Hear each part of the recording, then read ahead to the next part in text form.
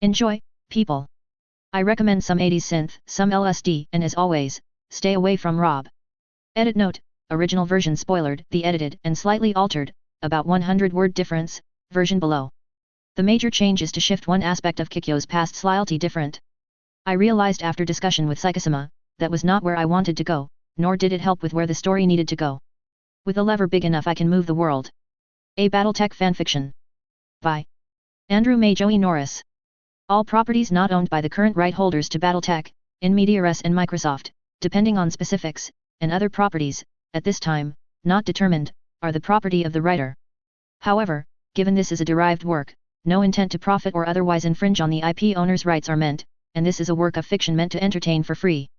Without further ado, grab your Naruto helmet, put on the cooling vest, put on some 80s rock, turn the reactor on and let's go. Grab a lever and stand. If you're reading this, you're not meant to while I'm alive, I hope. Maybe, if not in this universe, you can, who knows. But, again, this is my own thoughts, my own way to decompress and deal with my insanity in life. The things you learn over 2 lifetimes, boil down to key points. As Star Trek pointed out, random omnipotent beings appear to be assholes, but in reality, are just that. Random. First impressions count. They stay with people. LRM fire actually is a good one. There will always be those who seek power for its own sake, to impose their will on others because they want to. Not for the benefit of others, not for the improvement of humanity or their people, not to meet the responsibilities that power brings, but simply because they're assholes and sociopaths. It's scary, terrifying, dangerous and difficult to counter them. But it is oh so fun and rewarding to fuck them over. In Battletech, no matter where you go, you cannot outrun the past. Also, future of the 80s? Fuck yourself. Hope endures. But the biggest thing I learned? With a lever big enough, you can move worlds. Just be careful in which direction. Actions have reactions. From the journals and notes of Kikyo Onishi, New Avalon Press, 3291 AD, as part of the Century of Chaos, The Movers and Shakers series. Waking up should be one of 3 ways in my experience. Instant reaching for a weapon to defend yourself or respond to combat is the worst of them, of course. Waking up to start a new day running a normal routine is another. A third way is waking up with your significant other. Learning about a 4th way wasn't my idea of fun, though it wasn't unpleasant.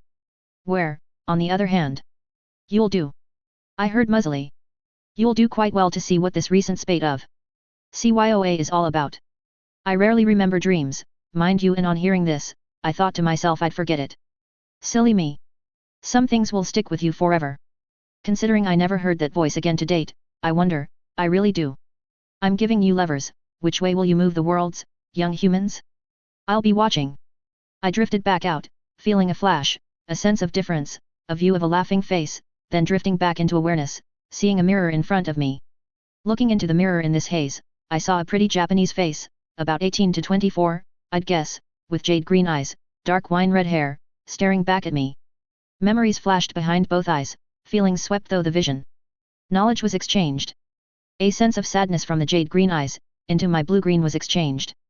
Not that I'm evil or anything, you understand, you'll have the full lifespan you should have based on the youngest. At least from natural causes, at least, I make no assurances your own actions will not get you killed. And they can. As one of you almost found out. Don't do that. There's easier ways to destroy your brains than taking stuff, you realize. However, more than the natural lifespan, you have to earn, children. And you can. Maybe. But your futures are fraught with peril, and will be even more so. You will be given a small amount of time to come to terms with what you are now, so you have a chance to settle into your lives before the peril starts. With that last line, I felt like snarking, when weren't they? But, before I could, I felt the world fade again into the comforting warmth of sleep. Again, it bears repeating. Silly me. I had a lot to learn. Kikyo got the better deal, I think. I don't know, I haven't found out either way. Maybe I'll learn when I die, and possibly meet her again. Now, back to the 4th way of waking up I learned about. Being very warm, naked, sweaty, sticky, and in a pile of bodies as a person is shaking your clammy shoulder, while flesh jiggles on you, is interesting when you've spent more than 4 decades not doing so. Or so you think, since part of you is saying this isn't the first time. Hey, Kiki. We have visitors. Opening my eyes at the female voice, I saw a face similar to the one I just saw in a mirror, but softer, younger, with blue eyes and black hair. She was grinning, and part of me in this half-state between awareness and sleep, recognized Aiko, my younger sister. The other part didn't. To be honest, I felt detached, and let myself run on autopilot, not sure what was going on. And reminded, an imperfect response now, was much better than the perfect response too late. Oh. The voice that came out was not what part of me had expected, but the other part felt it was perfectly normal. Even fuzzed with sleep, it sounded like pure molten honey pouring into the ears as well as the low alto tones promising pleasure and delights. Part of me was pleased with the way it came out, the other part was realizing that either this was a dream, or it was time to panic. Panicking bad, however. Who is it? AI? AI, or Aiko Onishi, my jumbled memories fed me, my sister shook her head. Must have been really fun, sis, after you pushed me to bed. The lawyers that asked to see you today? Those people. She grinned. Must be important, they're here at 9 AM on a holiday, after last night. She tilted her head. You're not the only one who indulges, nor your guests. She cast a glance over the pile. Maybe too much? You always tell me to wait, and not do things, and yet. My mind supplied the response through the slight headache that I discovered as I lifted myself out of the pile. Blinking rapidly, I took a breath, as AI grabbed my hand and finished pulling my shorter body, both from what one part of me was used to, and to her out of the pile, as she held out a silk yukata in her other hand. Learn from experience, mine, instead of your own. It's safer and less likely to get you in trouble. Pausing a second, I slipped on the yukata, and headed for where I felt the bathroom and shower was. Yet. But Kmin. She said quietly, to keep the others still sleeping. You started having fun about my age, so did Ichigo. Tilting her head. Both of you are insisting I can't. Why? Blinking rapidly again at the bright light that shone in my now hurting eyes, I blindly reached for something, only to have a bottle of water shoved into my right hand, and a pill bottle shoved into my left. And you really put one on. I can count the number of hangovers you've had on my right hand. Though, saw some serious haze around here last night, stayed away, as you asked me to. I can guess why. Aiko snickered. Anyways, I'll tell the lawyers you'll be a bit. Chugging the water, as I watched the teenager walk out the room, her sweatshirt saying NAIS class of 3019 on the back, my mind was sounding warning bells. Big, loud, and insistent though the pain. One thing most people never really truly understand, is meditation is possible under several situations, and most people do meditation, often enough during routines. Meditation isn't just clearing your thoughts, or seeking enlightenment, it's understanding yourself, processing information, and last but not least, centering yourself. If you have a routine you can do on autopilot, you can meditate. Apparently my other half agreed. Going through the morning motions the body and the other half remembered, my mind raced. A very luxurious, but smallish high-tech bathroom, with a grated shower that I was in, odd, but I had seen stranger. Noting carefully the area around, my mind finally informed me I was on a princess-class luxury liner/yacht. That I owned. This was just confirmation of the sweatshirt, however. 3 possibilities, I mused as I dried and combed my hair according to a routine that this body is used to, and yes, pervs, the drapes and carpet do match, and the body is very much a match for the trained voice, not pure excessive, but shapely, toned, and firm more than handfuls. First, this was a dream. If so, fine, go with it, and let it play out, no harm, no foul. Second, reincarnation event. Since while I did/do believe in reincarnation, I've never heard any verifiable proof of a past life coming forward, and honestly, my karma wasn't that bad, was it, to end up in 3015 on New Avalon? Discount it, holding it as a secondary. Third possibility, given that strange dream? Before waking up in the pile of flesh. A Rob event. Slang in various communities, my other half didn't recognize it, must be my half, for where a transcendent being pops you into another universe. Fun to read, yes. But Battletech was one of the more craptastic universes to be put into. Not the worst, mind you, Cyberpunk, Shadowrun, Warhammer, any, really, some parts of Traveler, let's not even mention most of the Palladium games, all from the 80s made Battletech look good. But, that wasn't the point. What to do, was. Hope for one, operate as 3 seemed like a plan. Part of that plan would be to integrate the 2 halves. Which was already happening, I could feel. The other part was to go see the lawyers, and pray that the term CYOA didn't mean what I thought it meant, otherwise. I keep saying this, but it does bear repeating, people. Silly me. Walking through a spaceship, was a thrill, no question. To be fair, the part of me from here, the thrill was more it was hers. Finally. Though to be fair, she hadn't had much space travel, except for a few movie shoots, or modeling, but that was more than my other side had had, and she was not a space virgin, nor did she think space travel was a once-in-a-lifetime event. Unlike a lot of people, even on New Avalon, one of the richest worlds in the inner sphere.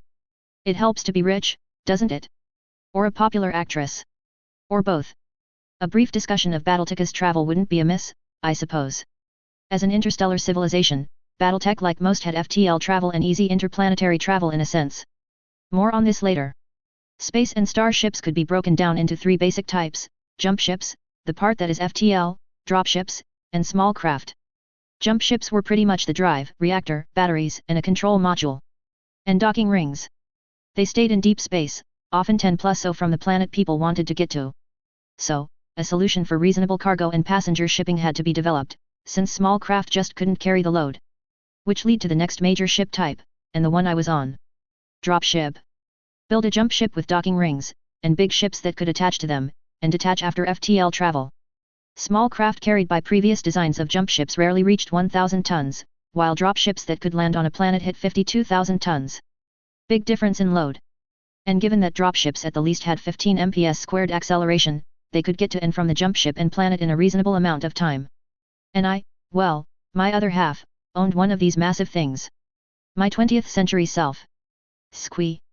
My other self, while still squee, wasn't over the fact of a spaceship, but of freedom and ability to do what she wanted. Without being bound to a planet, or someone else's ship. When I mention my other half, I mean the half that grew up on New Avalon, acted as a child actress and model up until now, attended university at the average age for students in this universe, 16, if you're curious, same age to enlist, same age of marriage, same age of several things, studied thermonuclear engineering, and several other things. Not the half that grew up in the 20th century of Terra, fought in a war, gotten a PhD in history, and worked for a government. She had very specific views on how one should dress, even for meeting sharks who'll try to rip your arms off and eat them. Which leads to the clicking of tall heels on a spaceship, without gravity and less under thrust, a short black pencil skirt, a low-cut white silk blouse and a tasteful black blazer. As well as subtle makeup to enhance what nature had given. Generally you want to look your best for lawyers who've asked to see you on your 20th birthday, and have insisted on coming to you. Even if it's one of the universal holidays all of humanity practices and takes off work from. Most atypical of the amoral creatures. When they're not yours, it means one of three things. You have money they're going to take, and lots of it. You have money they want to keep or gain control of, and you're the ticket to do so.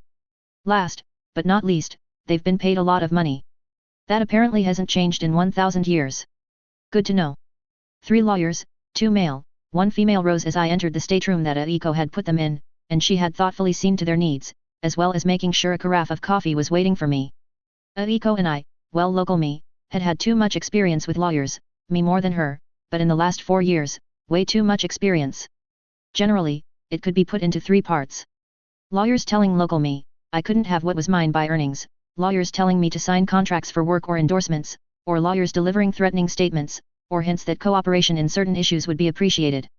Even if I had set the situations up, or encouraged them, or profited by them. My memories from local me, made it quite clear, I was very materialistic, and didn't let little things like laws or general ethics get in the way. Morals? Bit different, I was thankful to say. Apparently the pleasure and love I felt when I looked at Aiko was very much a part of local me, as well as caring and affection for her friends and other family. But, there were downsides. It made enemies, it made waves, and I wasn't apparently the best at long-term thinking. Ms. Kikyo Onishi. The elder male of the pair spoke. Daughter of Kiko Onishi of Izawa, and per Lyran law, recognized child of Graf New Osaka. Yes, my name is Kikyo Onishi, apparently here and now. But, brief discussion here. Lyran law, aka Lyran Commonwealth, one of the big 5 realms of the inner sphere of Battletech, has 2 states for children. Bastardy isn't formally recognized, but for a parent to recognize a child, he or she has to sign the birth document, with witnesses. It's not even a social stigma to have a bastard or 2, either as mother or father, though at the highest levels, the nobility and very wealthy, married parents are preferred, after all. However, there is social stigma surrounding bastards. Not taking care of them. So, the Lyrans, being the Lyrans, regulated it. There's 2 formal levels of parenthood. First is where you claim them as your son or daughter, second where they are a recognized child. This is a lesser state where you don't have any claim on their title or the majority of their estate, unless you're the only child of the noble or ultra-rich in question. It doesn't stop them from leaving you large shares, however. It does however put them on the hook both legally and morally for child support.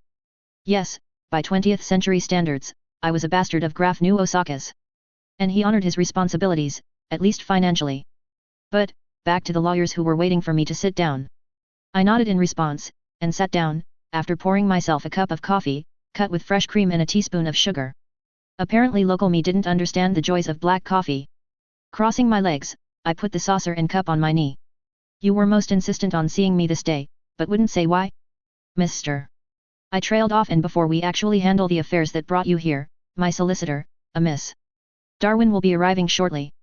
Ah, I am Louis Korn, barrister and senior partner of Korn & Urkel Legal Affairs. I blinked once at the statement, wasn't the one that faced off most often with Lanesh and Zim, my law firm, the one Miss Darwin worked for, officially, though my affairs effectively handled most of her time and also my, clients. I mentally shook my head, and focused back on Mr. Korn as he leaned forward. It's not a bad thing, I don't think. We are here to represent Graf Nu Osaka's estate, and finalize his last wishes involving you. I blinked. I had known that my father in the here and now died, but since I had never met him, my other self had not felt any real sadness at his passing. A bit of curiosity at what had happened to his estate, but, in reality, any legal obligation he had had towards me ended today, under Lyran law. I see. Shall we wait for Miss? I was interrupted by the door sliding open and a pair of heels clicking. Turning around, I studied the severely dressed woman who walked in. Blonde hair, kept in a tight bun, professional black suit and white blouse, sheer hose and 3-inch heels made for a striking sight on a 5 feet 11 inches woman. In her left hand was a briefcase. Gentlemen. Her tone was frosty, as noted above, the two firms were both elite, and often faced off in court. Why are we here? She laid down her briefcase and opened it up. As I told your client, we're here finalizing Graf Nu Osaka's estate. Mr. Korn spoke up, slightly testily. I'm sure you can handle such a simple matter as advising your client of how to accept a final bequest.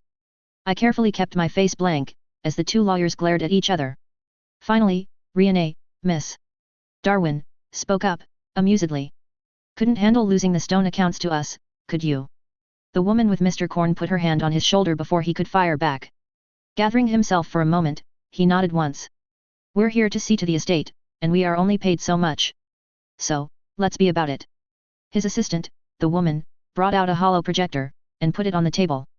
Clicking a button, it started displaying an older male, who was clearly emaciated and missing most of his hair. Daughter. Cough, cough when you get this, I'll be dead, not a question. My last great adventure will start shortly. A hacking cough sprayed a fine mist of blood outside the hologram. And this is because my last adventure here killed me. Or maybe Loki.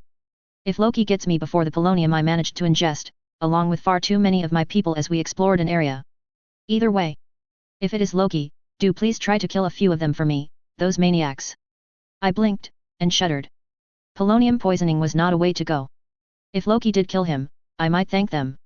And exactly why would Loki, the fanatical special forces of the Lyran Commonwealth, kill my biological father? A coughing fit again brought my attention to the display. I have sent a box containing some information to Korn & Urkel for delivery to you on your birthday, your inheritance and my remaining people who were sworn to me, plus arranged for new hires to New Avalon, to arrive on your birthday, or as close to it as I could arrange. I do not trust my younger son to care for them properly, nor is my heiress, your niece, capable of handling and caring for them. She's a bit too young. A wheezing sound issued from the speakers, and a long pause as he seemed to gather himself for a few final words. Do read the messages in the sealed box, and while I question your judgment and some of your actions over the last few years, I do think you've done an admirable job of trying to meet what you see as your responsibilities, and that does make me proud. I know I've never said it to you, and this is my last chance. I love you, daughter. Shake the world as you can. The message ended, with an incredibly secure lockbox slid over from the younger male of the trio of lawyers across from me. This requires a sample of your blood to unlock, and we have very graft proof of its security. A folder was slid over and Riane took it, reading through the papers, then nodding. The liquid assets that he wished you to have are already in an account with UBS, accounts information and amounts are in the file. Black-haired, sharp features and black eyes created the impression of a computer behind her eyes. Your actual physical inheritance, besides what is in the lockbox, and is also listed in the file, will land at this drop port at 1200 hours tomorrow. She finished and looked at her superior, Mr. Korn. He nodded, removing a piece of paper. This is proof that we have delivered the folder, the box, and the proof of transfer for the physical assets that are arriving. After you sign, we have no further business. Before you receive the paper, Riane studies it and nods once. I note that there is mention that the personnel assigned to the delivery as well as those mentioned as hire-ons have been paid for 2 months. Is this accurate? Riane raises an eyebrow. It is. May you have your client's sign? It is a simple receipt. Mr. Korn doesn't appear flustered by Riane's actions and quiet provocations over their abilities to be accurate. It's fine to sign, Kikyo. Riane pauses. From all the files I just scanned, it's clear they're just delivery boys, so it seems to be their speed. All 3 of the other lawyers shifted a bit at that, but said nothing. Riane passes me the receipt and a pen, which I use to sign, and I hand the paper back to Mr. Korn. Thank you. He stands, followed by his 2 associates. When you find Miss Darwin and her firm unsuited to your needs, we would be pleased if you, like your father, chose to take proffer of our services. He nods once, and starts walking out. Oh, I doubt she'll come to you. Riane shoots back. I've had no problems managing her affairs. Mr. Korn stops, turns, and looks at her. And the gutter rag reporting wasn't stopped by you? As I said, Miss Onishi, when you find. He strides out before Riane could respond. Riane blew out a breath as the door closed behind the lawyers, escorted by Aiko, who had waited. Those assholes. They couldn't have done shit about the paparazzi, and you know it, they'd have been blindsided, we weren't. And we're taking steps to mitigate the situation, though it'd help, dear, if you could behave for a while. Or be willing to at least quietly name some names. Pausing a moment, raising a perfectly sculpted eyebrow, she sighed after a moment of silence. Didn't expect so, not right now. As to the inheritance. I know Lyrans are maniacal about accumulating wealth, but this is insane. Oh. I honestly didn't think it'd be much. My memories were that while the graph did not stint, he wasn't overly generous, Ethier. He left that for his mother and father, and their gifts to me. 882 million spills in several accounts at UBS, 6 jump ships, one of which is a monolith, of all things, hell, it might be the only privately owned one in existence. 70 dropships, 52 of which are combat dropships. I'm pretty sure there's interstellar nations that don't own that many, and I don't mean 1 or a half dozen world policies, I mean the Outworlds Alliance. She paused, clearly rattled. Having regained some balance, she went on. That isn't it, oh, no. Nearly 200 battle mechs, over 100 aerospace fighters, over 500 armored fighting vehicles or infantry fighting vehicles. She paused. Quick math shows you could likely form 2-star League combined arms brigades, just about, or a full RCT-1, with leftovers. More than enough military hardware to conquer a planet. She shook her head. My advice, sell most of it and move on. Keep a jump ship or 2, a few dropships, but the majority? Only thing it'd be good for is either bribing your way into the AFFS, or being a merc. Part of me nodded at that, that was a truth. The other part remembered something. Father stated he had people he wanted me to look after, not just the new hire-ons. How many? Flipping through the file, she stopped at one page, scanning down.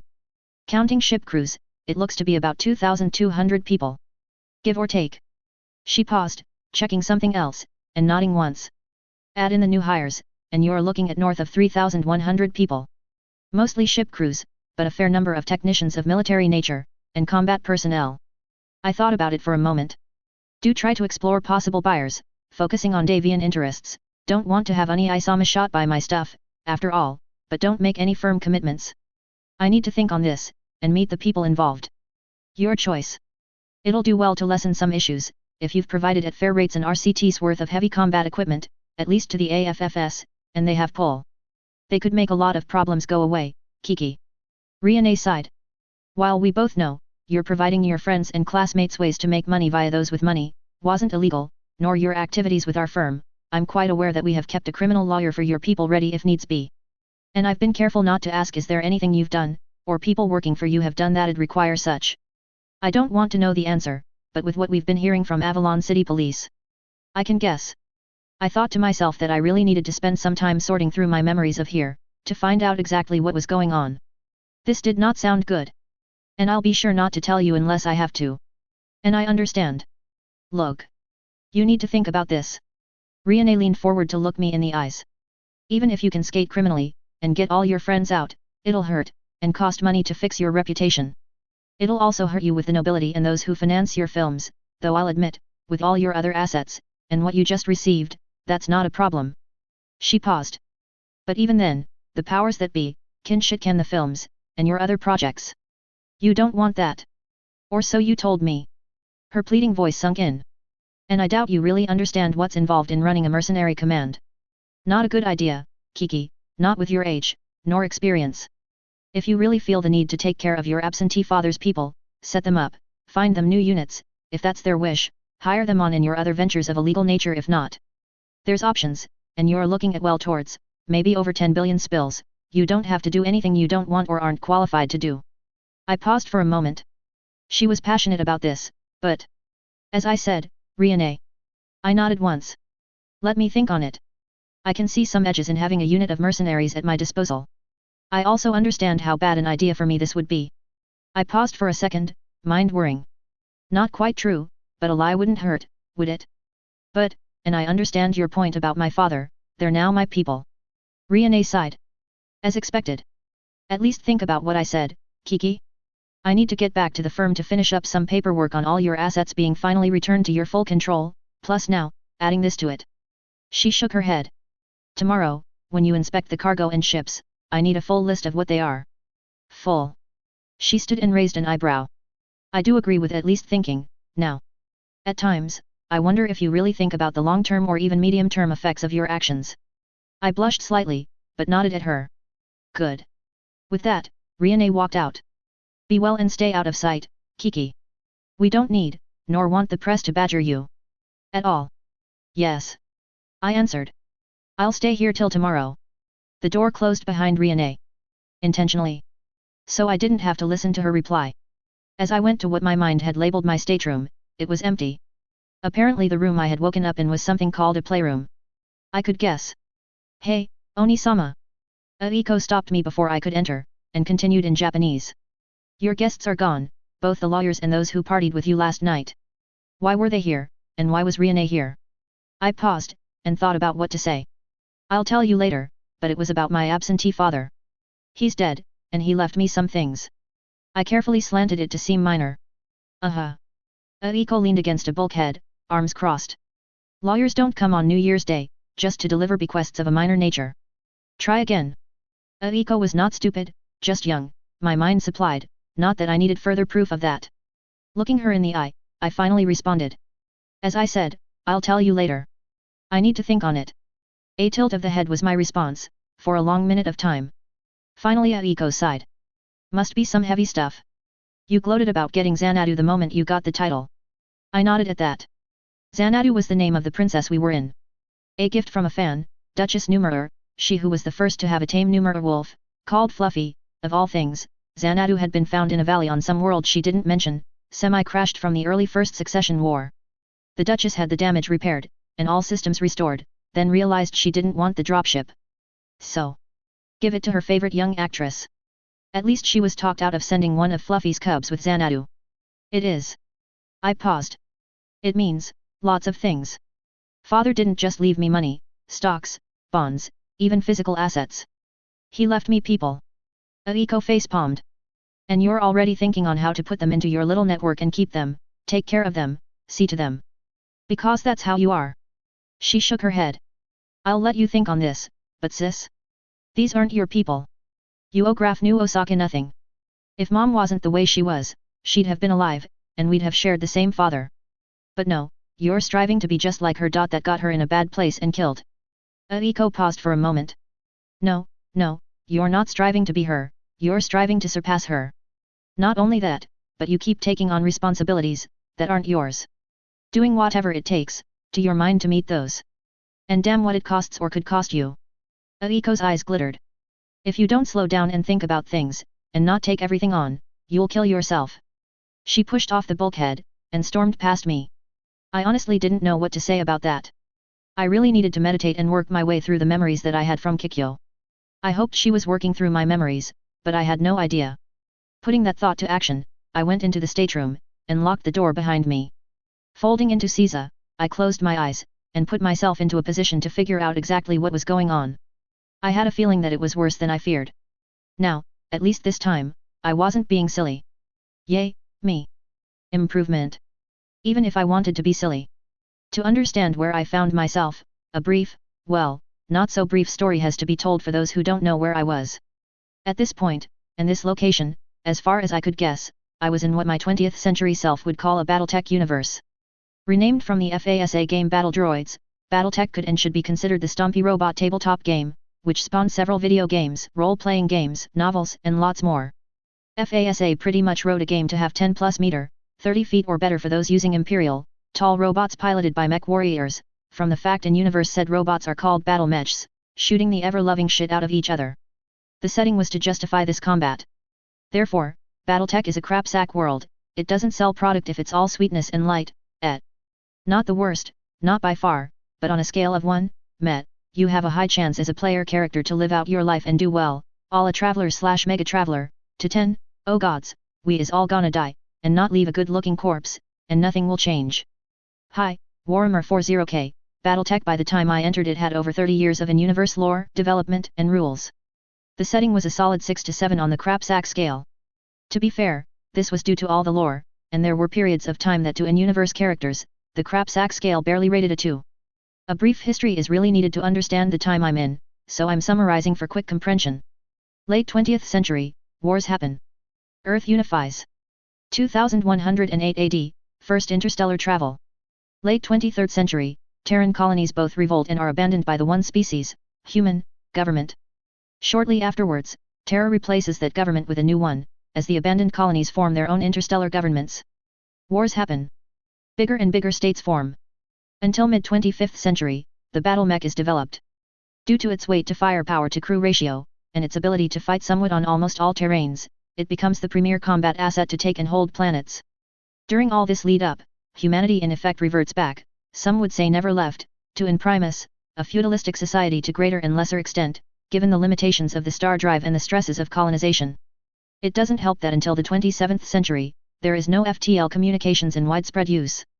Everyone besides the Terran hegemony, the Terran successor government, and the first users of battle mechs, gets battle mechs, and the beat goes on. Flash to the end of the 26th century, Ian Cameron, Director General of the Terran hegemony, has managed to sucker, my view, the 5 states surrounding the hegemony into a superstate, where he, and his heirs, are first among equals, again, my view. This isn't working out too well, so he decides to bring the last free states, who told him either politely or politely, looking at you, Taurus, to bugger off, to heal. 25 years later, with the death toll to equal barely the totals from all the wars before, the Star League rules over 99% of humanity. But the ones who told him to bugger off don't get even the lesser say that the 5 states, called Great Houses now, since they are comprised of a ruling house over several hundred established worlds, get. These states who aren't great houses are called the periphery, and are on the periphery of what's now called the inner sphere. This, of course, leads to their exploitation and resentment. Okay, it's now the 28th century, towards the end of the century. 3 of the 4 major periphery states are tired of being bitch-slapped around by the Star League, and their pockets ran though for any and all loose change. So's the 4th, but their ruling house has a plan. He sets up the other 3 to revolt, while he's schmoozing up to the last heir of Ian Cameron, who's a minor, orphan, and pretty much left alone by anyone else with morals, ethics, or power. Yet, you can see where this is going. As Kerensky, the official regent while Richard Cameron was underage, and the commanding general of the Star League Defense Forces, finished squishing Amaris-covered rebellions, he however had to use almost all the SLDF, and Amaris was able to convince Richard to let Amaris troops be his guards. Yet, we all can predict where this is going. Anyways, 10 years later, Kerensky shoots Amaris, destroys his nation, then tells the Great House Lords, sod you all for a game of soldiers, and, again, my point of view, deserts the Star League, and the succession wars begin. The first and second are total war, and pretty much blast each other a good 400 years downward in technology and even more so in industrial capability. Too many worlds die during this period, too. And not marginal or only habitable due to ultra-high tech, either. By the time I was it, the waning years of the Third Succession Wars, battles were very small affairs, and more along the lines of raiding more than missions of conquest, since transporting troops to take worlds was difficult, and required effort. Jump ships, the FTL spaceships are down to maybe a tenth of what they were before the wars, and if the inner sphere could add 10 a year to the fleets, it was a good year. So, the Star League was regarded as the shining city on the hill, and wars were fought nominally over who'd rule. Not that all the Star League was gone, it had one known surviving element. The Ministry of Communications, renamed Comster. More on them later. This is why nearly 200 battle mechs as an inheritance was mind-boggling. Battles to conquer worlds very rarely had more engaging. That was about a third of the mechs produced in 1 year, in the fallen times. Not to mention 6 jump ships, out of which maybe 2,000 of them still remained. This does put a big target on your back. Having meditated on the memories and everything else, I found myself and the previous memories integrating, creating what could be called Kikyomi merge, or Kikyomi for short. What I found was a 20-year-old woman who had problems with impulse control, mild case of disinhibition, stubborn as all hell, dedicated to those she called hers, and working on being a cross between Lindsay Lohan and your average college co-ed who didn't want student loans at the same time. This was a bit of a shock to a 45-year-old combat veteran of a Republican nation, who was, while not straight-laced, fairly tame by any reasonable standard. Kikyo was not, and she had a bad habit of not thinking things through, not thinking of consequences at all. The situation Kikyo had left her new self meant that, at very best, I was viewed, not in the best light with my home nation's government or nobility, and my father, another state's noble, due to putting the functional equivalent of nearly 3% of their battle mechs into my hands, instead of his lieges. Well, his own government likely wouldn't be too thrilled with me. This is why I wasn't being silly when I thought it was worse than I knew. Those two governments above were arguably led by the two most moral and ethical leaders, and the states themselves were, for the period, out of the great houses, decent places to live both for rights, and actual opportunities to be had. And here I was, considered at best a greedy and amoral Lindsay Lohan, or someone who was a traitor's daughter. Yet, I actually asked myself, how could it get worse? Trust me, I know I asked for it, and, yes, I got it. Good and hard. After that session, I decided that I needed another shower, to unknottify my legs, in the dropship's sinfully appointed bathroom. Fusion power meant unlimited hot water, considering that I was planet-side, and the nozzles were perfectly located to massage every bit of my body. While relaxing, I was considering what I needed to do. The big one was find out what version of the Battletech universe I was in. That meant checking for a nation that didn't exist in the main setting, to cover one video game, checking some facts out to cover fan-fiction versions I didn't know about, praying a singing battleship didn't exist or had existed. Looking for some people, here, Alpharots, Terra, there, and everywhere would be part of it. Lucky me, I just needed to spend money, and since I had nearly $1 billion of the local interstellar currency, which equated to 10 billion at least of the currency I was used to, that was easy. Some alternate realities of the Battletech franchise wouldn't have their divergence points obvious yet, nor the key figures. Some would. Also would need to dig to see if any other large windfalls had been delivered. Oh, and if a bastard Calderon by the name of Jack existed. He wasn't the only one on the find list with a vengeance, to be fair, but I doubted he was in existence.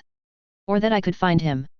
Some of those I'd personally kill, without question, were mainline characters, who just needed to die. Let's not mention looting a few sites where I knew lost technology, was. Helm was number one, of course.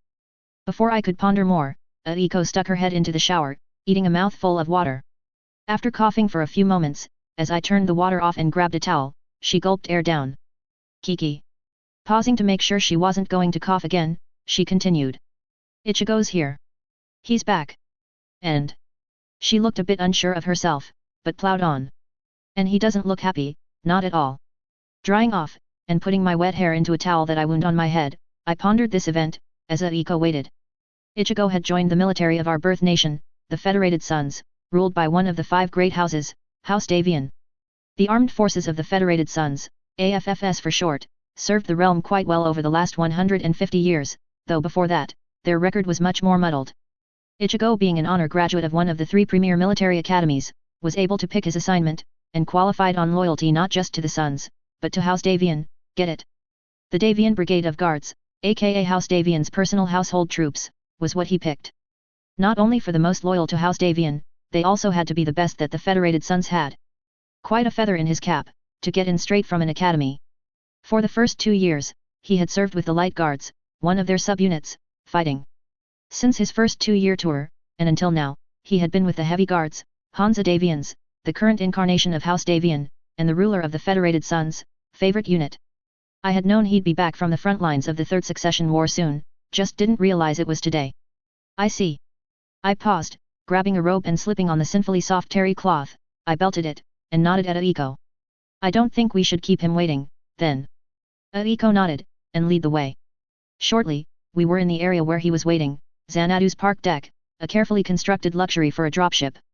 A veritable garden of exotic flowers and plants to enjoy during travels. It wasn't total luxury, after all, they did play a function in air recycling, but the Princess class was the only dropship class period, to have one as stock. All others started with relying on air scrubbers or other mechanical methods to clean their air. Hearing the thump of Aiko's sneakers, a strawberry blonde-haired, tall man, dressed in an orangish flight suit with leather jacket on, and a ball cap held in his hands turned around from the viewport. His sharp jaw clenched slightly on seeing me, but relaxed, with a resigned twinkle as he took in his two younger sisters. Right. Congratulations on getting into NAIS, Aiko. He smiled naturally at our younger sister. And congratulations on graduating, Kikyo. He paused at our nods.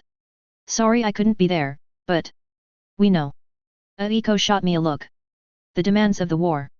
Your gifts were nice, though. I tried. And Aiko? I suggest you go to bed, it is 2 am. He looked stern at the youngest. Aiko opened her mouth to protest, but caught the hidden message, and shook her head. No, brother. Not this time.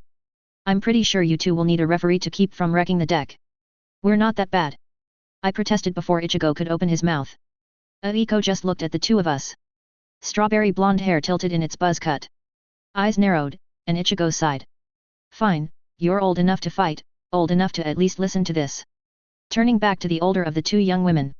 Explain. Crossing his arms, he leaned back against a bracer. I'm really curious to know what you've been up to enough to get the commander of the heavy guards personally cutting my orders for a leave. I tilted my head, my jade green eyes boring into his amber eyes, conveying my irritation at the way he was approaching this. Are you sure you really want to know? Yes. I shrugged. You remember how a new trustee was assigned to watch over my assets, correct? Ichigo tilted his head. As well as Aiko's, yes. He paused. As I was shipping out to the light guards, I couldn't do it, so. I nodded. Said trustee in essence, extremely limited funds. I spread my hands. No extra funding for Aiko's tutors, no extra funding to maintain the lifestyle we had been living, and every penny she made sure was accounted for, and put any earnings from my acting or residuals into the funds. And yes, I tried to convince her otherwise. Okay. I see that. Ichigo thought for a moment. You could have contacted me, and I could have gotten family support involved to find a guardian a bit less tight. I blinked. Flipping through my memories, the only real response was. My responsibility, I told you I'd take care of Aiko and home, while you were fighting so you didn't have to worry about us. I paused. Family support could have done that. Pretty sure, one of my wing had an issue come up, and family support got a guardian assigned to his son long enough to get the kid to where we were garrisoned. Ichigo shrugged. Getting a new guardian assigned would be fairly tame, I'd figure. I tilted my head and acted innocent. Well, I wasn't told that, so I did a bit of, trading. Ichigo's eyes narrow. Trading what, sister mine? I'm getting the distinct impression that you chose to get the money you thought you needed in ways that aren't the most ethical. He paused and nodded once. Given everything, you chose to pick up mother's tricks towards the nobility and weren't discreet about it, and started playing the nobles off each other.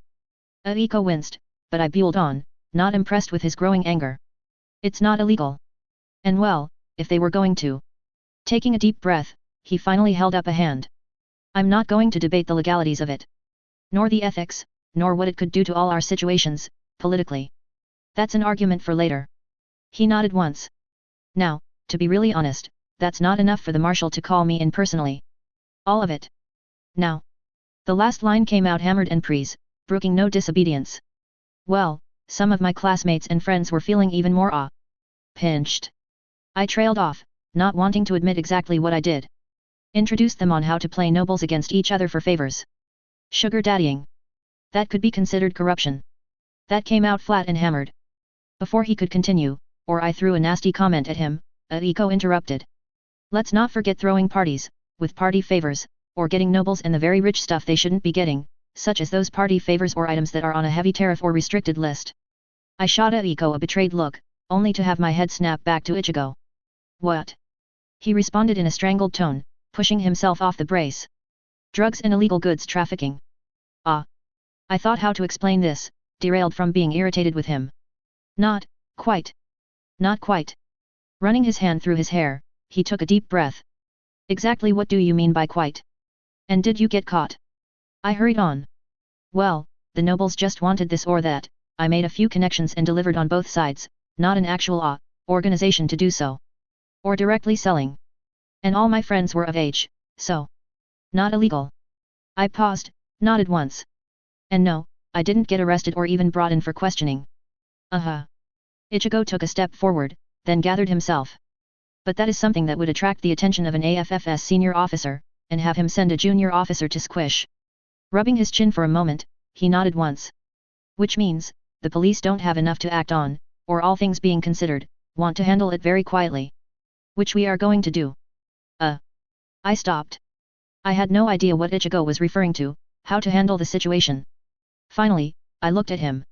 That's not including what my biological father sent or is sending as an inheritance. What? Ichigo looked derailed for a second, and shook himself. You mean there is more reasons for the senior staff to have their eyes laser focused on you? He paused, clearly restraining his temper.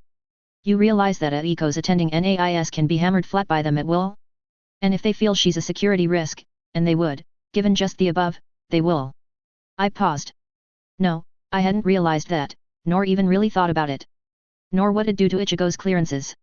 Before I could open my mouth, Ichigo just raised a hand. Don't bother. I can tell you didn't. He just shook his head. Just like when younger, you thought several roles would be fun, not caring that they might get you typecast, or actually turn off your fans who pay to see you. You're worse than I am about long-term thinking. And that says something, since I'm not a poster child for restraint. Ichigo muttered the last under his breath. Taking a deep breath. Now, what the hell did Graf New Osaka leave you that Aiko thinks would have the AFFS's attention? I paused, nodded once, pulling out a folder I had hidden in my robe. Here's a copy of the list. He took it and muttered a bit, at several lines, then paused a long moment, and a strangled voice came out. A monolith. Shaking loose from the shock, he continued on. Finally, after several long moments, he passed it to Aiko who had her hand out impatiently. Silence went through as Aiko scanned. She stopped, blinked, continued on, and finally snapped the folder shut. My question is, what are the dropships, the battle mechs, and all that? The details were somewhat sparse on that. Does the box you got include that information? Good question. Amber eyes locked into mine. And yes, I really understand why I was pushed here ASAP. So, what are they? If the box Aiko's referring to, tells you. I tilted my head and sheepishly admitted. Ah. Would you believe I haven't looked? Argh. Ichigo threw his hands up. Seriously? That's... He paused, tilting his head for a minute, then letting his chin hit his chest. So us. You still have a battle mech in the holds you haven't even turned on. I couldn't have a comeback, since we all had a habit of ripping open gifts the moment they were in our hands, but putting them aside once we saw what they were, to play with other things, if they weren't part of our interests or desires at the time. And since I knew it was a message from my dead father, I didn't think about if it was time critical or a more detailed listing, since exactly what the items were might be something national governments would be intensely interested in. Putting a battle mech, a war machine of considerable power aside, was par for the course. I was an actress, not a mech warrior, though I had learned the basics for roles. Taking a long, deep breath, Ichigo pointed at Aiko. Fetch box. Bring box. Now. Aiko scurried to obey, as Ichigo glared at me. Finally he relented, and admitted. Upside, we can get your stunts squished, fairly easily. AFFS pays well for equipment. Even basic stuff. Sell some without major hassle or greed, and as a condition, squish this, with a promise. He trailed off, nodding once. Not to do more of what has their attention, maybe give some names, and it'll all blow over, and your career is fine. Blowing a deep breath, he nods once. Bad, but fixable, thankfully. I wanted to shoot back about ratting people out, but Aiko came in with the box. Here. Ichigo studied the box for a second, then gestured at me. Open it. Ichigo rarely took control of any situation we were all in, mostly due to... Well. Nuff said, my memories indicated he was used to being the only male in a household of women who had iron whims all the time. The AFFS was good for him, in letting him build up a backbone to corral us. I put my thumb against the spot and felt a sting. The box popped open and revealed a rack of data chips, a small holographic projector and a data reader. On top of this was a written note. Simple, sweet, and to the point. Play the holo message first. Ichigo raised an eyebrow. I sighed, and took the 3 items out, putting the chips and data reader aside. Putting the projector on a ledge, I hit its play button since it was a portable one. A holograph came out, clearer and neater than most that I was used to. In it, my father, looking better than the previous message appeared. Daughter. I don't have much time, and much to do, so I will keep this short and sweet. These chips in this box have a detailed listing of your inheritance, the first 2 chips listing the equipment, its state and basic technical details, the 3rd through 6th listing the personnel I dearly wish you would care for, or at least see them properly settled, the 7th is exact spatial coordinates for the location of a Star League temporary naval support station, as well as a map on how to get there from Terra, with some options for other locations. The 8th and final chip is my best guess on what it is. I verified that it exists, but that's all. And before I could move to collect it, well. My message you'll receive with the lawyers will make it obvious. He paused, and nodded once. I've followed your life, even after Miho died, and what I've left you will either allow you to do whatever you want, conquer a planet outside the great houses, live a life of total luxury with as many boy toys as any girl could want, film the invasion of Terra, whatever. I was not surprised you are getting into trouble, after all you are my and your mother's daughter. It would be more of a surprise if you didn't. And you did, in a way that both disappoints me, and doesn't surprise me. The casting couch is alive and well, and you'd not be the first Lyran girl to accept using it to your benefit. Ichigo just face palms. This will help you get out of it. He coughed once, a racking sound, then took several deep breaths. Right. My final and likely only advice to you. Trust but verify everyone. Even your older brother via Miho, or the people I am sending to you. Don't fully trust without severe verification any house lord. Do not trust Comster. I cannot repeat that enough, daughter. Do not. And make sure your little sister doesn't do too well in NAIS, or she takes a non-science field. Or doesn't go into research. And if she does, she stays inside Davian's guards. With what I have left you, no matter what, if you parley it right, a whole planet can be yours. I would not deal with the coordinator, putting aside all hate, simply because you are a woman, and well. His shrug is speaking. Janosch, no, but it's more because I don't think he's at all trustworthy. Liao? Please. He nods. Given all things, you'll not have an easy time with the last two, but they're at least honorable and pragmatic, if you remember that they take their duties seriously into account. But, you're going to have to deal with them. Not me. And I didn't help at all here. Good luck, and I hope you'll do your name and your blood proud. The holograph turns off and a chip appears, to be pulled out at will. Ichigo tilts his head, picking up the reader and the first two chips. Let me scan this really quick, I'm far more up to date than you are on military stuff, dear little sister who only plays a mech warrior on screen. I looked at him, sourly. At least I know how to drive one, brother mine, unlike you. Ichigo doesn't comment as he reads slowly the information. One of his eyebrows twitches, and shortly, a quiet bullshit is breathed. His face turns stone after that. Somehow he plows through, even though by the end, he's whiter than some of the linen aboard Xanadu, or our mother's funeral kimono. Ichigo. Aiko asks, concerned. He's afraid. I'm concerned too. I could not recall when he was afraid. Ever. He's always been head-on, meet any challenge and overcome it. He feared nothing. First, hire security right the hell now. And by security, I mean ex-rabid foxes. Ichigo finally responds. Loki is going to be out to kill you. If they don't know yet, they will, and they're going to want you dead thanks to the graph. He pauses. And we need to talk to the heavy guard CO. Once we verify this. I tilt my head. Why?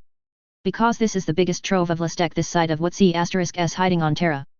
Aiko has stolen the data pad, and is also growing white. Ichigo continues, regaining his balance. And that means everyone is going to want it. Which means it's in your best interest to get rid of it. Now. My eyes narrowed. Sure, we hadn't been close the last 8 years, but... Ichigo had to be reacting, not thinking. I paused at that. Something else we apparently shared, besides our family. But... I bit out, clearly restraining my temper. Excuse me. Apparently I didn't keep enough anger out of my voice. Aiko winced and carefully eyed our positions. Get rid of it. All of it. Pay off and help the people he sent settle into other places, and be quit. He nodded as it was the most obvious thing. Holding onto my temper by the slimmest of margins, I managed to simply hold a hand to Aiko, who passed the data reader to me. Scanning the reader, I came to the conclusion while he was only reacting, all things considered he was not wrong in a very viable solution.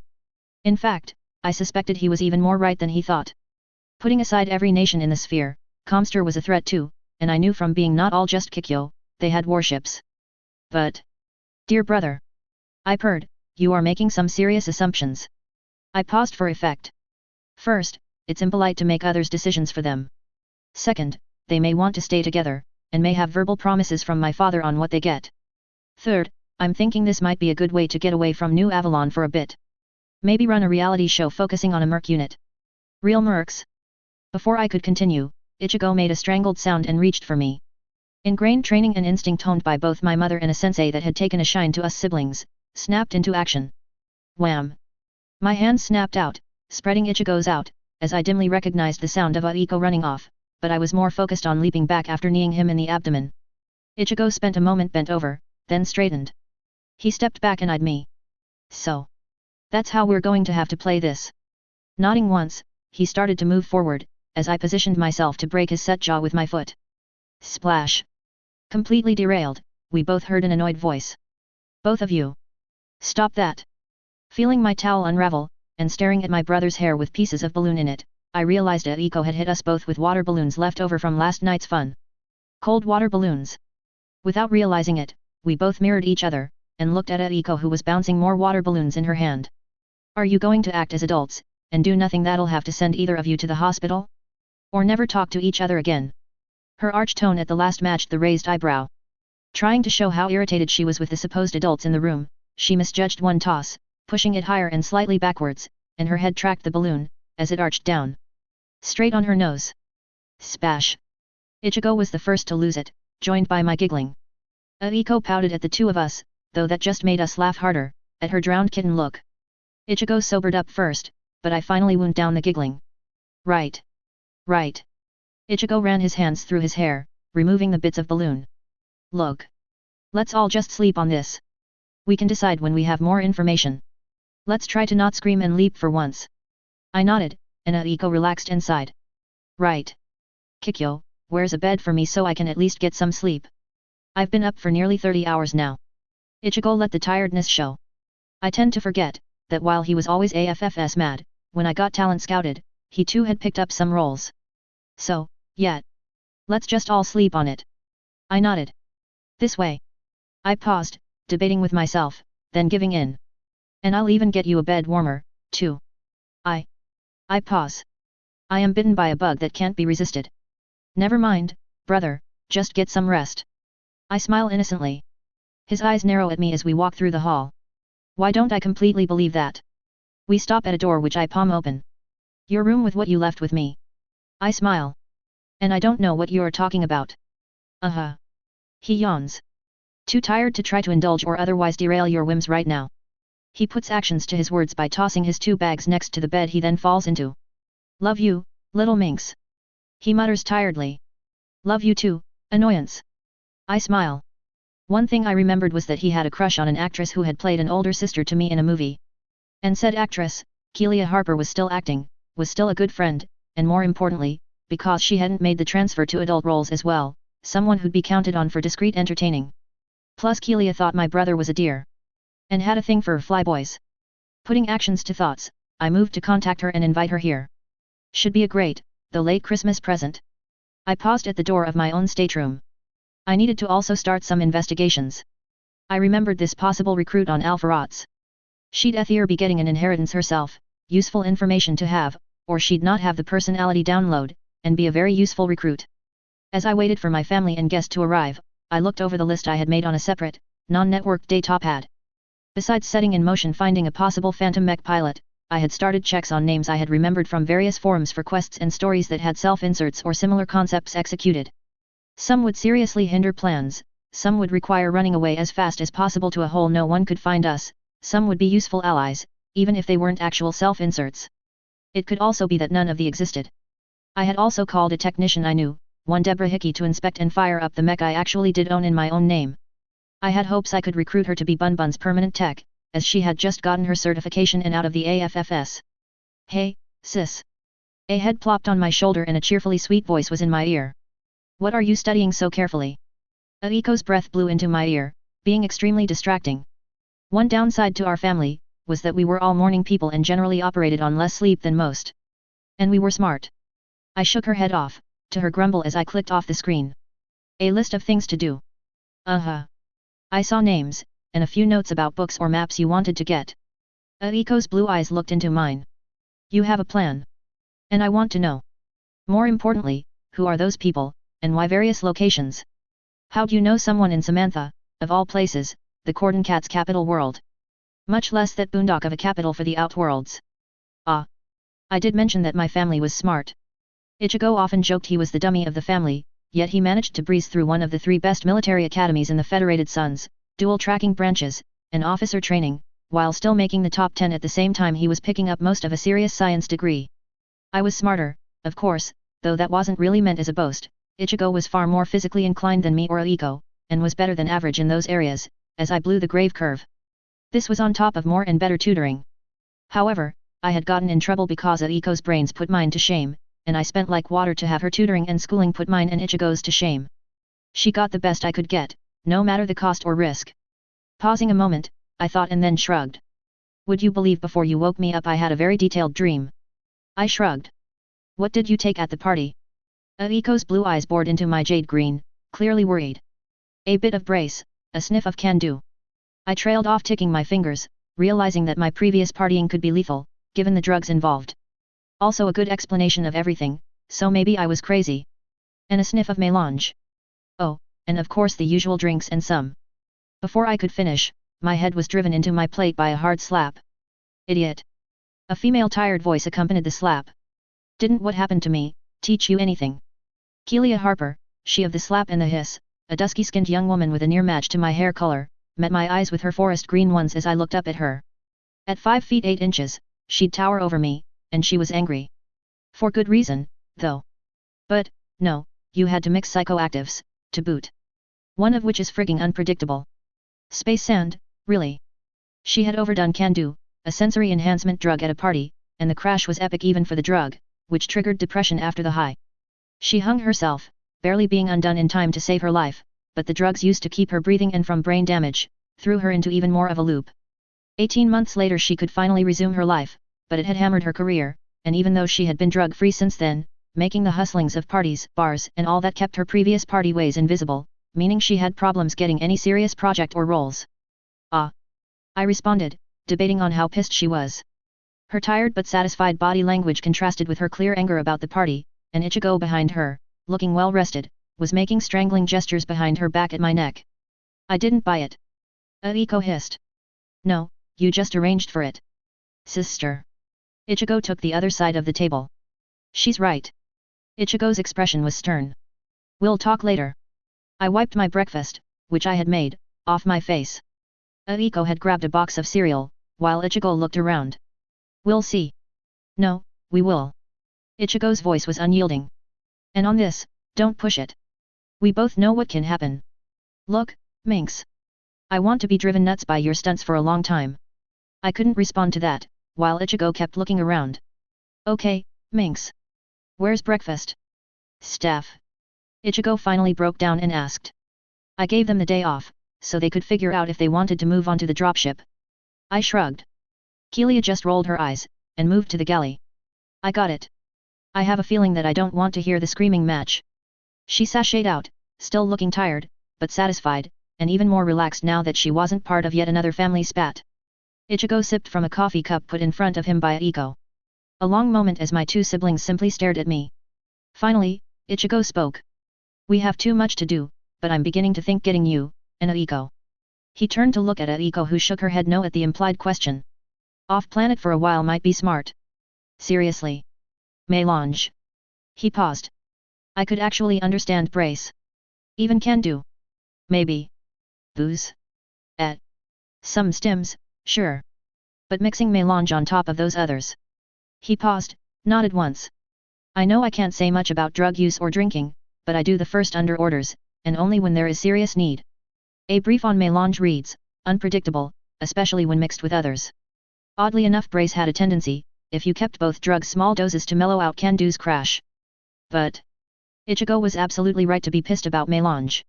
Named after the critical drug of an early spaceflight sci-fi series, melange's effects were as noted, unpredictable, with the gamut ranging from mental acumen improving, nothing, a mellow feeling, a disassociation with reality, mild to severe hallucinogens, and supposedly, in rare cases, when mixed with other drugs, psychic visions, though no one really had proof of such. Or so people said, but people kept trying.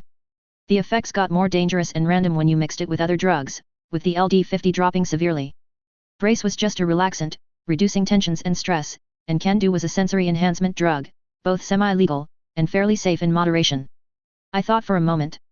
As much as part of me wanted to lay into Ichigo, the fact there were no bodies from the New Year's Eve party was a near miracle. Okay. You're right.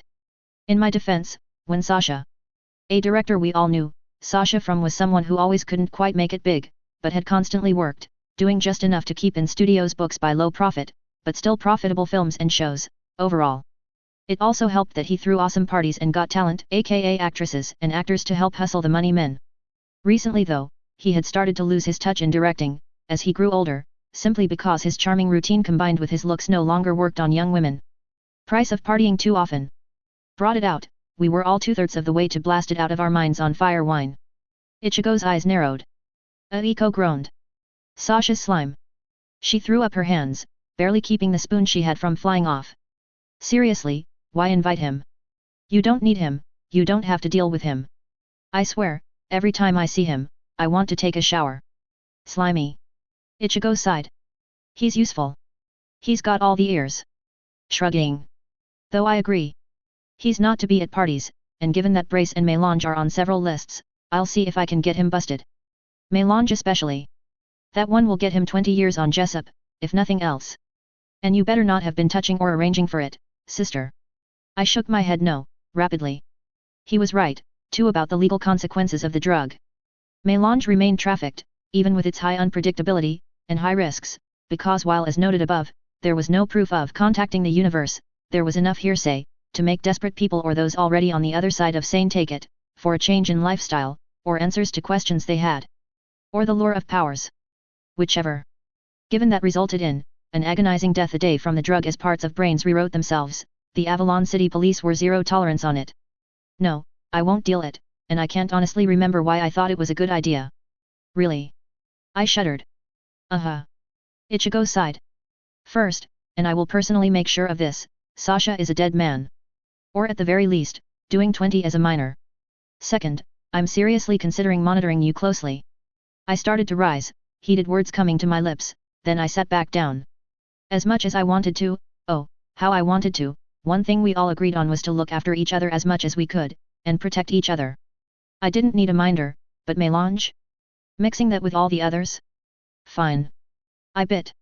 It wasn't that Ichigo was being a hypocritical son of a bitch, it was he was genuinely concerned. While we had all been lucky not to see anyone die from it, we knew of several who in the entertainment industry tried to use it for the next great hit, only to become a drooling mess, or even die. Ichigo narrowed his eyes again, then nodded. Good. I think you've realized how insane you were. Aiko rolled her eyes and hit him on the shoulder. Put it aside. I want to hear about this dream. Ichigo turned and looked betrayed at his baby sister. Aiko. Hey, there's a reason why even with the severe penalties of law, people still take it. She shrugged. Even though I agree with you, that sis had chugged too much ethanol, and poured her brains out of her ears. Aiko paused, and I saw the worry on her face. And I know what Melange can do. That's... She pauses. After a moment she nods once. Really weird chemical structure on top of a reputation for other things, and seriously, worm farts? What was the universe on when it came up with that? Kelia walked in. Melange? Who knows? Though I'll bet you all who thought it was a good idea. What possessed you to invite Sasha? Man's last 2 films have bombed, and people have been steering sweet young talent away from him, recently. He needs a hit or two, and willing people to star in it. Watching as she put a plate in front of Ichigo and an empty seat, I thought about it. Actually. I sighed. I didn't have the heart to kick him out. He slipped in with Zenida and had brought a couple bottles with him, so, we all took pity on him. I hope that's over with. Kelia took a bite of her eggs. No proof, but I'm pretty sure he was the one to enhance what I took. Kelia never really talked to others about exactly that night, but rumors were rumors. And well. Aiko nodded. Yeah, the paparazzi have been linking him to some shady deals. She shot me a look. Which is likely how they decided to dig into your life. I shook my head. Moot point. I agree. I had to be stoned out of my mind to even consider the idea. I shot Ichigo, who was smirking, a look. And I don't need a minder to remind me of that. Ichigo didn't look impressed by the look, and just shook his head. We'll see. Possible angle to get out of a lot of this, dump it all on Sasha's head. Guy was an ass anyways. Kelia and I had to snicker at that. Aiko looked, as she finished her cereal, her blue eyes narrowing. Okay, enough stalling. If nothing else, I want to know these dreams. If repeating them and they're as freaky as some are, it'll only help you to remember. She grinned. Plus you tell and write decent stories. I rolled my eyes. Taking a deep breath, I started. Well. It's pretty much this, I dreamed of a life lived in a universe, around the 20th century on Terra, where we were living in a game. As in, someone created the game, wrote lore for it, and that's where we are. Ichigo snorted. That's about as fantastic as the rumors around mech warriors who can appear invisible with their mechs or... He paused, and I picked up. Prince Ian's last fight. Ichigo went still. After a minute, he blew out a breath and added. I'd ask how you know, but you could. He stopped at my raised hand. Aiko's eyes narrowed. It's not impossible, I guess. She shrugged. I mean, there's been always strange things, Jonathan Cameron, rumors of mech warriors able to make their mechs invisible, people not really knowing why they did something, just a hunch. Aiko pondered. And let's be honest, quantum theory demands alternate realities, it's direct in the KF equations. I nodded, while Ichigo looked a bit conflicted. Kelia snorted. Oh, please. It's a drug dream, you all can't be taking it seriously. Kelia just shook her head. It's bad science fiction. Ichigo looked at the ceiling of the dining area. It's not that I'm taking it as gospel, it's that I'm aware enough that to know truth is stranger than fiction. Prove it. Would you say some of New Kyoto or Azawa's anime is bad martial arts? Aiko shot. Kelia snorted. Of course, hell, the Street Fighter series is proof of that. Ki? Please. 3 snickers responded to her derisions. I was able to beat the other 2. While not true, the ability to use life force to do things, exists. Ha. No way. She shook her head. The Kuritans would have used it against us by now. They do. Ichigo was quiet. While, yes, ki blasts, all that stuff is beyond reality, the ability to use your own internal energy to enhance your personal fighting, stealth, even appear more attractive or personable exists. Kelia's head whipped around to stare at Ichigo, only to whip around to Aiko. Or you thought Kikyo's popularity when fans meet her was just due to how good she is at presenting a nice personality. An arched eyebrow from Aiko indicated how little Kelia should believe it. I shook my head, glaring at Aiko. It's not that bad, but yes, basically you can enhance what you already have. But not to too far beyond human norm, so. I shrug. Most people just assume it's invariance, since not only do you need specific training for it, the ability to use it is fairly rare and people generally assume easily. Then why isn't it in heavy use? Kelia shot back. Because it's really only good for martial arts, personal appearances, espionage, assassinations. Generally, it enhances, not makes you a god. Ichigo shrugs. Which is why I thought those myths were possibly some unique ki ability. At Kelia's incredulous look, he grinned and his hand began to glow with an incredibly faint warm black light to my eyes, but not Kelia's, that he rubbed on her shoulder, to her leaping back. What the? She turned to Aiko who shook her head. Not unlocked mine yet. Aiko shrugged and Kelia turned to look at me, and I responded with my own aura.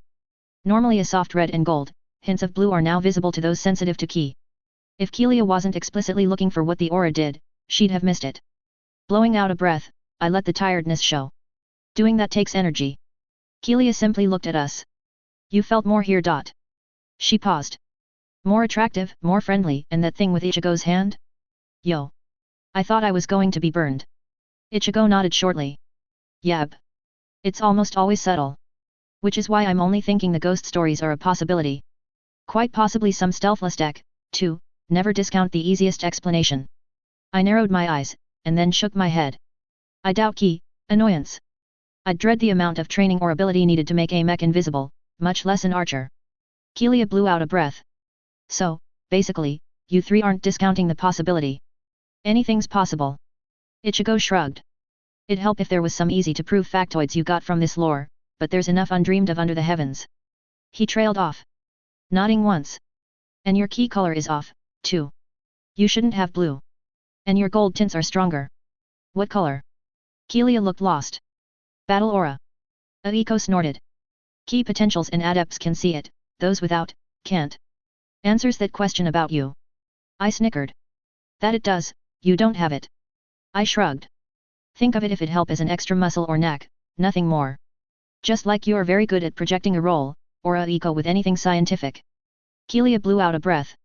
I'd say you're pulling special effects, but I watched Ichigo get dressed, no way he could put on sheer gloves and a heater without me seeing. Okay. Let's assume it's possible.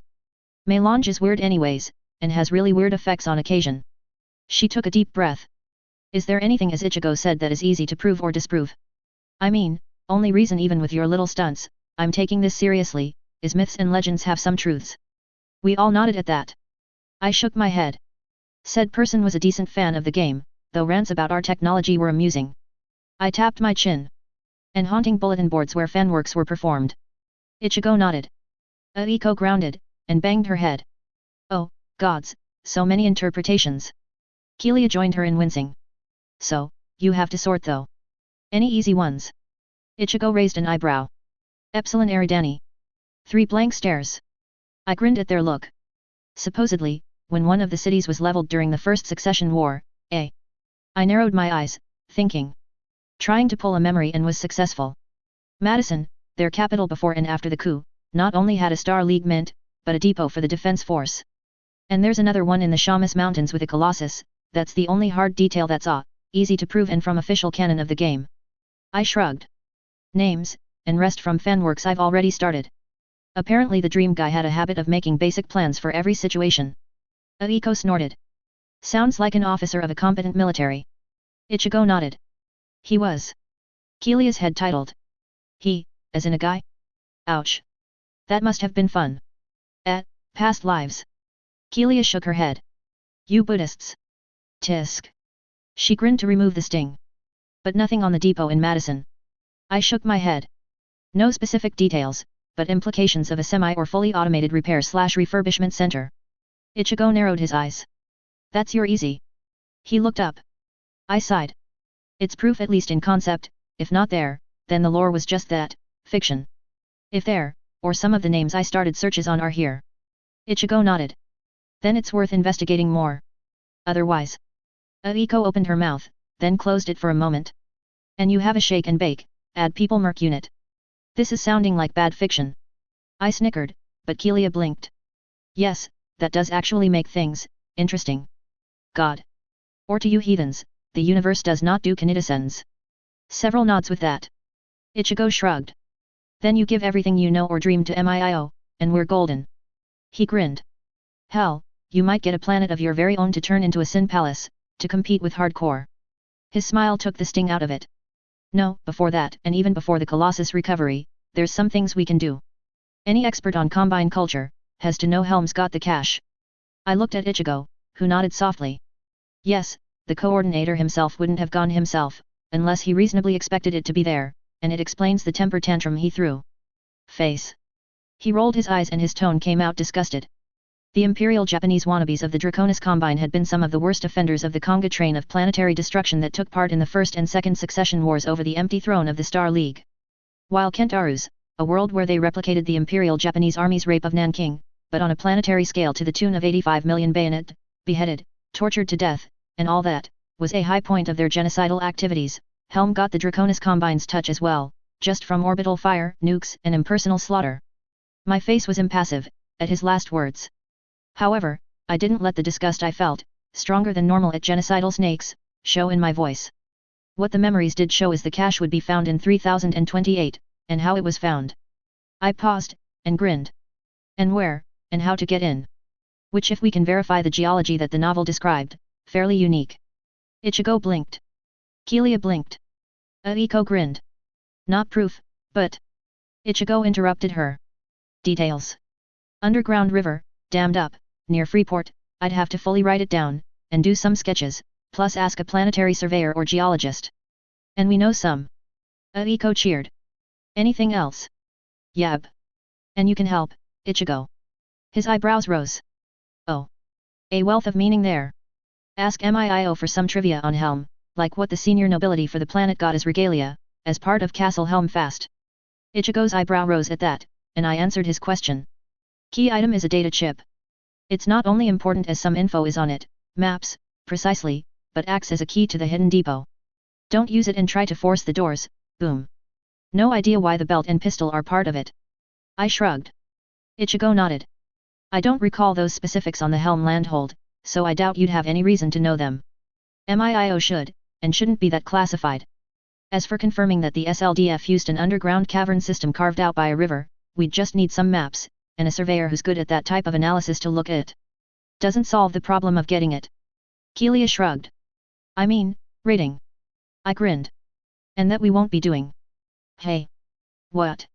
You have to be kidding me. Kelia was the last to speak, a bit bemused. Oh, think about this. I own the Merc unit, am an actress who's written some fiction. Aiko was the first to verbalize the "what the hell are you thinking" implication, but they were all thinking. I looked at Kelia. How much you want to bet the FWLM would swallow an actress wanting to do a movie about Helm's hammering by the snakes, considering said actress is from the Suns, and is willing to hang around the region for 5 years while doing it? Ichigo blinked. Aiko blinked. Kelia paused. Paused some more. Got a role for me, I hope. I nodded at that. Could work, yes. Kelia thought about it some more. And I'm sure that they'd not get the idea we're actually cash hunting. We. Ichigo and Aiko chorused. If you think I would believe you'd let Kiki wander off to do this insanity alone, you're crazy. And getting away from New Avalon wouldn't be a bad idea for her army. She shrugged. If nothing else, I could while not filming Ethier do PIO work, or if nothing else, act as a maid. What's the military term for that? Steward.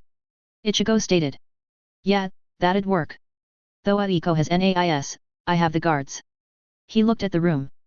But this might work. If we have some proof before the long haul. Nodding once. Kelia, I don't think I need to tell you not to tell anyone under the sword's rules. She shook her head. Well, then we need to meet with the people coming, about 1,700 Zulu, and then decide and see what we have to work with. I tamped down irritation at Ichigo's assuming command, but he was used to it, and the fact is, I'd have to lean on him to make this work. I have a tech coming by to fire Bun Bun up. I think it'd make a bigger and better impression on the people if I could show them I could at least walk a mech. I tapped my lips. Couldn't hurt. Ichigo shook his head. No, it couldn't. Right, we have. He looked at a big watch on his left wrist and nodded. 6 hours. Let's get what we need done before we have to go meet them. Pausing a moment, he nodded once, and in Japanese spoke into Aiko's ears. With hearing that I realized what I had done. My previous self here trusted Kelia. My other previous self had known better, but hadn't twigged to the danger, lulled by the trust. I winced, subtle enough that only Ichigo picked up on it, and as he stood up, he winked and nodded. See you all in a bit. With that, he strode out, followed by Kelia who had indicated she was going to take a nap until then. Before you even think about trying to lecture me about staying in NAIS, I'll remind you I can study and take the tests remotely or via challenge. She sniffed. Or take a few years off, come back, and then finish my degree. She shook her head. I want to be part of this, think of the things we can find. She grew starry-eyed, then shook herself back to reality. And if it's false, well, it's only a semester. Not a big deal. I didn't have a response. Part of me was very much aware this was risky, but that did not bother Aiko. The other part of me realized leaving her behind was almost, no, maybe more risky. Putting aside national states, there were many players behind the scenes that could and would not only threaten Aiko but either kill her or worse, kidnap her to get to me and what I held. We'll see. I finally said. Aiko stood up and walked out, shooting a look that I had no problems translating as no, we won't. Battle matches. The disputed kings of battle. Well, depending who you talked to. Any serious professional who studied history, knew that the artillery was still king, just not often brought to the battlefield. The reason for the BattleTech game, in fact. Basic concept? Big giant stompy robots that can level city blocks in a short amount of time. Piloted by one person, who became the knights of the setting. Pretty much the whole thing. Now, being in a real world that ran close to what those, in universes where they didn't exist, would consider real physics, how did they work? The fundamental issue with combat mecha was ground pressure, which this universe's designers had solved earlier on. It's called oversized feet, in relation to their height, and in Primus, battle mechs weren't much more, and in several cases placing less pressure than your average human, on the ground, and we put some serious pressure on the ground. The other issue, is how did they become kings of the battlefield? They're tall, they're visible, they're costly, they're ultra high-tech. Even with Battletech's technology favoring mostly non-hanger queen and endurance designs, battle mechs shouldn't have taken over the premier shock role from tanks, or so realists argue. But they did. Because for all their flaws, all their cost, they had several edges that couldn't be countered. Far more Terran independent than tanks, more nimble than tanks, and more importantly, even the lightest tanks in terms of crew couldn't match the training years of a mech warrior. In essence, the 20 and 25-ton two-man tanks needed 4 man-years for a crew to be trained, a battle mech pilot, aka mech warrior, needed 2 to 3. This only got more divergent with heavier tanks. All things equal, when you factor in interstellar lift, crew training needs, and their terrain ability, battle mechs actually make sense as a supplement for tanks. Add in the glamour of being knights in their armor? Yet. What a lot of people who played the game and talked about how unlike reality, Didn't get, was it made sense? You in space lift, have to carry the most effective assets you can, that can do the most. Add in crew training and crew lift costs?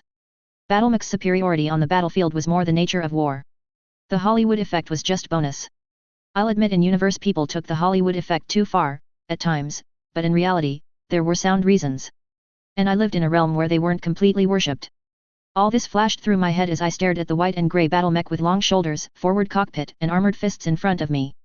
An Archer, at 70 tons, was the premier fire support design. Armed with generally 40 long-ranged missiles per salvo, and backup weapons, Archers filled the role of direct distance fire and short-ranged artillery on the battlefields, and often were used as commanders' rides. In fact, one senior commander of the time, the famous mercenary Jamie Wolfe, used an Archer as his command vehicle. Another who was about to become famous, Morgan Kell, also used an Archer. As I looked at Deborah Hickey, a just mustered out AFFS mech tech, as well as a, slightly younger than I, former child actress, swarmed down from Bun Bun's cockpit, I pondered the amusement of the universe. Battle mechs, by and large, ran hot. It's not an understatement to say that some battle mechs ran hot enough to vaporize the sweat off their mech warrior's body as they fought, though at that point they almost always shut down. To combat that, mech warriors had cooling systems they wore, really glorified nouveau freon piping and similar to keep the heat from literally boiling the mech warrior. At first, and since the fall of technology, cooling suits are in essence vests over the chest, and piping in a giant bulky neuro helmet, the item that allows mech warriors to really pilot their mechs, connected to the battlemech's own cooling system. However, the Star League had better. Much better. Instead of just a vest worn with as little, in fact one fiction set in the game's universe had a female mech warrior of this general period remove her vest and reveal the only thing she was wearing was her panties. Men were no more dressed ethier, so don't think it's pure sexism, just read above about battle mechs and cockpit heat. The suit that had come with Bun Bun from my paternal grandparents, was a Star League cooling suit of the Civil War era. Not only did it have the tubing vest, but it had tubes covering the thighs and several other areas to help reduce the heat load on the mech warrior. The tubes were smaller, a bit more flexible, connected to a smaller helm, made out of material that transmitted temperature better, and last but not least, linked to pumps carried on the belt, as well as an extra heat exchanger so the suit itself did some of the work. And it allowed a reasonable skin-tight outfit to be worn under it, of some heat conductivity. Only problem is, I knew I was hot, so I had to be amused. The suit I had would do a better job, and keep me warm outside the mech, but the cheesecake factor of the current cooling models, I was ideal for. Upside, the suit, while still scaled for a 5 feet 4 inches-ish woman, was skin-tight, and had mesh arms, so some more tasteful cheesecake was still possible. As proven by the skin-tight catsuit I was currently wearing, in a tasteful black. Oi, Kiki. A voice broke into my amusement, as Deborah eyed me. Bun Bun's ready for initial calibration, which stuns me, you haven't done it before. Plus security. She hissed the last, stunned that I hadn't done that. Right. I replied, looking at the sandy-haired grease-stained young woman. I felt Ichigo step to my side, with Kelia studying the hangar near Xanadu where Bun Bun stood proud a few feet away. Status. Good for a couple of months of full use on hydrogen, weapons passed basic and hangar check, all electronics and reactor did too, though the acid test is firing them. Ammo state is 0, no LRMS for the launchers. And may I say that's the best computer system in a mech I've worked with. I raised my eyebrow at her. Responsive as hell, plus whoever put him to bed did a good job. Also some oddities. You really need a senior tech to take a look at this, and tell you some differences. This guy's hardware is good, Kiki. Ichigo's voice sounded a bit bemused. How so, Deb? It's an Archer. Yes, built in 2764, last log entry 2783, kept sealed and quiet until now, and a SLDF serial number, Ichi. She shrugged. Even if Bun Bun wasn't royal, he's still a late-era SLDF mech, which means a lot of nifty electronics we can't build. I broke in. Are you saying my grandparents sent me a royal? Royal mechs were the most advanced, most high-tech mechs ever produced to inner sphere knowledge. Filled with all the toys possible, they increased combat capability by an easy 50% per ton, generally over the pitiful number of new mechs built now. Maybe. If it's a 2RB, it's missing Artemis, though given that it seems to have room for an extra ton of ammo, as well as the machine gun next to its right med, makes sense. It's most certainly got freezers and endo steel, which means double-strength heat sinks, and a lighter frame. She trailed off, then nodded once, picking up the train of thought. So, given that in its computer systems? Yeah, it's a royal. I stared. Ichigo just facepalmed while Aiko snickered. Finally I just shook my head. That does explain where the cooling suit came from. Which you need a tailor who can work with it for, not me. I can uncrate a mech, sure, with the toys you have to repair stuff. Easy. Modify that suit. The sandy-haired tech snickered. Not. Even if I wanted to get my hands all over your hot little bod. Can't do it. I winked at her, showing off a bit but nodded. But for just walking. Bun Bun would be nice and chill with just stretching his legs, Kiki. Deb snickered. Hell, even firing all his piss-off weapons would not make him run hot. But still, better get that done if you are going to do more than just walk him. Which would be a huge shame. She nodded. I get the sense he's in the mood to kill some things. I rolled my eyes. And I'm the Japanese girl who's supposed to believe in kami, Deb, not you. She shrugged. My view, MK, shorty. She was taller than me, but still, calling me short was a bit of an annoyance. Right. Ichigo finally broke in. We have about 2 hours left, so get in there, and start calibration. His head shake indicated he just didn't want to deal with anything but the impending situation. Walking over to the raisable platform, I nodded at Deborah, who pressed a button and the lift rose to the top of the cockpit, where the hatch was open and waiting. Boarding mechs was idiosyncratic to each mech, and the archer's hatch was on the top of the cockpit, and we were now level with the opening. A part of the gantry was extending to let a person walk out to the waiting mech. Well. Deborah stated. Get in, the gantry's extended and you drop into it. She tilted her head and smiled. I'll stay out here, you put this cord into where I've marked. With that, she handed me a cord. Got it. Walking to the edge of the gantry, I simply stepped off, half spinning and catching the gantry's lip to keep from squishing, instead of using the rope ladder that had come attached to the portable gantry lift. Using the grip I had gotten, to slow down my descent, I released and fell the remaining few meters into the cockpit, bending slightly to absorb the shock. A faint shout from 12 meters below indicated what the onlookers thought. Show off. In a female tone indicated that Aiko was watching, as I truly entered the battle mech. Looking around the cockpit, I found Deborah's sticky note, and put the cord in. After a moment, the speakers crackled. Right, Kiki. First, I've already done and put in your baseline from 5 years ago, that'll help as it compares the current and previous patterns. Second, there's another sticky note where you plug in that data chip I had you make. Put it in. I nodded. Deborah was insistent I put the security vocal cues and responses in privately, or with no one that I didn't trust implicitly in the room.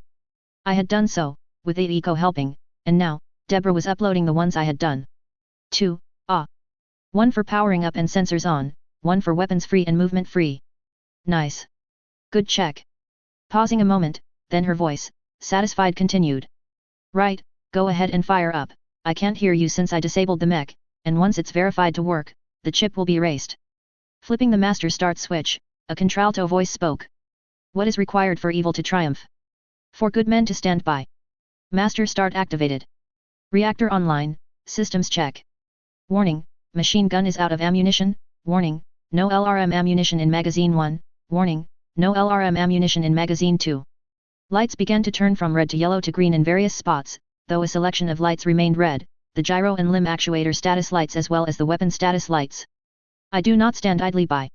Sensors online, all movement systems online. All weapons online. Warning. No LRM ammunition. Warning. No machine gun ammunition. Warning. Pilot is not wearing a neuro helmet. Warning. No full synchronicity with pilot ferret has been determined. I stared at that. Making a mental note to stab Deborah somewhere soft, after asking where did she hear of Sluggy Freelance, since it was after all the divergent dates, I put the neuro helmet on my lap, thrilling in the hum of the reactor behind me, the sense of power that Bun Bun possessed, even half disarmed. I began to understand dimly what mech warriors really felt.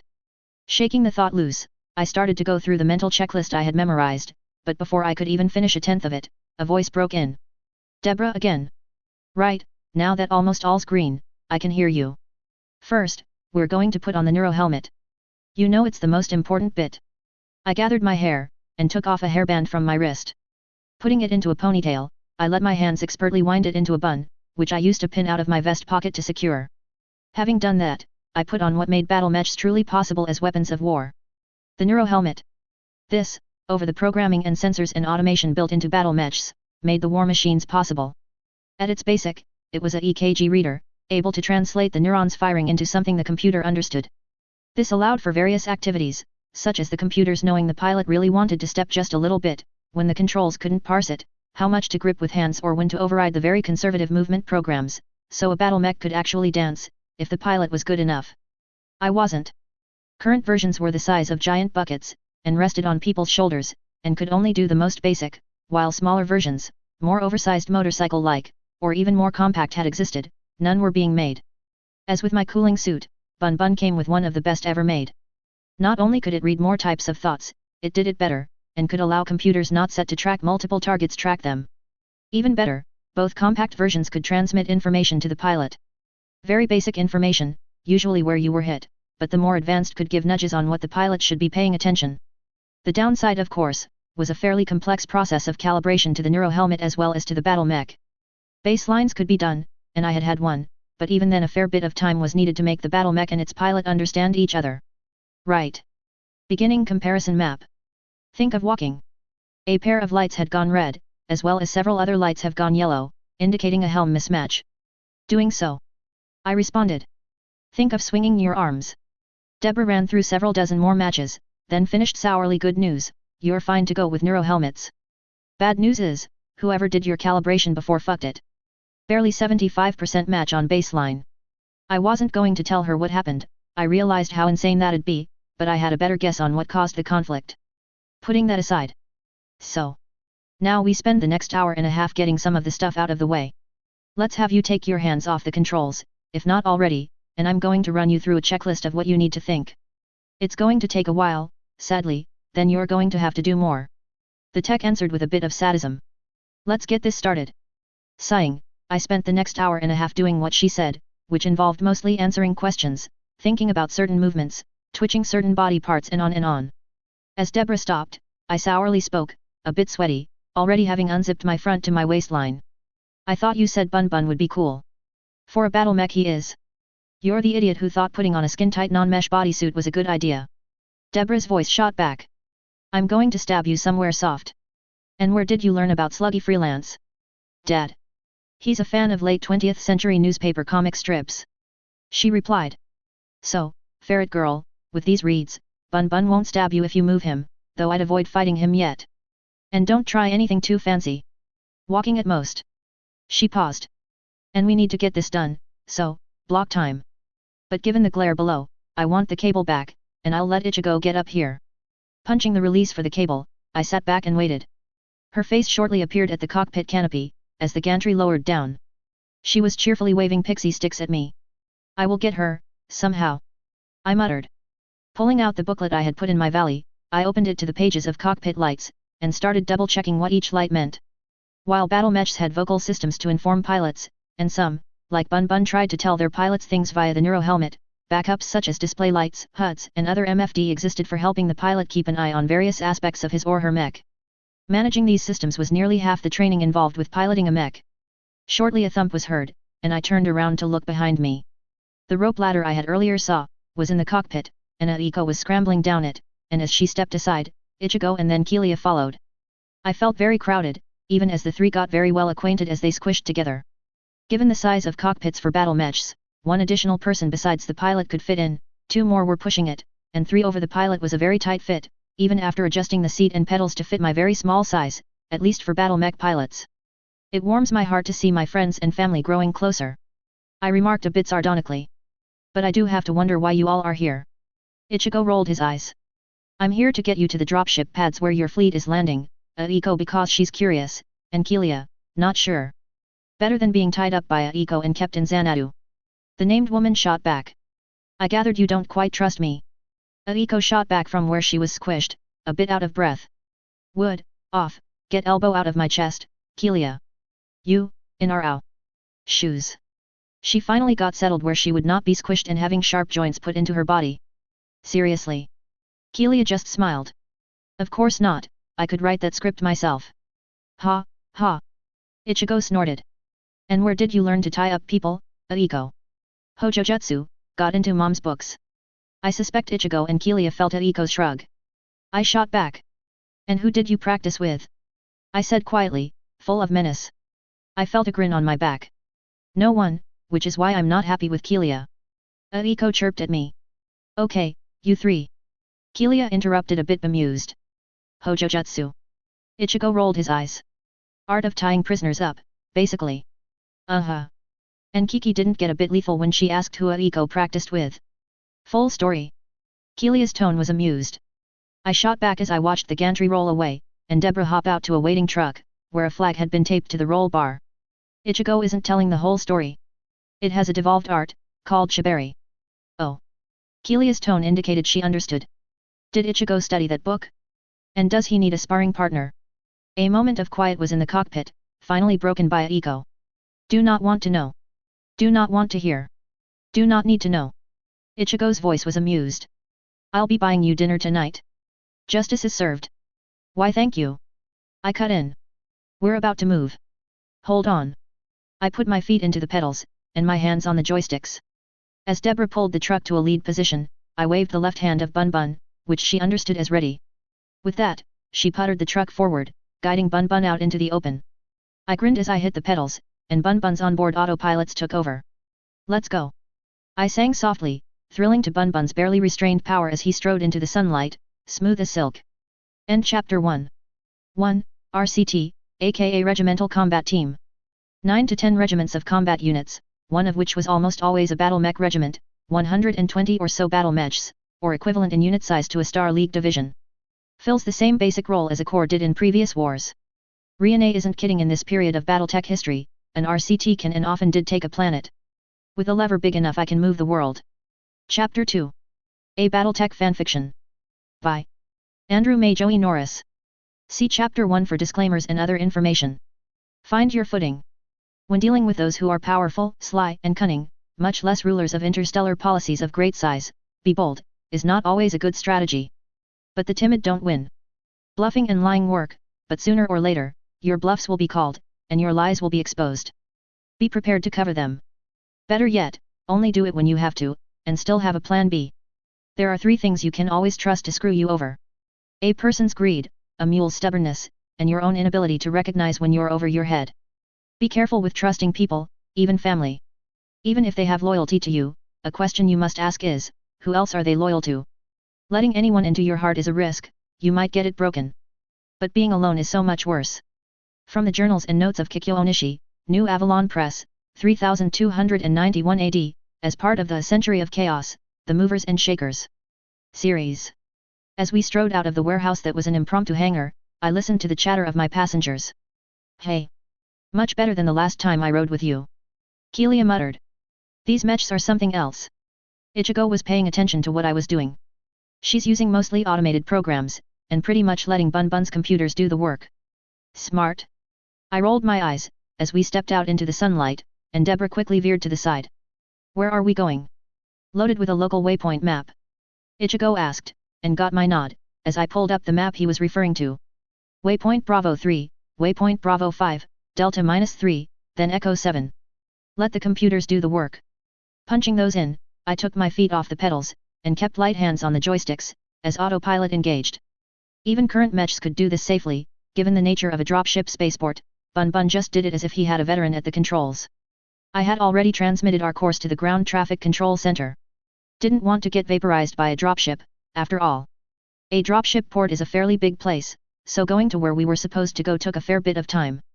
Before we could get to the last waypoint, 2 battle mechs painted in the heavy guards colors stepped in front of us, and a transmission rattled over my speakers.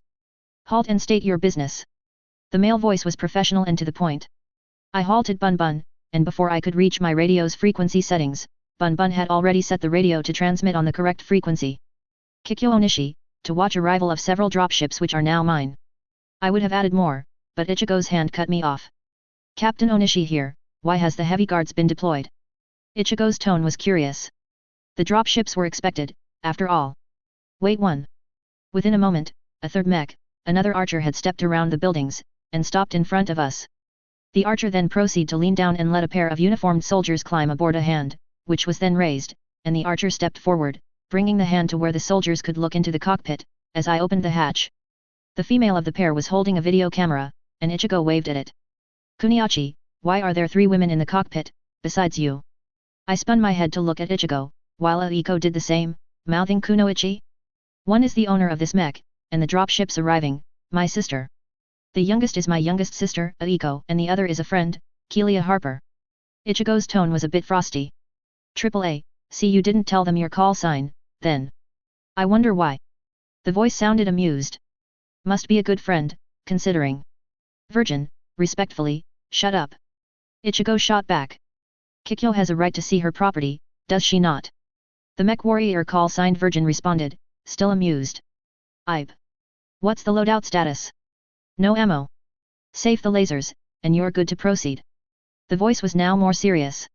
I did so, and Ichigo nodded. Done, sir. Now again, may I ask why my unit seems to be out in force? Besides the fact we have enough military dropships to fully carry us in a bit more landing. The tone was asking, are you stupid? Classified. Miss Onishi, your waypoints are Echo 7, Gamma 3, Hotel 5, you will be met by someone at Hotel 5. My smart-ass mode engaged. Understood. I didn't get your name, just your call sign, which if you want fixed is possible, you know. A moment of silence as several snickers were heard from other units on the net. Major Zabulver, Miss Onishi, and I'm married. Must be a story. I plugged in the waypoints, and nodded at the receipt. Good to go. Understood. The three mechs stepped aside, and I let Bun Bun's autopilot engage. As Bun Bun strode forward at a sedate 20 km per hour, Aiko finally asked. Kunoichi. Her voice was delighted. Wouldn't that be Kiki's or my nickname? Call signs aren't flattering.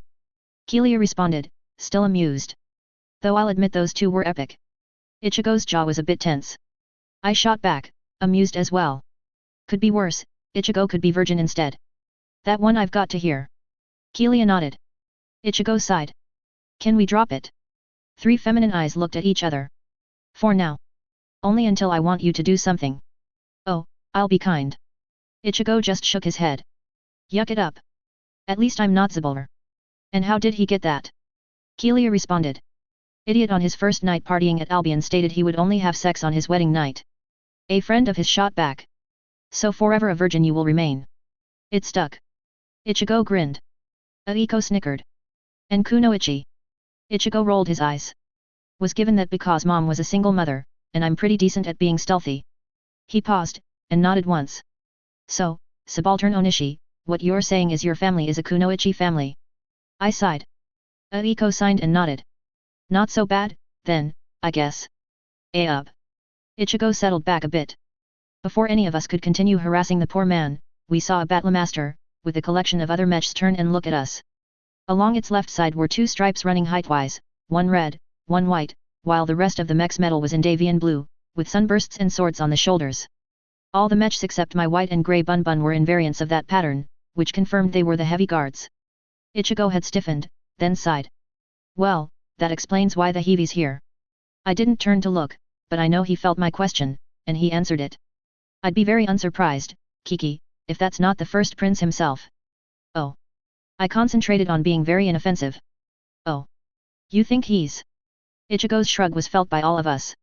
Partly here to gawk, partly here to likely start sounding you out about getting all that stuff, would be my bet. I would have commented, but the Battlemaster had waved, then pointed at a spot next to the assault class mech. I understood what that meant. I'm pretty sure they radioed ahead. I said dryly. I suspect he wants to raid the henhouse early on. Ichigo's look I felt though the seat. Hey, the family symbol is a fox. I shot back as I carefully and slowly moved Bun Bun next to the Battlemaster, so our shoulders would be less than a meter apart, as we overlooked the spaceport. Pop the top so we can climb out and see. Aiko called out, and I obliged. Shortly, the two other women were out and sitting on Bun Bun's shoulders, having moved carefully, while Ichigo unfolded the rumble seat to watch. I flipped a camera to watch the Battlemaster, while the main view was on the spaceport, and Ichigo told me the channel to listen for flight control. Shortly, flight control's channel grew frantic, and we had the awe-inspiring sight of dropship after dropship landing. Most impressive were the Colossi and the Mammoths, respectively the largest ever military dropship, and the largest planetary-capable cargo dropship. 70 dropships. That was well beyond 2 billion spills in hardware, capable of transporting over 150,000 tons of cargo, over 2 regimental combat teams, just about, the largest formations in combat currently comprised of 9+ regiments of frontline combat troops, split among battle mechs, tanks, and infantry. What was in them would easily equip at least one of the RCTs. My displays presented which dropship was which, likely force composition, and other detailed analysis. I was totally impressed with the data flowing across the screens. I was distracted from watching the last Aerodyne-shaped dropship taxi to join the rest of the flotilla, as well as the data streaming through my heads-up display, by the Battlemaster turning to face one of the mechs. I was irresistibly reminded of an argument going on, even though I couldn't hear anything, it was just the body language the mechs were displaying. Shortly, the Battlemaster's language turned satisfied, and the victor's was a bit rejected, but the victor held out a hand near where I suspected the hatch was. Miss Onishi. The radio crackled, and the unfamiliar male voice on it continued. Please do not move, you have someone who wishes to talk to you. The voice put action to words, as a man stepped onto the hand, only wearing a cooling vest, very short shorts and a pair of boots, accompanied by a pistol on his leg and a knife in his boot, stepped onto the hand. Shortly a voice called out after the victor had put itself in front of me, and raised the hand to the hatch. Can I drop in? Ichigo's stiffening wasn't needed to tell me who it was, though part of me was going Shatner. Of course, Your Highness. I responded before Ichigo could. I looked up and discovered three things.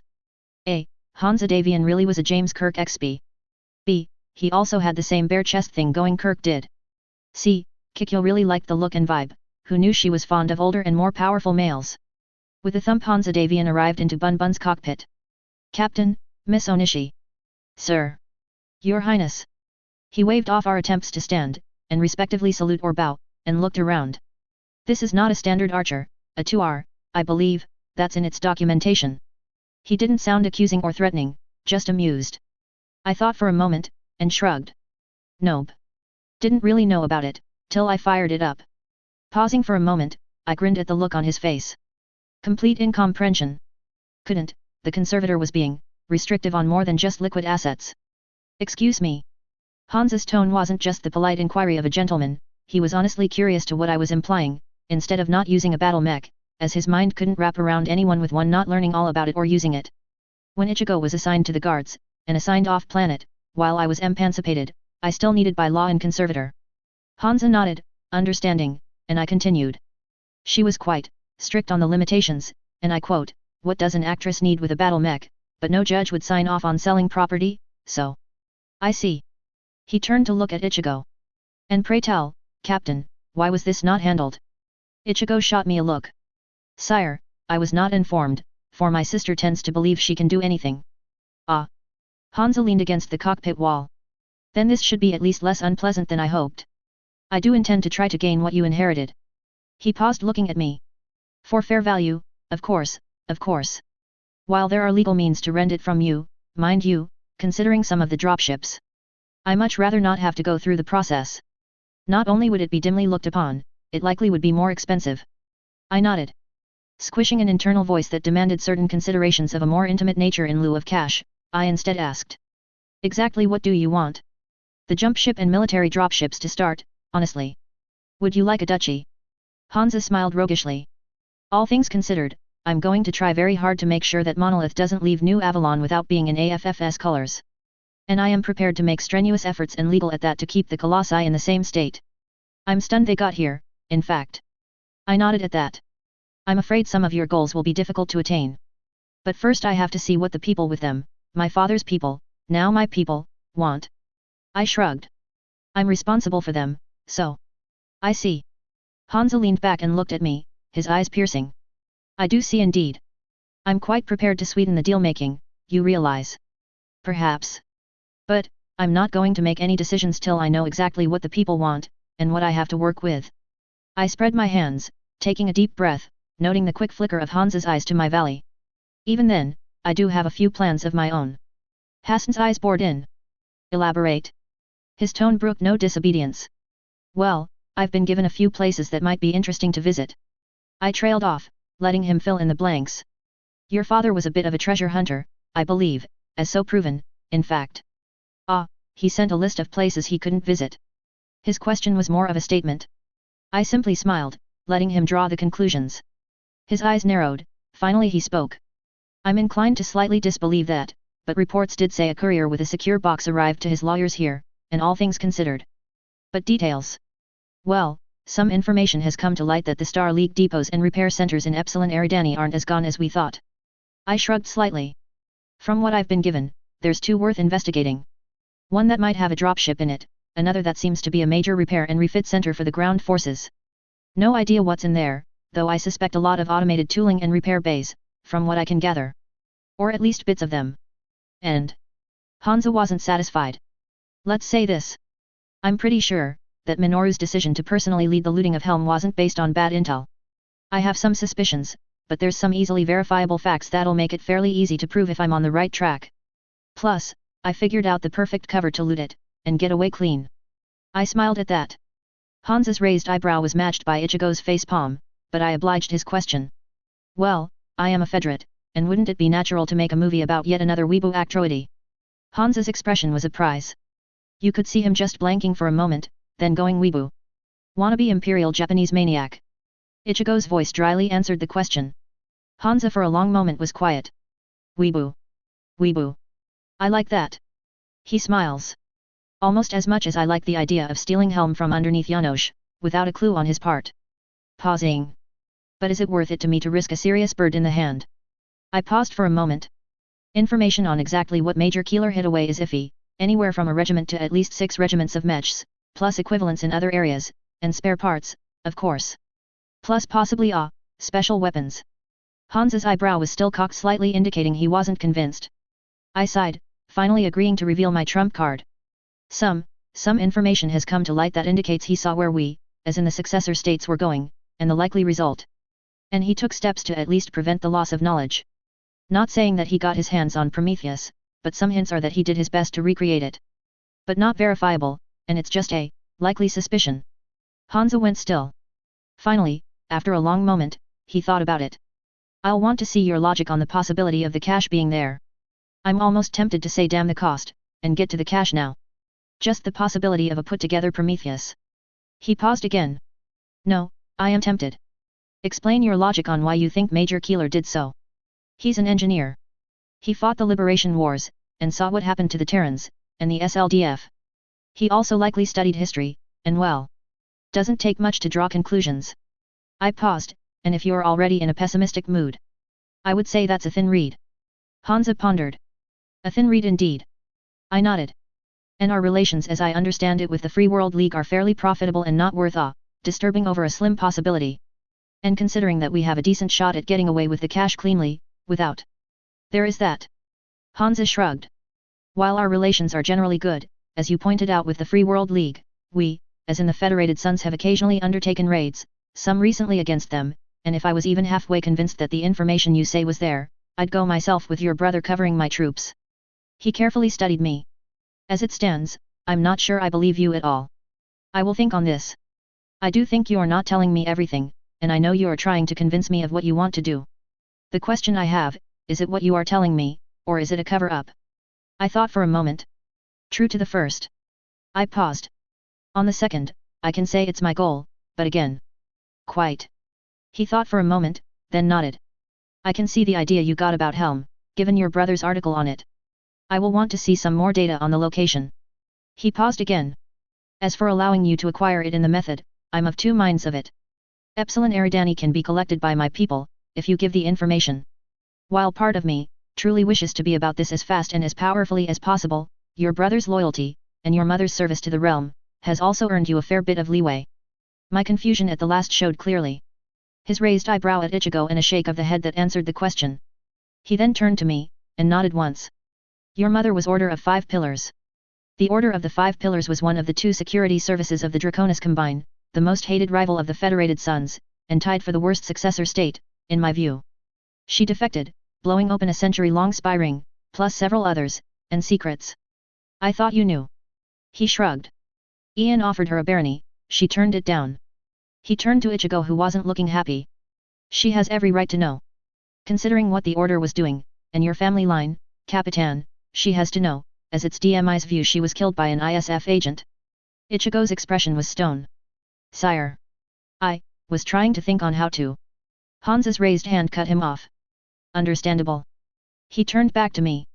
Even if I go along with this, I will insist on conditions, as you are my subject, and by tradition and law, owe me fealty. But House Davian has avoided compelling service. I do not want to be the first to do so. I was still rattled by everything, and my mouth ran away with me. Well, if you ordered me to your bed, sire, I don't think I'd consider that a hardship. In fact, I'd consider it very fun. The strangled sound from my brother really wanted me to have a camera, but Hansa's response even caught me off guard. That'd be the third date, I'm afraid. Not the first. I just gaped, completely taken aback. He grinned, then sobered.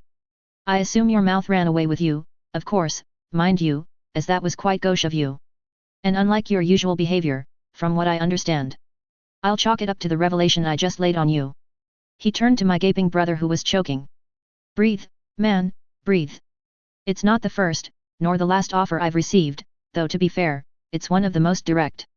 Ichigo finally caught his breath, his face still completely shocked. Kikyo. Seriously? Are you insane? You don't say that. I winced slightly. I apologize, sire. It was, more than gauche, all things considered. What are the conditions? Hansa thought shortly. NAIS and DMI technical personnel go through the ships and mechs for anything of interest. Either buy it direct or loan it to the NAIS. The Colossus, the Excaliburs, the Vengeances, and those Titans and the Monolith are leased to the AFFS, with indemnity bonds if lost. He thought for a moment. I provide any and all needed personnel, of course to fill out the unit.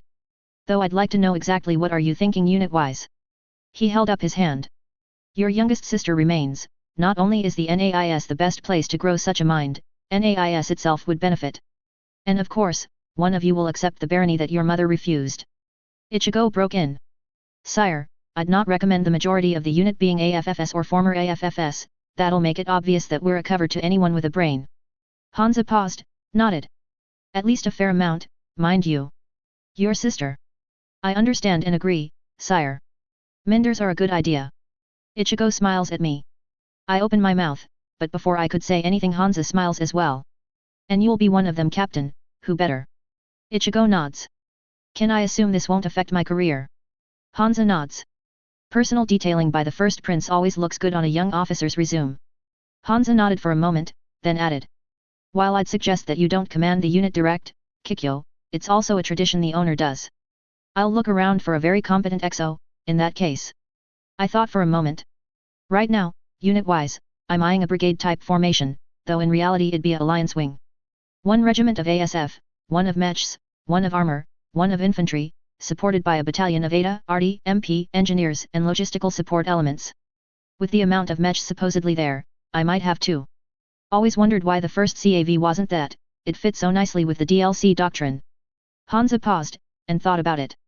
Viable. He finally stated. And you can try the idea out for us, if it does work, well, more armored CAV is never a bad idea.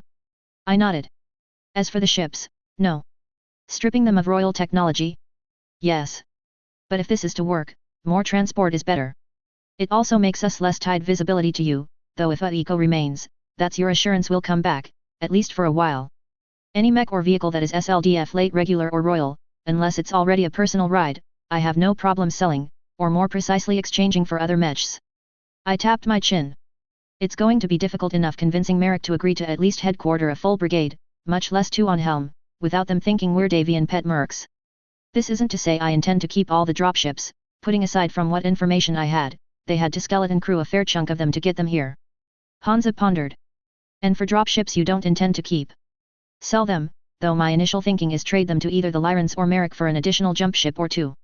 I won't sell the heavier units, since they simplify transport. I understand that logic, which is why I'm not inclined to pass up a chance to simplify my own shipping issues. Hansa smiled a bit crookedly at that. I'm not disinclined to write a contract where if the unit folds, the AFFS has absolute first refusal to buy the jump ships and heavier dropships, verified by Comster as little as I trust them. I shrugged slightly. Similar to Aline. I shrugged. This is also contingent on of course the people in the unit being inclined to go along with me. And I pondered a moment as the fox just looked at me, a bit impassive. After the Merrick contract, the FS has first refusal on the unit's services. I paused for a moment. Oh, and we do the Eridani hit for you, or as part. Even without the planned sales, I'm pretty sure as is, at best, I'd still have open lift, so. That would help a tad, in justifying it, yes. Hansa looked through the open hatch for a moment, then back at me. Which ones are you considering selling? Unions, Buccaneers, Denais for sure, possibly others, though keeping the mammoths and mules is on my list. I could tell I hadn't sold Hansa on the idea. But, remember, there's possibly that Colossus in the Severan Mountains, while I want it. I would argue a bird in the hand, is better than 2 in the bush, young lady. Hansa smiled, to take the sting out of it. But your object is to attain additional jump ships, is it not? By and large, yes, and keep my landing transport to a decent amount. It'd also be a reassurance I'd be tempted to not stay. Hansa nodded at that. I'm seriously resistant on the idea of losing my heaviest dropships. Putting aside my own personal preferences, they make the number of jump ships less, meaning I can free up lift. Unless you want to back a hit on Tortuga, and capturing all their jump ships. I snorted. Ichigo twitched slightly. Hassan's eyebrow rose, then lowered, as he clearly pondered that. That has potential. That does have potential as a viable idea. Hansa leaned back. Removing their jump ships, or even a fair fraction would be a serious help, yes. Ichigo thought for a second. Sire, would it be possible to get OWA backing on this? Perhaps a wing of their famed nightmares to support the hit on the jump ships. He nodded once, looking at me. It'd also help recruiting. And when were you going to tell him about other sites? Hansa's eyebrow was raised at the last. I looked at my brother. I'm not sure of other sites, brother dear. My voice was a bit venom-filled with the last, then I nodded. Plus, I'm not sure how to get to the Rimworld hidden base, yet that father assured was there. A Rimworld hidden base? One of the ones they used to support the uprising. I nodded. That's what the information says. Where? Outside Lyran space, sadly. Hansa nodded at the last, putting it aside. I agree on the OWA idea, and to be honest, while MIIO has some information on the domains, it wouldn't surprise me if the Outworlders have more, just from captured data over the years. I hadn't considered asking. He nodded once, clearly making a mental note. They'll want some considerations for the pirate stomp, mind you, but I'm sure they'll go along with it. As for the hidden uprising support base, as well as any other you have a strong feeling about. Well, I think we have a way to get what we both want. I understood. I had screwed up, severely. Hansa was in the driver's seat now, and he wanted what I knew about other Listec sites. I wasn't going to give him all, but enough to whet his appetite. Castle Bryan on Illyria, a crashed Argo-class dropship that was making deliveries to Castle Bryan's in what's now the Reach, another Colossus on Fecta, but I think that's buried, another Castle Bryan on Clinton, and last but not least, New Dallas. I ticked off what I could recall. Those are what I know of for sure, though Illyria is a maybe, while New Dallas is big trouble, if not done just right. I nodded once. And I'll appreciate you not asking how I know all of those. Until I can prove what I know, that's why I didn't want to tell you more. Plus, well, I see a possibility that'll upend the board we're all on. There are more, but I'd really need to dig through and prove them, or are so risky that I'd not do it without warship support. Hansa nodded at the last. And what is this possibility you see? An alliance. I realized I was about to butterfly away one upcoming event. Hansa snorted. With Janosch? Not likely. No offense to the periphery states, the only one worth the effort hates us, for admittedly good reason. Who? Katrina? What did she gain by that? The strongest military combined with the strongest economy. Ichigo said slowly, realizing it. Hansa stopped and thought about it. We would have interests in common, and it's an open debate if Tamar or Sandoval hates the dragon more. Hansa thought about it. And all things being equal. Our relations with the Lyrans are, while not the best, admittedly, nowhere near the worst. I nodded. And she's a soldier, and is after reforming her military. Hansa was clearly deep in thought. How would this come about, you think? I shrugged helplessly. It's just my read of the Archon. She seems displeased to expend her daughter's life on endless war. If anyone knows the cost of this war, it's her. No offense, sire, but while you have fought, and fought well, she led infantry. She'd be searching for a way to change the nature of the game, I would suspect. And you have to admit, no one's considered it, or if they have, they didn't try. I shuddered. Being an infantryman in this period was not a safe occupation, even for the military. I would contest, but I understand and grant you, that she knows what infantry suffers better than I do. Something to consider indeed.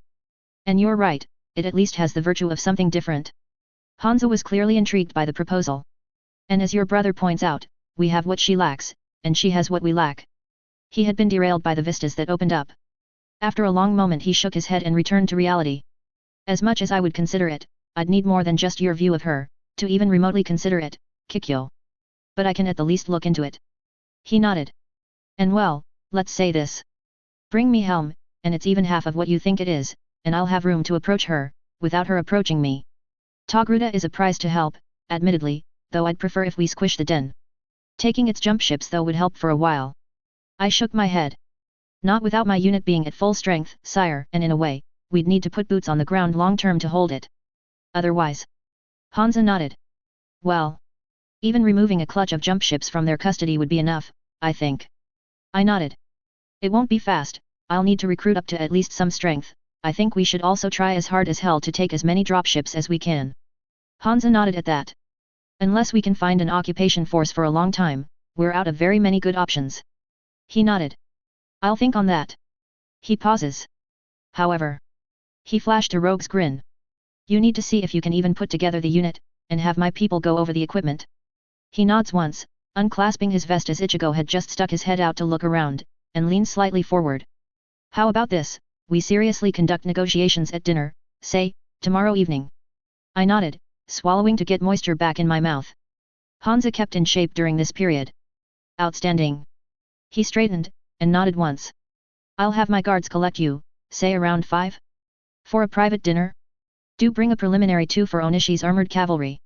Yes, your highness. Really, what else could I say? Captain, help me to the other mech. Hansa's tone was of an order, which Ichigo hurried to obey. After the victor started to step away, Ichigo waved at the two girls, who started back. He turned to me.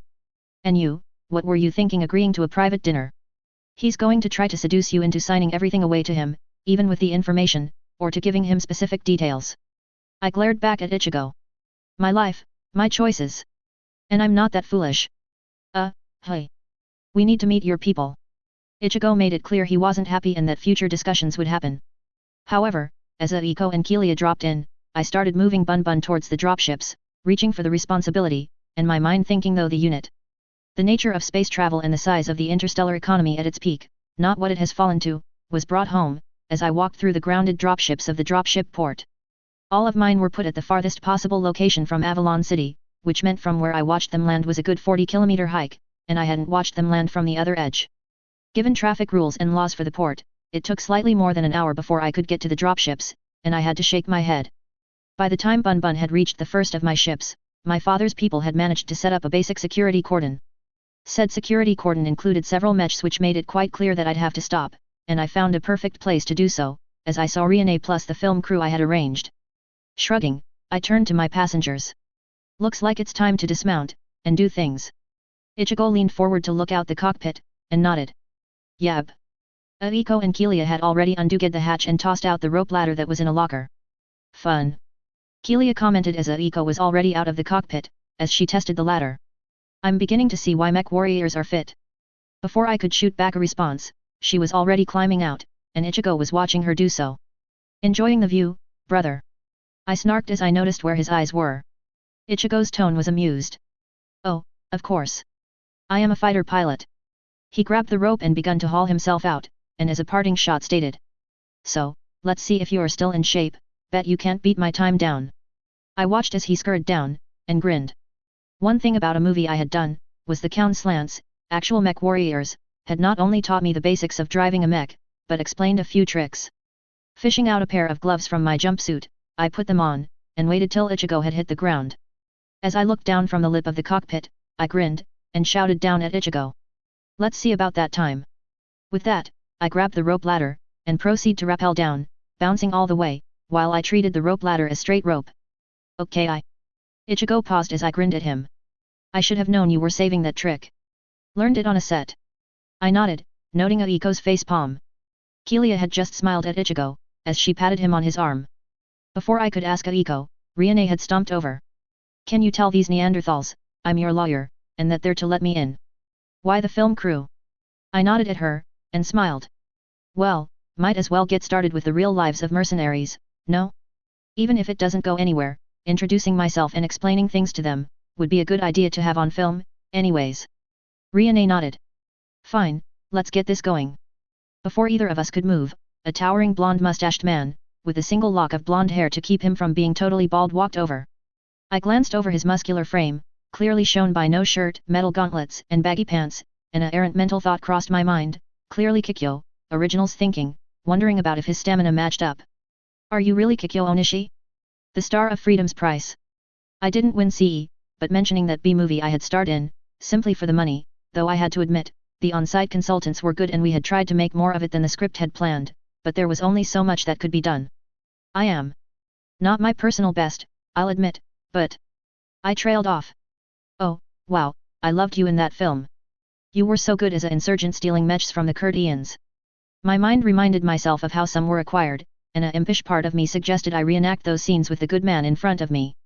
Can you sign my copy of the movie's poster? Sure, in a bit.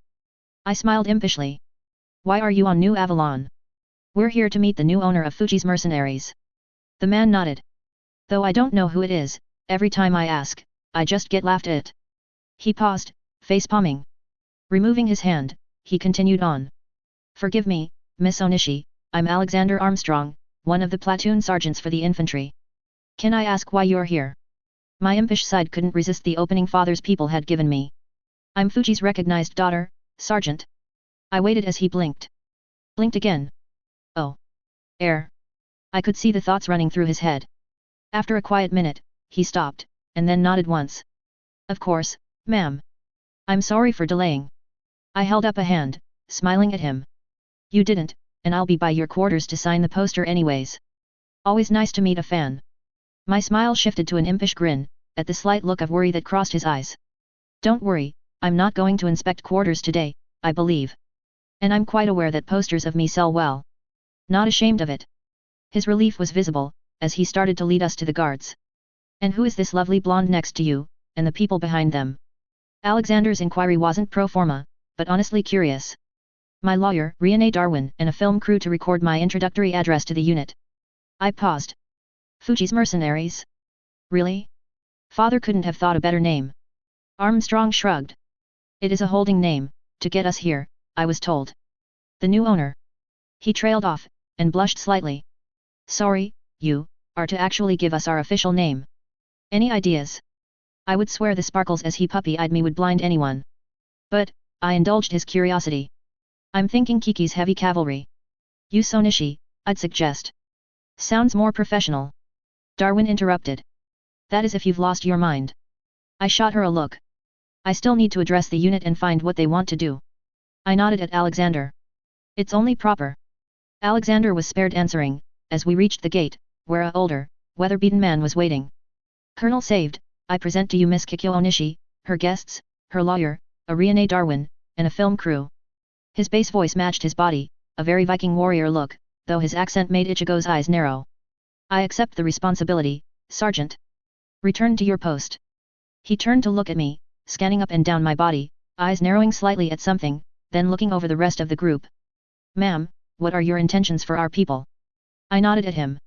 First, to address them, and film it so our people on the jump ships and those with other duties may see it. This address will be to lay out what is going on, and what I would like to have happen. I will simply ask, does the unit wish to stay together as a mercenary unit, and have me as owner and commander, with competent seconds, or disband and move on? I do have a few things we could be doing, as a unit. Then I will meet with our senior officers who are on planet, and discuss how Stavian's interest in our equipment. He studied me for a long moment. Understood.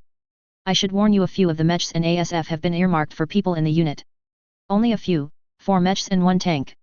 Oh, and a recommendation from your Lord Father, that you take one of the mechs. I do diss you, if we do try to make the unit a success, we keep the dropships, we'll need them. I thought about it for a moment, then nodded. That shouldn't be a problem on the mechs or the tank. As for Father's suggestion, without good reason, I'll stick with Bun Bun. I smiled innocently. He's quite deceptive. The colonel's eyes swept over the archer in the background. Archers are not uncommon command mechs, no. And I'll take your word for his deceptive qualities. The dropships. I shook my head. We aren't going to be able to keep the technology, if they are royal.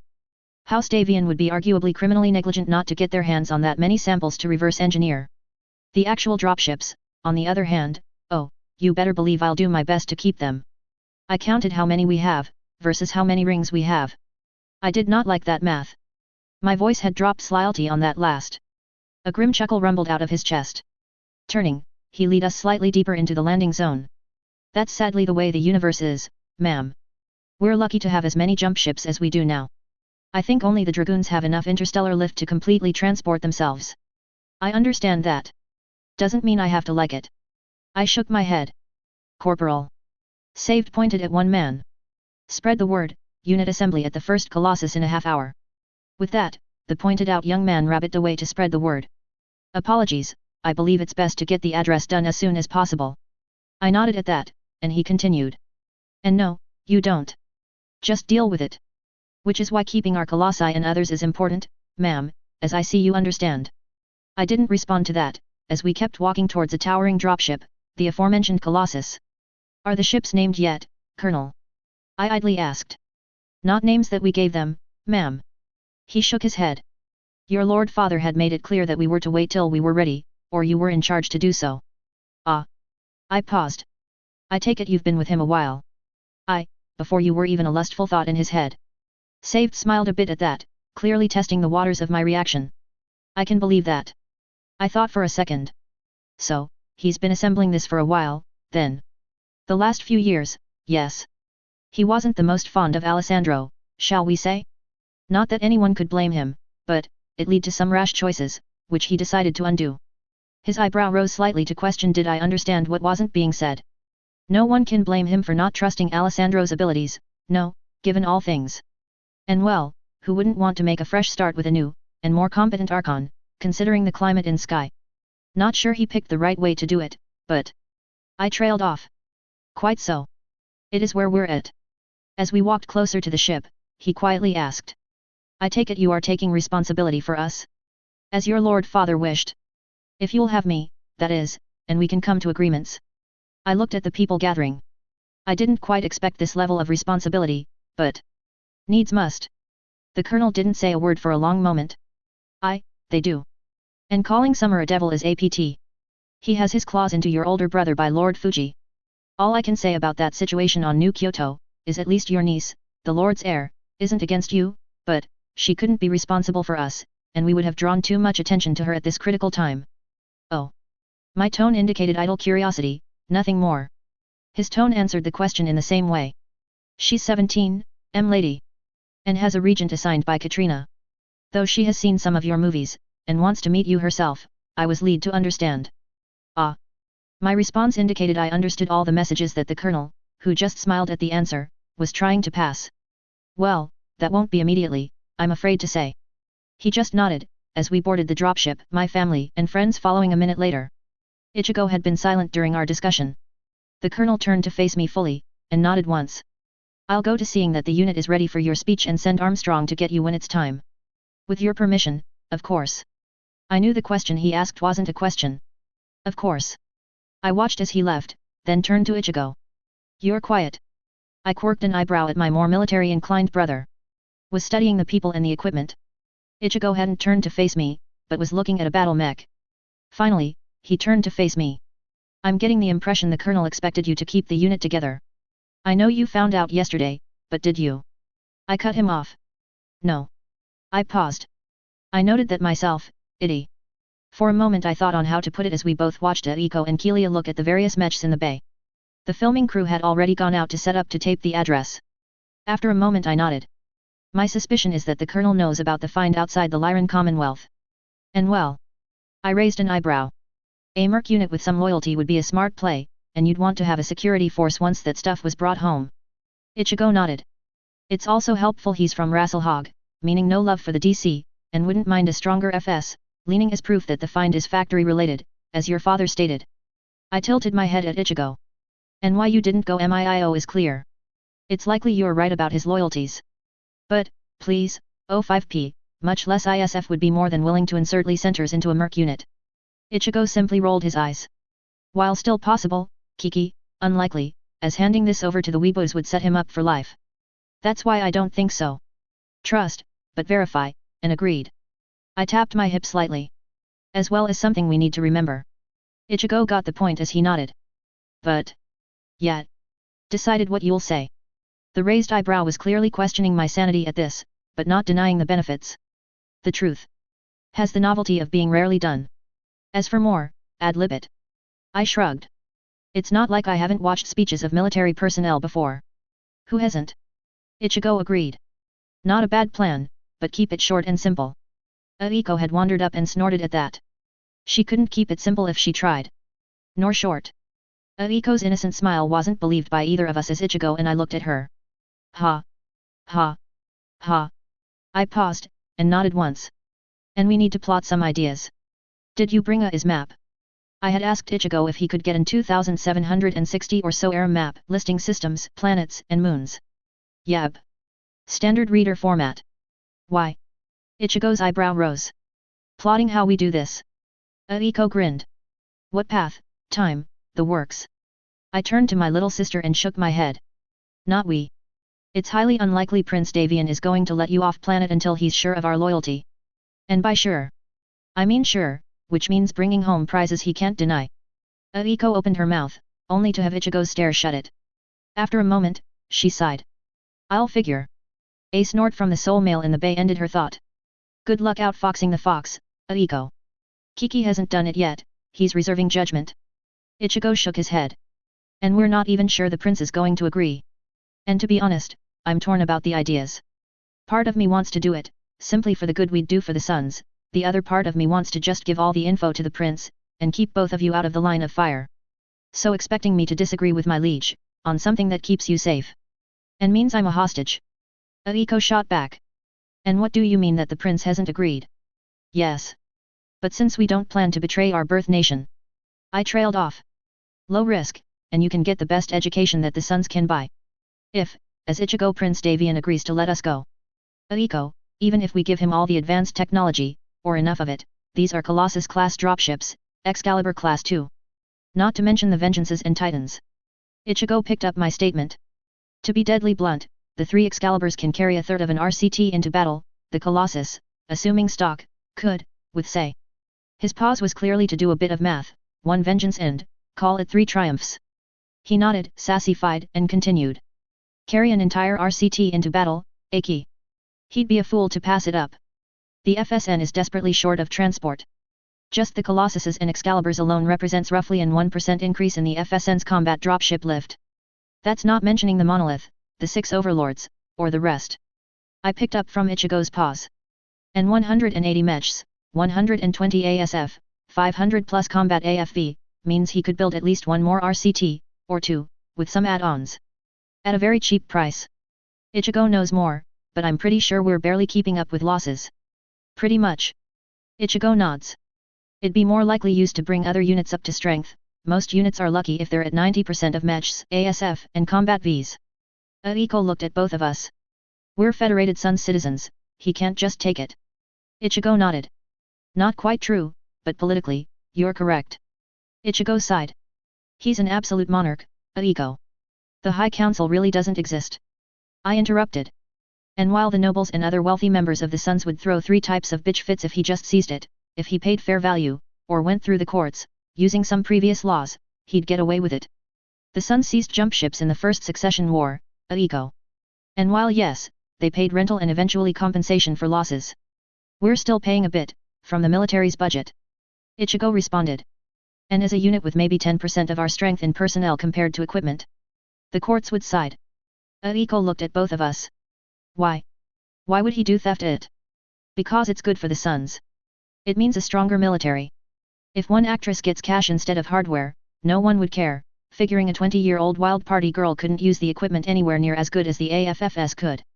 Kelia broke in. I nodded. And in a way, without what we know, he's right. I paused and nodded once. This isn't to say what I know from. I shrugged, careful to imply what happened, but not say it. Says he'd do it lightly, nor that he'd like it. And what he said to me in Bun Bun indicates the same, but his personal ethics and morality have to be put aside for the Federated Suns. That's the meaning of the oaths he took. To be the devil himself if needs must. Ichigo nodded.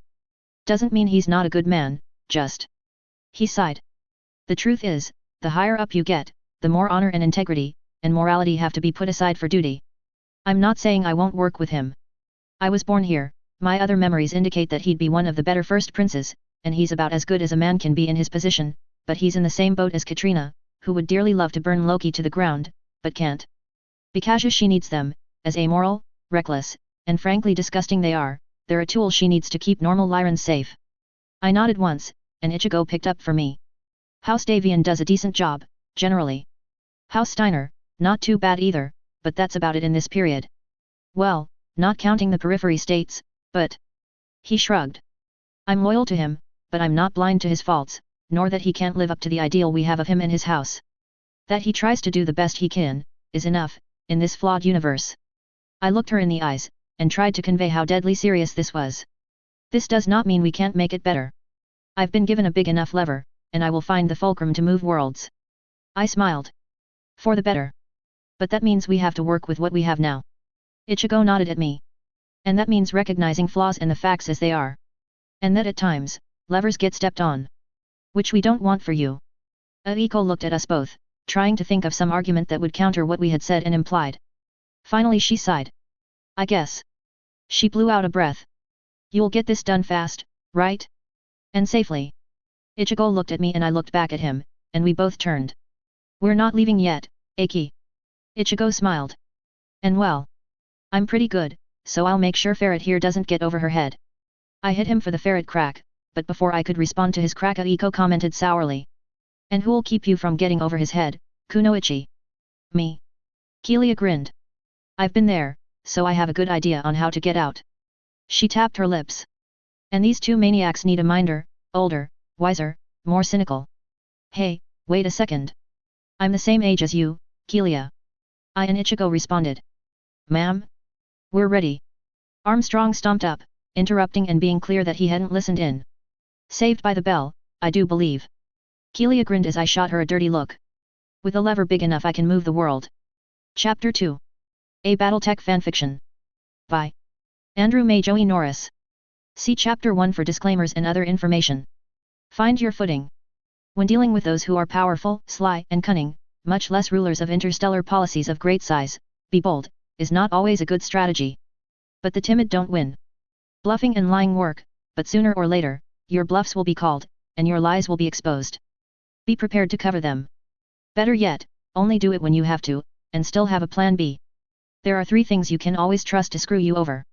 A person's greed, a mule's stubbornness, and your own inability to recognize when you're over your head. Be careful with trusting people, even family. Even if they have loyalty to you, a question you must ask is, who else are they loyal to? Letting anyone into your heart is a risk, you might get it broken.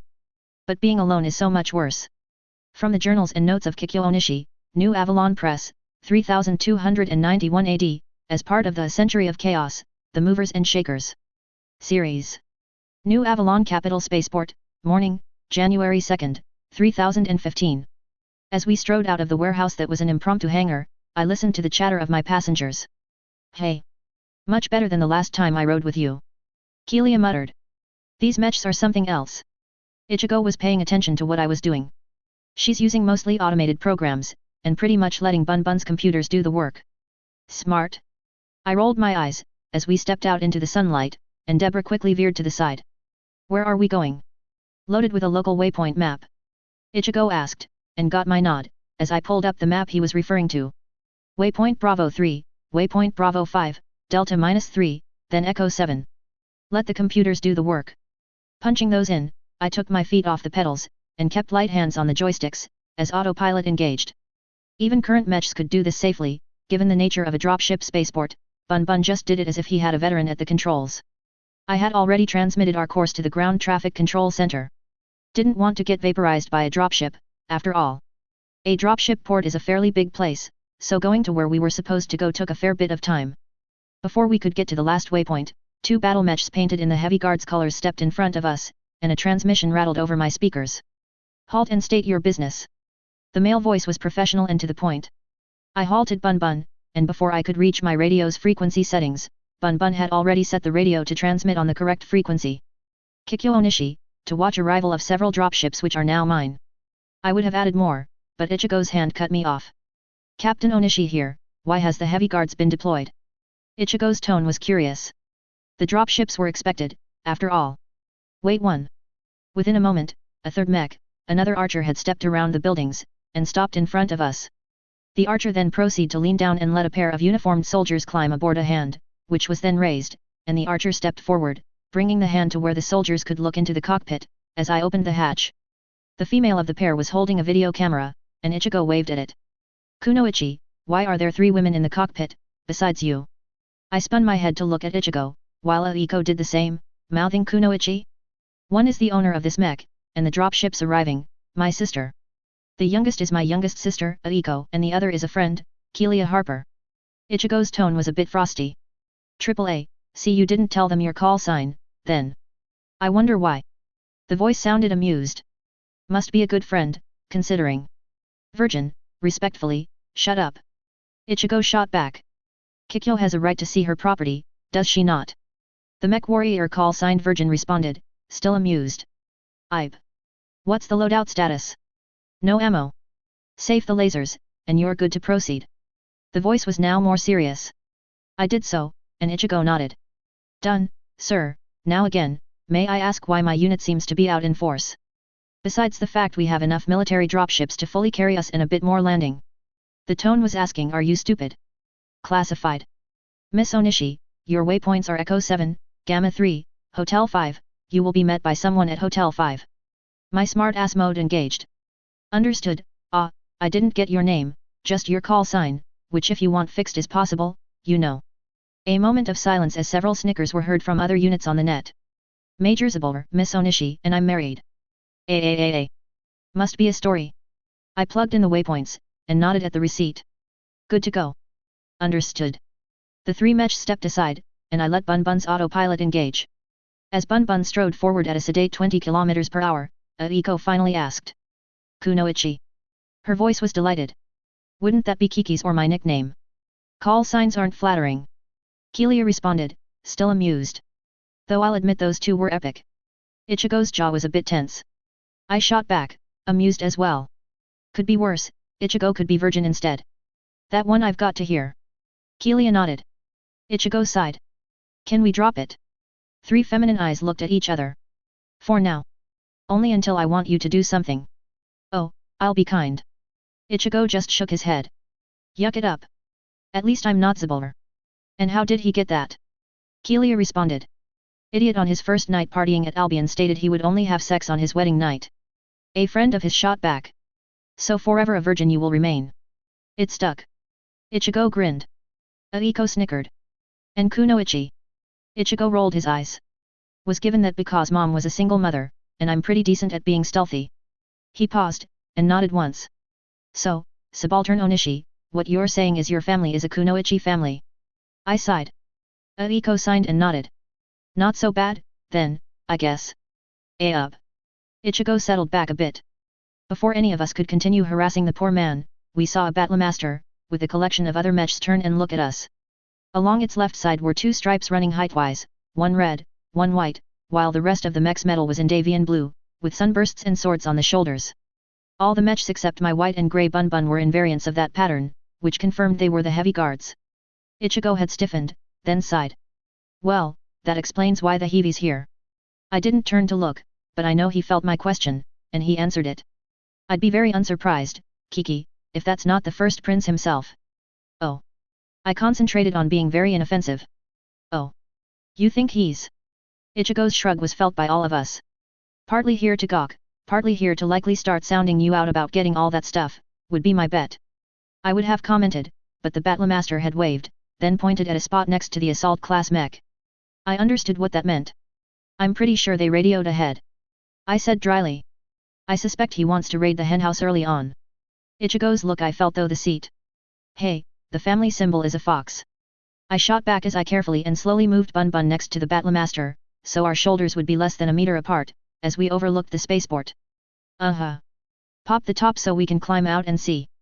Aiko called out, and I obliged. Shortly, the two other women were out and sitting on Bun Bun's shoulders, having moved carefully, while Ichigo unfolded the rumble seat to watch. I flipped a camera to watch the Battlemaster, while the main view was on the spaceport, and Ichigo told me the channel to listen for flight control. Shortly, flight control's channel grew frantic, and we had the awe-inspiring sight of dropship after dropship landing. Most impressive were the Colossi and the Mammoths, respectively the largest ever military dropship, and the largest planetary-capable cargo dropship. 70 dropships. That was well beyond 2 billion C-bills in hardware, capable of transporting over 150,000 tons of cargo, over 2 regimental combat teams, just about, the largest formations in combat currently comprised of 9+ regiments of frontline combat troops, split among battle mechs, tanks, and infantry. What was in them would easily equip at least one of the RCTs. My displays presented which dropship was which, likely force composition, and other detailed analysis. I was totally impressed with the data flowing across the screens. I was distracted from watching the last Aerodyne-shaped dropship taxi to join the rest of the flotilla, as well as the data streaming through my heads-up display, by the Battlemaster turning to face one of the mechs. I was irresistibly reminded of an argument going on, even though I couldn't hear anything, it was just the body language the mechs were displaying. Shortly, the Battlemaster's language turned satisfied, and the victor's was a bit rejected, but the victor held out a hand near where I suspected the hatch was. Miss Onishi. The radio crackled, and the unfamiliar male voice on it continued. Please do not move, you have someone who wishes to talk to you. The voice put action to words, as a man stepped onto the hand, only wearing a cooling vest, very short shorts and a pair of boots, accompanied by a pistol on his leg and a knife in his boot, stepped onto the hand. Shortly a voice called out after the victor had put itself in front of me, and raised the hand to the hatch. Can I drop in? Ichigo's stiffening wasn't needed to tell me who it was, though part of me was going Shatner. Of course, Your Highness. I responded before Ichigo could. I looked up and discovered 3 things. A. Hansa Davian really was a James Kirk XP. B. He also had the same bare chest thing going Kirk did. C. Kikyo really liked the look and vibe, who knew she was fond of older and more powerful males. With a thump Hansa Davian arrived into Bun Bun's cockpit. Captain, Miss Onishi. Sir. Your Highness. He waved off our attempts to stand, and respectively salute or bow, and looked around. This is not a standard archer, a 2R, I believe, that's in its documentation. He didn't sound accusing or threatening, just amused. I thought for a moment, and shrugged. Nope. Didn't really know about it, till I fired it. Up. Pausing for a moment, I grinned at the look on his face. Complete incomprehension. Couldn't, the conservator was being restrictive on more than just liquid assets. Excuse me. Hansa's tone wasn't just the polite inquiry of a gentleman, he was honestly curious to what I was implying, instead of not using a battle mech, as his mind couldn't wrap around anyone with one not learning all about it or using it. When Ichigo was assigned to the guards, and assigned off-planet, while I was emancipated, I still needed by law a conservator. Hansa nodded, understanding, and I continued. She was quite strict on the limitations, and I quote, what does an actress need with a battle mech, but no judge would sign off on selling property, so. I see. He turned to look at Ichigo. And pray tell, Captain, why was this not handled? Ichigo shot me a look. Sire, I was not informed, for my sister tends to believe she can do anything. Ah. Hansa leaned against the cockpit wall. Then this should be at least less unpleasant than I hoped. I do intend to try to gain what you inherited. He paused looking at me. For fair value, of course, of course. While there are legal means to rent it from you, mind you, considering some of the dropships. I much rather not have to go through the process. Not only would it be dimly looked upon, it likely would be more expensive. I nodded. Squishing an internal voice that demanded certain considerations of a more intimate nature in lieu of cash, I instead asked. Exactly what do you want? The jump ship and military dropships to start, honestly. Would you like a duchy? Hansa smiled roguishly. All things considered, I'm going to try very hard to make sure that Monolith doesn't leave New Avalon without being in AFF's colors. And I am prepared to make strenuous efforts and legal at that to keep the Colossi in the same state. I'm stunned they got here, in fact. I nodded at that. I'm afraid some of your goals will be difficult to attain. But first I have to see what the people with them, my father's people, now my people, want. I shrugged. I'm responsible for them, so. I see. Hansa leaned back and looked at me, his eyes piercing. I do see indeed. I'm quite prepared to sweeten the deal-making, you realize. Perhaps. But, I'm not going to make any decisions till I know exactly what the people want, and what I have to work with. I spread my hands, taking a deep breath, noting the quick flicker of Hansa's eyes to my valley. Even then, I do have a few plans of my own. Hassan's eyes bored in. Elaborate. His tone brooked no disobedience. Well, I've been given a few places that might be interesting to visit. I trailed off, letting him fill in the blanks. Your father was a bit of a treasure hunter, I believe, as so proven, in fact. Ah, he sent a list of places he couldn't visit. His question was more of a statement. I simply smiled, letting him draw the conclusions. His eyes narrowed, finally he spoke. I'm inclined to slightly disbelieve that, but reports did say a courier with a secure box arrived to his lawyers here, and all things considered. But details? Well, some information has come to light that the Star League depots and repair centers in Epsilon Eridani aren't as gone as we thought. I shrugged slightly. From what I've been given, there's 2 worth investigating. One that might have a dropship in it, another that seems to be a major repair and refit center for the ground forces. No idea what's in there, though I suspect a lot of automated tooling and repair bays, from what I can gather. Or at least bits of them. And Hansa wasn't satisfied. Let's say this. I'm pretty sure that Minoru's decision to personally lead the looting of Helm wasn't based on bad intel. I have some suspicions, but there's some easily verifiable facts that'll make it fairly easy to prove if I'm on the right track. Plus, I figured out the perfect cover to loot it, and get away clean. I smiled at that. Hansa's raised eyebrow was matched by Ichigo's face palm, but I obliged his question. Well, I am a Federate, and wouldn't it be natural to make a movie about yet another weeaboo actroity? Hansa's expression was a prize. You could see him just blanking for a moment, then going weeaboo. Wannabe Imperial Japanese maniac. Ichigo's voice dryly answered the question. Hansa for a long moment was quiet. Weeaboo. Weeaboo. I like that. He smiles. Almost as much as I like the idea of stealing Helm from underneath Yanosh, without a clue on his part. Pausing. But is it worth it to me to risk a serious bird in the hand? I paused for a moment. Information on exactly what Major Keeler hid away is iffy, anywhere from a regiment to at least 6 regiments of mechs, plus equivalents in other areas, and spare parts, of course. Plus possibly special weapons. Hansa's eyebrow was still cocked slightly indicating he wasn't convinced. I sighed, finally agreeing to reveal my trump card. Some information has come to light that indicates he saw where we, as in the successor states were going, and the likely result. And he took steps to at least prevent the loss of knowledge. Not saying that he got his hands on Prometheus, but some hints are that he did his best to recreate it.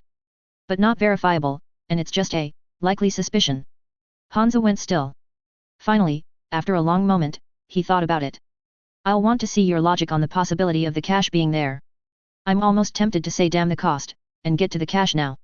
Just the possibility of a put-together Prometheus. He paused again. No, I am tempted.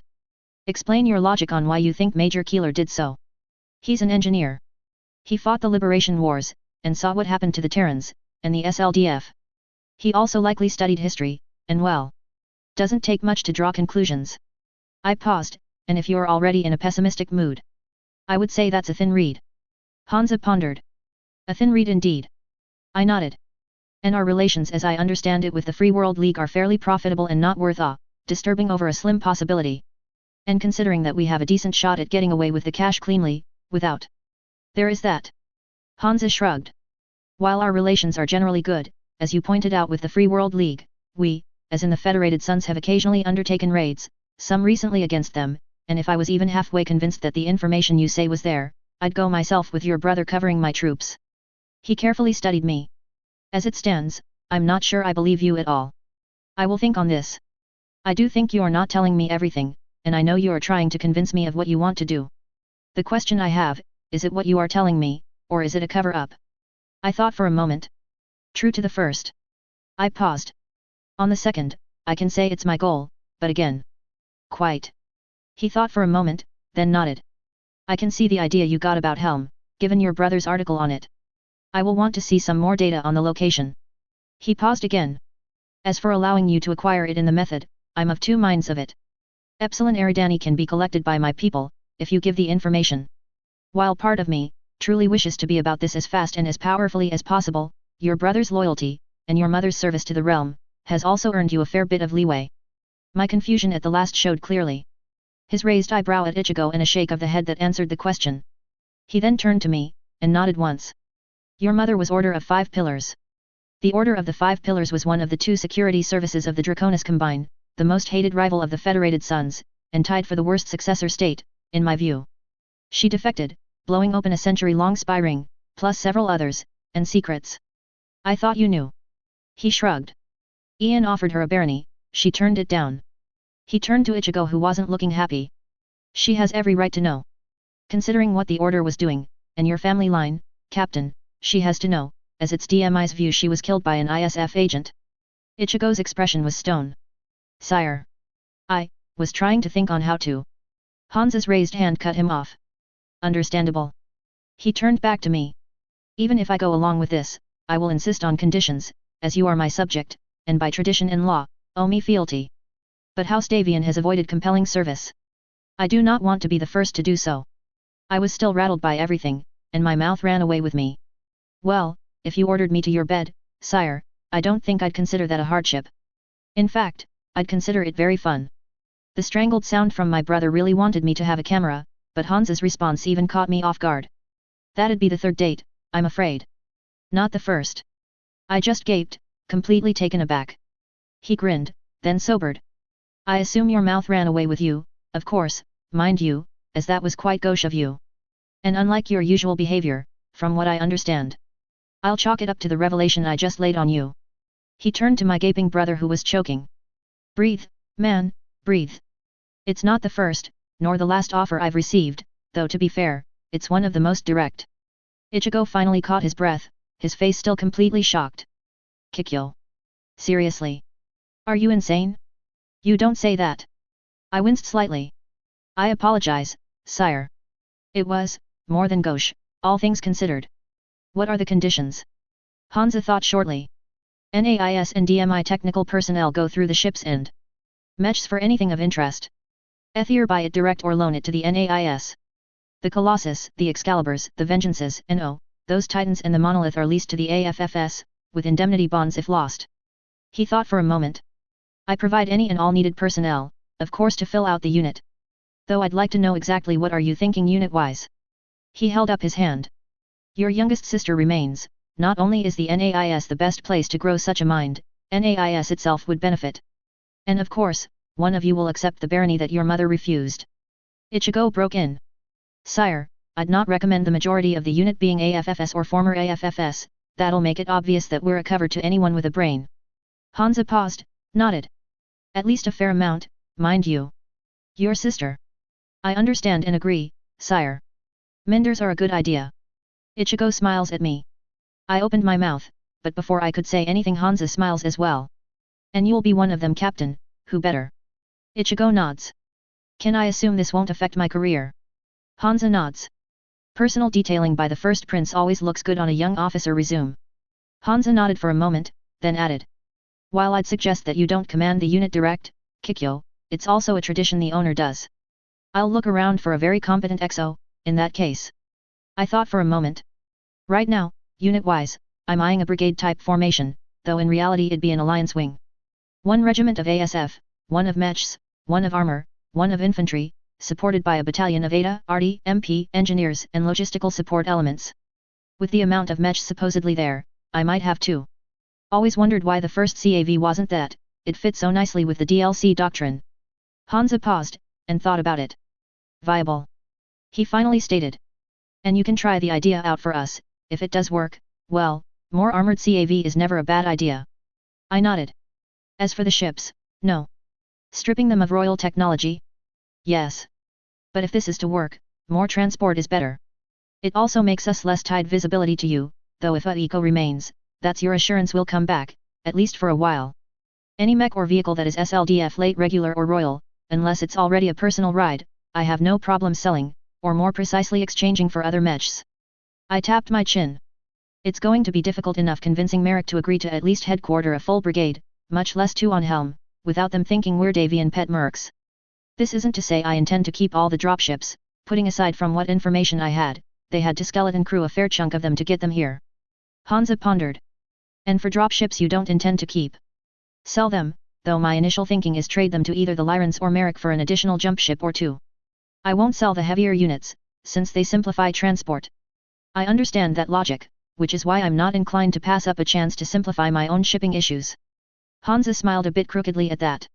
I'm not disinclined to write a contract where if the unit folds, the AFFS has absolute first refusal to buy the jump ships and heavier dropships, verified by Comster as little as I trust them. I shrugged slightly. Similar to Aline. I shrugged. This is also contingent on of course the people in the unit being inclined to go along with me. And I pondered a moment as the fox just looked at me, a bit impassive. After the Merrick contract, the FS has first refusal on the unit's services. I paused for a moment. Oh, and we do the Eridani hit for you, or as part. Even without the planned sales, I'm pretty sure as is, at best, I'd still have open lift, so. That would help a tad, in justifying it, yes. Hansa looked through the open hatch for a moment, then back at me. Which ones are you considering selling? Unions, Buccaneers, Denais for sure, possibly others, though keeping the mammoths and mules is on my list. I could tell I hadn't sold Hansa on the idea. But, remember, there's possibly that Colossus in the Severan Mountains, while I want it. I would argue a bird in the hand is better than 2 in the bush, young lady. Hansa smiled, to take the sting out of it. But your object is to attain additional jump ships, is it not? By and large, yes, and keep my landing transport to a decent amount. It'd also be a reassurance I'd be tempted to not stay. Hansa nodded at that. I'm seriously resistant on the idea of losing my heaviest dropships. Putting aside my own personal preferences, they make the number of jump ships less, meaning I can free up lift. Unless you want to back a hit on Tortuga, and capturing all their jump ships. I snorted. Ichigo twitched slightly. Hassan's eyebrow rose, then lowered, as he clearly pondered that. That has potential. That does have potential as a viable idea. Hansa leaned back. Removing their jump ships, or even a fair fraction would be a serious help, yes. Ichigo thought for a second. Sire, would it be possible to get OWA backing on this? Perhaps a wing of their famed nightmares to support the hit on the jump ships. He nodded once, looking at me. It'd also help recruiting. And when were you going to tell him about other sites? Hansa's eyebrow was raised at the last. I looked at my brother. I'm not sure of other sites, brother dear. My voice was a bit venom-filled with the last, then I nodded. Plus, I'm not sure how to get to the Rimworld hidden base, yet that father assured was there. A Rimworld hidden base? One of the ones they used to support the uprising. I nodded. That's what the information says. Where? Outside Lyran space, sadly. Hansa nodded at the last, putting it aside. I agree on the OWA idea, and to be honest, while MIIO has some information on the domains, it wouldn't surprise me if the Outworlders have more, just from captured data over the years. I hadn't considered asking. He nodded once, clearly making a mental note. They'll want some considerations for the pirate stomp, mind you, but I'm sure they'll go along with it. As for the hidden uprising support base, as well as any other you have a strong feeling about. Well, I think we have a way to get what we both want. I understood. I had screwed up, severely. Hansa was in the driver's seat now, and he wanted what I knew about other Lestec sites. I wasn't going to give him all, but enough to whet his appetite. Castle Bryan on Illyria, a crashed Argo-class dropship that was making deliveries to Castle Bryan's in what's now the Reach, another Colossus on Fecta, but I think that's buried, another Castle Bryan on Clinton, and last but not least, New Dallas. I ticked off what I could recall. Those are what I know of for sure, though Illyria is a maybe, while New Dallas is big trouble, if not done just right. I nodded once. And I'll appreciate you not asking how I know all of those. Until I can prove what I know, that's why I didn't want to tell you more. Plus, well, I see a possibility that'll upend the board we're all on. There are more, but I'd really need to dig through and prove them, or are so risky that I'd not do it without warship support. Hansa nodded at the last. And what is this possibility you see? An alliance. I realized I was about to butterfly away one upcoming event. Hansa snorted. With Janosch? Not likely. No offense to the periphery states, the only one worth the effort hates us, for admittedly good reason. Who? Katrina? What did she gain by that? The strongest military combined with the strongest economy. Ichigo said slowly, realizing it. Hansa stopped and thought about it. We would have interests in common, and it's an open debate if Tamar or Sandoval hates the dragon more. Hansa thought about it. And all things being equal. Our relations with the Lyrans are, while not the best, admittedly, nowhere near the worst. I nodded. And she's a soldier, and is after reforming her military. Hansa was clearly deep in thought. How would this come about, you think? I shrugged helplessly. It's just my read of the Archon. She seems displeased to expend her daughter's life on endless war. If anyone knows the cost of this war, it's her. No offense, sire, but while you have fought, and fought well, she led infantry. She'd be searching for a way to change the nature of the game, I would suspect. And you have to admit, no one's considered it, or if they have, they didn't try. I shuddered. Being an infantryman in this period was not a safe occupation, even for the military. I would contest, but I understand and grant you, that she knows what infantry suffers better than I do. Something to consider indeed. And you're right, it at least has the virtue of something different. Hansa was clearly intrigued by the proposal. And as your brother points out, we have what she lacks, and she has what we lack. He had been derailed by the vistas that opened up. After a long moment he shook his head and returned to reality. As much as I would consider it, I'd need more than just your view of her, to even remotely consider it, Kikyo. But I can at the least look into it. He nodded. And well, let's say this. Bring me Helm, and it's even half of what you think it is, and I'll have room to approach her, without her approaching me. Togruta is a prize to help, admittedly, though I'd prefer if we squish the den. Taking its jump ships though would help for a while. I shook my head. Not without my unit being at full strength, sire, and in a way, we'd need to put boots on the ground long term to hold it. otherwise. Hansa nodded. Well, even removing a clutch of jump ships from their custody would be enough, I think.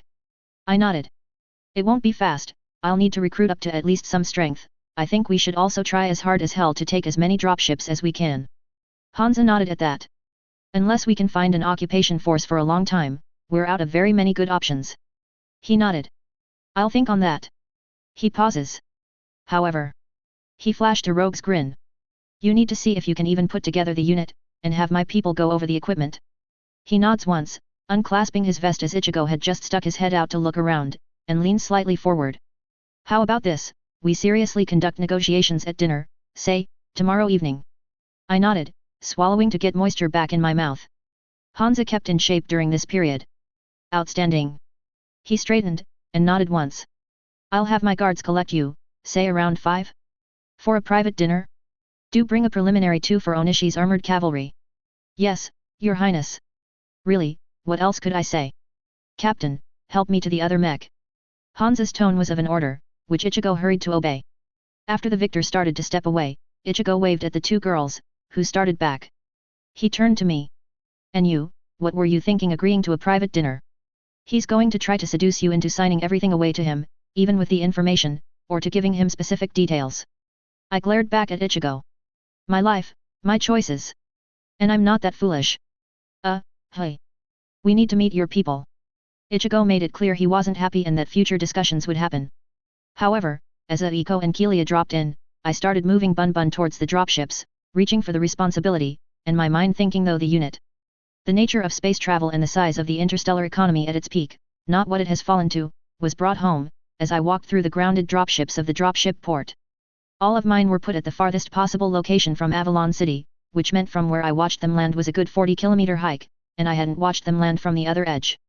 Given traffic rules and laws for the port, it took slightly more than an hour before I could get to the dropships, and I had to shake my head.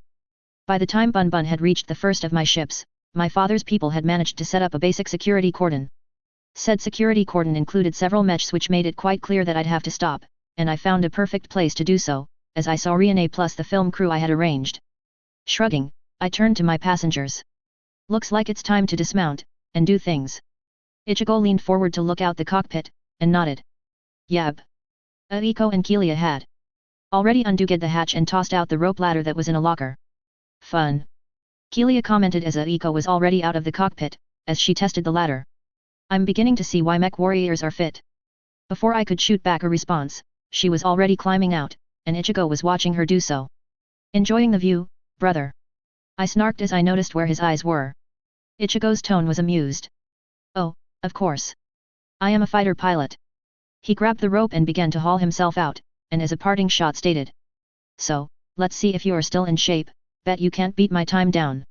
I watched as he scurried down, and grinned. One thing about a movie I had done, was the consultants, actual mech warriors, had not only taught me the basics of driving a mech, but explained a few tricks. Fishing out a pair of gloves from my jumpsuit, I put them on, and waited till Ichigo had hit the ground. As I looked down from the lip of the cockpit, I grinned, and shouted down at Ichigo. Let's see about that time. With that, I grabbed the rope ladder, and proceed to rappel down, bouncing all the way, while I treated the rope ladder as straight rope. Okay Ichigo paused as I grinned at him. I should have known you were saving that trick. Learned it on a set. I nodded, noting Aiko's face palm. Kelia had just smiled at Ichigo, as she patted him on his arm. Before I could ask Aiko, Rione had stomped over. Can you tell these Neanderthals, I'm your lawyer, and that they're to let me in? Why the film crew? I nodded at her, and smiled. Well, might as well get started with the real lives of mercenaries, no? Even if it doesn't go anywhere, introducing myself and explaining things to them, would be a good idea to have on film, anyways. Rione nodded. Fine, let's get this going. Before either of us could move, a towering blonde mustached man, with a single lock of blonde hair to keep him from being totally bald walked over.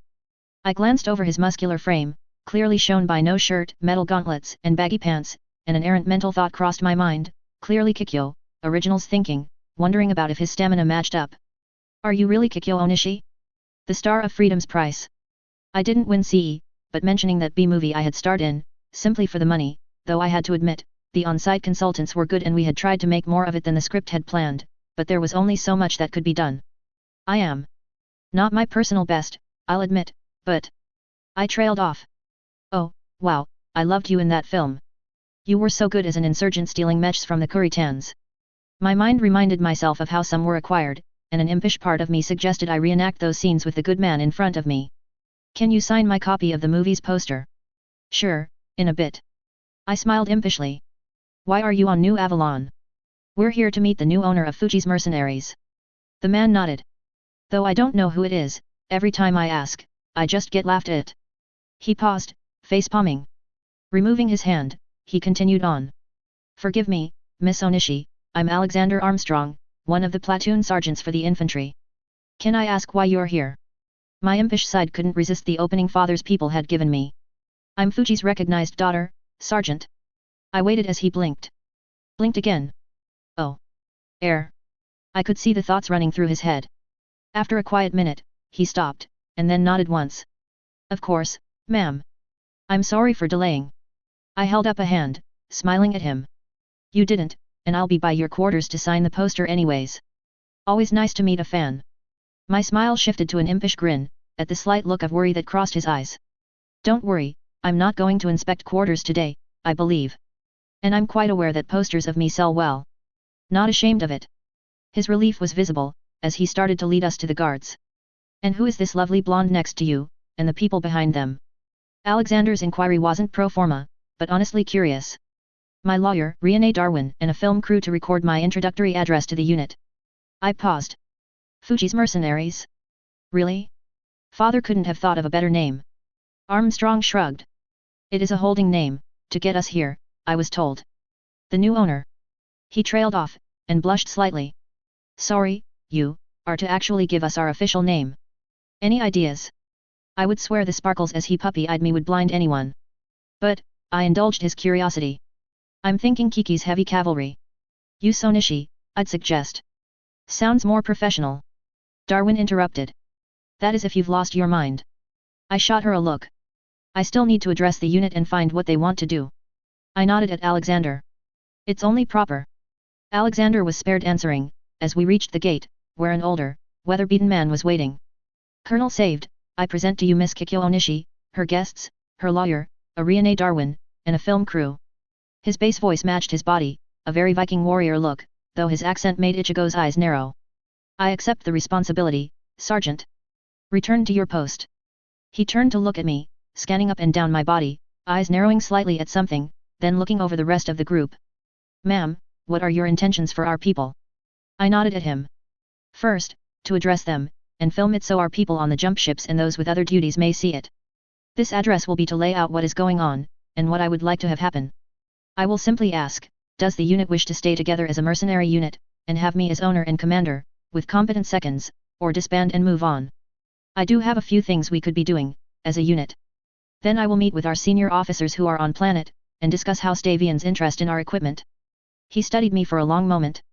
Understood. I should warn you a few of the mechs and ASF have been earmarked for people in the unit. Only a few, 4 mechs and 1 tank. Oh, and a recommendation from your Lord Father, that you take one of the mechs. I do advise you, if we do try to make the unit a success, we keep the dropships, we'll need them. I thought about it for a moment, then nodded. That shouldn't be a problem on the mechs or the tank. As for Father's suggestion, without good reason, I'll stick with Bun Bun. I smiled innocently. He's quite deceptive. The colonel's eyes swept over the archer in the background. Archers are not uncommon command mechs, no. And I'll take your word for his deceptive qualities. The dropships. I shook my head. We aren't going to be able to keep the technology, if they are royal. House Davian would be arguably criminally negligent not to get their hands on that many samples to reverse engineer. The actual dropships, on the other hand, oh, you better believe I'll do my best to keep them. I counted how many we have, versus how many rings we have. I did not like that math. My voice had dropped slightly on that last. A grim chuckle rumbled out of his chest. Turning, he led us slightly deeper into the landing zone. That's sadly the way the universe is, ma'am. We're lucky to have as many jump ships as we do now. I think only the Dragoons have enough interstellar lift to completely transport themselves. I understand that. Doesn't mean I have to like it. I shook my head. Corporal. Saved pointed at one man. Spread the word, unit assembly at the first Colossus in a half hour. With that, the pointed out young man rabbited away to spread the word. Apologies, I believe it's best to get the address done as soon as possible. I nodded at that, and he continued. And no, you don't. Just deal with it. Which is why keeping our colossi and others is important, ma'am, as I see you understand. I didn't respond to that, as we kept walking towards a towering dropship, the aforementioned Colossus. Are the ships named yet, Colonel? I idly asked. Not names that we gave them, ma'am. He shook his head. Your Lord Father had made it clear that we were to wait till we were ready, or you were in charge to do so. Ah. I paused. I take it you've been with him a while. Before you were even a lustful thought in his head. Saved smiled a bit at that, clearly testing the waters of my reaction. I can believe that. I thought for a second. So, he's been assembling this for a while, then. The last few years, yes. He wasn't the most fond of Alessandro, shall we say? Not that anyone could blame him, but, it led to some rash choices, which he decided to undo. His eyebrow rose slightly to question did I understand what wasn't being said. No one can blame him for not trusting Alessandro's abilities, no, given all things. And well, who wouldn't want to make a fresh start with a new, and more competent Archon, considering the climate in Sky? Not sure he picked the right way to do it, but... I trailed off. Quite so. It is where we're at. As we walked closer to the ship, he quietly asked. I take it you are taking responsibility for us? As your Lord Father wished. If you'll have me, that is, and we can come to agreements. I looked at the people gathering. I didn't quite expect this level of responsibility, but... needs must. The Colonel didn't say a word for a long moment. They do. And calling Summer a devil is apt. He has his claws into your older brother by Lord Fuji. All I can say about that situation on New Kyoto, is at least your niece, the Lord's heir, isn't against you, but, she couldn't be responsible for us, and we would have drawn too much attention to her at this critical time. Oh. My tone indicated idle curiosity, nothing more. His tone answered the question in the same way. She's 17, lady. And has a regent assigned by Katrina. Though she has seen some of your movies, and wants to meet you herself, I was led to understand. Ah. My response indicated I understood all the messages that the Colonel, who just smiled at the answer, was trying to pass. Well, that won't be immediately, I'm afraid to say. He just nodded, as we boarded the dropship, my family and friends following a minute later. Ichigo had been silent during our discussion. The Colonel turned to face me fully, and nodded once. I'll go to seeing that the unit is ready for your speech and send Armstrong to get you when it's time. With your permission, of course. I knew the question he asked wasn't a question. Of course. I watched as he left, then turned to Ichigo. You're quiet. I quirked an eyebrow at my more military-inclined brother. Was studying the people and the equipment. Ichigo hadn't turned to face me, but was looking at a battle mech. Finally, he turned to face me. I'm getting the impression the Colonel expected you to keep the unit together. I know you found out yesterday, but did you? I cut him off. No. I paused. I noted that myself, Ichi. For a moment I thought on how to put it as we both watched Aiko and Kelia look at the various mechs in the bay. The filming crew had already gone out to set up to tape the address. After a moment I nodded. My suspicion is that the Colonel knows about the find outside the Lyran Commonwealth. And well. I raised an eyebrow. A merc unit with some loyalty would be a smart play, and you'd want to have a security force once that stuff was brought home. Ichigo nodded. It's also helpful he's from Rasselhog, meaning no love for the DC, and wouldn't mind a stronger FS, leaning as proof that the find is factory-related, as your father stated. I tilted my head at Ichigo. And why you didn't go MIIO is clear. It's likely you're right about his loyalties. But, please, O5P, much less ISF would be more than willing to insert listeners into a merc unit. Listeners was the slang term for friendly people who simply passed on information to actual case agents of an intelligence or security organization. An example would be an accountant inside a business, who'd report odd funding or odd spending on a project to his friends in the intel agency. In Battletech, given the nature of any decently sized mercenary unit, a lot of their recruits came from national armies, making it easy for intelligence agencies to gather information that way. Ichigo simply rolled his eyes. While still possible, Kiki, unlikely, as handing this over to the weeboos would set him up for life. That's why I don't think so. Trust, but verify, and agreed. I tapped my hip slightly. As well as something we need to remember. Ichigo got the point as he nodded. But... yeah. Decided what you'll say. The raised eyebrow was clearly questioning my sanity at this, but not denying the benefits. The truth has the novelty of being rarely done. As for more, ad lib it. I shrugged. It's not like I haven't watched speeches of military personnel before. Who hasn't? Ichigo agreed. Not a bad plan, but keep it short and simple. Aiko had wandered up and snorted at that. She couldn't keep it simple if she tried. Nor short. Aiko's innocent smile wasn't believed by either of us as Ichigo and I looked at her. Ha. Ha. Ha. I paused, and nodded once. And we need to plot some ideas. Did you bring in his map? I had asked Ichigo if he could get in 2760 or so air map, listing systems, planets, and moons. Yab. Standard reader format. Why? Ichigo's eyebrow rose. Plotting how we do this. Aiko grinned. What path, time, the works. I turned to my little sister and shook my head. Not we. It's highly unlikely Prince Davian is going to let you off planet until he's sure of our loyalty. And by sure, I mean sure, which means bringing home prizes he can't deny. Aiko opened her mouth, only to have Ichigo's stare shut it. After a moment, she sighed. I'll figure. A snort from the soul male in the bay ended her thought. Good luck outfoxing the fox, Aiko. Kiki hasn't done it yet, he's reserving judgment. Ichigo shook his head. And we're not even sure the prince is going to agree. And to be honest, I'm torn about the ideas. Part of me wants to do it, simply for the good we'd do for the sons, the other part of me wants to just give all the info to the prince, and keep both of you out of the line of fire. So expecting me to disagree with my liege, on something that keeps you safe. And means I'm a hostage. Aiko shot back. And what do you mean that the prince hasn't agreed? Yes. But since we don't plan to betray our birth nation. I trailed off. Low risk, and you can get the best education that the sons can buy. If, as Ichigo says, Prince Davian agrees to let us go. Aiko, even if we give him all the advanced technology, or enough of it, these are Colossus-class dropships, Excalibur-class too. Not to mention the Vengeances and Titans. Ichigo picked up my statement.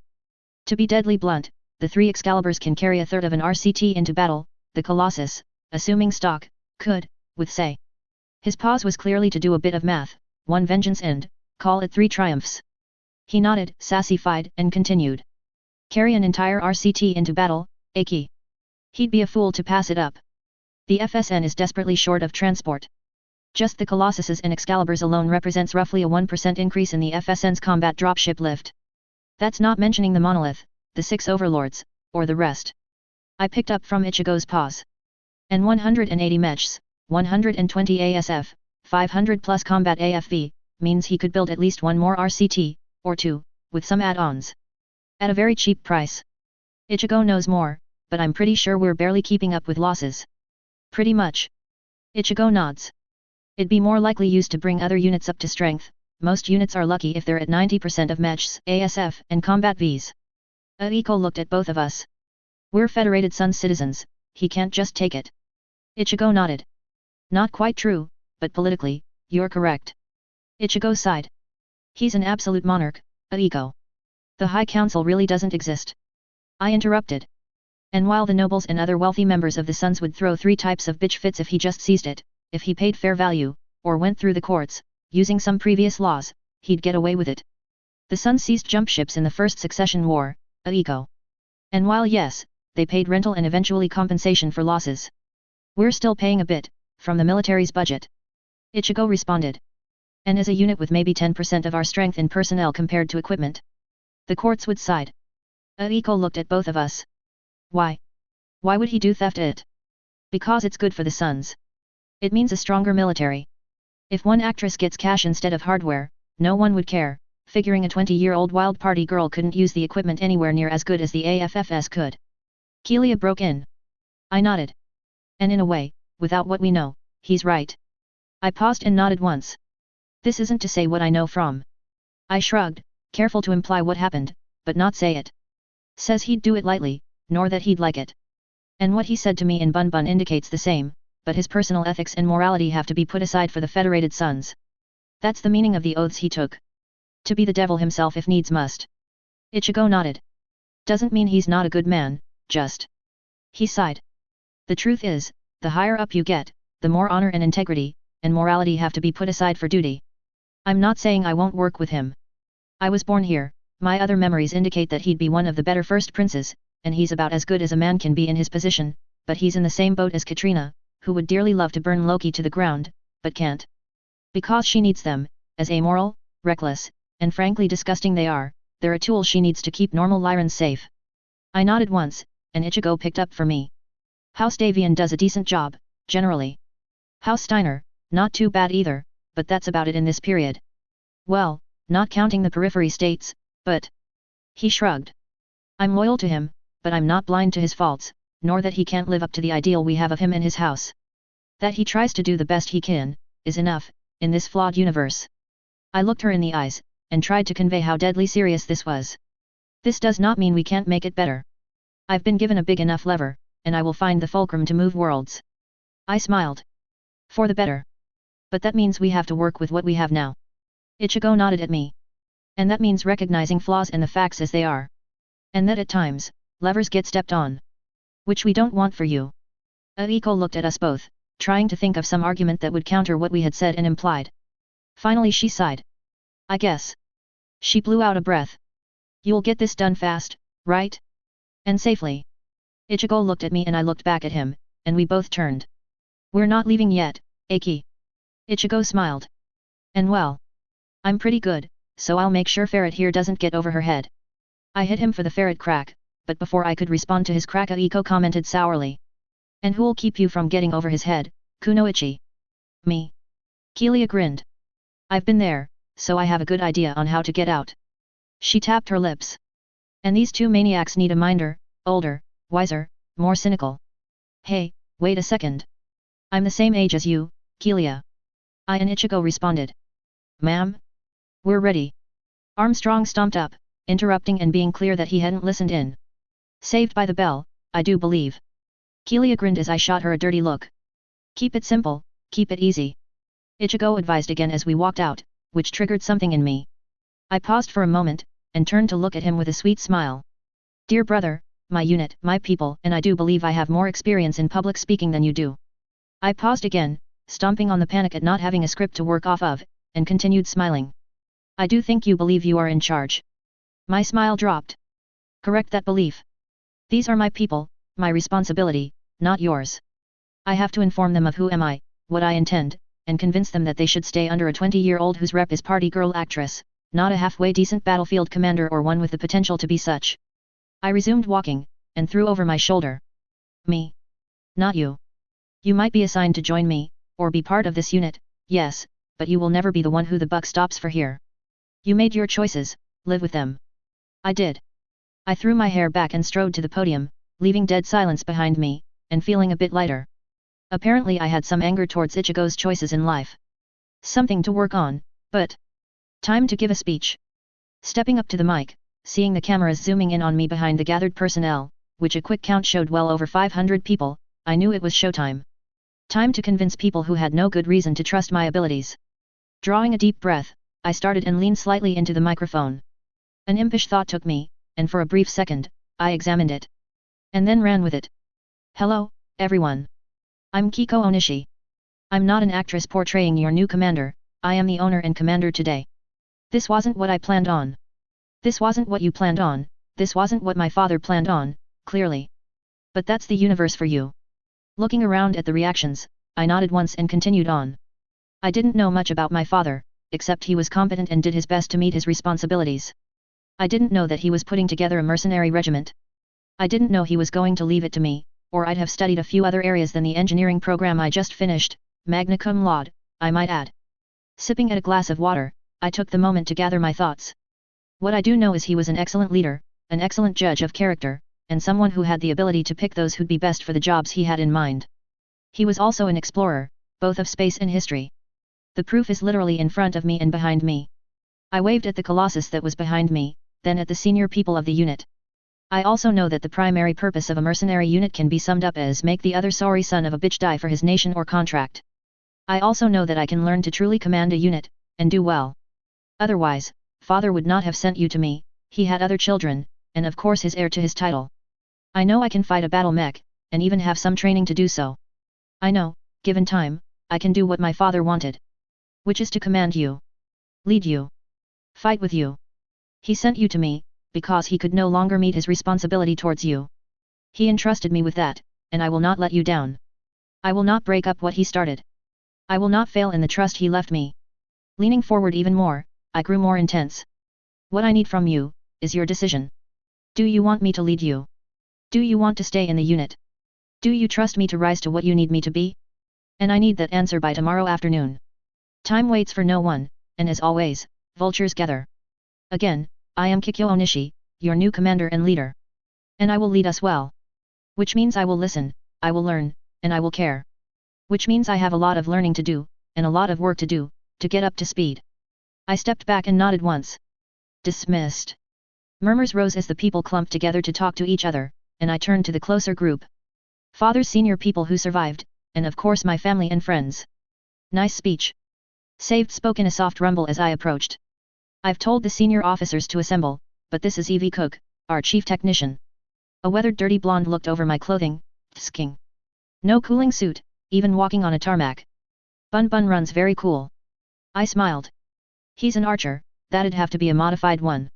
How much training do you have? Evie asked. About 3 to 4 months instruction by Mercs, plus since I got Bun Bun a half-hour to hour a day sim practice. I shrugged. My conservator was quite pointed that how did she put it? Did not need to use a battle mech, even if she owned it, since an actress or fusion engineer had no place. I sighed. So.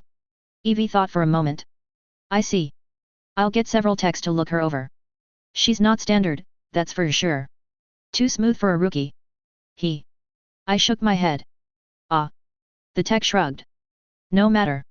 He was moving too smooth to be anything less than fine-tuned, either you had very good techs, are much better than you indicate or... Before she could finish a rough voice broke in. She's fluff. Hasn't even thought about fighting a day in her life, Evie. And she couldn't have moved the mech, she's not been trained to do so. A bearded giant of a man strode forward, looking like a wall of muscle. He glared down at me, and I shot him a look, itching to just show him. We should have been sent to Baron Angela, not her. Before I could shoot back at him, GRY rumbled. We weren't, because he is, in order, first and shit commander, second a traitor to the Archon, third so politically naive he actually believes the crap Lestrange is peddling. Kikyo at least isn't stupid, has been used to direction so if needs be we can shape her, which you are good at, and is also very much a person who looks after her own. Or so the very expensive private detectives her father hired indicated. He smiled. Among other things, some of which was easy to find out. Angela isn't that bad. URI started, only to be looked at by a still young-looking blonde who walked up. URI, he is, and he blames it on his subordinates. Or do you not remember how I came to the Count's attention? As URI paused for a moment, she turned to me. Hey, I'm a fan of your movies, not as bad as Armstrong, but who is? She winked. Jaroslava, one of your mech warriors. I nodded, smiling at her, then turning to URI. I see. My smile grew sharp and Ichigo started muttering under his breath. Care to put your pride where your mouth is? What? Here, now, unarmed, first to be knocked out. I smiled innocently at him. It's not like you have anything to fear, is it? URI looked up and down. You have no training, girl. He paused. And this isn't a movie set. I looked at GRY. You said father made a file on me. He nodded. Did URI read it? He did. I blinked at the response. Give my lawyer the detectives' names, we want that money back. I nodded, and turned to URI, who was considering me as he looked up and down my frame, noting that for all the softness of my curves, there was muscle and tone backing it up, plus his expression was saying something about me bothered him. Bah. She's just fluff. Movie fluff. He stripped off his jacket, and settled into a boxing stance. Call it. I looked at GRY, who nodded, as I stepped roughly 10 feet away from him and settled into a watchful stance. No lethal blows, no crippling. GRY waited till we both nodded, but before he could speak the starting words, Jaroslava broke in. You all know she actually does all her own fight scenes, right? The blonde grinned, as she looked at the giant. GRY shook his head. Go. I let my ki flow, and hit the watchful state that all good practitioners needed as URI advanced, careful to keep his guard up, and watching my hands. As his fist darted in, I flowed down, and into a kick, aiming for his side, to disable him as fast as possible, but for a man of his size, he was quick, though my kick did stagger him enough that my follow-through jump kick caught his jaw, knocking him to one side, and as I came down, I spun again in another kick. This one connected firmly on his temple, and down he went. Good thing you used the side of your foot. GRY said mildly. A red-headed woman, with a bag with a red cross on it dropped next to the fallen giant. Next time you feel the need to beat sense into URI, ma'am, make sure he's wearing headgear. A pause, as she checked his eyes. And don't kick him in the temple. He's got a mild concussion, I suspect. I shrugged, but before I could respond, a man spoke. Flashy, but I recognized the style from another lady I saw fight, when I was still a believer in the crap sold in the combine. I looked at a half-Asian man. I'm Tokutami Kardadurjo, your father saved me from being killed by ISF, when I thought flying starships for the DCA was not a good idea anymore. Cumin here, he jerked a thumb at a swarthy red-headed man, is my boss, and runs the fleet. I nodded at both men, who had the classic pale look of spacers. My mother taught me, and I learned some from here and there, as well. I smiled. I'm not asking any more questions. He shrugged and leaned against the podium. URG. URI groaned as the doctor put smelling salts under his nose. What were you doing? The redhead's voice was calm. Showing some fluff she wasn't on a movie set. Why am I on the ground? Yet, you have a mild concussion, because she kicked your ass. The doctor stated amused. And she made it look easy. Oh. Ichigo broke in. Thank you, sincerely on agreeing to being her kicking bag today. She needed to blow off steam. And I was getting the feeling it was time for another of our, spars. I rather not replace another cup this week, thank you very much. URI with a bit of help eyed me blearily. Okay. He winced at the sunlight. So, you're not totally fluff. He paused, rubbing his side. And kick like a cornered rabbit. I should know better. He straightened, and shook his head. Okay. I deserved that. But will you listen to what we have to say? Of course. I shrugged. I'd be a fool not to listen to those who know what they're doing in their fields. Good, now I'm going to go get an ice pack. He staggered off, followed by a few. Hey. I shook myself. Okay, I do need to see GRY, Cumin, and Evie, I think, plus whoever's in charge of the dropships, and the rest can go get information on what our people want to do. I looked around at everyone, some I just met, some who hadn't been introduced. Several nods responded to my statement. Right, let's get going. The clock's ticking, we're not a proven by law unit yet, and the Federated Sons, specifically the First Prince, is eyeing his checkbook, and wondering how much the courts will say he has to pay to get our stuff. I clapped my hands. Go. I have dinner with him tomorrow, and I want to give him an answer that means we stay together and keep most, if not all our stuff. Several smiles, several nods. GRY nodded at the three I mentioned, and to the others, backed me up. Get to it, people, she's right, time's a-ticking. As the rest scattered, I looked at the two remaining who GRY had waved at. Ma'am, this is Tim Nichols, our overall dropship commander, he flies a mammoth. The weathered spacer nodded at me, and he was of a cut my inner Kikyo found tasty, slim, ripped and a bit salt and pepper with piercing black eyes. His wave at the younger Indian-looking woman, who spoke. I'm Mehataf El-Mari, I fly a Vengeance, an acting overall combat dropship CO. Her smooth alto was soft. She had the look Ichigo and fellow pilots did, though the metal peeking out of her jumpsuit's leg said why she wasn't in a cockpit. She noticed my glance. Bad ejection from a sparrowhawk. As your brother can tell you, it's not healthy taking one of those up against the snakes. Lucky they didn't shoot you while you were out of your sparrowhawk. Ichigo mildly noted. They tried.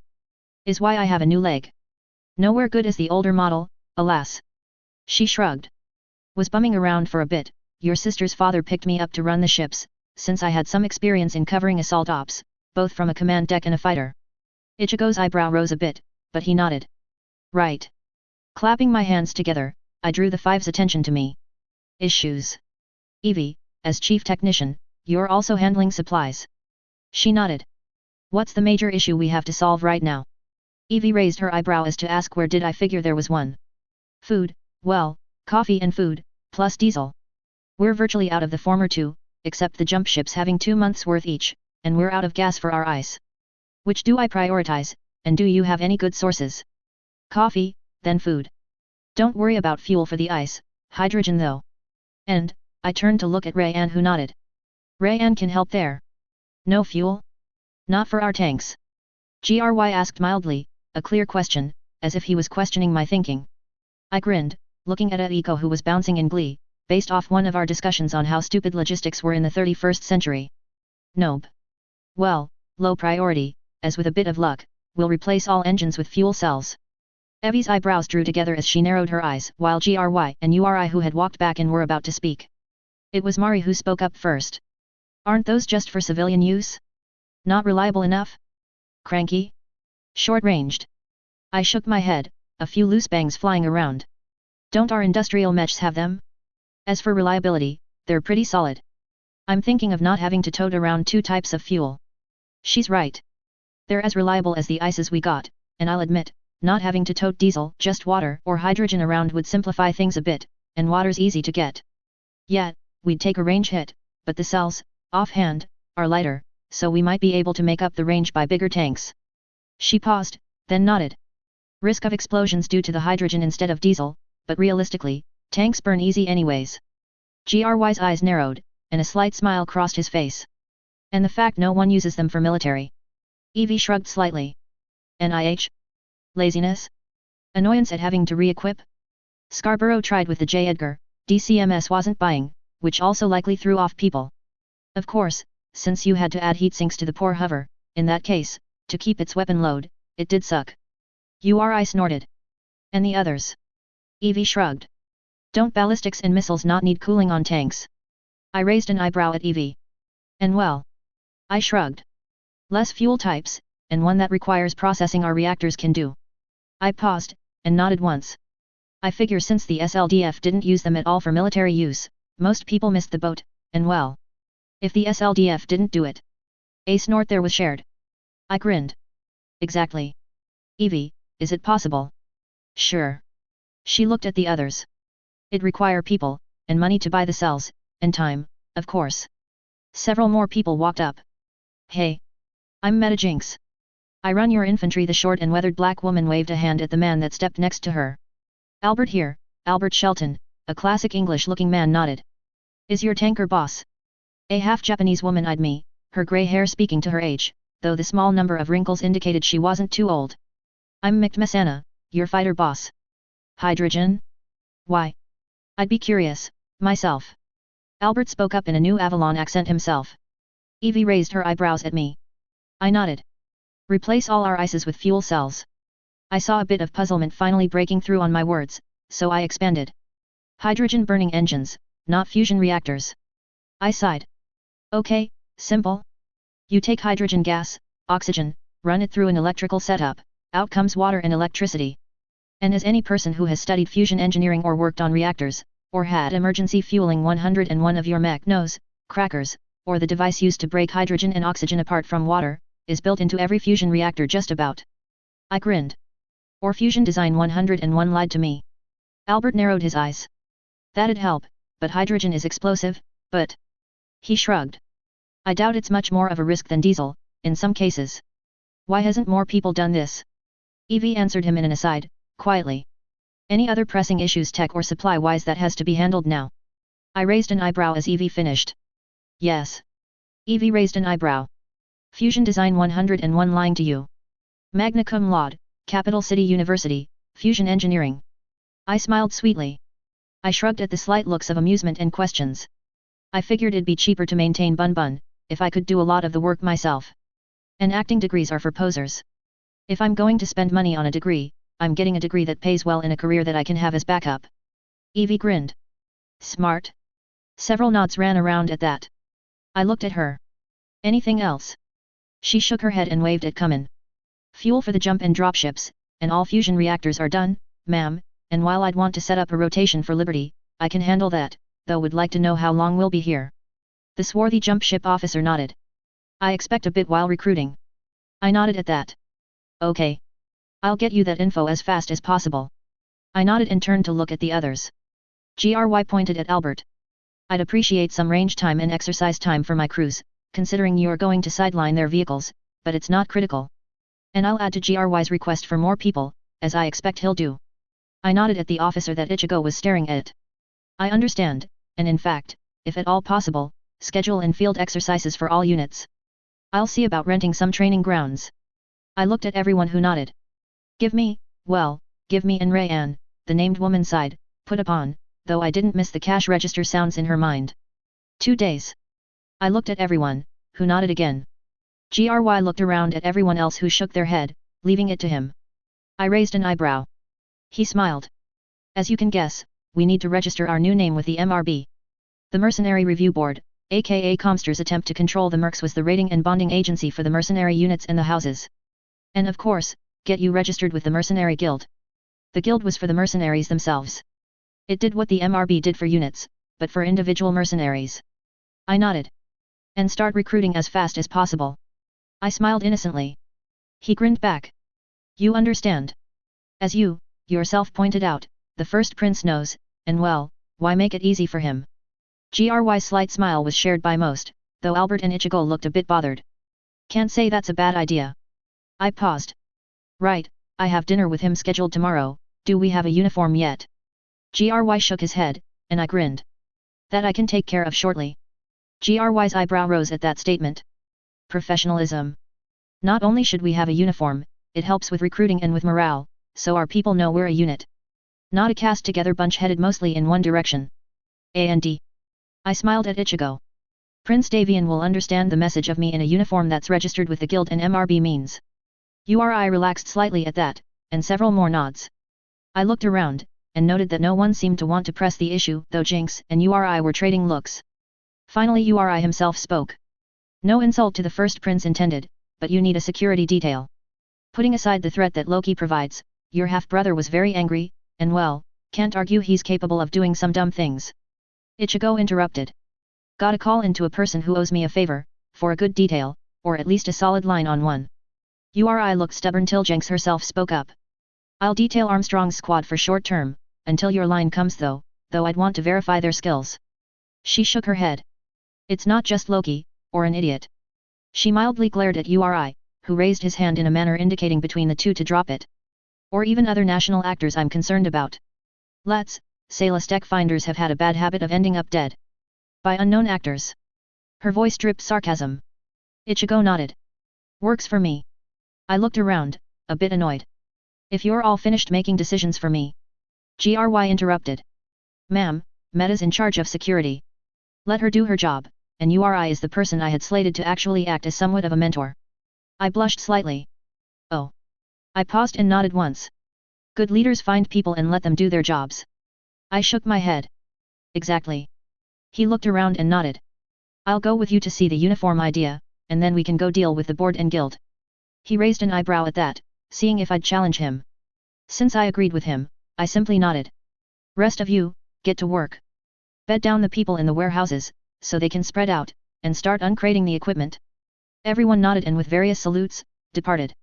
Evie had remained behind for a moment. Can I have Bun's override? So we can get him into a bay. I shook my head. A friend, who's also a tech hezit, Deborah Hickey. She's next to him. Evie nodded with this, and moved off to where Bun was waiting. Gry turned to look at me. We also have to discuss organization ma'am, and ranks. I pulled out a chip from my valley and handed it to him. My thinking on targeting recruiting, table of organization, table of equipment, and rank structure, brigadier, if I may be so bold. His eyebrows hit his hairline. I didn't sleep much last night. Pulling out a clunky data pad, my mind screamed. Fuck you futurists of the 80s. Unlike the sleekness of a Kindle or iPad of the other world me would know, this looked like something you'd see in Star Trek, the original series for that. Did explain why his side cargo pocket on his trousers bulged, though. Putting the chip in, he used the controls to tab throughout the document I had spent several hours creating. By the time he finished a fast scan though, I'd have sworn his eyebrows hit the back of his neck. Finally he looked at me. Remarkably complete and has some things that, unless you leaned on your brother, it shouldn't. Most units don't organize support that deeply. Ichigo raised an eyebrow, and was past the data pad. But workable, very workable. I note the uniform design, though I only saw it in monochrome. Will do for a dress or semi-formal one. We really do need to form the command unit as fast as we can, I believe. I nodded. That'll make any other issue moot, with courts or unit, if there's a solid combined arms regiment with support to build around. I trailed off. Agreed. I'd not say that it'd completely constrain anyone, but the Suns, like the Commonwealth, is a nation of laws. That's before the review board, and its master comster gets involved. He nodded. And outside the advanced technology, Davian wouldn't have a leg to stand on, if there is a unit. I have a car arranged, let's pick up Armstrong and his squad, and get to the offices, if you're meeting with Davian tomorrow. I grinned. Let's. Guy Fawkes Clothier, Avalon City, New Avalon, early afternoon, January 2nd, 3015. Kiki, Kiki, Kiki. The man shook his head sorrowfully. You never write, you never call, unless you need something. A man would think you don't love him anymore. I rolled my eyes. Didn't we talk New Year's Eve? I grinned, taking the sting out. He put his hand to his heart, but that was business. Not pleasure. And you staying for most of the party? I just shook my head. He grinned. Well, so many. Right, pretty boys you call men. I sing-songed. His laughter rang. Ichigo and GRY were just looking at each other, sighing. Richard, the proprietor of the shop, finally stopped pulling my chain, and turned to look at the two gentlemen. Does your brother need a new dress uniform, Kikyo? And this gentleman a tuxedo for an event? He walked around the two men. Ichigo just snickered at GRY's uneasiness. No, and stopped the ham. I mentally marked my exo's discomfort, and wondered, was it the frank appraisal, or Rich's usual routine with customers who didn't know him very well? How is your wife, and 5 children? 6. And you well know how Lisa is, since she catered your party for New Year's, he answered absently. GRY's head snapped around. Yes, Richard's a fan of the classic style, where in New York City in the 80s all the fashion designers were gay. I rolled my eyes. It's all a clever trick to get young women to strip and let him feel them up, even though he's dedicated to his wife. But it works. Richard protested. And I can't say I don't love my job. It's not the flamboyant act. I thought we were here for uniforms, a tux? Really? GRY finally spoke, bemused. He shook his head. I've seen worse. You should see Myra butch it up when she's of the mind. Richard turned to me. Uniforms? You? I shrugged my shoulders. Hansa Davian wants to acquire my inheritance from my father. I tapped my lips with a finger and nodded once. It's mostly equipment, but with a solid core to form a merc unit, right now, combined arms regiment, give or take. With lift, lots of lift, yes, ma'am. GRY nodded. But there's enough equipment easily for a division. I nodded. And some of it, well, I can't blame the prince for wanting it. But there's implicit duty involved.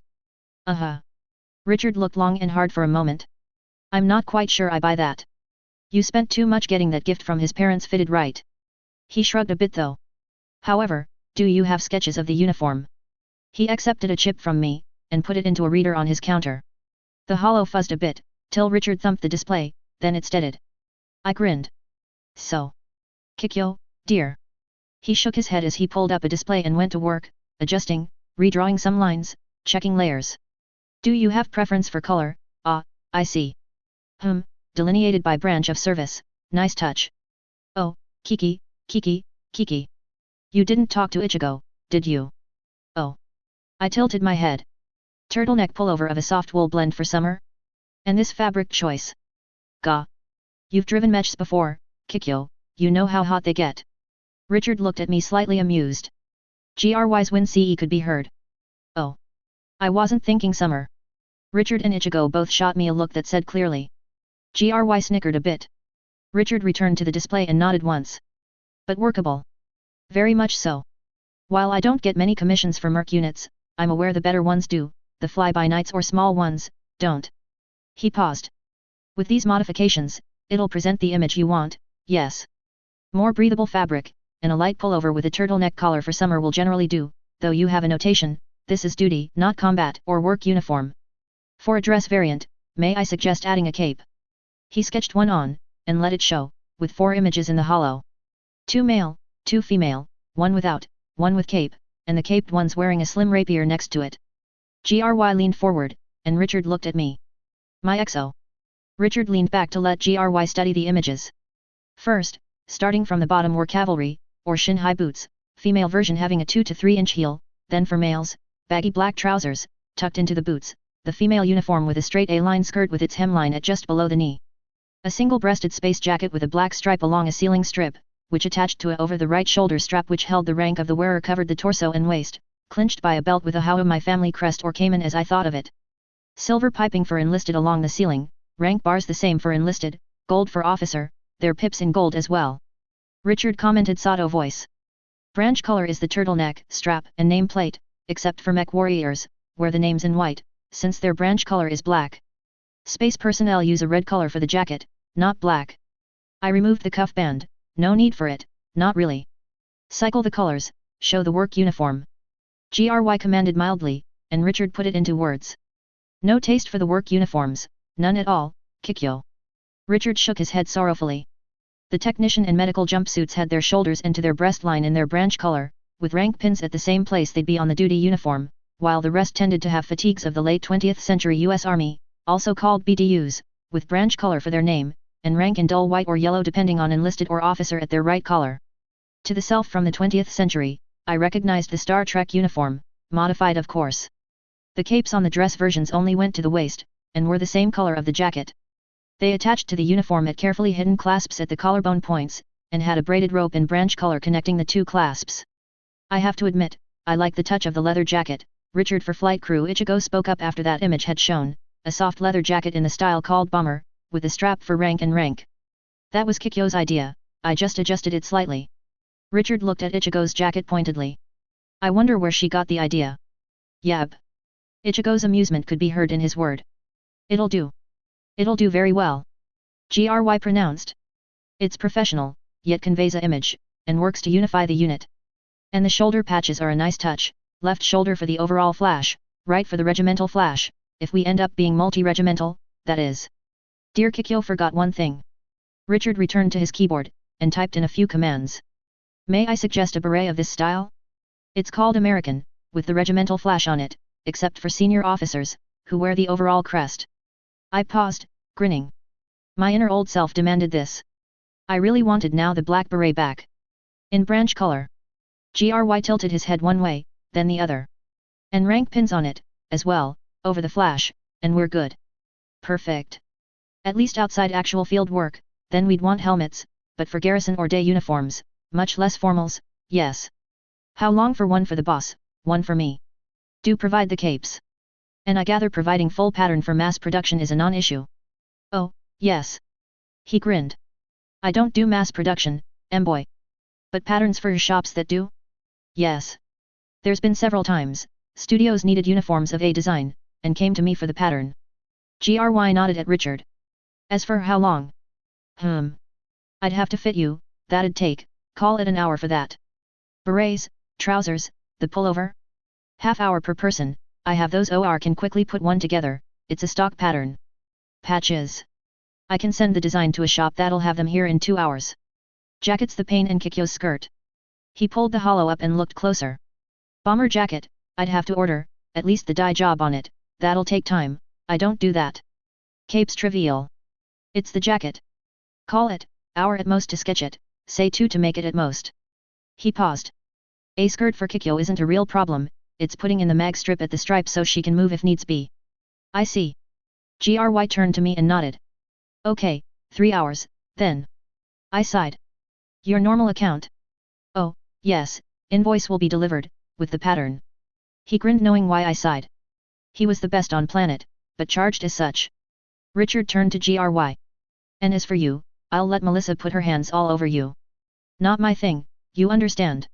He winked. Gry dryly replied. And having a woman run her hands over me, does happen to be a thing of mine, so we're both pleased. Excellent. Richard turned to look at Ichigo who simply shook his head. But while we wait, Richard, can I use your phone? Richard nodded at Ichigo, who walked behind the counter. I watched as Gry got measured, and slowly drifted over to the counter, listening to Ichigo's second call. Hey, Morgan, this is Ichigo. He nodded at the response he got. Right, you said you owed me one. Collecting on it. He grinned at the response. Well, this is easy. Need at least a good name for a bodyguard, highly professional. Someone who can put in a full detail. He nodded at the response. Kikyo, you met her once, picked up a merc unit as inheritance. The snicker that escaped him from the response had my eyebrow climbing. After he caught himself. So, I need a name or some. Got any? Ichigo blinked at the response. Really? Seriously? Who?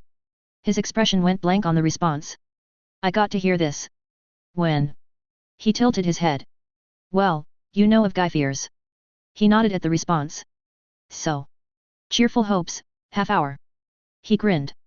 Yeah, I'll buy the first, least I can do. I got to hear this, Morgan. See you. Hanging up the phone, he raised his voice.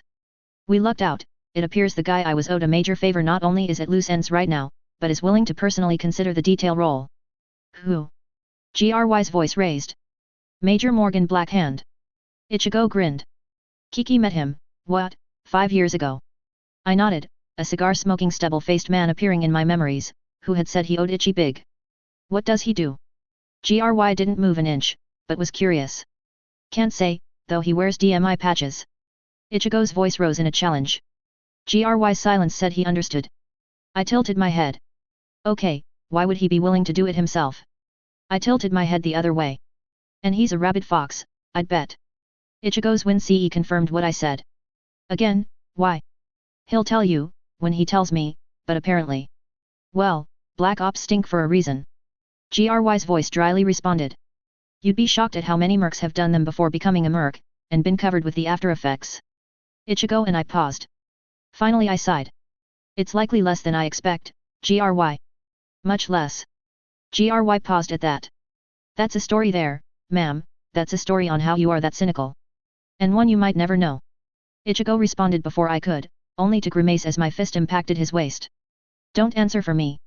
Even if right. I turned to Gry and raised my voice. Not today at the very least, Gry, not today. Ah. The pause indicated several things.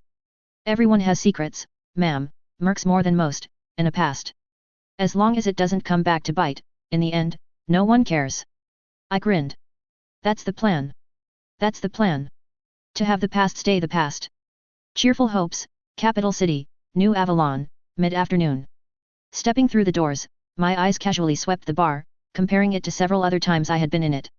I froze when my mind came up with a mismatch, and said that at least a dozen people were too fit and too observant to be the normal bar crowd.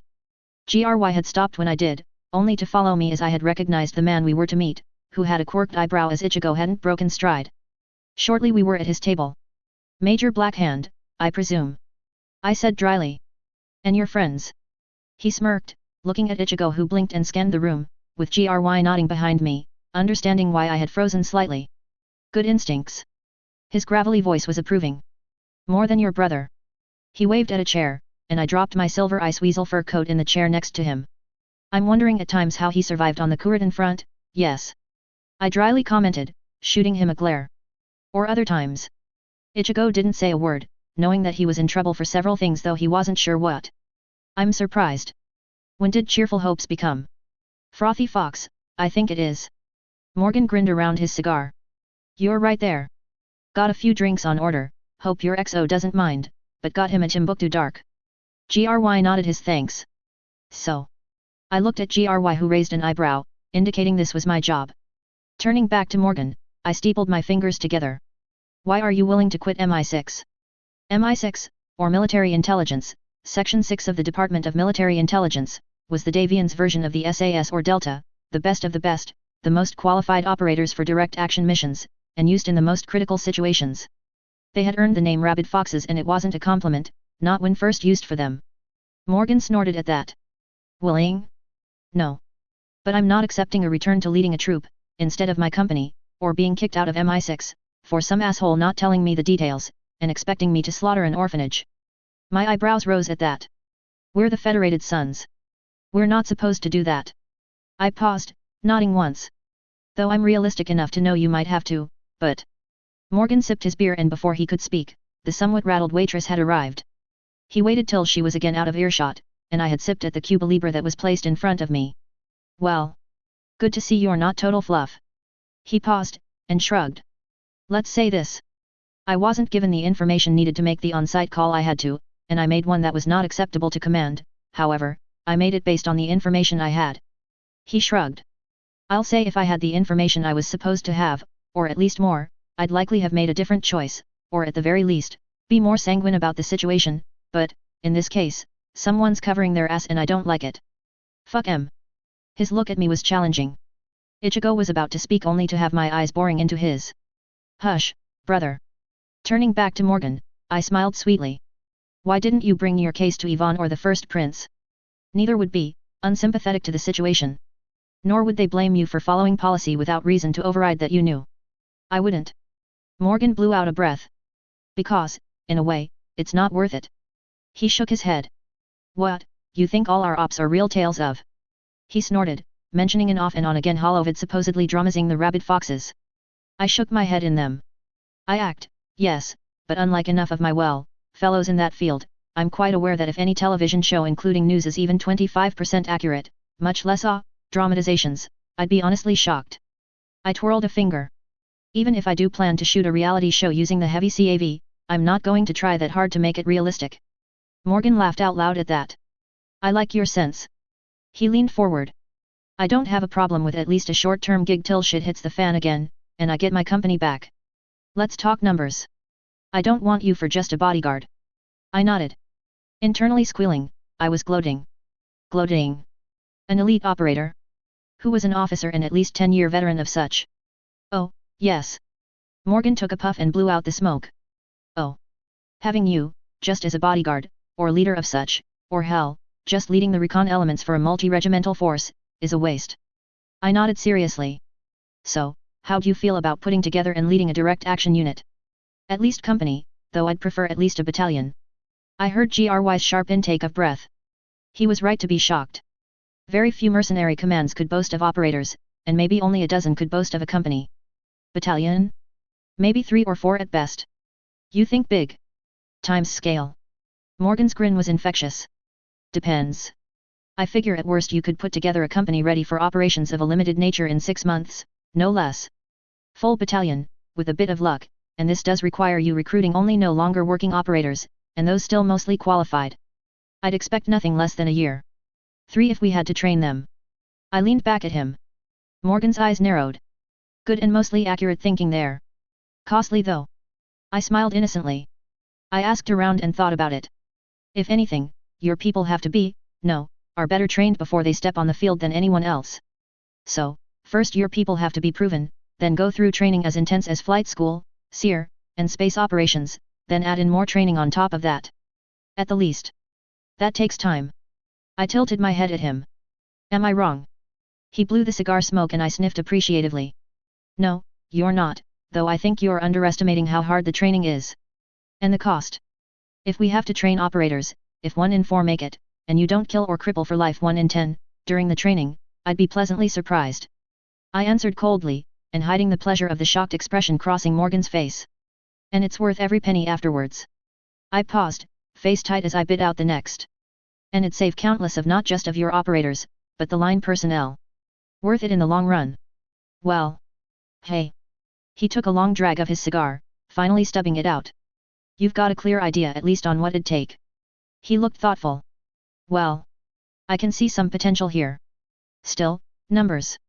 I slipped a piece of paper out of hiding, and slipped it over to him, after circling the top number. His eyebrows rose slightly. Pay as an O5 top flight mech warrior with bonuses, I see. And the authority to go with it, if we go full bore. I nodded. I don't stint. He nodded. And what does Saved here think of this brainstorm of yours? GRY looked a bit uncomfortable. I'm not sure. He turned to look at me, with a sigh. You realize, if we do this, we're going to be heavily marked, and we'll have to bring Blackhand in on most everything? I'd suggest even more than you're bringing me in. I nodded. Morgan grinned more. GRY just shook his head. I'm torn. I like the idea, on one point, it'd allow us to really charge, on the other, well. Dirty business. Morgan snorted, and I barely held back from joining him. We're in a dirty business, period. What it takes so we come home and spend our paychecks is good. I paused, turning to look at Morgan. Not that that means slaughtering orphanages. Ever. Nothing could be worth that. If it is, we'll find a different way. GRY looked somewhat uncomfortable. I really think this is a case of where the past may be needed to know, ma'am, stuff that wasn't. I held up my hand. When I'm sure I can trust you. Or are you willing to undergo babble juice? I raised my eyebrow. I've already made a mistake in trusting one person. I didn't look at the said person. GRY's eyebrows rose slightly. I see. He didn't answer the question, and I left it at that. Which raises a question, are you, at least for limited questioning? Morgan's eyebrows hit his pompadour. Hey. He paused and lit another cigar, drawing it. When it was properly drawing again, he grinned once again. Limited, and agreed on questions before, with someone who has a clue of what they're doing? Sure. It'll be fun. It's been a while since me and my team have had fun juicing each other. I'm afraid I'll not be able to let your boys juice you, but I'm sure we can both come to an agreement on who. At least. Maybe a pair, one each. Morgan grinned. I see we understand each other. Almost tempted to get you to agree to some juicing. I raised my eyebrows. It includes memory enhancement, doesn't it? I tilted my head. He nodded, curious where I was going. Then I just might have to agree to such. I do hope you can find a qualified interrogator. That's not a problem. As for the company you want. Got checks handy? Morgan stood up, waving at a woman. I raised my eyes. On me, no. Gettable in a couple hours, yes. The why was unsaid. Morgan smiled. Paperwork can wait. He turned to the vaguely Hispanic woman that had stepped up, observing me. Her shock of white hair over her eye contrasted with the tight black braid quite elegantly. Her trench coat covered a tight-fitting pair of trousers and a black blouse, as well as the weapons I knew she had on her. Ma'am, this is Captain Rios, called Rogue. I'll have her handle your clothes in with a squad. Ma'am. Her eyebrow rose in a question at Black Hand. Well, you did say the company would follow me, and I said only if I could make sure you all weren't going to be screwed by it. Meet our new employer who wants a direct action company. The woman's eyebrow was joined by another. For her mercenary command. Captain Rios turned to scan me, and finally in a soft soprano spoke. I see. Sir, before we depart the service, may I suggest something? Her tone was frosty. Strangle an MI2 profiler. His smile already indicated that he had that thought. Ahead of you, there. I'll go collect the rest to see if they were serious, but for now, I'd want you and your squad on close. Rogue nodded at her superior. I thought of protesting, but shelved it. Morgan was right, more than he knew, actually, and more importantly, best not piss off the man who'd be responsible for my personal safety and my unit's most critical missions. But... you know Guy Fierce, right? I received a nod. Well, we'll be there waiting for 2 uniforms, and fitting the captain's, though her rank will be higher I think. I trailed off. As well as her squads. Rios developed a slight smile. And dare I hope when Solo finds us, his. Hey. I returned her smile at Morgan's exclamation. I do want to see what's under his trench coat and pullover, yes, I do. Rios smiled a bit more. I don't think you'll be disappointed. At least looking. I may need to rethink this. Morgan muttered. At least putting you two together. I tilted my head, and smiled innocently, looking at my watch. Well, we need to go, several meetings to do, dropping you off to have a uniform tailored, along with a few of your people. I paused as he seemed to wilt a bit, then muttered under my breath. Seems like old times, like Ranger School to me. Always running. I wasn't sure, but Morgan's eyes seemed to narrow slightly at the last. Dropship Xanadu, Avalon Spaceport, Avalon City, New Avalon, late evening. I rolled my eyes, as Rios directed her platoon throughout Xanadu. I understood what she was doing, but as it stood, if anyone got in, we were screwed anyways. I quirked an eyebrow at Morgan who just grinned. We'll deal with full security once we get a full crew for her, ma'am. The stubble-faced man smiled around his cigar. For now, let Rios soothe her paranoia. She's good at this. I tinworked. And she didn't really like the fact she's good looking enough to be a pin-up herself, and that I drafted her. Morgan shrugged. Her beer money thanks you though. I rolled my eyes. I nodded as Rios waved that it was clear. Shortly, the senior staff was assembled in a convenient nook of the park deck. Morgan grinned as Rios swept the area for bugs. Now that institutional paranoia is satisfied, can we handle business? I hope everyone's read the brief and unit organization. I raised an eyebrow.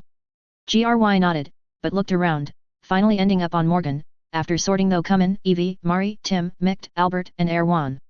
You're first, Black Hand. He nodded. My impression? You're going nuts. Merc units do not, and I need to repeat this, do not have the need or want for the support elements you want. Unless you're really serious about having a multi-regimental combat team size, or at the least an old SLDF division, boss. Which I'd question how'd you afford the people in hell, just finding the gear. Much less transport. Several nods. I responded after a moment to see how others reacted, but that was the general view.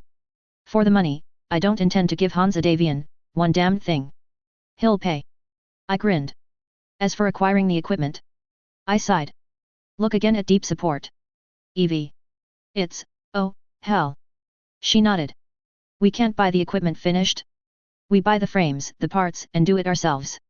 Commodore, how many contacts do you know that could source even full ASF frames?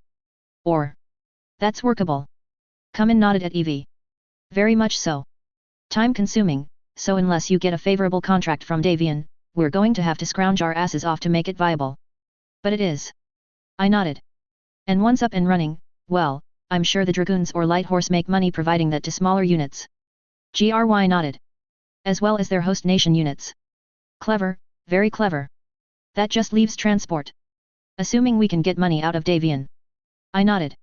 That, honestly, likely will take a lot of time to make work. Unless any of you have a list of sites father forgot to tell me that had a pile of dropships. GRY shook his head. Only thing I knew about was a lead on where the Argo crashed. He raised an eyebrow. The Star League concept for a heavy support and forward base with a grav deck. I quirked an eyebrow. That be it. He was mildly impressed. I shrugged. One visiting lecturer commented on her drive and reactor from what little Galax has of the plans. I shrugged. Stuck in the mind. Evie nodded. Understandable. She paused. Now, the big issue. Hiring. You mentioned recruiting posters and like. I grinned. Why do you think the film crew ran around shooting stills? Of just about anything we let them. And that's why Rayanne isn't here. GRY nodded. She's with the ad exec to put the campaign together. Are you serious about the docudrama idea? Money, money, money. Every extra shilling counts. I smiled innocently. I sobered. If people want out because of it, we can let them go. If they just don't want to be on TV, that's doable. Evie shook her head. I don't have a problem, and so far not many of my people even have raised it. She looked around with a slight challenge. If nothing else, long term, it might pay out, if young kids see how techs are critical, might get more into science and engineering, much less actual techs. GRY nodded. Blackhand raised a hand.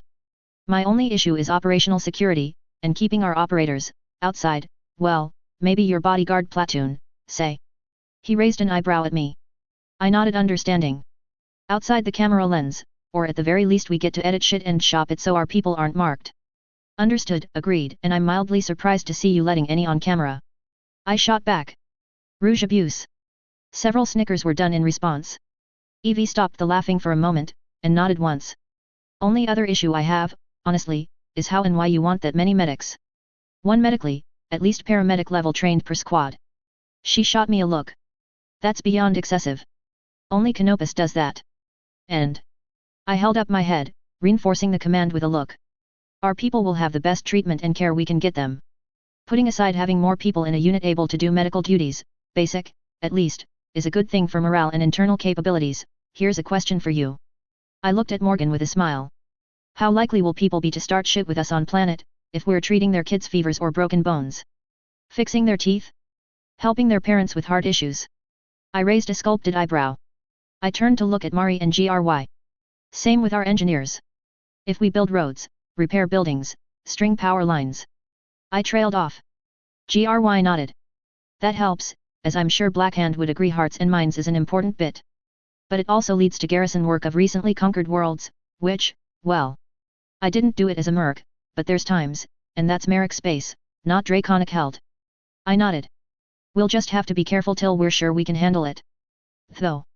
I'd not be fond of being on recently liberated worlds from the Combine, I'd not trust the ISF not to bury cells to try to kill us.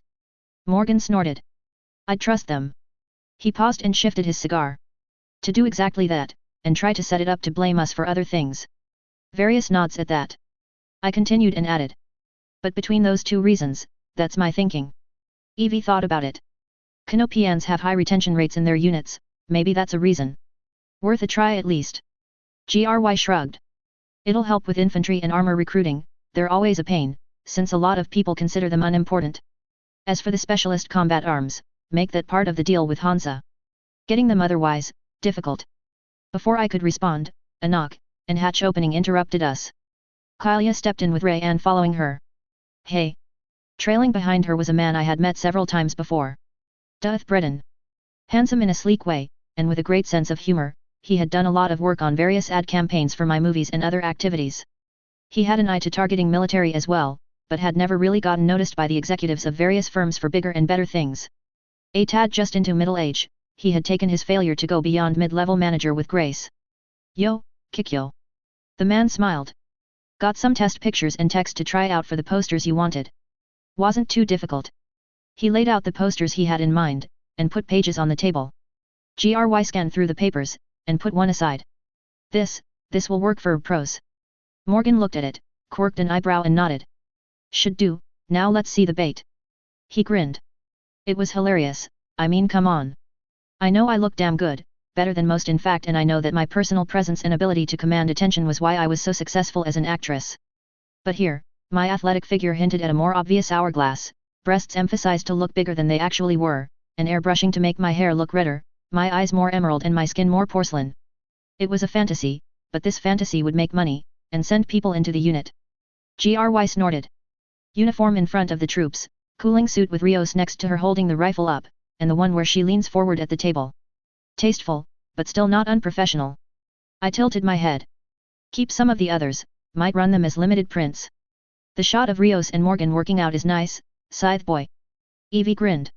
I like the one of me and a few of my minions disassembling that tank. Might work for targeted recruiting. Yeah, my thought. The more cheesecake ones, like GRY boarding his Highlander, nah, whoever shot those didn't get the message. He paused. So as I must, I'll snip those for personal or limited sales. Along with several action shots. I nodded. I like the one where it's a wide view of the unit in front of my speech. Whoever did the overlay of the uniforms. Can't clip her yet, she's new but she's got talent, Kikyo. He sobered. I wagged my finger. No reaping. You're paid to immortalize, not cut people short. I grinned at him. He grinned back. So, that's why I'm not allowed at parties anymore. Tisk. I shook my head sorrowfully. No, that's because you make too many bad jokes. I grinned, then turned serious. That's enough. Those three, and the text, yes. He returned to serious mode. I can have a set ready to run to the guild and other places in, call it a half hour for the final 3 to be proofed, then an hour to run off 100 each. He raised an eyebrow. Works. I grinned. GRY. When they're ready, I'll send URI to the guild to post them and register recruiting, and to the MRB to also include it in our package and register everything. I'll go around a few bars and post as well. GRY nodded, looking at URI who had trailed behind the ad executive. Outstanding, I don't want to be a grim and ruin people's drinking, as people accuse me of. Duth was grinning as he spoke. Anyways, let me go and handle this. He nodded. I toyed with the idea of inviting him back after he was done with that for a talk and a possible private recruitment session, but I squashed it, at least in front of my minions. With a lever big enough I can move the world. A Battletech fanfiction. By Andrew MageOhki Norris. Chapter 3. See Chapter 1 for disclaimers and other information. I would like to thank Drakensis for kibitzing and editing, JG/Joe Gunnarsson, of Wat Ely fame, for the same, Valas, K/Fofer, Minako/Scratz for kibitizing. Y'all made this go a lot faster than the first two, thank you. Psychosema deserves a special shout out for helping Rainspire, some basic visualization and idea throwing. Select your fulcrum. Never forget, people who seem to have the edge on you, have weaknesses of their own, and often are aware of them. This helps to counter your weaknesses. Knowing about them is even better. Duty, as in what you perceive it to be, is often what others do not think your duty is. Be clear on what you see your duty as. Also, be sure to have them be clear on what their duty is. Always double check the small details. They might be costly if you don't. Friends are precious. Friends who know what you're going through are even more precious. Friends suffering along with you, golden. And last but not least, friends who will tell you to your face you're doing it wrong, and why. Keep them alive. As noted before, first impressions matter. One problem is, sometimes that first impression has already been done. From the journals and notes of Kikyo Onishi, New Avalon Press, 3291 AD, as part of the Century of Chaos, The Movers and Shakers series. Dropship Xanadu, Avalon Spaceport, Avalon City, New Avalon, early morning. January 3, 2015. One oddity about spacecraft, is that there are hatches everywhere possible. In retrospect this is obvious why, it's a chance to save some of the crew. However, it does lead to funny situations. Ow, and a thump was heard as I opened my hatch on my stateroom. Funny, that wasn't supposed to happen. Stepping out I closed the hatch and looked at the man on the floor. Hello, Major. I commented as he was pinching his nose shut. My smile was playful. I, thanks to my memories of 20th century Terra, had a good idea what he was up to, but was waiting for confirmation. It was a good thing Aiko was being taken to her tutors by one of my new minions. What the hell are you doing, UB? I didn't giggle, though it was a near-run thing, as he continued. You're supposed to be sleeping. He was staring accusingly at me, and I schooled my face and voice before he could see the humor I had at this situation. Well, Major Pharaoh, it's like this. I exercise and practice every day. I slacked off the last 3 days, but that needs to stop. I could see that statement processing through his head. I'll concede privately, most starlets, including Kira, didn't work out that much as teenagers or like, and that hadn't changed. But, CYOA did all her own stunts, and was a trained martial artist. As well didn't like to diet or count calories, so she exercised. Between 1,000 years of sports medicine improvement, and, to be honest, tailored genetics, remaining fit while being shapely as she was only an hour a day's work. Keeping her art at a decent level only added an half hour to that time. Uri took a deep breath, and shook himself, clearing his nose. I made a slight moo as some blood flicked onto the bulkheads. Right. He gathered himself. Well, let's see what you do, then. I'll see today if it's up to snuff. His eyes flicked across my frame, noting the leotard, the leg warmers and the well-worn sneakers I was wearing, plus a bag slung over my shoulder. CYOA, for all her ferret-on pixie sticks nature at times, had a well-worn routine that I was following. Do you like what you see? I teased. Yuri's shrug was a bit odd. Nice packaging, but is it serious workout wear? His eyes were challenging, as he was in a muscle shirt, combat boots and fatigue trousers. CYOA's part approved of the display. I shrugged. It's what I'm used to. Before I could finish, Rio's voice broke in. We'll get her used to regular workout wear later, Pharaoh. She was in a similar set of clothing as he was, except she was wearing load-bearing gear, and had a rifle slung across her back. We'll be escorting you on your runs from now on, ma'am. The rest of the squad is waiting. I nodded and waved at her to lead the way, as I expected she wanted. Uri fell behind me, lost in thought. A quick glance at him indicated he was troubled. Problems, Major? He waited a few moments as we walked through the ship. I was going to say no, but yet. You actually have a mech certification from a reliable testing agency, your shoes say you put in exercise at least running, anyways, and you're more up to speed on military matters than any civilian should be. Even one who paid attention to her family in. His tone was challenging. Makes no sense for an actress. Rios's suppressed giggle indicated she was really amused by the statement. I pretended not to notice. I could say that your views of an actress need adjustment, possibly, though I'm forced to admit that I know many you'd be right about. I shrugged. I, from a young age studied the martial arts, do my own stunts, a lot of them, and I paid good money to an expert how to keep my shape while keeping good tone and flexibility. That doesn't answer the rest. He said a bit challengingly. I noted Rios listening in as well. I smiled a bit mysteriously. Some things I'll leave a mystery, Major. I paused. At least for now. Uri didn't say anything, as we reached the hatch leading to the outside, but he was dissatisfied. Rios might have been as well, but I couldn't tell. Well. She spoke as she turned to face me, her face impassive. We have a course laid out, and we'll let you set the pace. How long do you want to run for? I looked at my watch, and set a timer on it. Once I push go on the timer, till it beeps. 40 minutes or so. And I tend to keep a steady pace. Rios nodded. Right. Let us get used to it for a bit, then we'll put you in the center of us. When you're ready. She stepped next to me, with Uri and the rest of her squad falling in. Go. I grinned, having already stretched and warmed up, though Rios had one of her minions take my bag. As we ran, I set a 4-minute a kilometer pace. Within minutes, Rios people had matched it and surrounded us in a casual manner, as if this was a light workout, while Uri gamely kept up for the first while. By the 7th kilometer, he was gasping, and finally staggered to the side. I and the rest stopped, and I looked at him. Problems? I asked sweetly. How many was that? He gasped out as I got a bottle of water out of my bag, which I passed to him. After a quick glance at my watch. 7 kilometers. I took the chance to have some water myself, while I was able to still go, I was thirsty. I do 5, and not that hard. He grumbled. 3 more to go. I looked at Rios who nodded, as we left him behind. Mean, ma'am. I nodded at Rios' dry comment, not even sounding like she was out of breath. Now, if I was to be to you, I'd set the pace. No. I don't think so. I said in a slightly out-of-breath tone. Consider that an order. She just laughed. We had slotted neatly into the rest of the unit, who Uri lead though 20 minutes, apparently Rios had radioed ahead when I told her the morning plans, of the traditional Calton sticks the military used. I felt vaguely unsatisfied by missing a few exercises I did normally, but I figured I'd catch them before a shower, or adjust my routines to the units. One thing I noted during the PT, was the wide mix of outfits everyone was wearing, and mentally noting to fix that. Stopping at the Xanadu, I noticed Yuri's gasping, as he caught his breath. Can't. Uri took a deep breath of air. Say you're out of shape at least. Finally he nodded. Right. What next? I nodded. Well, tonight I have that, dinner. Implying many things, not all of them good. With the first prince. Have GRY meet me in my quarters in the Xanadu in 45 minutes, and all the other senior officers in an hour. I quirked an eyebrow. Uri and Rios nodded, indicating to me my idea was good.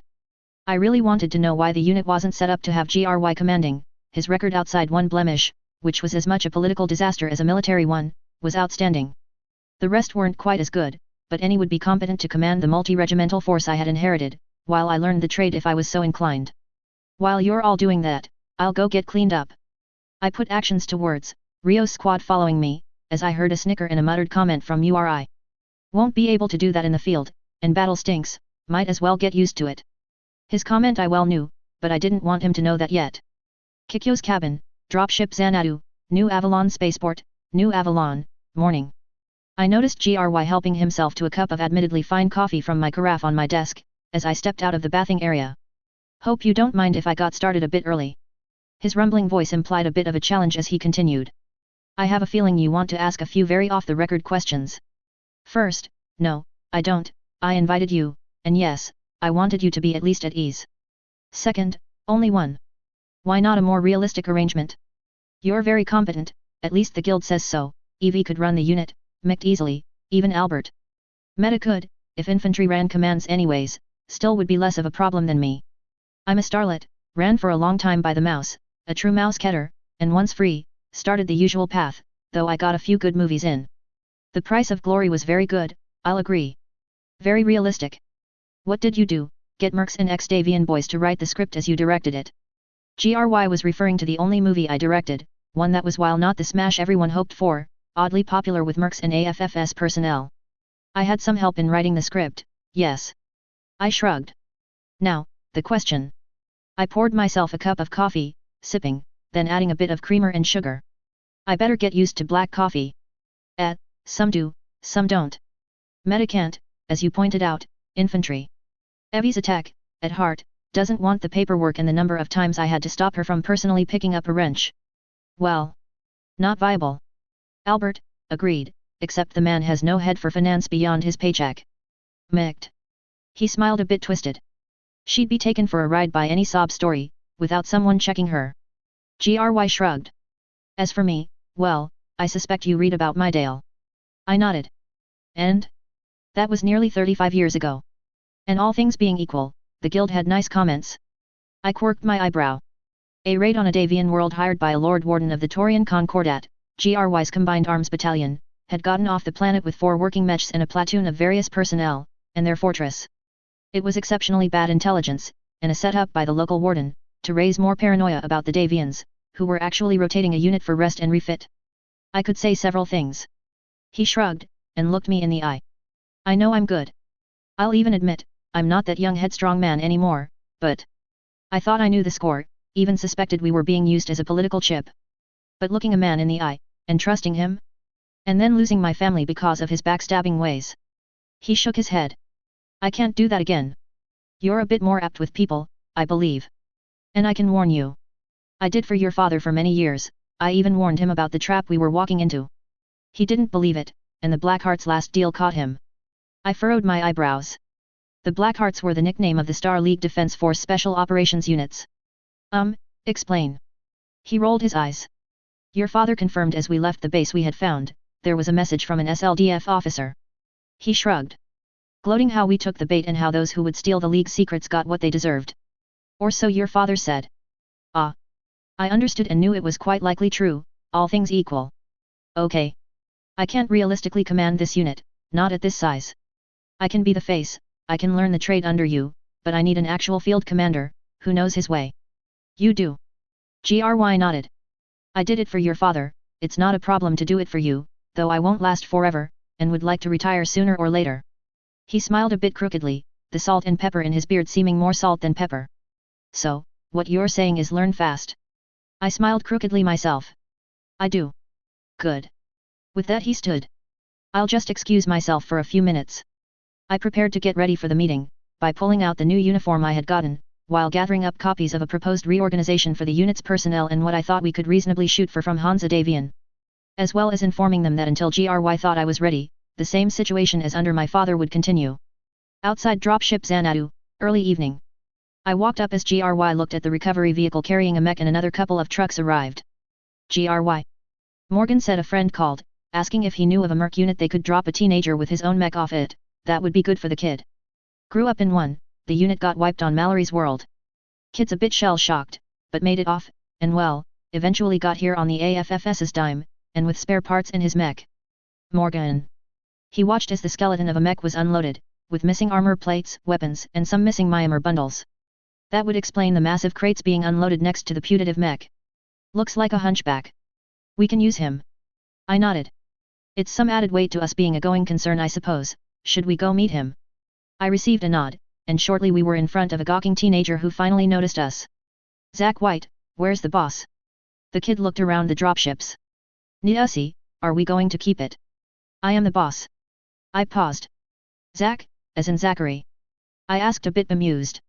The universe couldn't be that evil, right? Damn, eye candy to work for. Shame. And yet. Can we get this hire on done? The thin scruffy looking teenager raked his eyes over my body.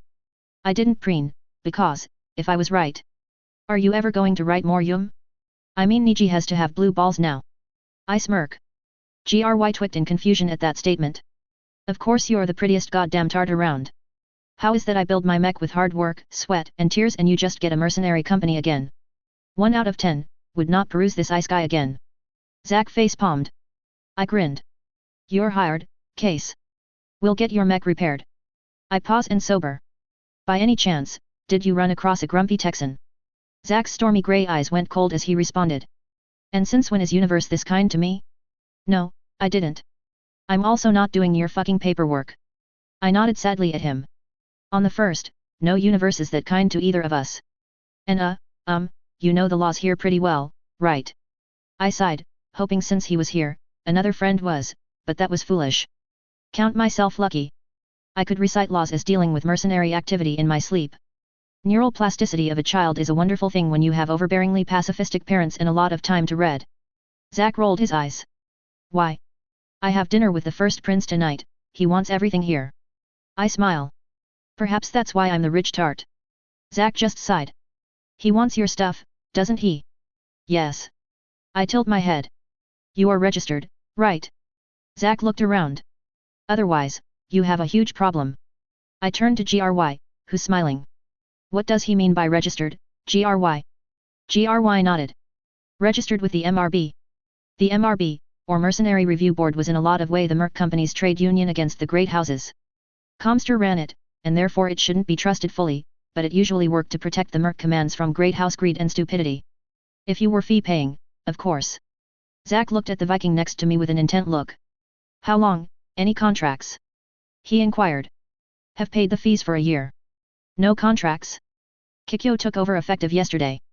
GRY apparently knew what Zach was after, while I didn't, not really. I didn't know everything about the universe, and the mercs weren't an interest of mine on the nuts and bolts. Zach's eyes narrowed, some of the manic energy he seemed to be vibrating with dissipating as he thought. Seeing your dues paid, is easy. The question is, were you in abeyance, as in not actively recruiting when possible, unless at full strength? Was at full strength for 6 months, then had a major incident killing a fair bit of us, and the previous owner. Less than a month after that, in transit to new owner, for nearly 4 months. Did a bit of recruiting after the incident, but didn't have time to get enough mostly trustworthy bodies. GRY gravelled out, understanding Zach's question. Zach looked heavenward. Well, shit. 4 months. He shook his head. Better get me registered and hired. Now, I'd say. Would depend on how asshole the toaster boys want to be. Then you got 90 days to prove the unit, tart. He looked at me. And I don't know about you, Furball, but I want to get rich. Pause. And kill Kuritans, by stomping on them in redline. Oh, and fuck FanPro and CAT Labs. Can't forget that. He paused. And get hot clanner bondswomen. Oh, yeah. Really want that.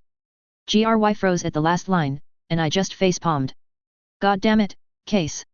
Just. God damn it. I hadn't told them yet. I felt GRY's and Morgan's look as he walked up. Told us what? Morgan grinned around his cigar. Zack blinked. Oh. Oops. I just sighed between my hands. Shut up, sign the nice paperwork, and don't leave the cantonment, you. Pole. Well. I was asked to dress his ass. I can see he really needs it. Suggestions on how to do that inside the cantonment, boss. Morgan was still grinning. I looked heavenward finally. Stuff him in Xanadu, get someone to inventory his stuff, and start working on Redline, raid the bar in the room next to mine, and I'll make some calls to see if a few starlets want to thank a Kuritan killer. I shot Morgan an icy look. No debriefing till I explain. I had good reasons not to without proof. The named Pole just grinned. Damn it, I really should make mistakes like that more often. Booze and women? Shit yet. Ah. I'll get right on that. Morgan grinned. He turned to grab the teenager. You'll fit in just fine. Johnny told me a few things about you, kid. Case instantly freezes as the grizzled veteran steered him away. I assume I will learn some of these things, ma'am. GRY's voice is formal. I nod. Just, when I have a moment. That I can understand. But make one soon. His tone doesn't brook disrespect. I pause, part of me wanted to simply dump all this on Hansa Davian, and enjoy the wealth. The other part of me, knew I had a lever. And wanted to use it. I will. We can do a lot of good. GRY didn't answer that, but his eyebrow rose at the conviction in my voice. I paused. Come with me. I not only need to get started on getting the starlets, but need to pick his brain as he pickles it. With that, my heels began to click on the Sir Mackert. Oh. He asked. To see exactly what to extort out of Hansa Davian. I didn't resist the impish thought. Besides him and a bed, of course. A mildly reproving tone entered my XO's voice. Besides that, yes. About 30 minutes later, I walked into the lounge aboard Xanadu where Morgan had stashed Zachary. So, here's the story. You're going to say you were at Mara, killing snakes galore, and the starlets I called will eat it up. This is New Avalon, saying you are fresh off Mara, fighting the snakes, is always a good way to start successful pickup attempts. The three will eat it up. Who knows, there is a cabin for you here. The scruffy teenager looked at me puzzled. Cabot? I was there, Mara that is. Fucking snakes have been raiding hard for the last year. He shakes his head. Johnny's samurai got wiped intentionally by a Diran regular unit, in a raid, then they pushed it though. I fought there, 9 months, before that asshole Zibber said the contract was completed, even though it wasn't, and MRB backed him up, since the AFFS was paying in full, with bonus. He shrugs, exhausted. At least they gave me a ride here. I stared. Mara had been intense raiding for a good 11 months, now, and now I knew why. Of course the DCMS would take insult to a new merc unit not of the Combine calling itself Samurai. Right. Well. That'll help. Wow the girls with your tails. I nod. They'll be here in about a half hour. Hopefully I won't be too drunk. Hey, they are over 18, right? Case asked. Yes. I answered distractedly, as I was pulling out papers from a briefcase. Case shivered as he made warding signs against the papers. I signed, GRY has them. He paused, eyes quirking. Okay, what are those? Our inventory. I finish unloading it. I wanted to take a glance at it before I go to Hansa. Apparently my father was a pack rat to make army supply officers look well, uncaring of what they have. US Army. Case blinked. Your stories. Yep. I smile, noting Morgan's slight twitch. Hey. Well. Not my problem. Case put words to action by a long pull on a Timbuktu dark he had been nursing. So, you get all gussied up, knowing Hansa won't let your cleavage influence his bargaining, and be a pretty little starlet, and don't sell us out for too much. I roll my eyes. GRY, Evie, Cumin, and a few others are coming to at least hammer out what we should accept, but start to offer. You got a brain, you can say. Case snorted but before he could finish, Morgan broke in. We really need to have that talk.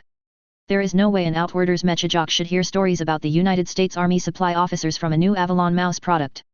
Period. Not when Zachary White has never been on New Avalon. Case giggled at my sigh. Oh, sure. Doesn't mean we haven't met, at least virtually before. He grins. You explain why I'm a teenager again, and you're a sex bot as usual. He caroled, slamming the rest of the beer back, while opening another one. Wait for the others, Brigadier. I ordered, a crisp tone in my voice. We'll only do this launch. Morgan raised an eyebrow, but didn't say anything. You did sweep this room, correct? Morgan's eyebrow raised even higher, but he nodded. Short of literally tearing it apart, yes. And honestly, the bugs that'd need that aren't the most reliable anyways. He shrugs. We're as secure as we can be, outside maybe the Denmark. Good, I pulled my own Timbuktu Dark and popped the top off with a bottle opener. This will not be fun. Ha. For me, it will be. Case cackled as Morgan and I waited for the rest. We didn't have to wait that long, but Case had proven his liver was still as tough as it was as a pole, as he was on his second six-pack.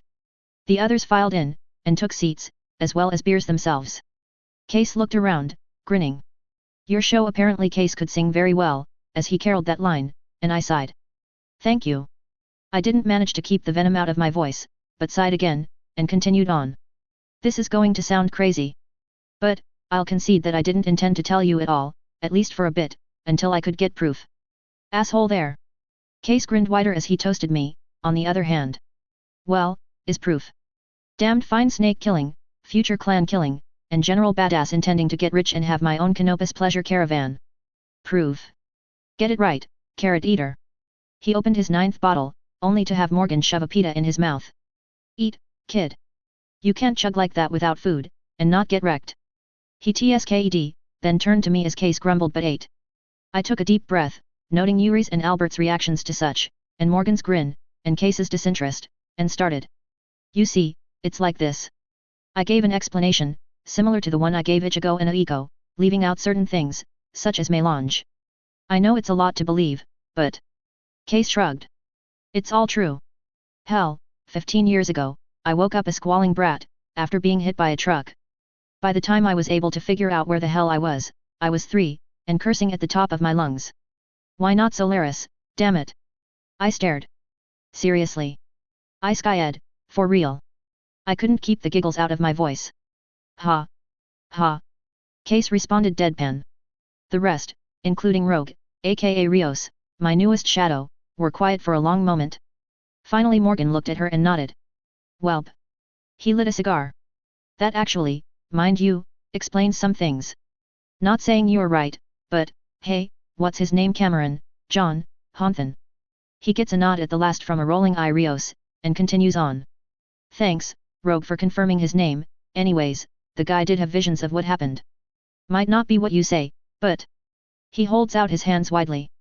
I've seen enough strange shit not to discount it, anyways. And the fact I know similar stuff, remember being a Pole who did customer support. Case sniffs, on his 3 pita. That doesn't change things. Rios snorted slightly. Case, I think that'll stick, short for head Case, we already knew something was very weird about you, your brain is weird, or so AFFS docs sent us. As for ferret. She snorted again. It actually explains some things. Am I saying she's right? No. But it might be how her brain handed a reincarnation event. Though I have a bet on what triggered the revelations of memory. I stare at the female operator. I'm a Buddhist, I can believe it. She shrugged. Expected to see proof? Now, different story, but it's as good of an explanation as any. And she was smart enough to wait to tell us till she had proof we couldn't just wave away. Case is good for that. Gry was silent, the others in the room looking at him. Finally he nodded once. You said you knew of the Argo from a game there, one you didn't play, but you read up on it. Yes. I was curious to where this was going, as well as Case, who leaned forward. Where is it? Gry's challenge was clear. Elias. No, Axelis, that's it. I snap my fingers. Case groans. Some things never change, you managed to screw it up in speech. Not your spell checker. He leans back. Yeah, crashed there during the uprising. Has a SLDF black site map. Gotta avoid uploading anything from R2 we don't double check with elite programmers, Hoff. He takes yet another pull of his beer. Gry turns to me, his eyebrow still raised in silent question. Not sure, but R2 is a Castle Bryan location, and has a virus called Laurxa, I think in it. Fucks the shit out of computers, and bluntly. My bet is that's where they started counter-SDS research. I shrug, as Case reacts. Lakura, damn it, carrot eater. The teen grumbles, but is ignored by everyone.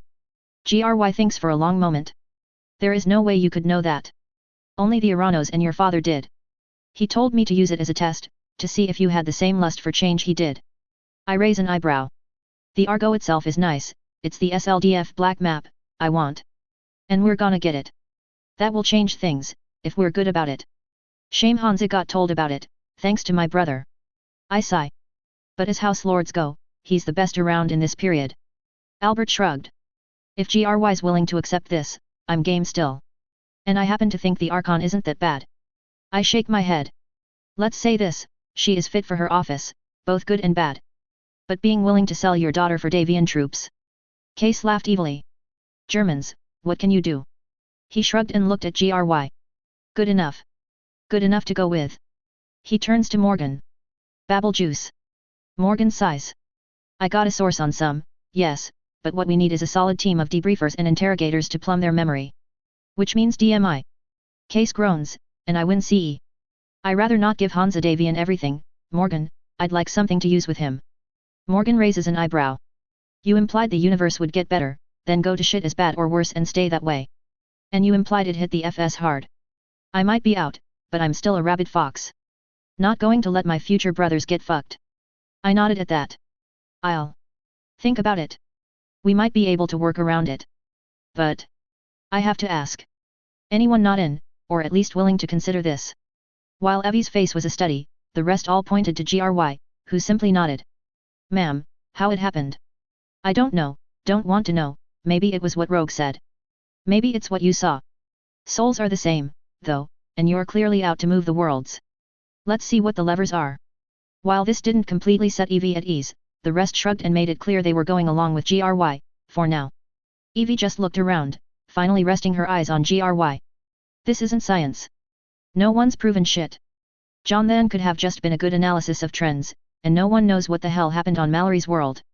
No one who is talking, at least. You can't all be going along with this.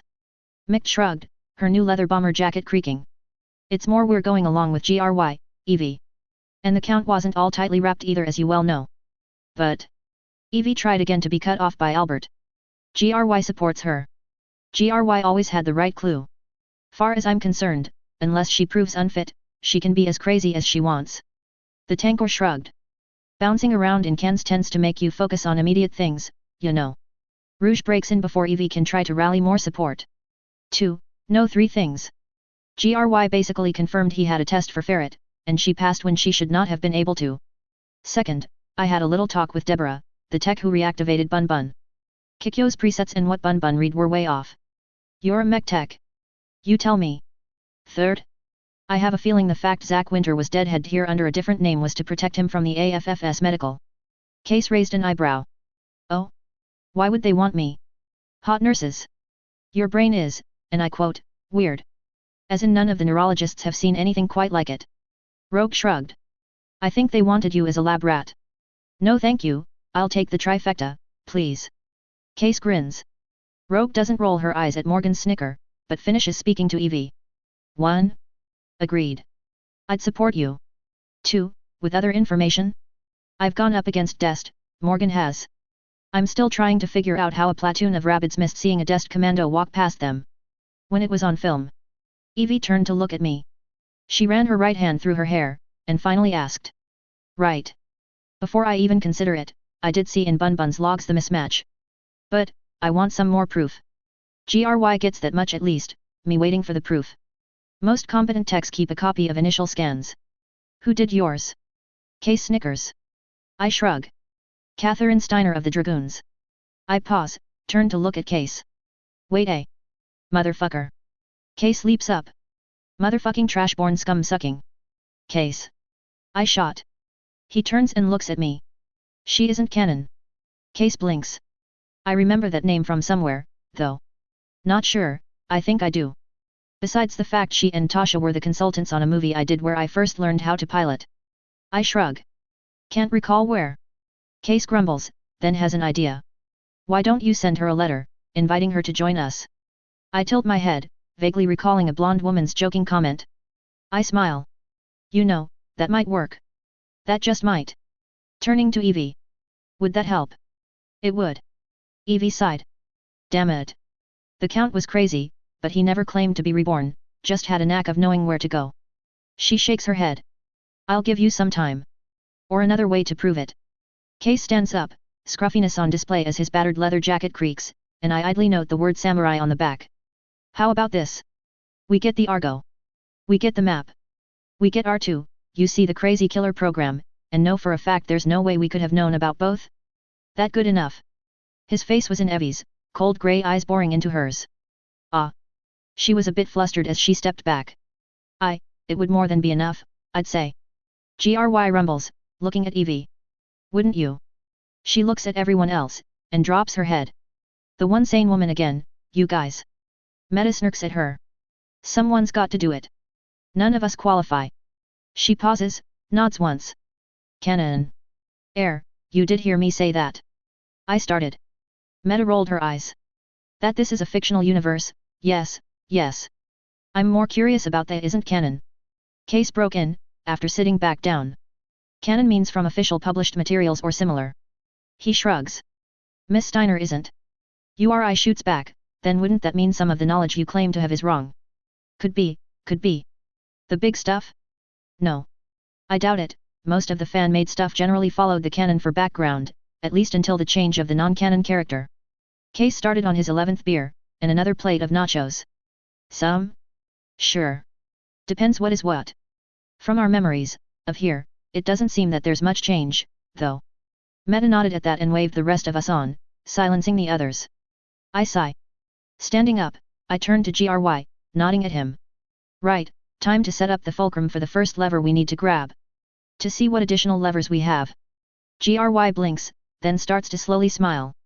Hansa Davian. I smile back. With a bit of luck, we can even get him to pay us for this. Case snickers, as he grabs a plate of nachos out of the dumbwaiter. The best way to do things. I knew you had it in you. Make sure you take him for every penny. Are we going to tell him? Morgan waved his hand, indicating about what. I pause for a moment, part of me giggling, and saying yes, the other part. I don't know for sure. Not yet. Not without a solid bona fide. I shake my head. Otherwise. Morgan's jaw is set, and for a long moment I wonder what's through his head. But, once we get those bona fides. Yes. With that, Morgan nods, and turns to the others. Let's get this on the road, then. Put our heads together and see what we can take the prince for. His smile around his cigar was a bit vicious. Evie groused. Aren't you loyal to the Suns? I'd like to see a fox get outfoxed once or twice. And this is a safe way, though my money is on the fox. He grins back. But we don't have to make it easy for him, he'd be insulted. I facepalm slightly, but join in the discussion, and eventually, just before Case's soon-to-be new starlet friends arrive, we have a basic offer to give to the prince. With that, I stretch. Okay, I better go get ready. I turn to look at Case. Behave, these aren't bad people. You know me. Case waves another nacho at me. Morgan rolls his eyes, and steals a beer. I'll make sure of that. Rest of us got things to do, no. His eyes sweep around, backed up by Gry's looking at everyone, implying that no one was to talk, and it was time for business for everyone. Nods answered back, and Gry saluted me. With your permission. Dismissed. I responded crisply. En route to Palace Davian, New Avalon, evening. We had been sent a limo and 2 cars from Palace Davian to take my party to the palace for the dinner Hansa Davian had requested. My eyes raked over Morgan Blackhand and Sophia Rios, both in their dress uniform variants.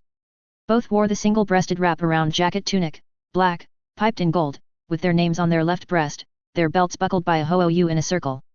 Their rank tabs showed brigadier and major respectively, while the patch at the top of the upper right arm had the unit's symbol, name and motto on it. Left arm was currently bare, but a flash was planned for that side as well. I was pleased with how the lead the way looked under the HOOU. Richard had charged well for it. That was where the similarities ended.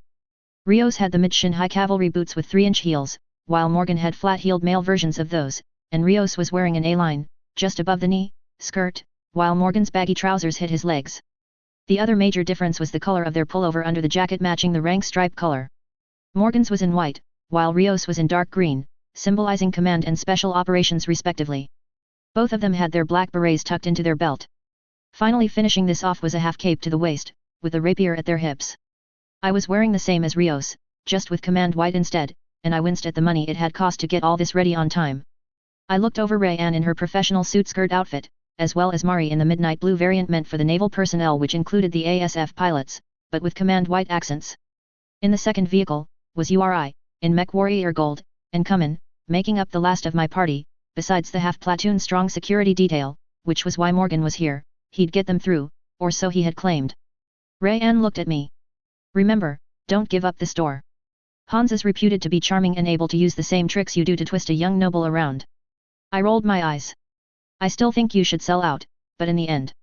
I'm your lawyer, not your conservator. Baroness Shield Maiden. Rios winced at that name. Oh, you know of her. I do. I had the joy of being a sergeant under her, while she was a regimental commander. My sympathies, ma'am. Rios' tone implied a lot. Same to you. I responded after a moment. Turning back to Rayanne. I'm not of the mood to screw those my birth father left behind, nor am I of a mood just to give him everything and sit back like a good little girl. Pausing once more, I nodded sharply. I can, and I will make a difference. I've been to worlds where they're recovering from the battles and Kent Ares and even a system where the Liaos killed the planet. I rather not see more of those that I can prevent, nay. The blonde lawyer sighed, and leaned forward. Kikyo. This is a bad idea. She shook her head. It's just asking to die young, not doing anything. You have a career and enough young nobles on a string to live a life of luxury where you want. You don't have to do this to prove you're more than fluff. A fusion engineering degree is enough proof you do have a brain, and if you feel guilty about that, do a 4-year tour in the AFFS, they'd love to have you as PIO. Morgan and Rios snickered at the last, implying that love might be too mild of a term. I know. I have reasons. I rolled my eyes. Unless you signed up, didn't you say you flew boomerangs for a while? I asked idly. You won't get to know why till it's done. Rayanne's eyes narrowed. Really? Really? Before the lawyer could reply, we had pulled up to the gates of Palace Davian. Morgan handled the basic pass though, and shortly we were on our way. After a while, Rayanne looked up from her reviewing of the papers we had brought with us. I think you're going too high to start. Rayanne muttered, looking back down at the 2-page printout of what was on offer, and what we expected. This is going to get him tempted to just seize. I shook my head. It's a first offer, not quite insulting, but clearly not meant to be taken seriously. I grinned.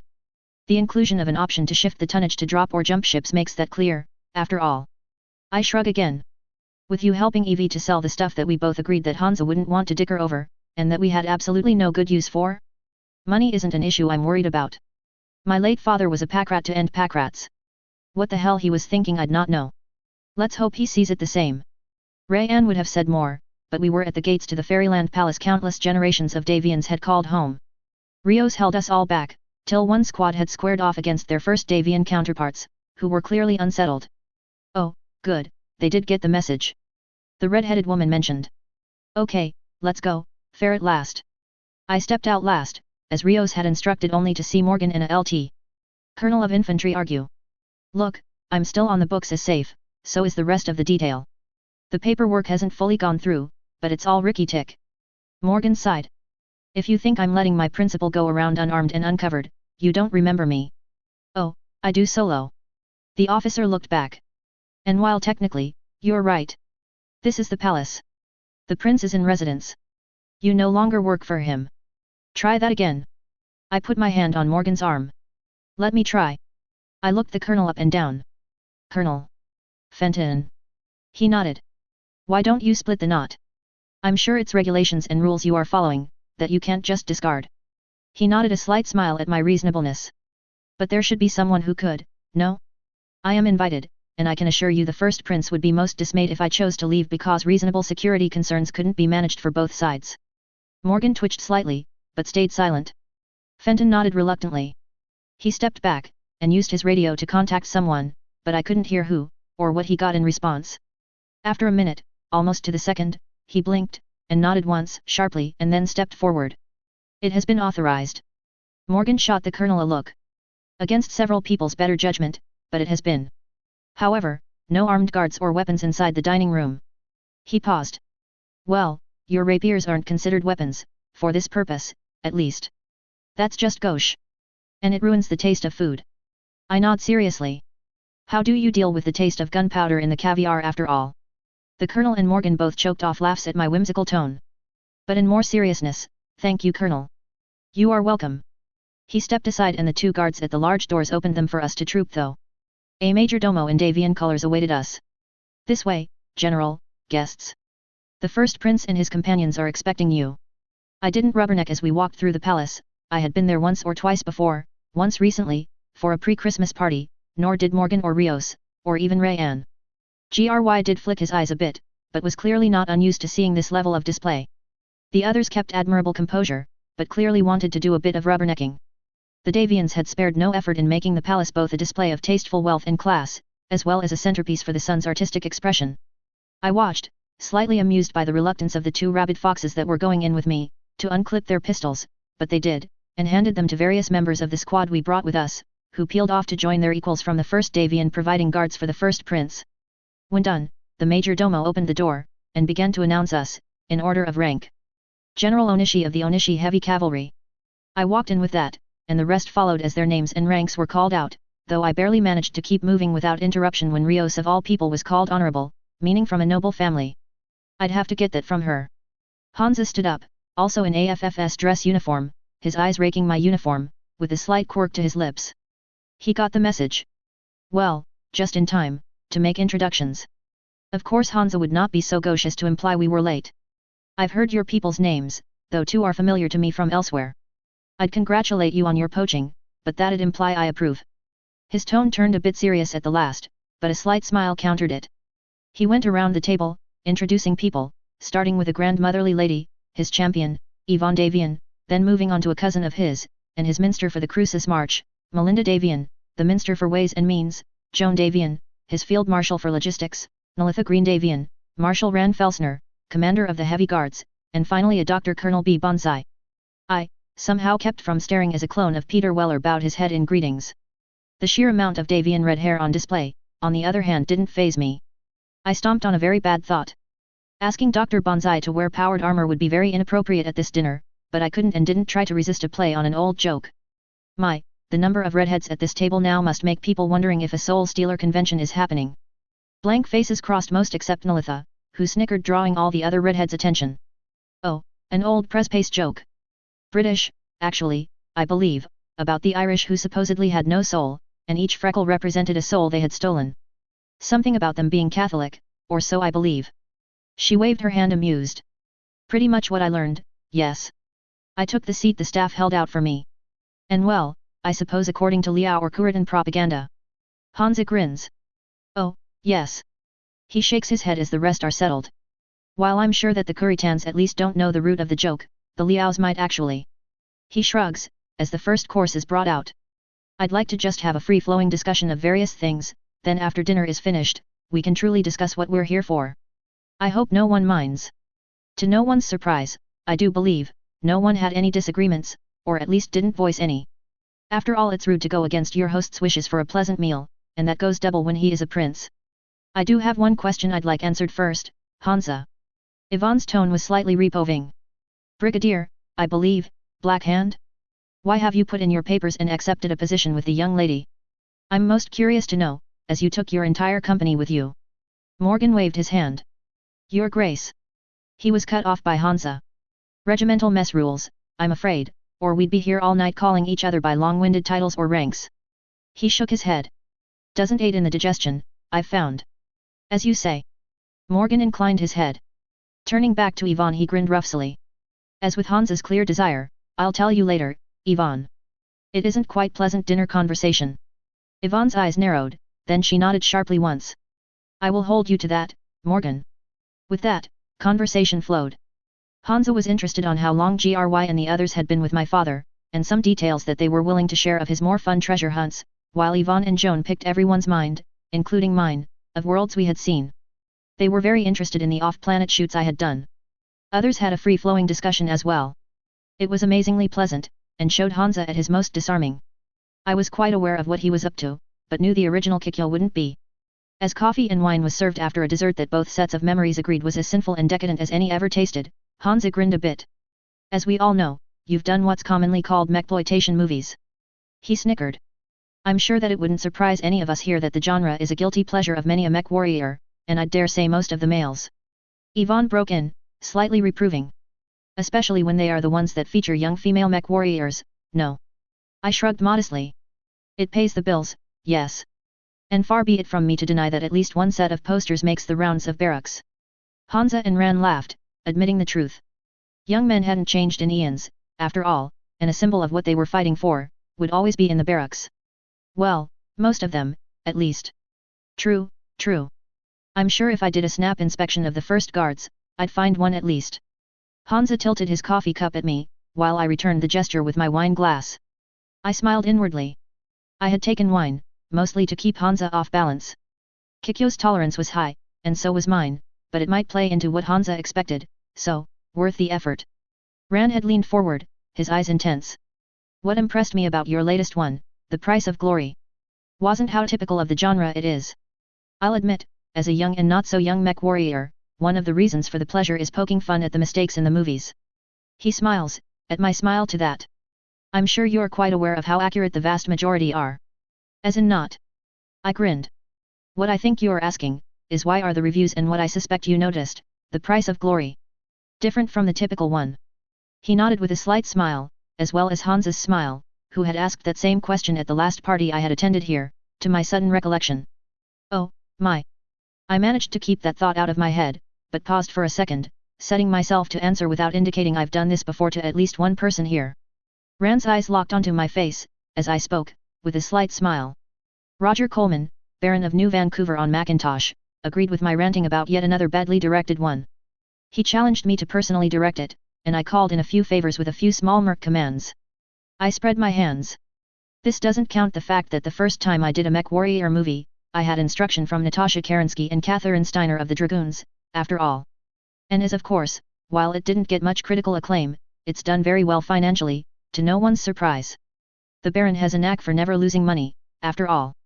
Joan snorted slightly. But it does explain that, doesn't it, Ran?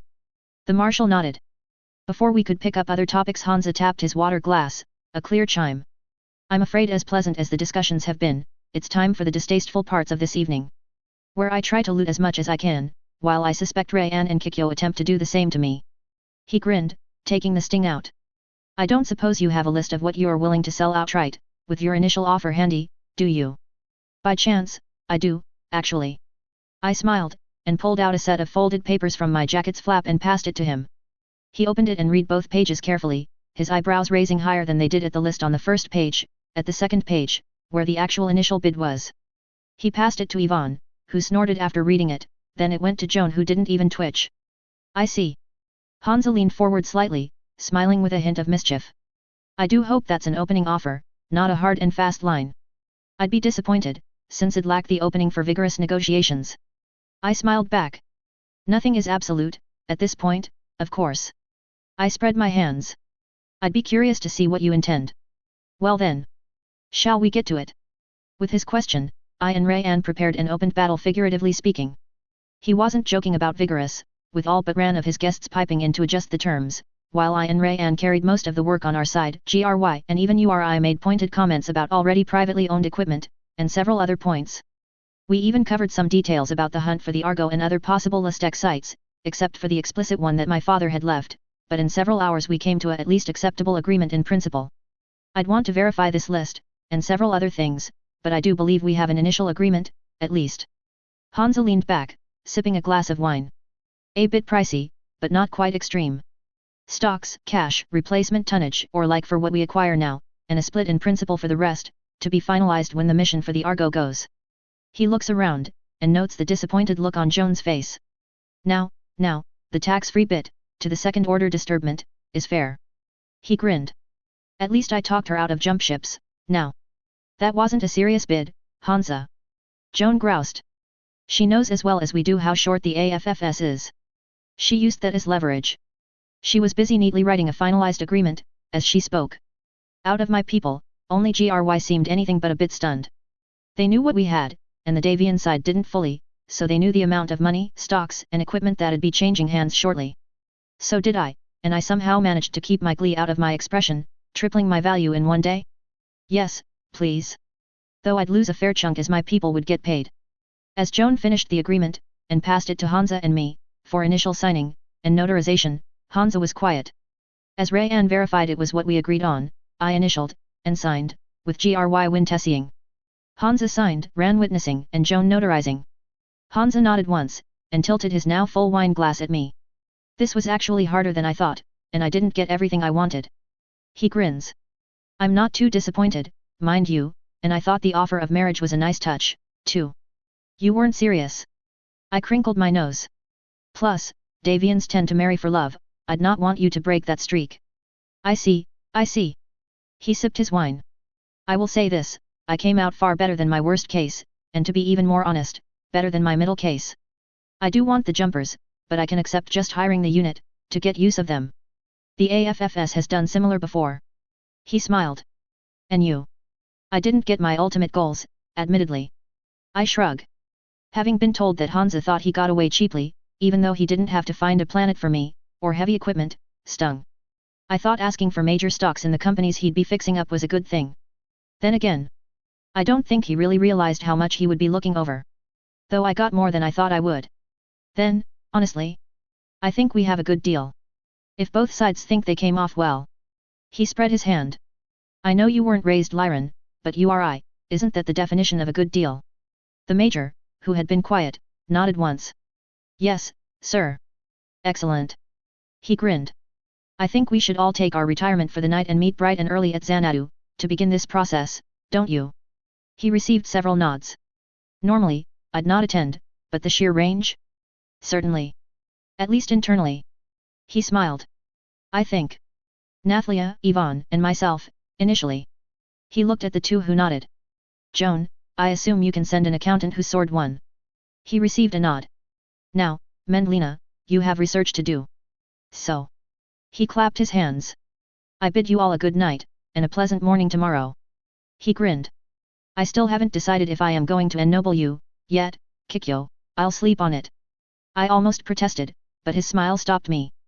Before I could voice any thought at that statement, Joan broke in dryly. As for the privately owned mechs, that are Lastek, do try to keep it fairly low numbers, and the ink at least dry before we get there, please. Snickers broke out at that as we all took our leave with that statement. Dropship Xanadu primary boarding ramp, New Avalon dropship port, early morning, 1/4/3015. One thing Kikyo, the original Kikyo learned well from her mother was the fact that she, Aiko, and Ichigo were genies. Like her mother, the gene pack bred 100% true in females, males not so much. Putting aside why the Kuritans developed it, the pack had some fun edges, such as no hangovers, high tolerance and resistance to drugs and diseases, and most importantly, the ability to easily function on only 4 hours of sleep a night indefinitely. The Kuritans paid good money to a Kanopian renegade, I figured. Unlike EV or GRY, the former much more content with me when the final deal was laid out, including the fact Hansa would pay us top rate to go treasure hunting, not to mention the loot we got out of him. But both named people were the first of the senior staff who had joined me in a massive party. Outside Case, who was snickering at them, everyone else except Rios, who hadn't indulged at all, or me, with my gene pack, they were suffering.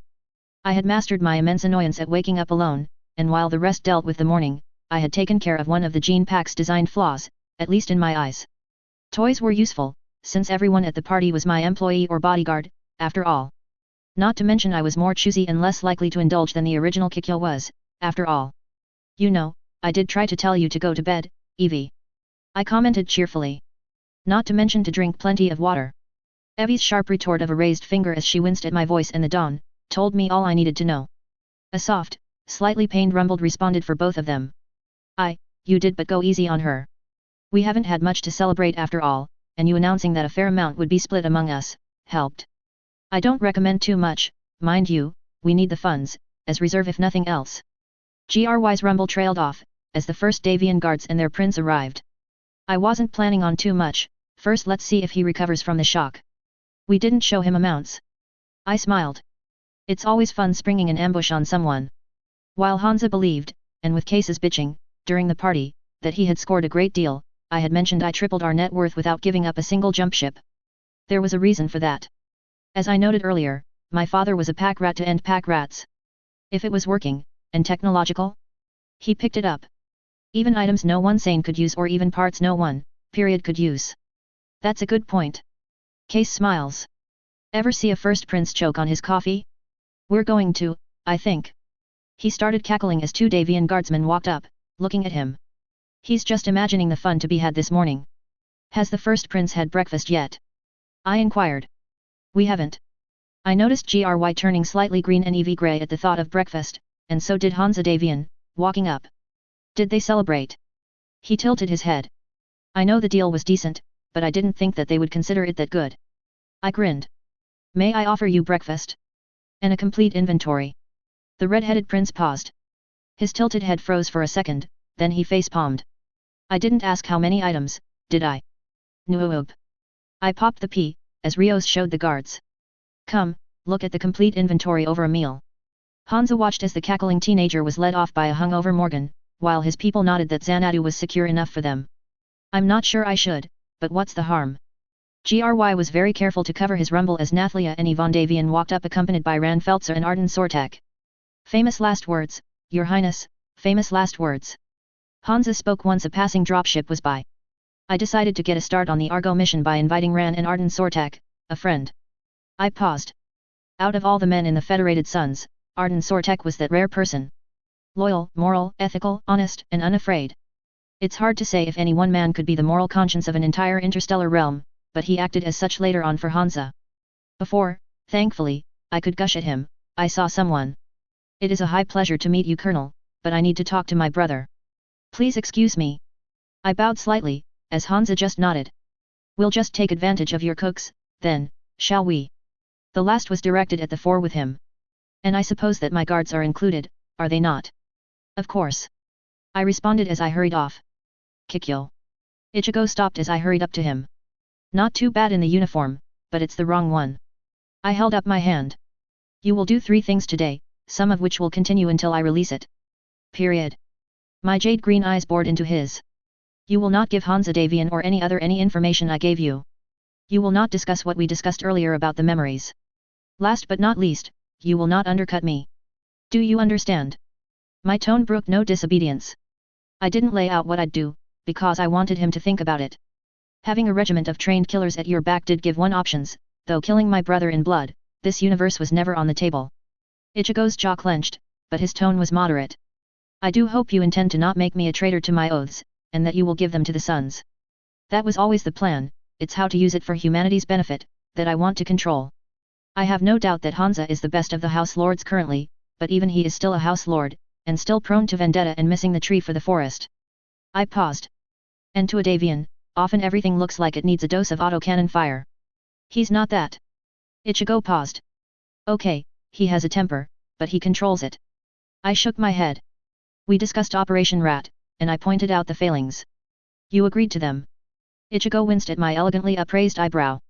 We'll talk about it later. He finally said. But, as long as I have your assurances you will come clean.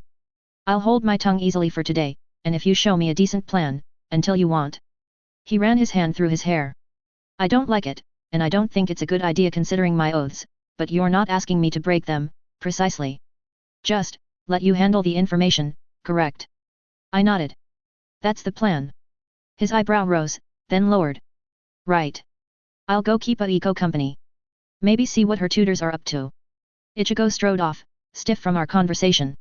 I looked at his back, and sighed. I didn't like that conversation, but it had to be had. Ichigo had proven that, like me, he took his oaths seriously, and might put them over his family. I couldn't argue he would be wrong, in this case, to do so. But the good that could be done? The levers I could pull? I smiled. Operation Rat, the 3028 invasion of the Capellan Confederation, was the most successful operation in 4 succession wars, but even putting aside Sun Tzu being a designer's favorite, or the desire to balance factions, was a strategic mistake, on a lot of levels. A rarity for Hansa, but it ended up costing the Suns dearly. This time? Oh, no. The Suns would not be taken to the cleaners by the unholy abortion of North Korea and Imperial China, at the same time the Imperial Weebos gutted them. New Avalon wouldn't fall. And I wasn't sure which part of me was most insistent. Meal lounge, dropship Xanadu, morning. I walked in as Hansa was chatting with Rios, while the others were having an Irish breakfast. I could indulge in a proper breakfast, and did from the buffet laid out. So, ready to see. I smiled innocently, as Case perked up. Hansa looked down at his half-eaten plate, then at the folders I was holding. 3 of them, copies, 1 each for the 3 major decision-makers here. Why not? Hansa finally decided. I can read and eat, too. Very nice for a serving line, good cooks. And your ship is lovely. Overdone, but it's a princess. Xanadu was a gift, and came as is. I shrugged. At least it didn't come with a Numenor dire wolf puppy. I shivered. Only one of the massive wolves of Numenor had ever been tamed enough not to eat or try to a human. Contrary to what Ichigo and some of my personnel might think, I wasn't that crazy to think I could get the second one.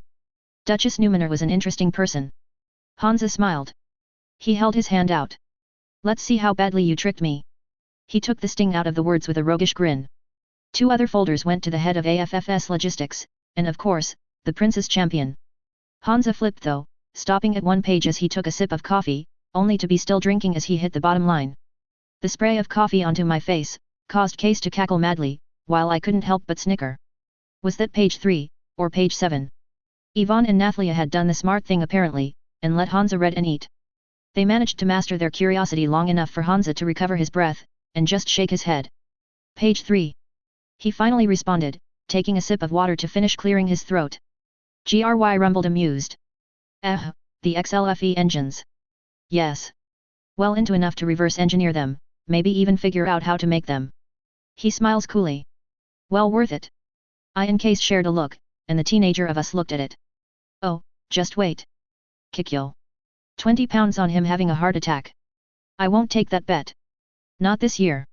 I pause, at Hansa's raised eyebrow, and smile. Cackle like a loon, putting you to shame, 100. Done. Case turns to Hansa. Get to reading, Prince. I got pounds to win. Yvonne stirred about to lay into Case, but a raised hand stopped her. Let him have his fun.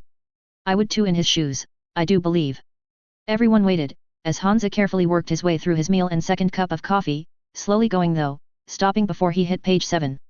Putting aside his clean plate, and now empty coffee cup, with a grin, as to indicate he had learned, he flipped to page 7. Reading it, his eyebrows rose. Rose higher.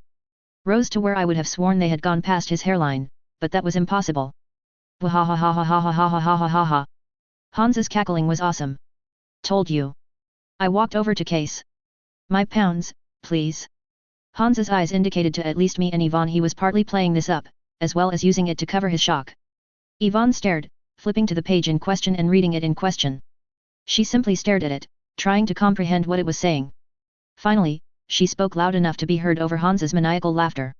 If you hadn't already come to terms, the terms now would be, Hansa with my atlas at his back, and a laser pointed at it, you in a white dress. Tomorrow. She paused and suddenly in a sharp tone spoke. Everyone who isn't cleared by me, personally, or didn't personally verify this. She looked at Gry who pointed at everyone but Case of the unit, and she nodded in response. Out. Now. This means everyone. Including you, Major Rios, and all guards. I turn after waving Case's slightly annoyed expression at having no cash, muttering to him. Donata. I quirk an eyebrow. And how would you get me down that aisle, champion? I'm sure Arden could be counted on for a bit of work in that case. She paused, looking at Case. And why aren't you leaving, son? Case's expression grew cold as he shot back. I'm cleared by the carrot eater. His thumb jerked at me, and I nodded. I trust no one in the unit more, to be honest.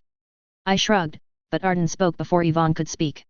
She shot a glare at the scruffy mech warrior that promised he'd not die if this leaked. Case just mimed zipped lips with a grin. I would be. Arden's expression was completely confused. Yvonne waited till the door was closed, and Morgan personally sealed it, after double-checking for bugs. She finally spoke. Yes. Let's just say, just this page alone, is the answer to at least a dozen corporations' most heartfelt prayers, and the CEOs would literally sell their souls. As would Nalitha. She looked. Or how would you and your people like at least 300 battlemechs and ASF a month, as a rough guess, Nathlia, to distribute? She shook her head. Melinda would know more for sure, but even what I know, makes this page alone worth twice, at the very least the deal. Arden hood. I don't know Hansa, Miss Onishi, I'd have to say that's mighty tempting. I wouldn't, of course, but I can see why it'd be considered. I blew out a breath. I really didn't want to get married yet, and Hansa had a bride waiting for him. Now, just to make sure his children weren't total screw-ups. So can I, to be honest. I shrugged. But that does raise a point. Hansa leaned back. I know we both agreed to the deal, and your people thought it was good, but honestly, this is changing everything. I thought it was maybe a few bays, at most to fix one of Wonker's lines for their Corsairs, still priceless, I admit, but... Hansa's eyes grew distant. This changes everything if we can get it in place. We will finally have the ability to build new units and sustain them through heavy combat. Win the succession wars. He shook his head. Unlikely. But he smiled. Make sure that the Federated Suns are the strongest ever, and finally push the Kuritans back beyond the old Star League borders for good. His smile grew cold. Oh, yes, that we will do. Ivan's and everyone else's smiles, including mine, I must admit, were just as cold. Hansa shook himself. Are you sure that you don't want a ring? That was on the table, and I am thinking it's not a bad thing.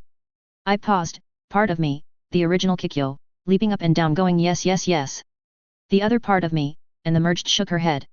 I don't think it's a big enough dowry, to be honest. Some would, but, not me. Hansa leaned back. I'm tempted to ask what you would consider big enough. Part of me worries you can find it. The other part wants to be surprised. He grins. Standing up, he nods once. First, we're going to need to verify it, and I want to look at some of the mechs and armored fighting vehicles that I might be getting. Second, you are not going to talk me out of an idea I had while getting ready for bed last night. I insist. I nod. Sire. I speak seriously, looking at Morgan. I cannot stress enough, that whoever you have do the verification undergoes interrogation to prove their loyalty. Hans's eyebrow rose, but he didn't interrupt. Make sure, besides the usual actors, they check for loyalty and willingness to talk to Comster. Or Rom. Hansa and Ivan go still at the last. I would ask how you learned about something we only suspect, but I believe the answer would be your father. Ivan sighed. You suspect them of being willing to destroy this material.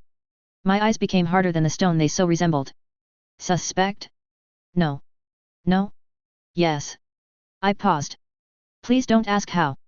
But I'll say the adept who came to inquire about me selling to them was a tip-off, and not only that, insulting to boot. Hans's eyebrow clearly wanted to ask how insulting? 2 billion for everything, except the jump ships and 2 billion for those. And of course the knowledge I had done Blakeswell in preserving lost treasures of the Star League. I explained dryly. At least the Lyran ambassador was more polite about it, and offered to beat any deal you made, plus a duchy. They would, wouldn't they? Hansa clearly referred to the Lyrans, but sobered up. I see your point about Comster. Ivan. It will be done, but I want the idea you told me on the way here done now. She nodded sharply. It will be much easier to secure them there, plus an odd orbit for her vengeances and behemoths. Agreed. Hansa takes a breath and nods once. I seem to recall one of your Mouse Corporation movies, being at Winterfell. My eyebrows knitted as I went through my memories. Yes. I finally said. The movie was a tween summer camp movie, formula, and all that. Didn't do badly, though, but I continued on. Bit run down, seemed like a dying resort area in the winter, though there is some possibility for cool summer activities, if I recall the area right, somewhat similar to the Tahoe area of California, on Terra. His eyebrow rose at the latter, but he continued on. The last Baron died 2 years ago, leaving the barony to House Davian. I can just make you the Baroness. There's the bonus of it also not being heavily populated, with if not standoffish people, those who don't easily care for interlopers nor those who threaten the Suns. Ivan nodded at that. We were evaluating it for testing areas for research and development, that's why we know the latter. Putting you as Baroness, and your unit there. He grins. Solves a lot of problems. It does have a drop port big enough for your unit. He pauses. Barely. GRY thought. We can move in 3 hours, if our dropships are topped off. I've already assigned crew to Xanadu, via Admiral Ahmed, so we're good to go there. All our equipment except Bun Bun and a few vehicles are on the dropships, so no loading there. He looks up. We're just waiting on some food, and we're good to go. I shrugged. All my belongings are on Xanadu except Summer Breeze, and I suppose that can be shipped to me. Hans's eyebrow quirked. Summer Breeze. My boat. Hansa grins. Ah. I see. Yes. He shakes his head, and nods at Ivan. I presume you're ready to contact Aerospace Control. Now. We'll provide food, and have it delivered in an hour after you land. Load the ships, I want this done. All your people here. GRY's eyebrow rose, but he nodded. Standing he nodded at me. With your permission, I'll see to it. 45 minutes, and I presume the port has fuel there. It does. Or I'll have it brought in. Hansa nods. He too stands. Let's go. Ivan. I felt blown away by the speed. Battletech was supposed to be sloth speed. Not this hurricane, but I too stood, and spoke to GRY. You have it, General. Thank you, General, I'll get going. See you at Winterfell. You too.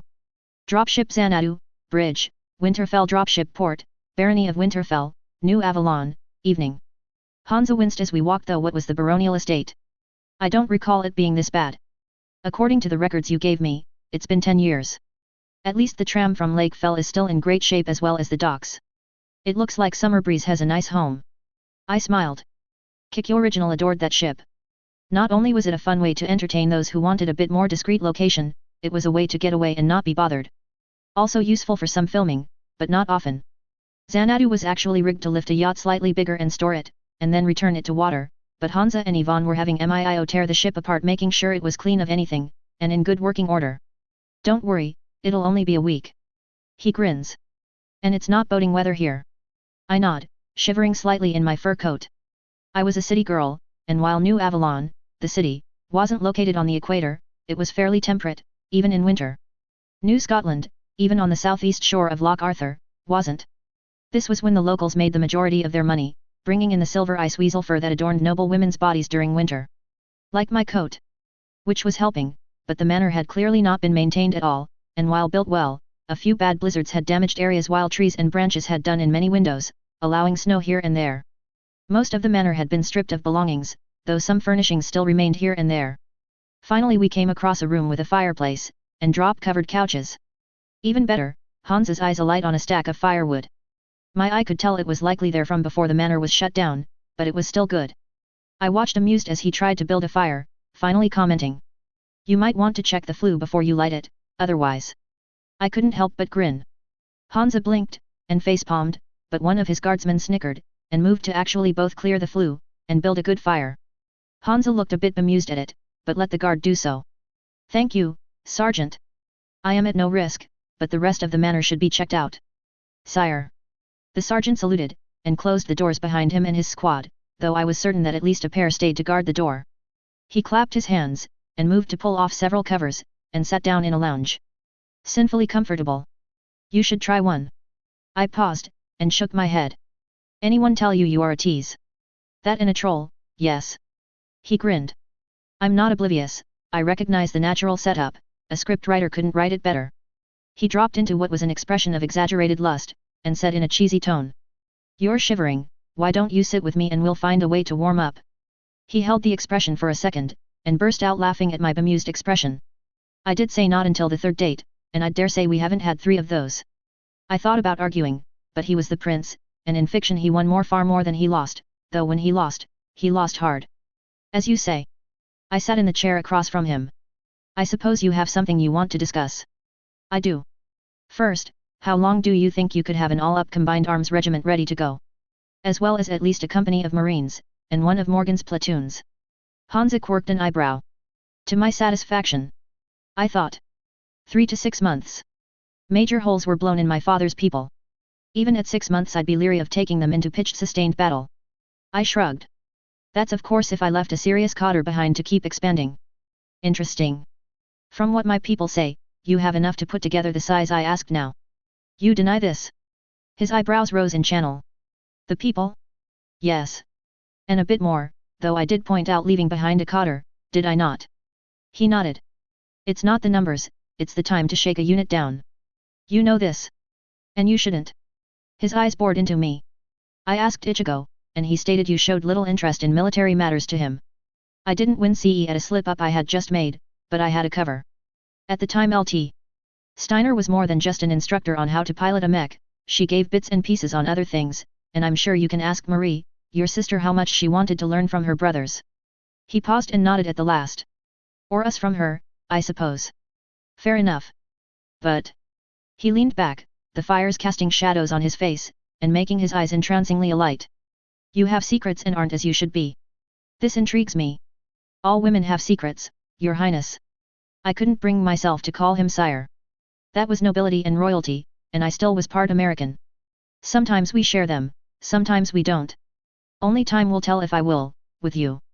Or what price you'll need to pay. I see. He paused. Do they threaten the sons?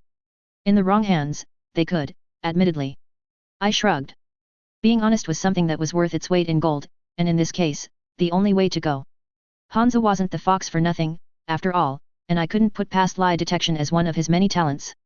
But I assure you that my hands aren't the wrong ones, for I want to use them to the son's benefits. You are, without a doubt, if not the best current living House Lord, tied with Katrina and Avalar, and maybe the current Calderon. I'd put you ahead of the Archon, and the Calderon, but it's hard generally to beat the Avalars, in a lot of ways, it's a shame they have so little to work with. High praise, I suspect. He leaned forward. I'd contest it, but I'm flattered, though considering my competition. Damned by faint praise comes to mind, agreed. I shook my head. Didn't you found the NAIS for medical purposes first and foremost? Yes. Outside the Ovalars, who'd do that? Discount the Canopians, as that's their big claim to fame outside their honeypots. Which really, from what I know, they sell to the highest bidder, too. I raised an eyebrow. I would say anyone would, but we both know that's a lie, since my intent is to make its gains known to all the sons, and even others. He shook his head. Thank you. I wagged a finger. It doesn't mean you don't have some vices, and some of your virtues are vices in themselves, Prince. But it does mean you are at least trying to be worthy of being a good steward to your people. That's rare enough. I would argue, but history would prove you right. Hansa smiled grimly. Answer me truly. Will you ever tell me them? I cannot say yes for sure. But I can say I would want to, at least some of them. All. I shrug. Some are not mine to share. Some are ones that are best left where they came from. Some are immaterial, in fact. But those that are useful? I want to. Hansa studied me for a long moment. It grew warm enough, for me to remove my coat, and I did. Finally he broke the silence. I'll hold you to that. And I hope you find the proof I suspect you want before you tell me some. I nod. So do I. I didn't try to deny it. He was right. Without proof, more than just case, more than just maybe LT. Steiner of the Dragoons, and that was a guess, I couldn't. Too much required me to be footloose and fancy-free, or at least not in a straitjacket. Well. I will help you staff your unit, but I want you moving by February 1st. My current plan is to have your combined arms regiment, a training battalion formed of Albion graduates, and one task force of the guards, under Rand Felster's command go pirate hunting, and disappear. In reality. Go get the Argo. He nodded at my response. Doable, barely. May I suggest an addition? His eyebrow rose. Oh. Team Bonsai. They're supposedly good, and have high technical ability. Maybe useful, no. I raised my eye in challenge. Concede. He thought about it for a moment, then nodded. Doable. If they agree. I'd like to also take an aerospace regiment along, out of my people. I raised an eyebrow in challenge. Easily done. Last but not least, I have a few leads and if they pan out, I'd like your help to get them here. Some from the Outwardlers. Trying to poach one or two of their flying nightmares. If it's practical. He agreed. And. I trailed off. His eyes narrowed. And. Well, Catherine did joke that she'd offer me a place in the Dragoons if I got tired of acting. Given the odds of Anton not trying something as stupid as that governor did on the light horse, I'd like to give her a heads up and possible home if at all. I spread my hands apart. I see. You think Anton would be that insane? Hansa shook his head. I find that hard to credit. I thought on how to put that I didn't think, I knew. Vassar was a viper. As well as Rom. And wanted the Dragoons broken. But. Would you trust a man who turned his hand against his brother, his nephew against the nephew's father? And one who is losing? I wouldn't, no, your point is taken. Samuel Johnson had a quote I believe, he replied finally. Trust me, sir, when a man knows he'll be hanged in a fortnight, it concentrates his mind wonderfully. I responded. Exactly. Write your letter to her, and I'll see it gets to her as soon as possible. He nodded finally. Thank you. I smiled. I looked around and sighed. Anything else? Not at this moment, but I would suggest you think about agreeing to exchange some of that tonnage and cash for dropships and maybe even jump ships from me. Hansa shrugged. I've reconsidered, and that might be the most effective way to handle it. He looked upwards, studying Tay flickers on the ceiling. The tonnage will be far more than I'd like to give up, at least in mechs and vehicles for a while, unless you want to spread it out over a near decade. Even with the likely improvements to industry. He shook his head. I am pondering a deal that would lessen the sting of this arrangement, so don't trouble yourself on that. I nodded. Still. He waved his hand. It is only a thought, at this point. A lot will depend on actual situations. I didn't pout, I was more than willing to make that deal, depending on the tonnage required. But again. Patience, Kikyo, patience. Of course. Excellent. He stood, putting his greatcoat back on. I stood as well, as he strode over, picking up and holding out my coat to slip into. I do believe we should return to the drop port. I nodded, smiling ruefully. I think it'll be a bit before this place is livable, yes. Winterfell dropship port, Barony of Winterfell, late evening. As Hansa departed towards his waiting transportation, I turned to the annoyed infantry brigadier, and the amused operator next to her. Okay, what's the problem? I tilted my head. We have an unauthorized person going over our vehicles and Morgan and Evie don't care. Meta sounded irritated. And they won't tell me why. I turned to Morgan, raising an eyebrow. And you will tell me, no. Dr. Bonsai. Morgan grinned, to a slight confusion on Jink's face. I sigh. He's authorized, or if he's not, that's more the paperwork hasn't caught up to us yet. I pause.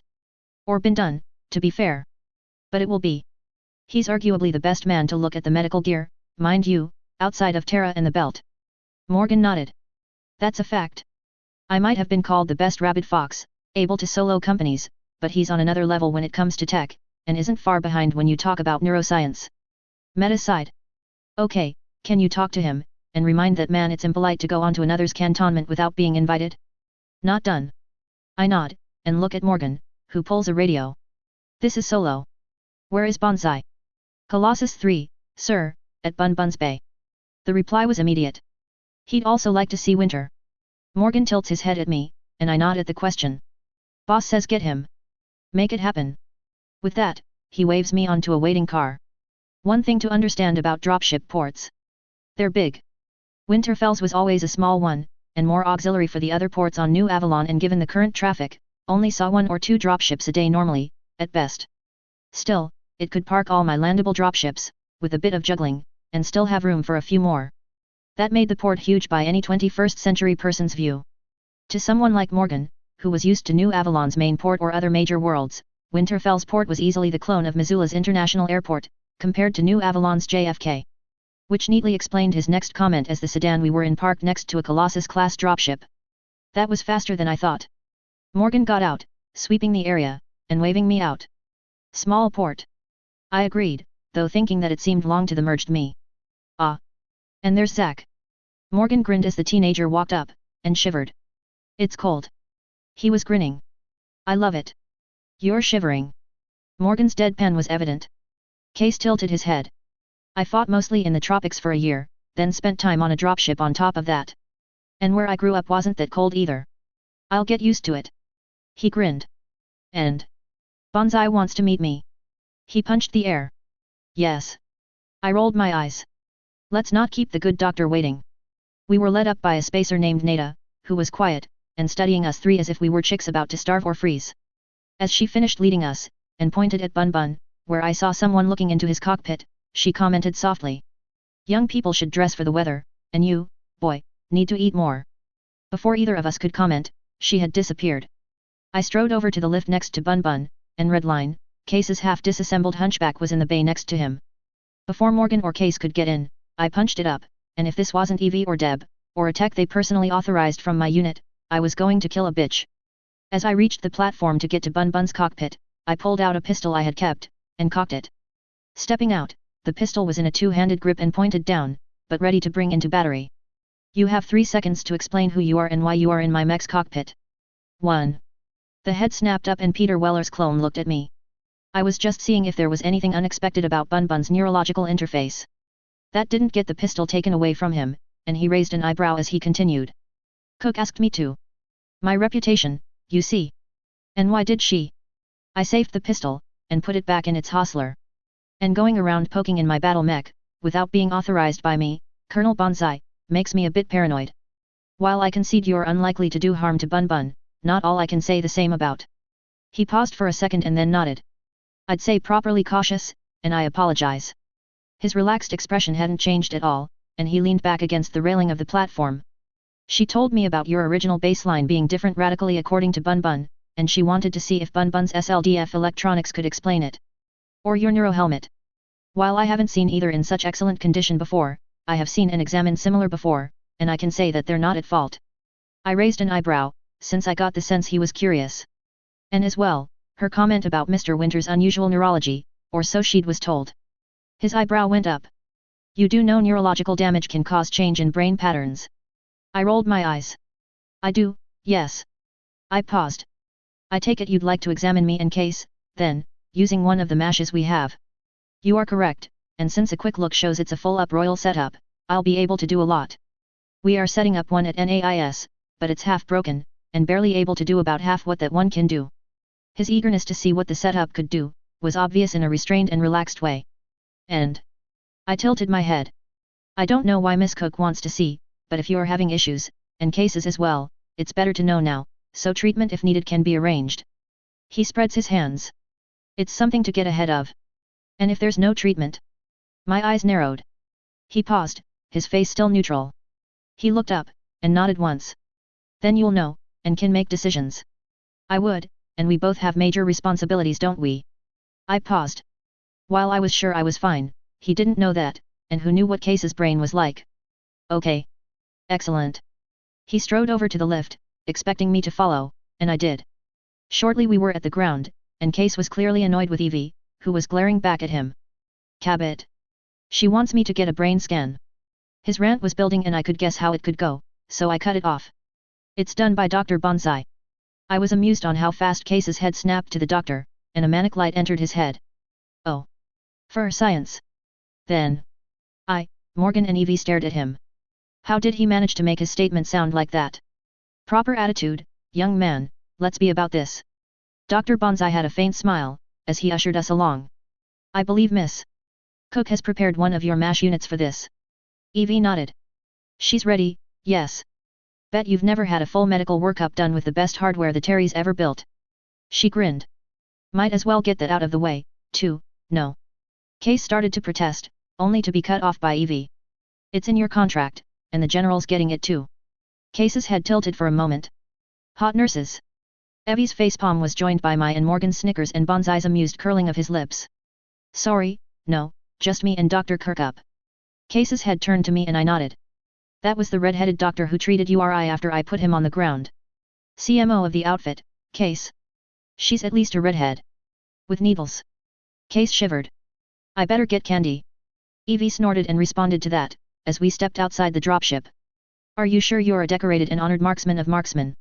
Evie was referring to the mech warrior term for ace, marksman.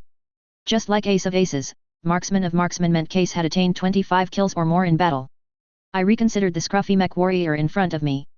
25? In less than a year. I said quietly. There were mech warriors who could go their entire lives without that many. In fact, out of my unit, only URI and GRY could claim more than 10 kills, and only GRY could claim the 25, while only 2 of my pilots had hit ace of aces. 29, and would have been 30, if that last snake didn't trip his mech. Case shrugged. Impressive, though. Dr. Bonsai frowned.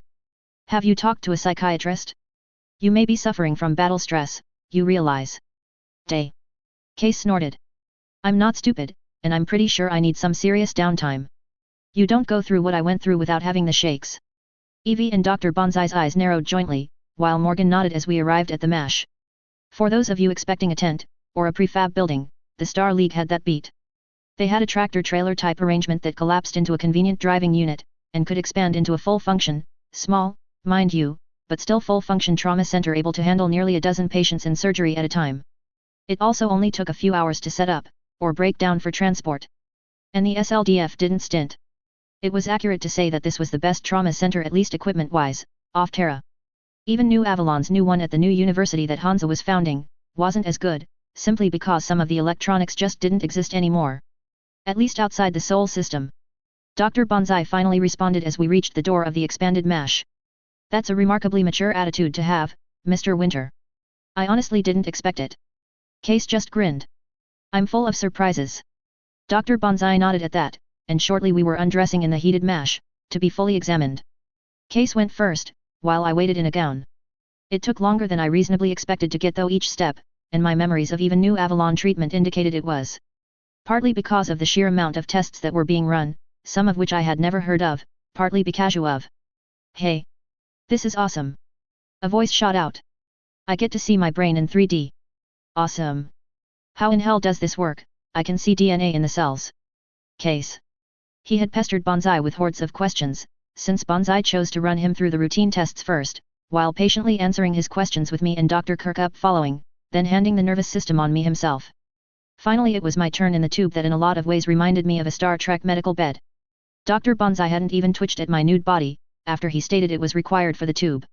I made a mental note to ask Dr. Kirkup if it really was. The medical scanner literally could examine a patient at levels I knew 21st century doctors, or even doctors in New Avalon would simply kill for. Finally, a near clone of my neuro helmet was placed on my head, and a series of questions were asked.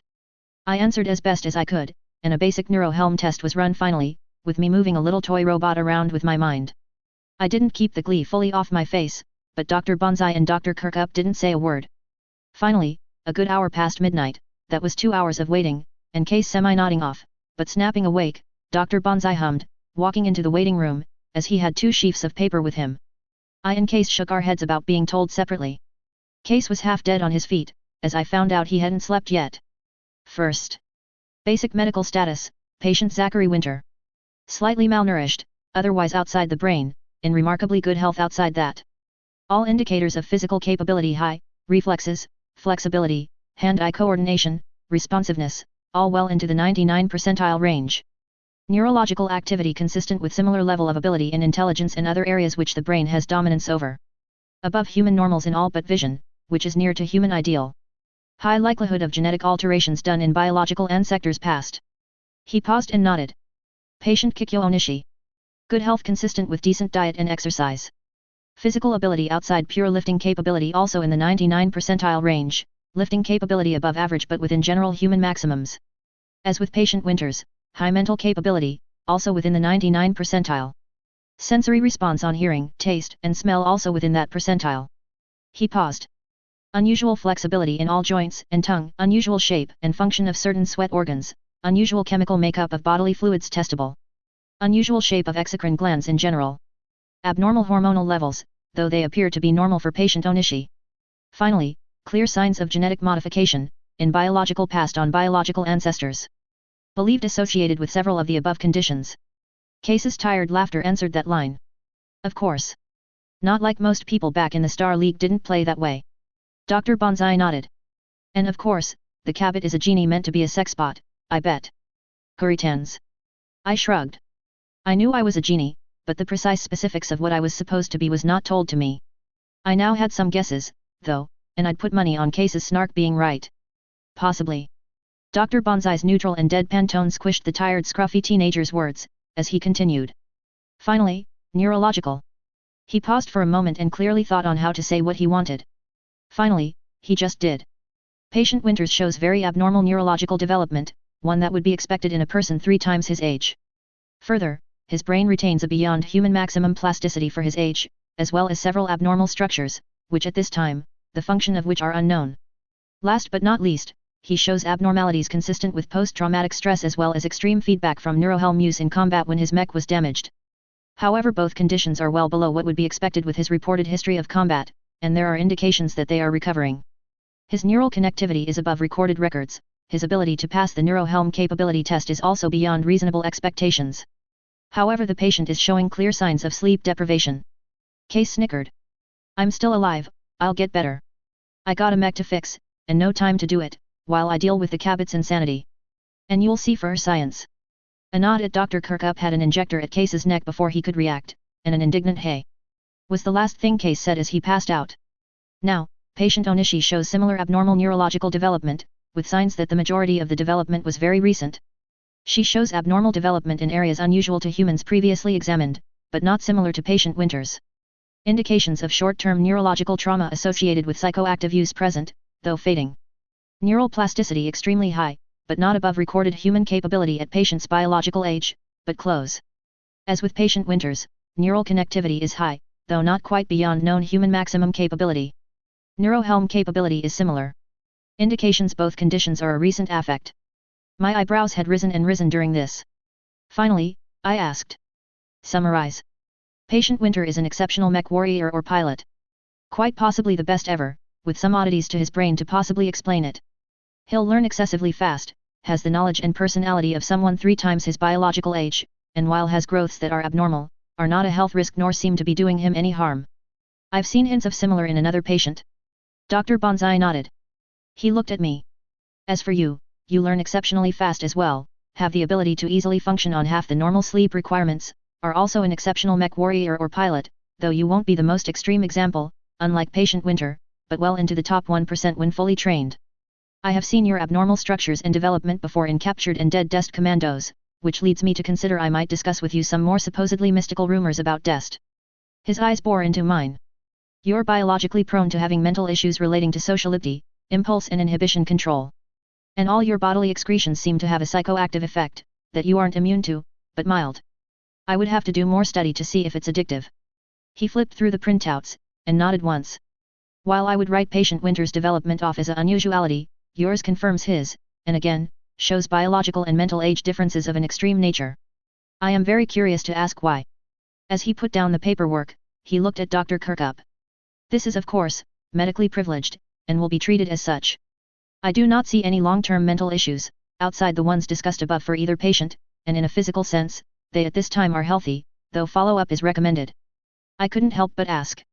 Dr. Bonsai, Dr. Kirkup, do you have explanations for the mental and physical age difference? Drive, Kirkup snorted.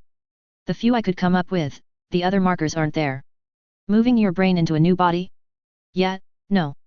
Both of you have records long enough with proof of birth to deny extreme longevity with associated slow aging. Rejuvenation? Possible, but I'd have no idea, and Dr. Bonsai is pretty sure that too would leave markers we'd see. Dr. Bonsai's bland tone confirmed that. As I said, I'm very curious to see if you have a reason we haven't considered. While there may be ones we haven't, I'm honestly puzzled by this. Everything else, I have some idea, well, with the exception of Case's unusual structures, though I suspect they're related to his ability to be a mech warrior. The extreme plasticity of Patient Winters, and the severe mismatch of both your mental ages and biological ages, however, I have no explanation, and genetic editing wouldn't explain this. Other signs would be present and they are not, and your records I have been assured are valid, which excludes the possibility I had considered. The other possibility I have, is more religious than scientific, so, I won't consider it at this time. I do, but I don't know you well enough, and you take Prince Davian's pound, sir. As well as discussing the religious aspects, until you are willing, there is no point in talking, I suppose. I paused. However, I do authorize you to tell the mental age aspects to Evie. I shrug. I might tell you later, though. He simply looks at me as Dr. Kirkup nods and departs to talk to Evie. I will hold you to that.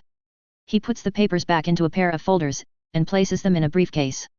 This is for Dr. Kirkup to file where she wants. I'd like to study your equipment some more, as well as discuss the potential for the rumored abilities of the Dest Commandos I have encountered, and I expect Prince Davian to return in a few days, at worst, so I'll do so, if I have your permission. You do, Doctor. He nodded his thanks, and departed the waiting room himself. Turning to look at the sleeping body next to me, I sighed. Okay, Pole, time to dump ass in bed. Kikyo's cabin, dropship Xanadu, Winterfell dropship port, very early morning. I played the message from Ichigo, after Aiko's, again.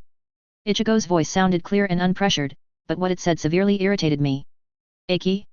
I'm going to be on space watch for the next 2 weeks, with the heavy guard arrow wing, so it's constant alert for me. I'll be at the ready barracks, or in vacuum. He paused, and continued on after a moment. Marshal Felsner was kind enough to inform you that the Prince's champion had made arrangements for Aiko, while we were occupied by our duties. I ceded as Ichigo's voice continued. I was surprised that they moved her into the palace. Then I realized. He had trailed off, his tone still bland, but I could imagine the frustration in his expression. Well, the Davians do look after their people, and those who give them prizes. And, well, with them ennobling both of us, we more than qualify to get some special attention, I suppose. I got to go, but I wanted you to know Aiko's fine. And yes, I signed off on it, in your stead. I ceded at the latter. Ichigo technically could do that, but... I took a deep breath, and stopped and deleted the recording. I picked up a brush, and began angrily brushing my unbound hair, using this to think this though. Would Hansa do this? Part of me wanted to say no. He had other options to compel loyalty, and he knew it. It wouldn't be his first choice. I hoped. Otherwise I misread him both in fiction and in reality badly, and that spoke volumes of the hell I could consign the universe to. Yvonne Davian, on the other hand? Perhaps. In fact, she was DMI for a long time, and despised the Hossex, to the point of screwing with their supplies, which put the Fusiliers at risk of increased deaths. She was quite able to be ruthless, and sell Hansa on the need for it. And as she knew the prince all his life, she could push buttons, and make it seem to Hansa, that he was doing me a favor, and voila. My question was, how did she sell it to the prince? To be fair, if she did, or did she do it and present it as a fait accompli and stated it was for security? I stopped brushing for a second, hoping that the grandmotherly woman honestly did have security as part of her reason, not just what did I tell my sister and her lever against me. But I couldn't be sure. I give you my word, whoever ordered this, you owe me a debt. And I will collect. I drew blood with my fingernails as I hissed the oath. Someone would rue the day they chose to try to use my sister as hostage. With that, I took a deep breath, and started dictating a letter for a certain clanner. It needed to get to New Delos fast. With a lever big enough I can move the world. A Battletech fanfiction. By Andrew MageOhki Norris. Interlude 1. Butterflies flap. One thing you do need to remember, things don't happen in a vacuum. Even if you don't intend other effects, what you do affects others. What others do affects you. Always something to remember. The trick is to remember it, and plan the affects. Not easy. From the journals and notes of Kikyo Onishi, New Avalon Press, 3291 AD, as part of the Century of Chaos, The Movers and Shakers series. Hansa's private office, New Avalon, morning, January 5, 3015. Hansa's eyes were cold, yet he was smiling as he studied the list that he had. Joan, his chief bean counter as he joked, to her dismay, she preferred tax collector, had stared over the list. We can't afford all of this, Hansa, not at the deal you made. It's not the money. She shook her head, her graying red hair shifting. 70 or more royal or last generation royal matches, 30 or so ASF, 200 plus combat vehicles, nearly 500 support vehicles, just the tonnage off the dropships and the nearly 100 kilotons of spare parts. Over 2,700 last generation royal command mech bays or their equivalents. Hansa breathed. We'll have to replace them, but those computers and robotics. Worth every pound. Joan nodded. One of Ways and Means' unofficial tasks was keeping an eye on how much the companies who still had semi-working or not working automated factory lines would pay for even one of those bays. The computers alone could be used by just about every industrialist in the Suns, outside Challenger, perhaps. The other bits? Korean and Wonker CEO would sell their souls for a dozen. I checked with Melinda last night, but my off-the-cuff guess of at least an additional 300 mechs a month, or ASF, or armored vehicles, is the floor we can expect. Adding in Gainax. She paused. The problem is, really, we can't afford the tonnage, if we cut the number of spare parts we're willing to take, even if she's reasonable about the delivery schedule. Not and pay her, not and buy the majority of that production, even at discounted rates, over our normal ones. She paused. Are you sure you don't want a shotgun marriage? An unwilling wife is worse than no wife. Hansa dismissed. It'd not be a shotgun on my part, I assure you. Joan sighed. We can't do it. Not with a preliminary request. I know. Hansa drummed his fingers. But we could cut the High Council's booze budget. Joan snorted. Do you want to lose your head? And it not make enough of a difference? The issue is the sheer amount of projects we have. Delay NAIS.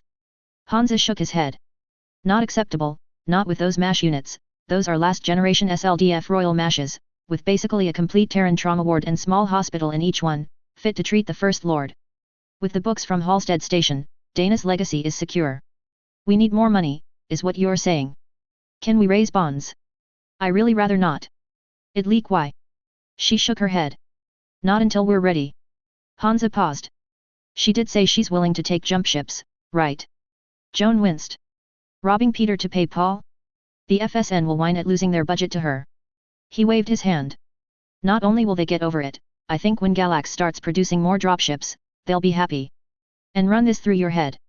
I offer Janos a bite at our production, at FS prices, he offers us a bite at his jump ship production, he's bleeding mechs and men like nothing else, but not jump ships. Joan's eyes narrowed as she ran through the numbers. She suddenly smiled. It'll work, if he bites, and we let the LC as well buy at slightly higher rates. She trailed off. And we charge the companies who get the bay parts, the difference? I'll have to run the numbers, and it'd help if you can get some of the tonnage back, as well as some of the cash. But it's workable. She still winced. See if you can delay the delivery of the rest of the hardware, too, NAL will be happier, and you'll only have one part of the AFFS muttering dark things, Hansa. Hansa nodded agreeing. I could run the offer of marriage again, it might work this time. Joan just shook her head. None of us meant it seriously, though it'd solve a few problems. Oh, well, I'll just make the shillings cry. Hansa's tone became cold and focused. And what those tears will buy is the vengeance long delayed on Luthien. Joan, make no mistake. We now can win, given time. Yes. But will we have it? Colonel Wolf's office, New Delos, mid-afternoon, January 7, 3015. Jamie Wolf, Colonel of the Wolf's Dragoons, arguably the best and largest of the mercenary commands of the Inner Sphere, looked up at the knock at his door. Come in, Captain Steiner. The door opened and a woman in dragoon uniform, whom could be best described as the Archon's twin, entered, closing the door behind her, and stood to attention. Colonel, came in as soon as I heard. Please, have a seat, Captain, we have much to talk about, he said. Yes, sir, the statuesque blonde replied to Mr. Connery, as she liked to refer to him in jest, and sat before him. Jamie steepled his hands together and looked at his most promising officer. You do remember that starlet you mentored back in 09, I believe? Akikyo Onishi. Catherine pondered for a moment before nodding. A talented would-be mech warrior if she devoted her time and attention to learning the trade.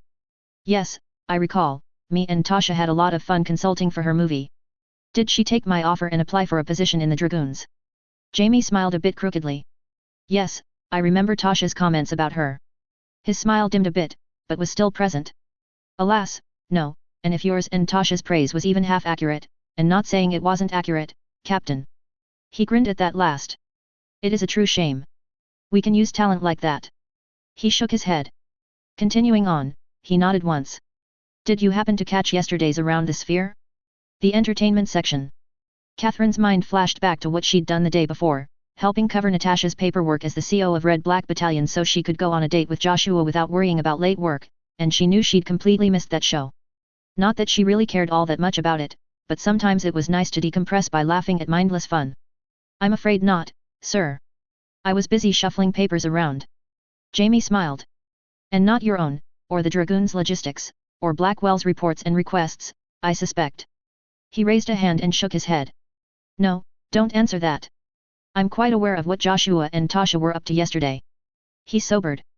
But if you had, you'd have caught a 3-day-old report from New Avalon, which I have more details from Wolfnet on. It seems your potential protege inherited Count New Osaka's people and all the equipment he found. His eyes grew a bit sharp.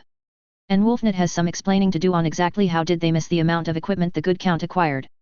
While the show didn't go into details, it seems Miss Onishi is the proud owner of a mercenary command with over 70 dropships, 9 jumpships, and at least 2 full brigades of equipment. Some of it confirmed Lowe's tech. He shook his head. Everyone knew the man was a treasure hunter, and his mercenary command was just his guards and fellow Lastek hunters, but he managed to blindside everyone with what he had squirreled away. Tossing an envelope on the desk to slide near Catherine, Jamie finished. And she reached out to you, with this letter. Via Hansa Davian, delivered by MIIO. The agent states that he decoded it correctly, but...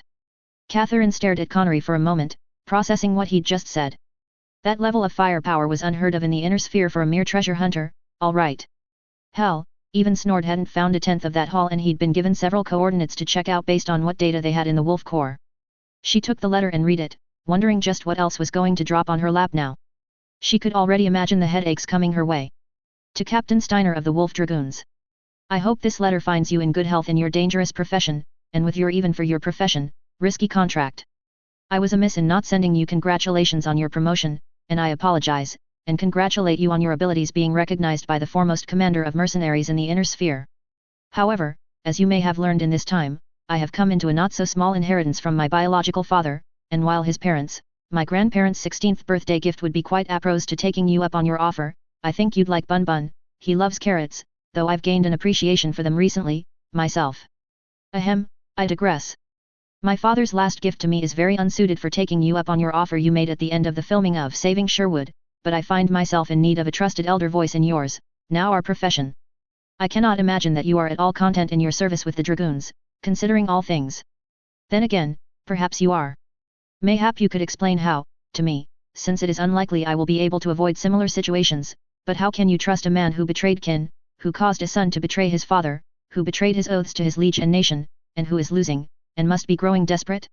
How can you trust your dependents unguarded by your own pack, to such a man?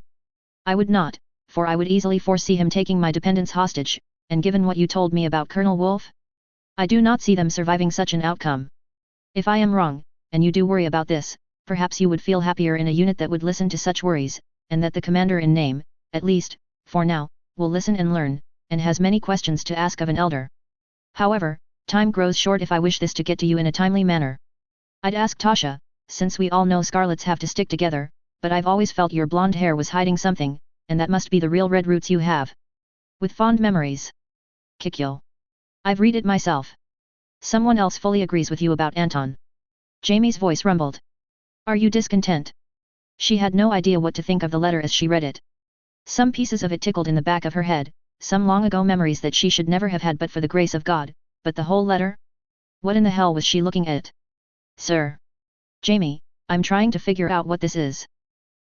Look, I made no secret I think Anton's the wrong horse and he doesn't feel all that stable in the head, and you know the story I got from the Eridani Light Horse and why they have a unit 24/7 dedicated towards protecting their dependents and why it is considered their highest honor to doing so. My best guess here? MIIO's picked up on something and they're using Onishi as the vehicle to bring it to us. Why Onishi in particular? I don't know. Why did she feel like the carrots and the color references were important? Wait a moment, she thought. Jamie, when did she inherit the whole thing? And how fast do you think this letter could have arrived? The paperwork naming her sole owner took effect with the MRB on January 1st, this year, her 20th birthday. The equipment arrived the next day, and the transfer was formalized at the start of business, on New Avalon, on the 3rd. Given Wolfnet believes that Hansa was there to see the ships land. He shrugged. Considering he used a MIIO agent as courier, and it would not surprise me if the message went out that night, or at worst, the night of the 4th. He paused. You did remark on her intelligence, if I recall. As well as she picking your brain on investment advice. Her brain spun at 1,000 miles an hour. Things weren't adding up and the itch in the back of her head was if anything growing. How could inheriting the whole pile be somehow tied to sending out the warning? Was it a coincidence? God worked in mysterious ways, she knew, but this was odd. Yet, frankly, I think I need to have a chat with Miss Onishi. I'm not discontent with the Dragoons, just our current contract, particularly our employer. But you know this, Jamie. We do have friends in the AFFS from our time back in their employ so I can see them warning us, it's just. Miss Onishi and her inheritance at the same time seem to be an incredible coincidence. Not to mention Hansa Davian possibly being involved. She pondered for a second before speaking up again, are we going to act on her warning? Jamie looked at Catherine. I knew you weren't discontent with the Dragoons. I will be honest, I am surprised you haven't called me into a trial of grievance, given your opinion of the situation. He paused, leaning back. Let me say this. I'm going to do several things at once, that solve several problems, as well as take into consideration this and your warnings about the Captain General. Jamie's voice grew dry on the last two words. Shaking his head, he soldiered on. I sent a message to Curlin by the previous chain we had set up a while ago, again, at your suggestion, and I got a reply 2 days ago. While your efforts to convince him to effectively set up Blackwell as our providers and suppliers has borne fruit, to the point that we had to keep them from producing as many mechs as they are capable of, Curlin has stated he is sending more tooling to expand our efforts, as well as additional mechs, people, and equipment. That's good. I assume they'll be headed towards New Valencia. That's what the plan is. I'm not quite sure when the new personnel and equipment will arrive, but yes. So. He leans back. We're going to solve 3 problems at once if you're agreeable. Go ahead, Jamie. I'm listening. First, the dependents will be leaving within 24 hours, I've arranged, and am just waiting on confirmation of an express route to New Valencia. He smiled. If it works out as planned, they'll arrive on the 30th. He leaned back. Second, to guard them, as well as cut our footprint in this, I'm sending all excess personnel, Hephaestus, which is already disassembled, and Red Black. Plus, hired the Black Aces to guard it and make sure it arrives in the Federated Suns. This will include Joshua, who will be taking some of your assistants that you've trained up, to help with our logistics, as well as other aspects of Blackwell. He paused, seemingly waiting on the statuesque blonde in front of him. That sounded like a solid plan, she thought. Get the dependents out of the way, have Red Black provide security. Oh, he said 3 things, didn't he? Not wasting any time whatsoever, Jamie, I see. Our employer might wonder if we're going to bail on him, though. We best not give him any more excuses, and if he gives us reason to bail, we should. But if I'm not wrong, that will be more your problem than mine? If I go with Red Black, I'll probably be at New Valencia by the time Anton reacts. But you said 3 things and named only 2, is this going to be about Miss Onishi? We do owe her for the warning, I believe. And, Catherine realized, there were also the questions of where the damn hardware came from. She'd had a lot of time to look at the locations marked on Clan Wolf's maps, and there were quite a few locations that had been marked a secret from their host nations, like the depot on Galter 3, which was likely the reason why so long from the fall of the Star League the business of low-tech prospecting still paid. Not to mention, she added, that so much hardware must have come from somewhere. She looked at Connery, waiting for him to drop the likely bombshell she was already expecting. Why else would he have made a dramatic pause? His slight smile indicated he caught onto her catching onto his game. Pity. I was hoping you would ask what's the third thing. He leaned forward. Officially. And I do mean officially, your complaints about this contract have been noted by more than just the senior staff and are causing dissension.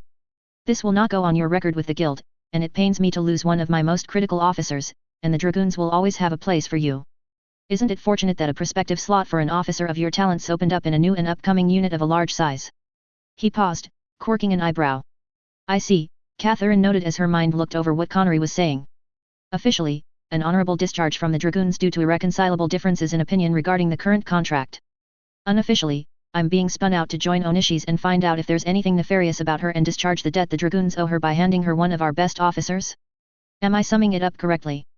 There is no debt, at least yet. He shook his head. While I concede if Anton does do something unwise, shall we say? He nodded at that, and moved on. We will be in a position to withstand it, with no risk, and then, I would concede a debt is owed. He leaned back and looked upwards. I want to know what the hell was found, how much is it going to affect the inner sphere, and if the actress father left any more sites for her. She gets to get trained by honestly, the person I think should be commanding this mission, and this force. He nods again.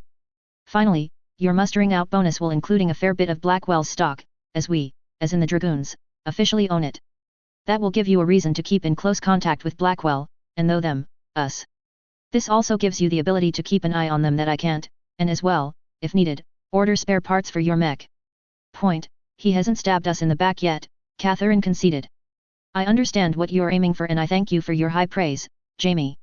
I really do. I see the logic for the Blackwell connection, too. I get to keep the Marauder? It's Red Blacks? Jamie snickered.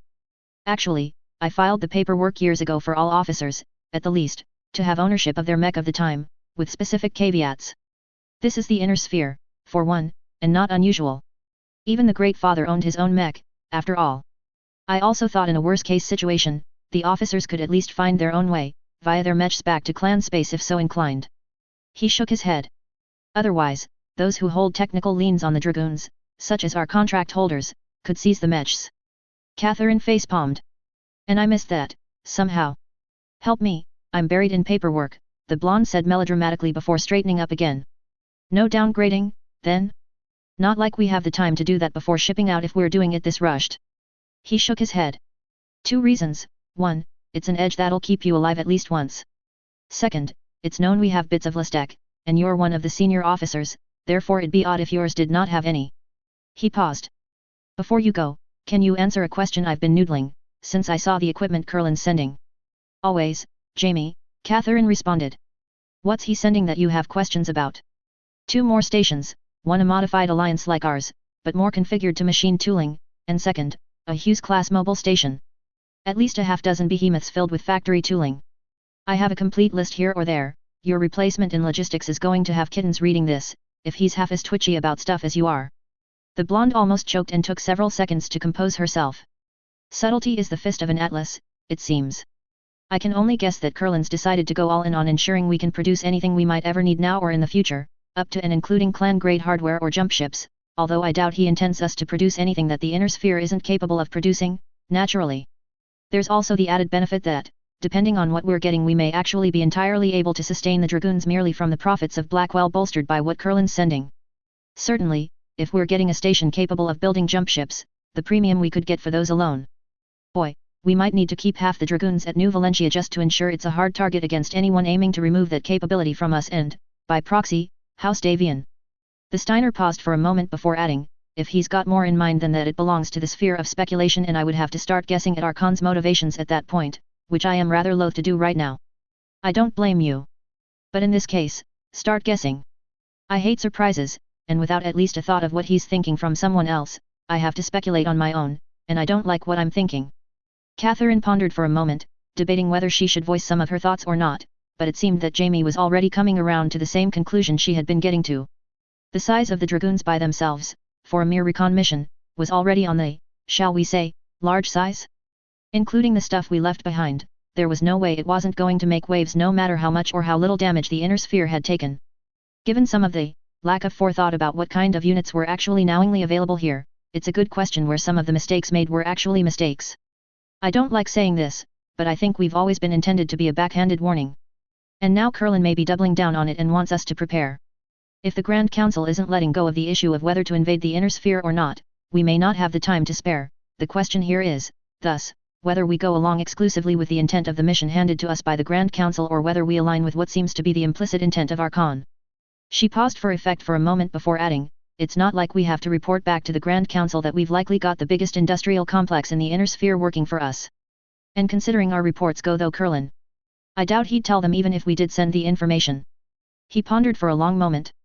Catherine, I want to be clear, you are saying he wants us to counter the invasion of the Crusaders.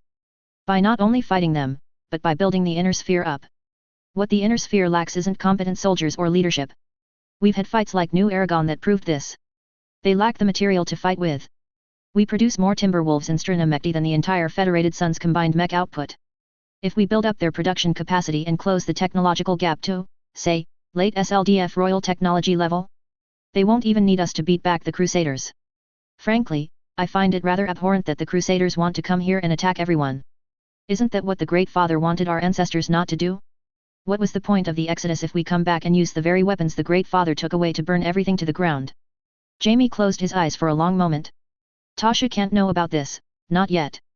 Joshua suspects the same as I and you, though I was hoping, your relative newness to our clan would give you a different impression. We are wardens, and we were weeded very hard to be such. I figured that out myself. What the Great Father feared did happen to a great extent, but the House Lords thankfully stopped themselves. But this? He is asking us to betray the clans. And for what? I will be honest. I'm fond of Hansa Davian. I know the common people are generally unconcerned with what their leaders are doing, or generally support it, but how many nobles are worth their titles? How many of them have even proven their valor, much less competence to lead?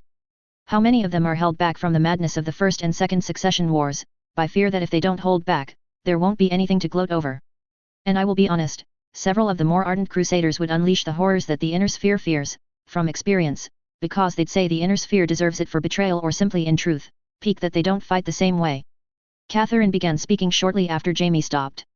If we want to look at betrayals, bringing the weapons we've forged in the home worlds to bear down on the inner sphere is itself a betrayal of all of our ancestors who sacrificed their livelihoods and even their lives to get the SLDF out of the hands of the great houses.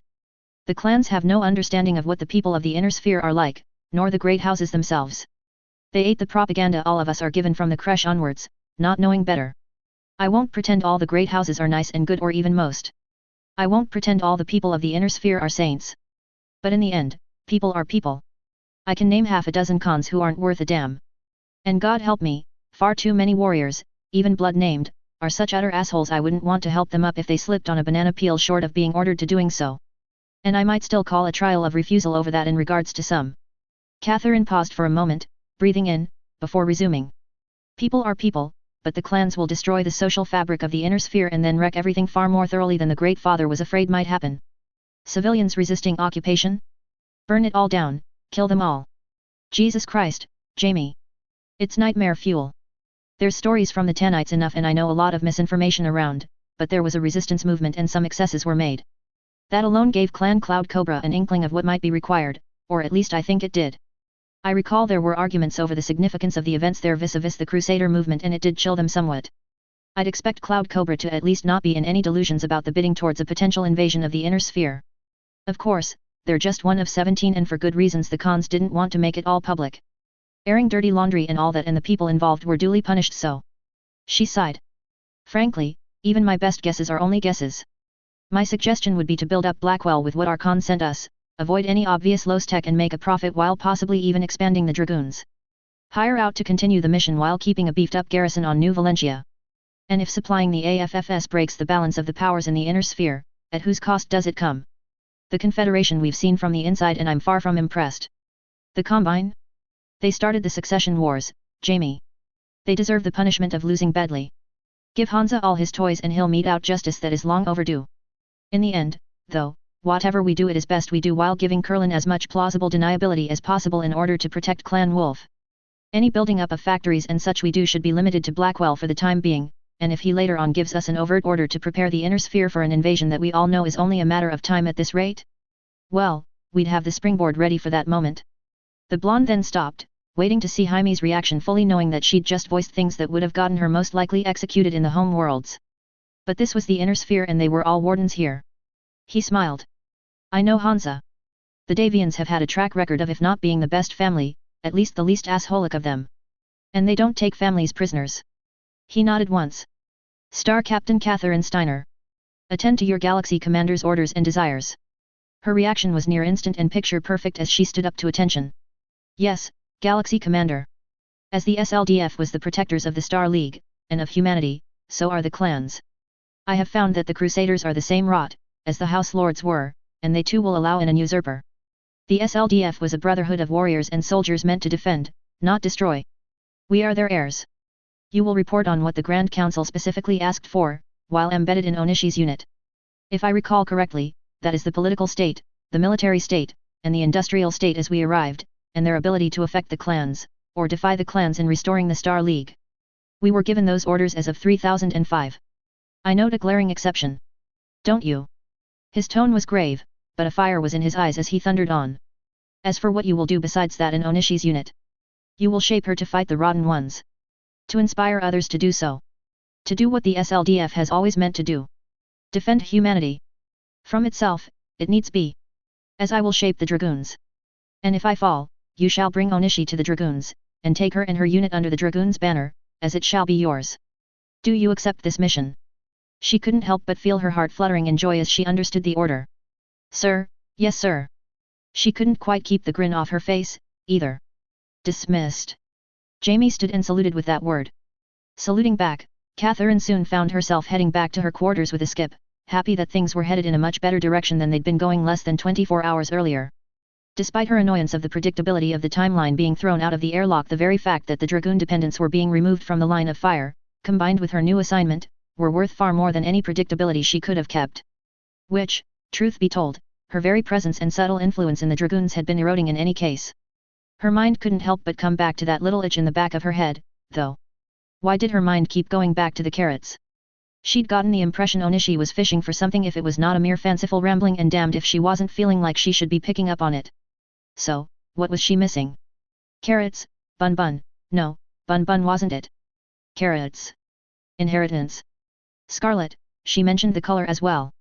Carrots are orange, though, why would scarlet be? The pieces clicked into position and she stopped cold in surprise. Drew. Primus's office, Hilton Head, North America, Terra, evening, January 8, 3015. Julian Tiapolo, Primus of Comstar, the most powerful man in the inner sphere, or so he believed, watched as Tojo Jarlath, his acting head of ROM, the best intelligence service in the inner sphere, since they controlled all communications and had lots of people who thought well of them. Tojo was the acting head, as Visser Christopher was handling Anton and the Dragoons. So, you asked to see me, Prekenter Jarlath. Julian rose and poured both of them a cup of a tea that the Primus preferred, and one he knew Tojo wasn't fond of. I did, Primus. Tojo took a sip of the tea, and set it aside, to present an image of someone not wishing to waste his superior's time. I have new information on a few issues you wish to be kept abreast on. Julian sat back, and leaned in his chair, crossing his fingers below his chin. Oh. Yes, sir. Tojo clearly gathered his thoughts, and then dived right into the matters. First, the new Osaka situation has had several updates. As you know, our adept was sent to acquire the material the Count sent to his recognized child. It was believed that Hansa Davian or others could acquire it from her easily, for a ducal title and likely no more than several billion C-bills. Julian nodded at the recap as his acting head of intelligence continued on. He was not successful, and I have included a recording of why, as the young actress recorded it, and sent it to Prekenter New Avalon. I have to admit, I too would have laughed in the adept's face. Julian's eyebrows rose. Summarize, please. I have a feeling this is both amusing and something that an adept will regret. In short, our estimates were the equipment was 4 to 8 billion spills in value. Since we did not have a clear accounting, our adept offered 2 billion initially, and of course, the thanks of Comster and Blake. She laughed in the adept's face, and in essence, said I understand lowballing, please, I have had contract disputes, and negotiations, But insulting? No thank you. A third of the value, without other considerations. TA below blinked. Did we not authorized at least 4 billion, plus a scholarship for both of the Onishi daughters to a Terran university, or serious backing and distribution for the elders' films? His tone was bemused. We did, with other considerations, as well, of course. He nodded. Needless to say. Julian rubbed his chin. Indeed. I suppose the adept will justify this, as we did instruct him to try to save as much money as possible. The bland expression on Tojo's face didn't change. As you say, but that's immaterial now, and we realistically didn't count on getting the majority of the material, after all. Julian nodded. True, true. So. The Lyran ambassador made an offer, and it was rejected, but from what we have intercepted, it was a pleasant exchange, and in general, the young lady pointed out she was a Davian subject, therefore. Jarlath's slight shrug indicated no surprise there. And Hansa Davian made his move, though we don't know the specifics of the deal made, though it appears 2 baronies were accepted, and before we could infiltrate people into the cantonment, to see what he had acquired, they were moved, and MIIO and DMI are placing a firm guard around the new heavy cavalry. I see. Well, he will either attempt to reverse engineer how it was made, or he'll use it to be thrown at his enemies. If the latter, well. Problem solved soon enough. If the former, well, you are tasked to infiltrate NAIS, are you not? See to it that other projects are also handled. Of course, and Miss Onishi? It is believed that her father passed along other locations. Just keep an eye on her. At this time, well. Lastek hunters end up badly, generally, see her father, and well, not very many are successful, so I doubt it'll be a problem. Tojo nodded. As you say. The other matter, Visser's efforts with the Dragoons and Anton. Julian leaned forward. Tell me. I'm afraid the Dragoons are preparing to at least decamp rapidly when Anton fails. It's only a matter of time before Janosch closes his fist on New Delo's neck. Julian nodded in response. However, it appears to be another year at least, and with a bit of luck, the remains of the Dragoons will be able to escort him to Xi'an, and well. Julian nodded. He had no faith in the plan to have Anton as the Captain General, but it was a nice try. The backup of forcing the Dragoons to do a supply run and follow them to see where they were from, and if some of the ideas were right, was the goal Julian held out hope for. Why do you say this? Julian sipped his tea, finally. As of this morning, our time, Dragoon dependents, the Red-Black departed New Delos, on a pre-arranged express route to New Valentia. He also sent a fair bit of his excess personnel, as well. His statement to Anton, was he wanted to be prepared for any situation, and this would allow him to free up the personnel he had guarding them. Plausible, but given the friction between Colonel Wolf and Merrick. Tojo simply stated, then continued. While again, plausible on its face, it is known that Captain Steiner has been pointing out the Sendai clause and why it exists. Ah, and Wolf chose not to risk it. Julian smiled. If I remember right from a previous briefing, he has a combined arms regiment plus at least one additional infantry regiment, officially Blackwell's security, but considering that he expanded the camp he built to include Blackwell on New Valentia. Exactly. Julian shrugged philosophically. It would have been nice to have Wolf's dependents as hostages, but in the end, our object was more to just force him to make a supply run at the least. I see no reason to worry about this. You don't wish to have an interception arranged. Tojo's eyebrow rose slightly. Even with their guards and the additional ASF forces he hired, it shouldn't. He was cut off by a raised hand. Too much risk of it going wrong, and too much risk of it pointing at us, Tojo, plus, people would question who'd attack dependents like that. Further, as you implied, the chain has been set up, and it would be fast. I suspect an interception would be difficult as it stands, and would too easily point at us. Julian leaned back in his chair. As well as this might give us a chance to break Blackwell's security. Tojo nodded at the Primus' thoughts. Blackwell's security, since the Dragoons had entered into a partnership, then outright bought it, had been fiendishly difficult to penetrate. By your wish, then. Those are the only 2 matters of immediate importance, that I thought you would want to know right now. And I did, yes. Julian stood with a smile, to walk Tojo out. Pausing for a moment, as he saw a news report of a student protest at one of Terra's universities, he had a sudden thought. I might have a solution for Miss Onishi, actually, and one that I think would benefit her and her sister. Julian smiled a bit crookedly. Tojo's expression became attentive. Sir. Why, isn't the young Aiko Onishi a rare genius? It would be a shame if she couldn't attend the best universities in the sphere, and we know the young actress spared no effort or expense to get the best she could for her sister. Tojo bowed. While it is policy to recruit the brightest when possible, and I think we placed an offer in front of the elder, I believe we can do much with this. I will see to it. Excellent. Julian smiled. He did so love when he could do several things to solve a problem that would greatly benefit Comster. Another genius for Comster, and a lever on the possible low-tech hunter whose father had a clear success. Well done. Katrina's office, Triad, Thracad, Lyran Commonwealth, late local evening, January 8, 3015. Katrina Stenier, the ruler of the richest realm, studied her spy master. So, not only do we not have a complete idea what Count New Osaka left for his child, she's flat out refused to sell it to us, or even tell us what we missed out on. Accurate. Simon sighed. This on top of your idea to have the Count trip a trap, on a Listec site I knew about, was in a way more successful than you thought. While it did kill him, and some of his most loyal, it killed nearly 2,000 others. Katrina's tone was mild, but a bit disapproving. Whose only sin was working for a potential traitor? I would say a confirmed traitor. Those dropships and Mechs alone. Simon defended himself, only to be cut off by a snort. Then would you call my husband one? Katrina's tone was dry, and indicated a line he was walking very close to the experienced spy master. Ah, no. I meant just the Listec, and of course, not letting us examine or buy it first, only. Your husband did none of that. Simon conceded her point. Katrina sighed. At least we didn't strain any potential relationship, if the girl does convert the remains of her father's people into a true unit, and we can hire it. Simon brightened at that. Well said. Her reason for denying us the chance to make a serious bid, was she was a Davian girl, born and raised, so the first prince had to have a fair shot. Katrina snorted. She'd be right, too, in a way.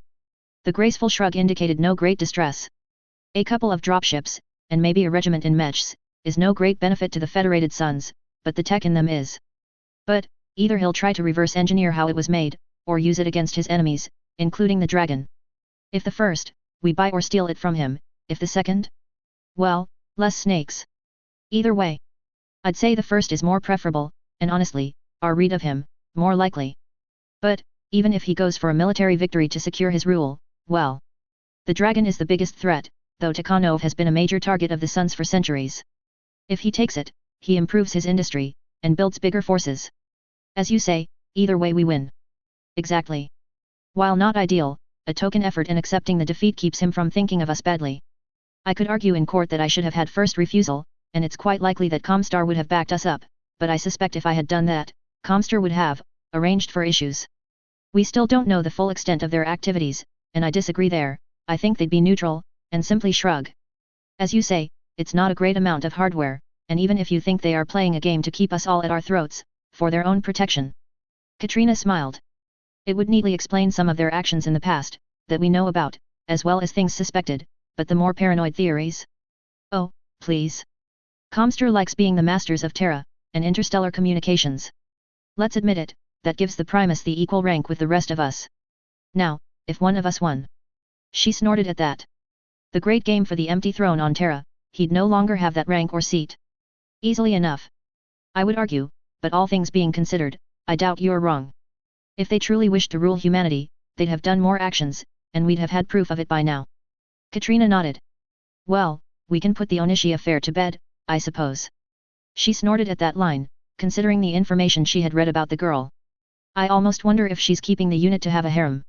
Simon had to smile as well. We will be attempting to insert agents, of course, as she recruits up to her capabilities, and we have a few potential males who from profile would tickle her fancy. Katrina had to snicker at that. Approved. Come to think of it, you don't need my approval for that type of mission, under the strictest reading of the law, but well. Better safe than sorry. As she is a noble's daughter, yes. Simon nodded. Anyways, I doubt she was left any more places to explore. If she was, given profile, the ships would have already been en route, is our view in Lick. Katrina shrugged. She's an actress, she knows a bit about waiting around, I suppose, and listens well to directors, so. Simon considered that. Well, either way. It's late, and I think you want to be with Melissa. Oh, yes. Katrina smiled. Have a good night, Simon. You as well, Archon. Hans's private office, Fox's Den, New Avalon, late night, January 9, 3015. Hansa studied his brandy in the sniffer as Yvonne and Arden walked in, Arden pouring himself and Yvonne a brandy. After they settled, he smiled. Well.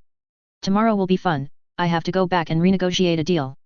His rueful tone drew a laugh out of Arden, who was departing for his unit tomorrow, and a snort from Yvonne. She'll take what we offer. Her tone sounded sure of that. Hansa shook his head. Yvonne, we've talked about that. We're doing her a favor by hosting a eco.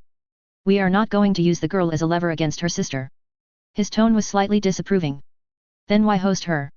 Yvonne shot back. Arden turned to Yvonne, but before he could say something, Hansa raised his hand. Because not all are as moral as Arden, or even I. I agree that Michael would use the young genius, and he'd be the nicest about it. Others. He shook his head. But no, we don't need the lever. And as Arden would say. Hansa smiled at his friend. We are better than that. And we are.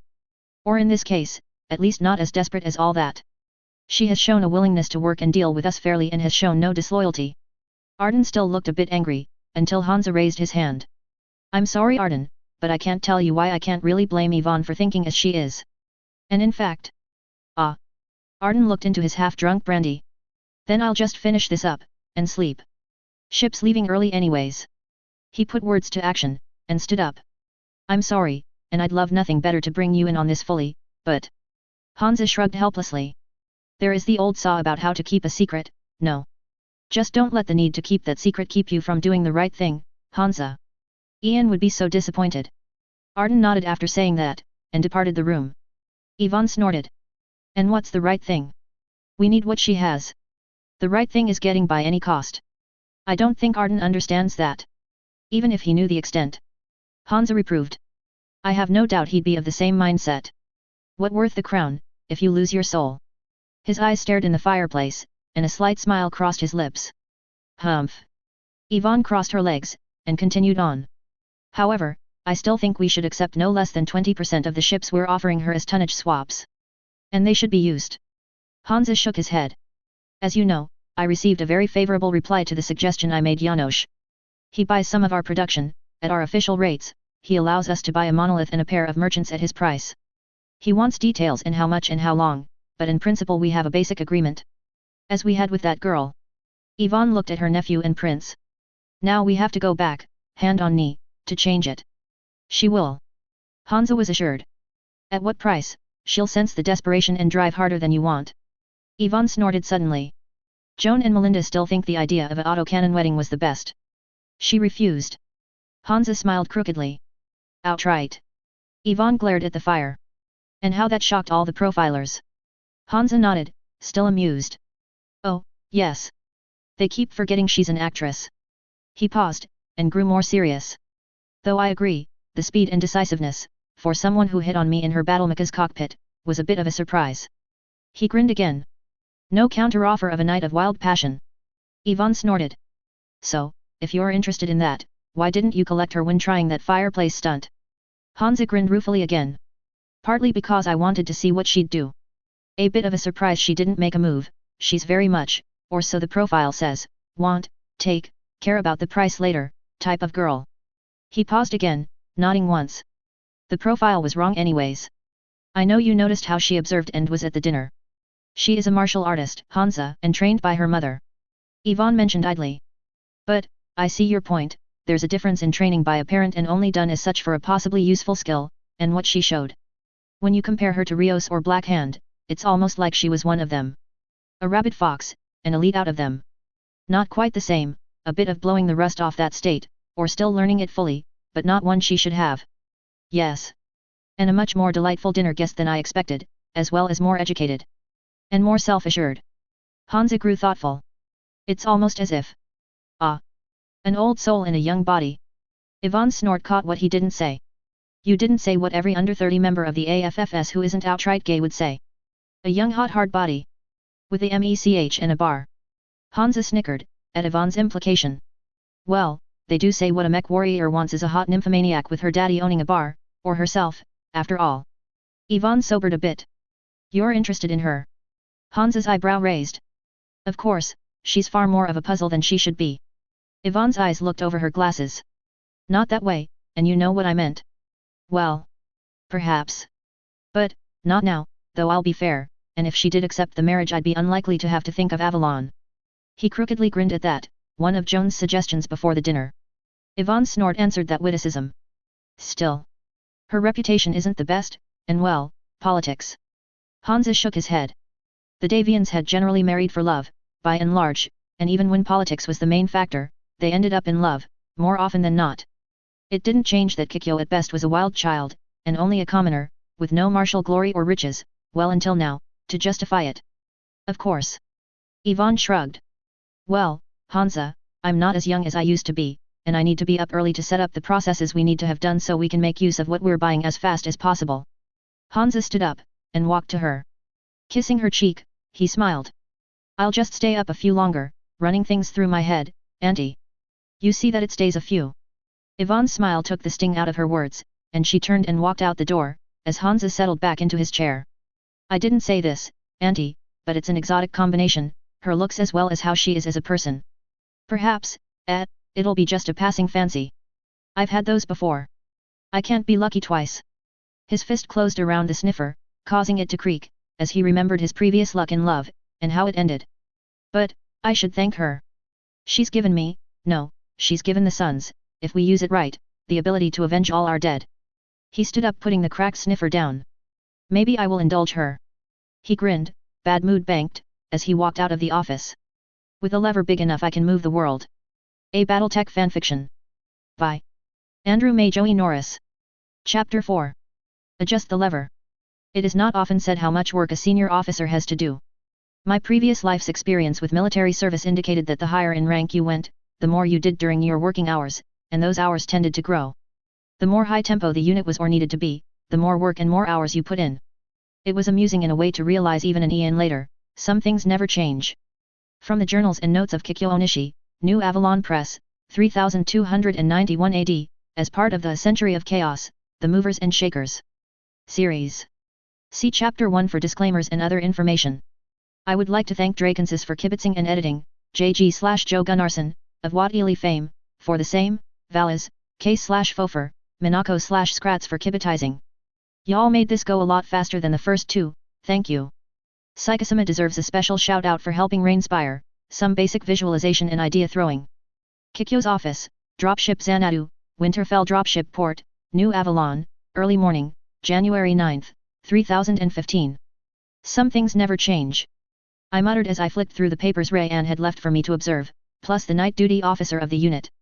2 enlisted arrested for drunk and disorderly, receipt for winter parkas, and request to use one of the mules as a temporary bar in R/R center.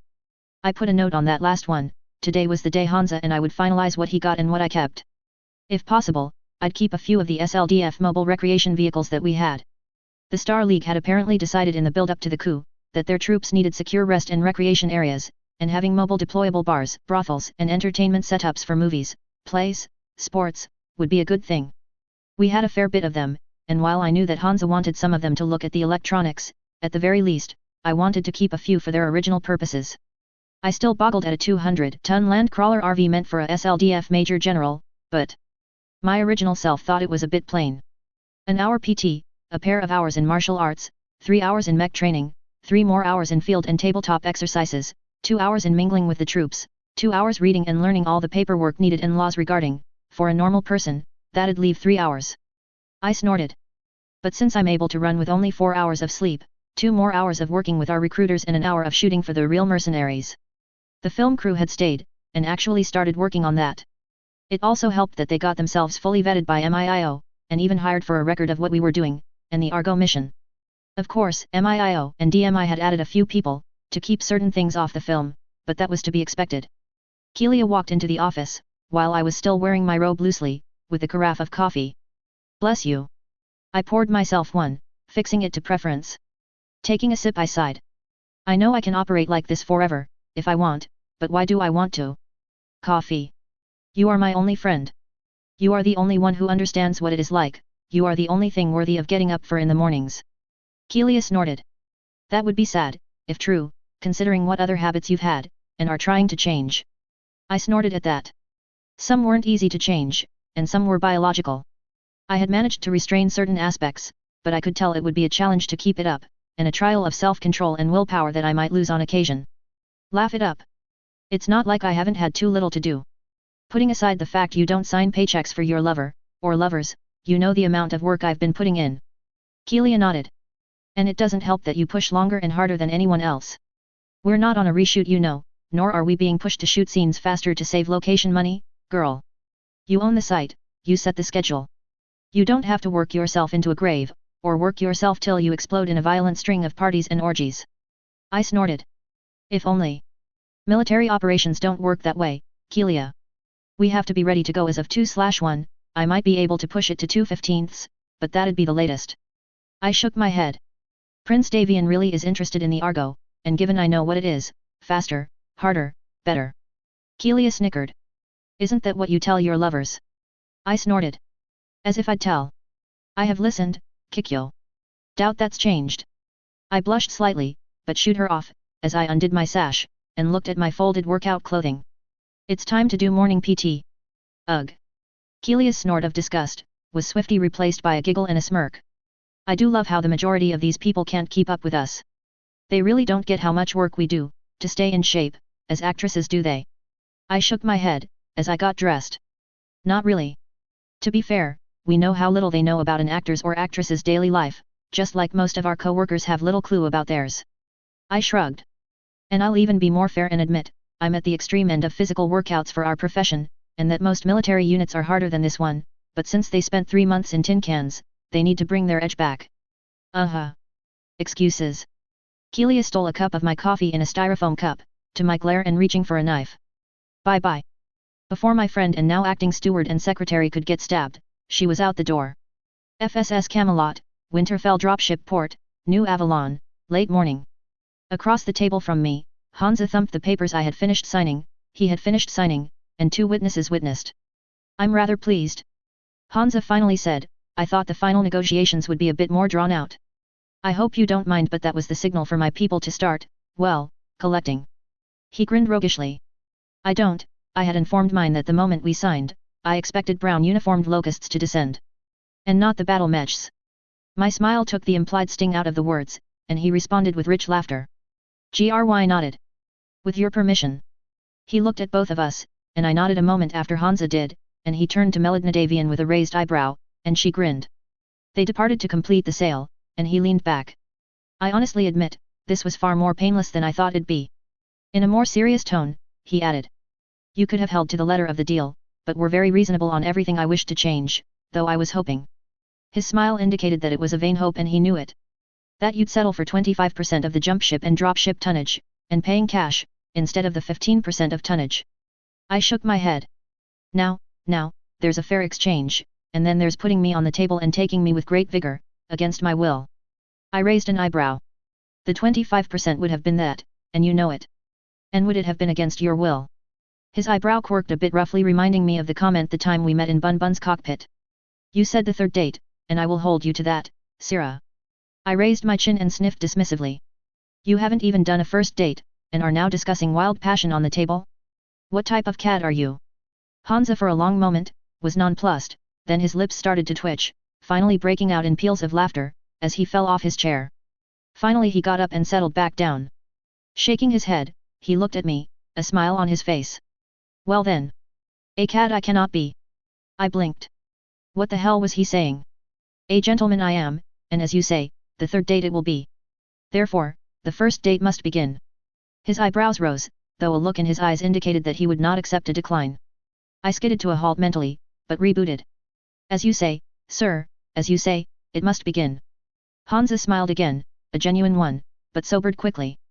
But, not quite yet. We do need to settle details.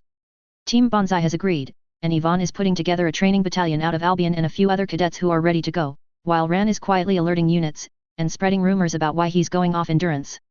He shook his head. It was his suggestion, to draw less attention to the mission. I nodded. I'd rather go on February 15th, for lift, but, should be able with a bit of work to hit the first, but it'll be a fragile as spun-glass unit. I shook my head. Needs must. At least the aerospace regiment won't be. His eyebrow raised, and I nodded. That was the only bright spot, the pilots had trained hard on the way to New Avalon, and hadn't let up. While not an organized regiment, yet, they were far closer to that, and unlike ground troops, could train up while in space. They'd be close enough. I shrugged, and spoke after a moment of thinking. I'd say at least good enough for them. And you want me to provide transportation, too, I suspect. I drummed my fingers. 9 fortresses, 4 vengeances, 2 titans, 6 overlords, 6 triumphs, and a clutch of other dropships. It'd help, yes, though Team Bonsai will only need a ring to transport their Excalibur. I looked upwards as I thought about the numbers. Not counting cargo ships, we're talking about 160 mechs, not counting support mechs, call that another 80, right? Hansa nodded as my eyes met his. Tanks and similar Vs, I tilted my head for a second. Call that roughly 140 to 160 heavy vehicle bays, at least for your forces, and 50 or so of mine for combat. I nodded once. About the same support, mostly trucks and like, so they can go semi-packed as cargo, but rather not, and about a dozen or so of the super heavy class bays will be needed so if the Argo takes significant time to lift, if nothing else, the troops have a bit more space to spread out. Hansa nodded. Infantry in effect is roughly from my finger calculations about 90 platoons of combat, about 45 to 50 support, not counting the 700 or so technical support I'm hopefully quietly assembling. I nodded again. Call that, if we load my refitted mammoths correctly, for each of my combined arms dropships, since they'll have RD on them, plus can carry infantry, tanks and mechs at once, with maybe an overlord or two, though I doubt it, since both fortresses and the Excalibur carry 12 mechs, while the Colossus will carry 40, so a combined total of 252, if my math is right. Adding in the infantry, all combat troops should easily fit in on those, as well as all combat vehicles, all things equal. With the refitted mammoths, stuffing in everyone, with 2 additional monarchs? Easy. He thought about it. That matches my numbers, more or less, yes. In fact, I don't think you even should bring along the monarchs, what's the need? I tilted my head, nodding. That'll mean, counting your assault dropships and one of your carrier groups, the ability to bring along an additional. He thought for a moment, running the numbers in his head was easy compared to his daily budget concerns. Call it 15 dropships, though where I'll find that many cargo lifters is a pain in itself. He shakes his head ruefully. I shake my head in negation. 14 since Xanadu comes along, to play up the non-seriousness of the mission. He grins at that. And I'd like to take along the rest of my carriers. He tilted his head for a moment. Why? So we can stuff all the fighter bays full. Figuring on Bonsai's 20, my 66, and your force's integrated 40, that'll leave give or take another 212 bays we can fill with additional ASF. Who'd dare attack that force? I'll agree to find 198, and that'll leave a few empty bays for long-term repair, or extra storage. He thought, then shrugged. It is easier to put together an aerospace squadron here, and get them to UN route, than it is to actually find 14 heavy cargo ships, I'll admit. He grinned slightly. 9 are a bit easier, I'll admit. I grinned. Plus, by focusing just on a certain number of ships, refitting enough to go on February 7th is doable. More. Hansa grimaced in agreement. He brightened, however, at the thought of those refits. That should do. He paused. As talking about refits, can I ask what you are thinking vis-a-vis Xanadu? I blinked. I asked for a refit of my personal dropship, that cut the part and pool deck to half their size, and put them together, freeing up tonnage. As well as modifications. Adding a full trauma center, removing half the ultra-luxury and luxury cabins, adding 4 mech bays, and 2 ASF bays, while removing 2 small craft, and finally adding a super, You're referring to the cubicle for summer breeze. I played with a bit of hair as he snickered. That would be it, yes. I could say you're indulging in your Lyran side, but that doesn't feel right, not with everything else. He shook his head. I will admit the FSN and AFFS are looking intently at your mammoths. They like the potential they see there. But what if I want people to think that? I smiled at my thoughts on Xanadu. As for the mammoths, agreed. I won't say it'll be a Paul or Peter situation for most people, but... Hansa's nod indicated he was quite aware of what I was implying. The AFFS was always short of dropships. Hansa smiled at the reply regarding the Xanadu. Sneaky, I like that. As you already have your first 2-year contract nailed, and depending on how things go, may end up with a longer one. Indeed, the FSN would love to just pay you for your dropships. His attempt to acquire them again, amused me, and I didn't respond to the bait, except with a slight smirk. It does help. I shrugged. It won't last long, but who knows? It might last long enough to win 1 or 2 battles. Worth it in that case, yes. He nodded. Oh, while I'm thinking about it, the list of people you were hunting for, MIIO picked up. They're having some success. Miss Braun was of course known, and we have her unit listed, and in fact, they're on Hoff now. I winced, though it wasn't absolute proof. A Miss Blackwing, I believe? From the Outworlds. I nodded. She's with Faceless Soldiers Squadron, LLC, her biological father's unit, account of the Outworlds. They're actually heading to New Valenka on a high-priority high-profit contract, for the Dragoons, after getting royally screwed by the dragon, to the point that bluntly, they're effectively done, without a sweetheart contract bigger than what Wolf gave them.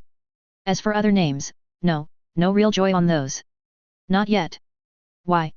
I shrugged. Wouldn't you recruit a Solaris champion? And, redhead, might as well go with a theme. Hansa nods at that. And Miss Blackwing is similar, too. Well. He nodded. Once I have a spare tramp, I'll contract them out to you as training cotter, and speed them to a meeting point. Though I would be curious exactly how she came to your attention. I thought about it, and decided not to bring up old wounds. But I presume Dr. Bonsai gave you an ethically allowed briefing on my and Case's health status. To some extent, yes. Hansa was puzzled, where this is going. Case has the same neurological structures you do. To some extent, no. I watched as Hansa grew still. And if I had to bet, Morgan Kell, Patrick Kell, Eugenia Kurita, and Asha Blackwing. I will not tell you how I know this at this time. But I'd bet on it. I am almost tempted to promise you anything to get that information on how you knew. But, you are implying something. Spell it out. Phantom Mech. It's rumors, myths, legends based on Morgan's recent duel, but Ian showed it first. I spoke quietly. It's not rumors. I'm not precisely sure what it is, and I can for a fact say it's not related to the rumors about Dest abilities. But there's scientific proof. I see. Before Hansa could continue, I broke in rapidly. Don't try to activate it. I don't know what happened in your brother's last battle, but what happened to Morgan afterwards, shows it has severe psychological effects, and well, Case isn't too tightly wrapped as we speak. I shook my head, pulling out the pen I used to keep my hair in a bun. I see, again. Hansa drew out a breath. We will have a discussion on how you knew this, and other things, correct? When I can prove the reason as the most possible, and the only one that explains everything, yes. I nodded. But Hansa nodded, shaking off the seriousness. I have a Battlemaster to choose. He grinned. Actually, you have a combat suit to try on and get fitted for. My compliments. I raised my hand. You cannot refuse a lady's gift, now, can you? Without being a cad. I grinning. Well, in that case. Hansa smiled and held out his arm. You will have to tell me where you got such an interest in World War II history, though American? Really? I smiled, as we discussed the naming schemes of my ships. Oh, it's an interesting period. And the show the Americans put on. I raised an eyebrow, and Hansa laughed as we walked towards the hatch to the rest of the dropship port. Restaurant Brennan's of New Avalon, New Avalon, New Avalon, evening. Hansa allowed the maitre d' to take my coat, and admired me in the simple, but deceptive dark green bandage dress. As we were escorted to a table, I noted that to my amused surprise, all the guests should look like they were wearing uniforms, and first Davian ones at that. It wasn't hard, once you spotted one of them, the rest became easier to spot, and while the arrangements looked normal, and would pass most people, anyone who studied the body language, or looked for thin wires, would have caught them. I was drawn out of my musings by Hansa's comment. Melinda told me about this place, opened by a chief cook from the original one in New Orleans, on Terra of course. I blinked, but he continued. I'm immensely curious about it. Outside a few worlds near Terra, Cajun cooking is not really known. I thought about it and smiled slightly. It should be an experience, then. Though I hope it's authentic, not tourist. His eyebrow rose. I thought about it for a moment and smiled suddenly. I've heard from someone born on Fianna, there's two types of Cajun cooking, what they really eat, and what they sucker tourists to eat. Hansa laughed at that, as we reached our table. By any chance, did he tell you the difference? Hansa pulled out my chair, and allowed me to settle in, as he did the gentlemanly thing, and held it while I sat. Apparently, blackened was a thing for tourists, and realistically, while spices were used, the tourists got set on fire, outside crayfish boils. I smiled inwardly. Crawfish etouffee, here I come. He whipped up some jambalaya, and it wasn't spicy at all. Couldn't do gumbo, not enough time, and etouffee was too difficult, for what we had to cook with, and he didn't trust the shellfish. Hansa raised an eyebrow. Shoot. I nodded. Well, then. He opened the menu, raising an eyebrow at me, when I didn't open mine. Well. I take it you have an idea of what you want to try. Hansa waited for an answer. Crawfish etouffee, if they have it. I nodded. Hansa scanned the menu, and smiled. That does make it easy, and well. Bon chance, non. Hansa's French came out with a New Avalon accent, while my response in the same, came out with an accent that would be expected of someone from Homa, Louisiana. Oui. 'Tis only right. I grinned. Fianna apparently had a lot of Cajuns settle, and they kept the accent, as well as the cooking. I responded to his slight smile. Hansa thought about it for a second. A talent for mimicry, helps with acting, I would suppose. It doesn't hurt, no. Before I could expand on that thought, the waiter arrived. 2 crawfish etouffee, please, and the appropriate wine. Hansa stated. Very good, sir. The waiter nodded, and departed. I shook my head slightly amused, the 2 artfully curled loose locks along my cheekbones moving a bit. Well, stuffy waiter down, I would say. Hansa's response was a bit bemused. I couldn't help but snicker a bit at that, but sobered. I've always thought that Cajuns were a bit friendly. I tilted my head. Maybe he's trying to be what you expect. Hansa's lips frowned a bit. I'd be hoping for the experience, at a restaurant like this, wouldn't you? Oh, of course, but waiters seek to maximize their tips by giving the customers what they think would be good service for the customer. I smiled a bit crookedly. I'd suspect you'd get more of the real service if the first guards weren't assuring them of profit. I concede that point. Though I'll have to admit, not many would have caught it, they are good at blending in. Hansa's lips tugged in a rueful smile. I nodded agreeing. Just their luck at having an observant person aware of what to look for. He clearly shifted the subject, feeling it was a bit too close to work. Do you get the same type of response from waiters and the like? I thought about it, both lives. Less than you'd think, considering how often I'm in the entertainment sections, but more than I'd prefer, to be honest. Hansa leaned forward, clasping his hands. What is it like being an actress? Not the glamour, the actual job. I laughed. It's a job. One of the pitfalls of being an actor or actress or director or writer, is you make fantasy. You have to keep that in mind. I'd go farther, and say too many of my fellows forget that reality is stranger, and we're portraying images for people to escape into. Not real life. I shook my head, and with his prompting, expanded on what a typical day on a shoot was like. And what I did to keep in shape, and set up. His eyes were amused, and attentive. Before we could segue on, and I pick his brains about mech warrior status, the food arrived. While the wine was excellent, the etouffee. Well, they were trying for a blonde roux, then decided red pepper was the way to go. I quickly sipped at my water, to Hansa's gulps. I looked at the etouffee and at Hansa, who was looking at his as if it was a curatin he wanted to stab. I'm afraid this isn't etouffee. I'm not going to argue, and have a pointed question for Melinda. How about we find real food? Not only is it a bit too spicy for the shellfish or wine, I'll be fair, I expected something different. Like. I didn't mention real food, and real sizes was something I'd be down for. As he should know, I could and did eat around 4,000 calories a day, to fuel myself. And I'll be honest, I think they're trading off the name and Terran link, not their sizes. I happen to know a place near the palace, it's a bit of a hole in the wall, but they don't stint. Shall we? Hansa grinned. I smiled back. That sounds wonderful. I couldn't help but have a real smile at that, as Hansa made our apologies, and the smile turned slightly impish as the guards seemed to freeze in confusion. If we ever make it to Fianna, we'll have to try real Cajun food and report back.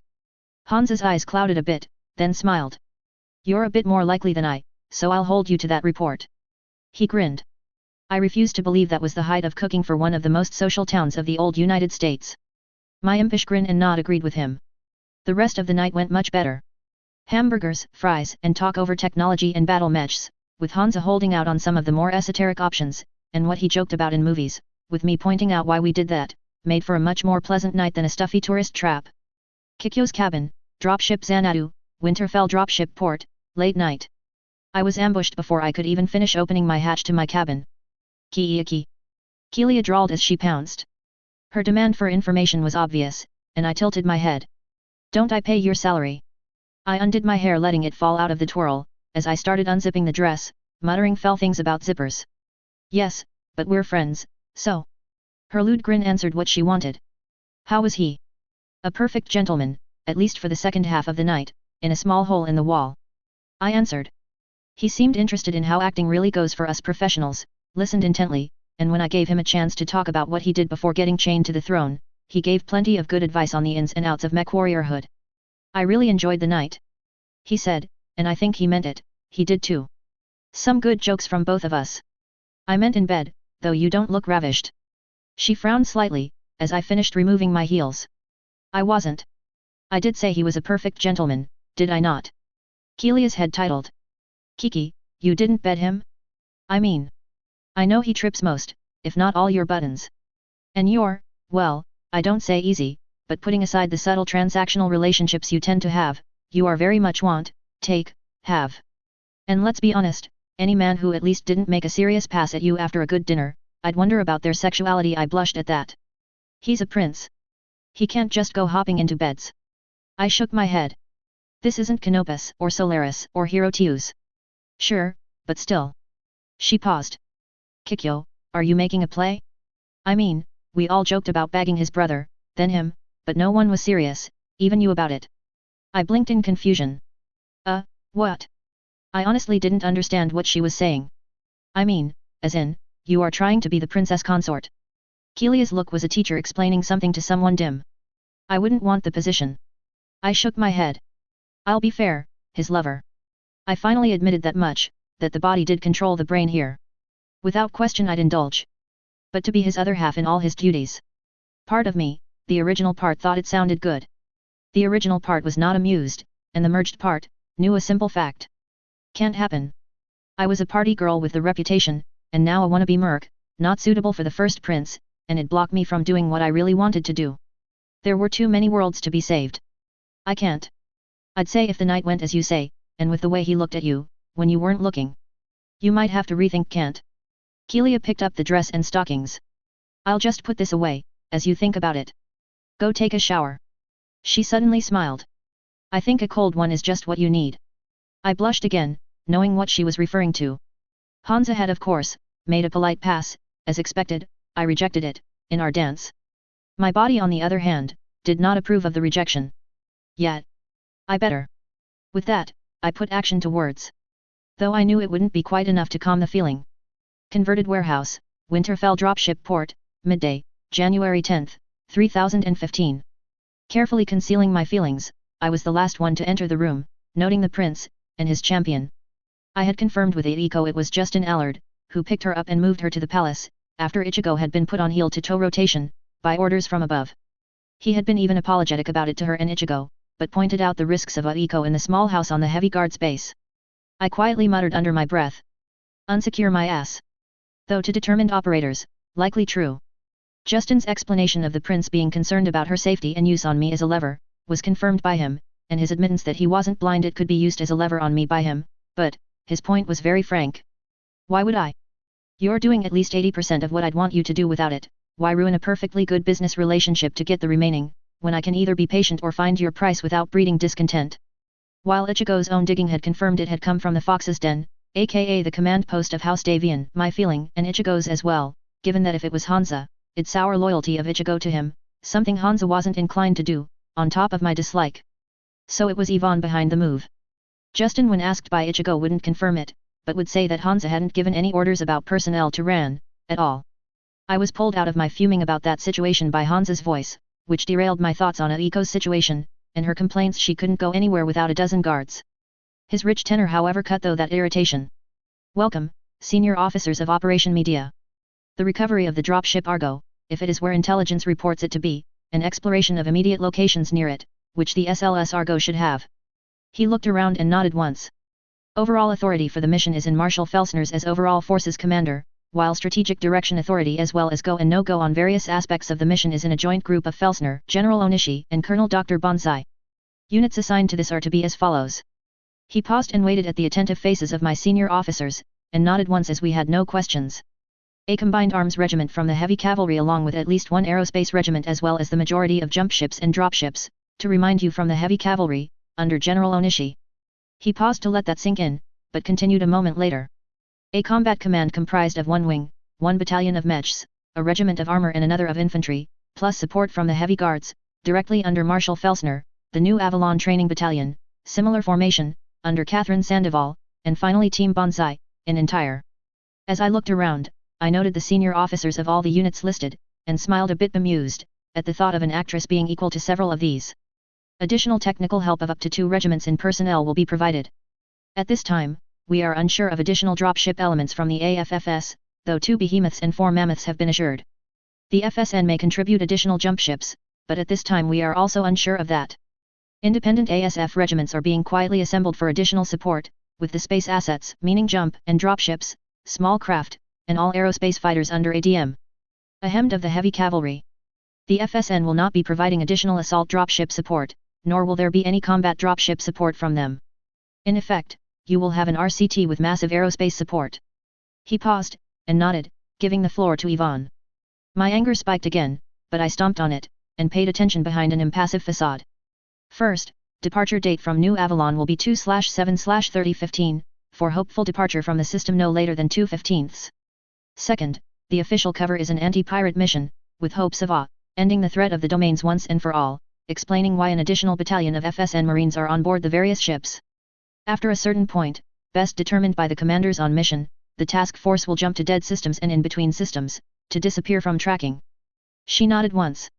As we have the location of the system where the Argo is supposedly lost after that disappearance, the task force should not be seen again in any habitable system, which General Onishis denies will be useful for, along with an aqueduct tanker we are trying to arrange. If the mission has to be aborted, that restriction is over. Catherine Sandoval, a willowy black-haired and black-eyed tanned lean woman with the rank tabs of a colonel, raised her hand, as Yvonne scanned the room. Ma'am? None of these units will have much ability to shake down, are you not expecting contact? Yvonne smiled slightly. Outside the heavy guards, you are correct, Colonel. While we all expect the aerospace elements to be well prepared, the ground fighting will have to be mostly borne by the heavy guards, though what little hard intelligence we have indicates that the heavy guards will be able to punch through with little risk. Think of your extra units and equipment as a little bit of insurance. Now if there are no additional questions, we will break up into smaller groups. Her tone at the last indicated there better not be more. We quickly broke up into our smaller groups, with Felsner, Sandoval, and Bonsai joining me, in approaching the prince and his champion. Bonsai's eyebrows narrowed slightly at the slight twitch in my eye when I came close to Yvonne Davian, but he said nothing. I note you have a question, Colonel. Hansa raised an eyebrow and looked at Sandoval. Sire, yes. I understand why I was promoted and given the new unit, even as a temporary measure, politics overall, and I've been a bit of well. She waved her hand. You can be seen giving my father a hand by trying to settle me down. Hansa smiled. My question is this. If we're to go as fast as we can, why don't we go now? Hansa turned his head to me, quirking his lips, and I took the hint. Because I don't have the people yet, nor even basic organization down. The dropships are being refitted as we speak, and won't be finished and tested before the 5th, if we're lucky. It's quite possible the testing will be their liftoff for the mission. Catherine winced in sympathy at my harsh tone at the last. I'm sure the AFFS is in a similar boat. Hansa grinned as I punted the problem back to him. Acquiring all your command's personnel is a bit of a challenge. Don't be surprised if some are transferred via small craft on the 15th, Catherine. Same with our part of the fighters and dropships. He nodded. In fact, the sheer speed of this is being put down as rumors, as Felsner drew royal disapproval. Catherine's head snapped to the urban and civilized marshal, who simply nodded. It was my idea, yes. I'm not quite sure exactly what will be spread, but, needs must and all that. His urbane tone indicated this was just another duty for him, and not one that troubled him. Worse comes to worse, I can always log some more wood. His ending line drew a giggle from Catherine, who was aware of the Felsner's association with logging. Excellent. He looked around and nodded once. Well, I and Yvonne have to return, so, unless you all have any other questions for me, I'll depart now. Catherine, your Unit 2 will assemble here. Felsner's troops will move to here by the 3rd for some basic war games, then you all go. So. He swept us and got nods of acceptance. I watched as he strode out, with a nod at us, Yvonne talking to him quietly as soon as she thought she was out of earshot, though while I could hear her talking, she was a bit too far to make out the words. Shrugging slightly, I turned to the other two. Questions of me? Catherine looked me up and down, noting the legs. I was going to have some pointed questions on how you even think you can fight, then I did the research. Your own stunts, your own martial arts, and you own your own battle mech, an archer, and at least have the basics on how to use it. Do you think you can run a regiment? I looked upwards for a second. I have good people to listen to, as well as a good second who'll act as ground tactical, Pharaoh, Major Pharaoh. I smiled slightly. I also know the best secret of good leadership. Which is? Catherine asked, a bit challenging. Pick the right people, listen to them, and get out of their way. I grinned. Her sharp laughter indicated her agreement. Then she leaned forward slightly, and commented. So, wanna see how you stack up against me, in partying and fighting? Rand broke in, amused. There will be time for both. Before we go, today is laying the groundwork, ladies, shall we? He gestured at the other groups. One of which was how my recruits were being vetted and collected. I winced. If Hansa didn't have plans to convert my brigades as I planned into AFFS units, he was staffing them as if he did. I wasn't as naive to believe he didn't, though as above, he'd pay for them, likely with a nice planet or two. Aiko needed her own title, didn't she? He joked during the date. Well, it was time to get to the nuts and bolts. Converted warehouse, HQ of Task Force Media, Winterfell Dropship Port, Winterfell, evening, New Avalon, January 15, 3015. Well. Case snarked. That could have gone better. I thumped my head on the table. Catherine joined in the snark. Not so movie-like, is it? Ha, ha. I sighed. I had managed to put together a unit of mechs, mind you, and Ran offered a company of his heavy guards to play up force for the unit on the first field exercise we did. As an added bonus, URI decided he wouldn't help one bit, and both Ran and Catherine had agreed. URI shrugged. We were going to get schooled no matter what. That was the point. The Marshal picked his best for that purpose. Actually, the fact that his heavy company was down to a half-wrecked lance, as we retreated, is better than I thought we'd do. Catherine stared. You had the weight, and the numbers, you should have overrun him. Ran hummed. Actually, I tend to agree with Major Pharaoh. I also had a company of tanks, and a company of dug-in infantry. The fact is, I had maybe 2 lances of force totally left, and General Onishi managed to extract half her command from it, admittedly, most in desperate need of repair. He shrugged. In the end, while I agree that she did not take her objective, and in fact, failed in the secondary objective, she was going up against me and the heavy guards. I was mildly impressed. Thank you ever so much. I drawled from the desk. I dislike losing. I dislike failing even more. I got both. I believe you said it, Ferret. URI snarked. Bloodless battles, bloody drills. He shrugged. As I said, we did better for the first attempt than anyone could reasonably expect. Could we have done better? Sure. Could Kikyo have used her mechs better? Oh, yeah. But was it bad? I've seen worse. Catherine shrugged. Her biggest mistake was she got too aggressive. She tried too hard to punch in, instead of sparring and using the longer-ranged capabilities she had at her disposal. Not quite a beginner's mistake, but an aggressive commander's mistake. She looked at the frozen reply. Not to mention, while the basic idea was sound, she didn't keep her recon elements tighter. She paused. To be fair, they were fairly hefty, and once they engaged, the Marshal's hover tanks meant they couldn't break out, and instead of concentrating on them, Onishi chose to focus on the mechs. Toss up, but once she realized what the guards had, she quickly shifted to breaking contact, instead of following up and slamming it home. That's what I'd have done, but the reserve I had wasn't optimized for close-in, a pair of archers, a 2R marauder, and a Battlemaster wasn't ideal for close-in combat. I sighed. Of course, I could have gotten closer with the command lance, and used it to take pressure off, but by being a good click behind the main body, I cut my effectiveness for the 2 archers by at least half, I'd say. Rand smiled.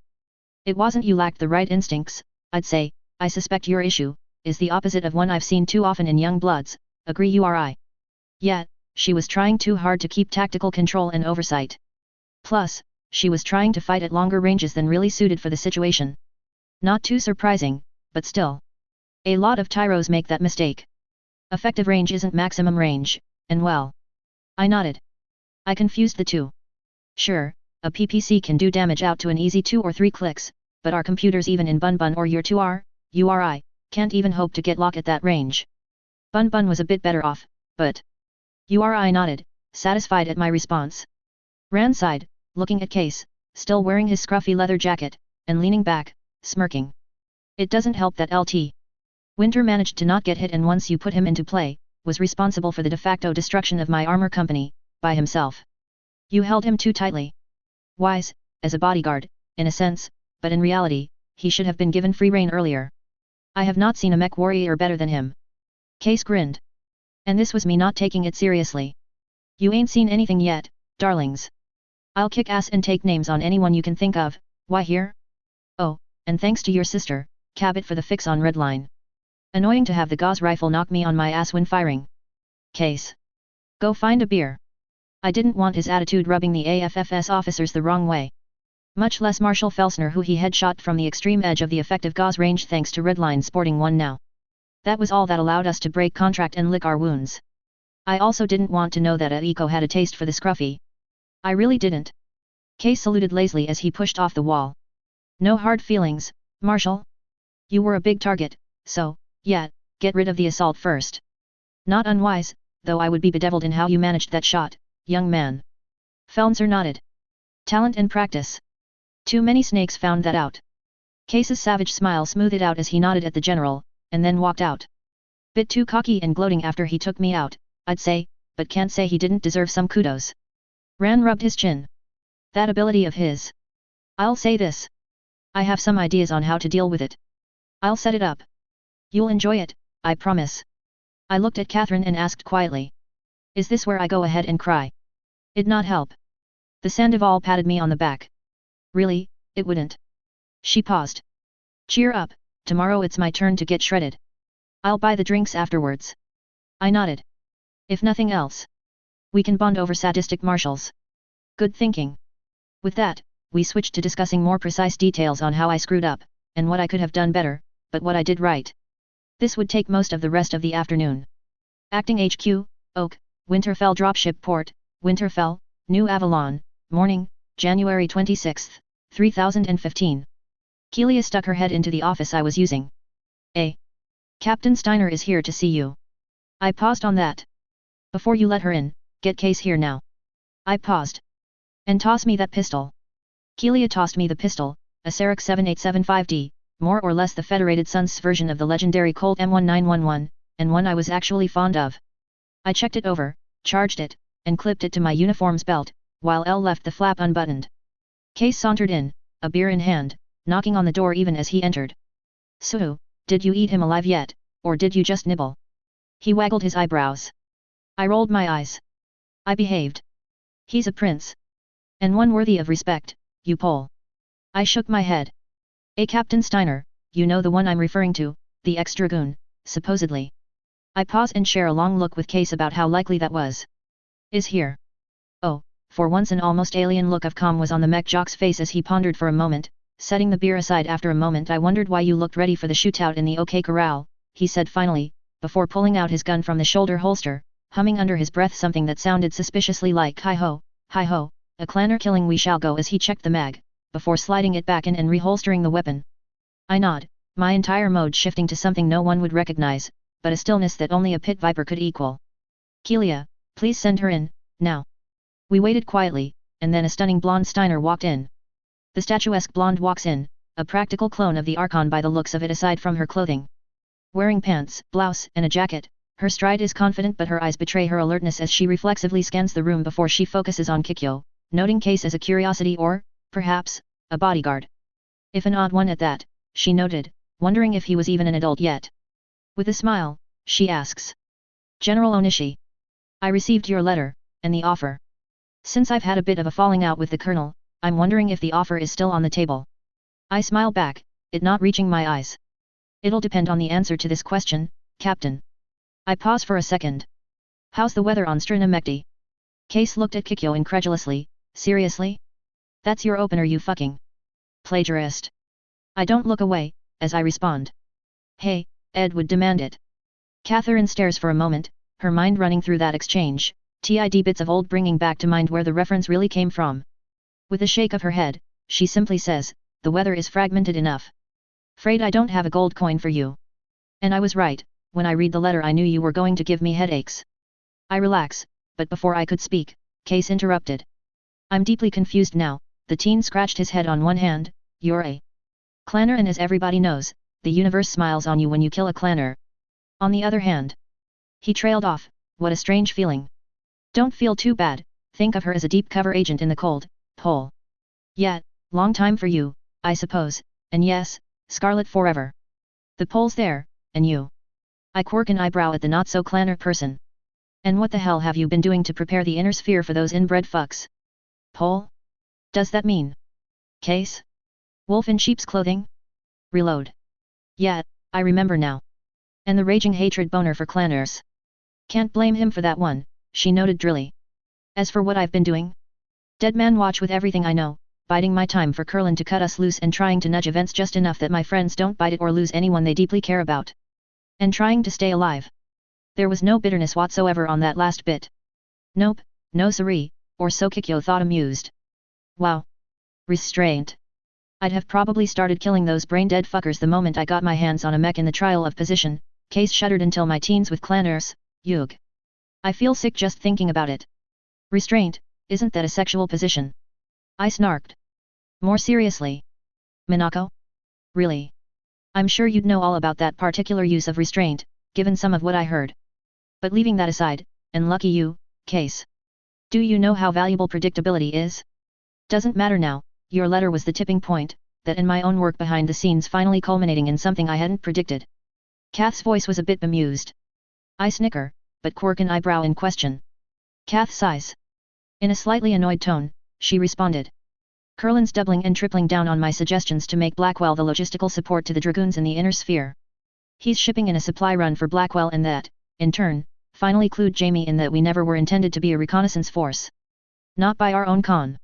No, we've always been the canary. I was always wondering, is Jamie that attached to clanner culture after all he had seen, or is he simply that stupid? Case pondered. Both qualify for dismissal since that idiot is clearly not fit to lead the Dragoons. I shrugged in response, and responded. I think he didn't know what to do, plus, let's be honest, the clans don't do long-term thinking as a rule, and in a lot of ways, their solution to problems generally is I got the gun, and the inner sphere didn't treat Jamie much better than the clans did. Catherine sighed. I don't know what Jamie was thinking in OTL after Kurland's orders. I know what he's thinking now and, beyond being convinced that I should be the one leading the Dragoons. Yes, shocker, beyond that. He's convinced the Crusaders are the same rot that allowed Amaris to gain his perch and keep it until the Great Father kicked his ass. That is why, she continued, he wants me to turn you and your unit into a clan killer. The Crusaders will keep pushing until they get what they want, so. She smiled. Let's give them what they want and let them choke on it if they dare.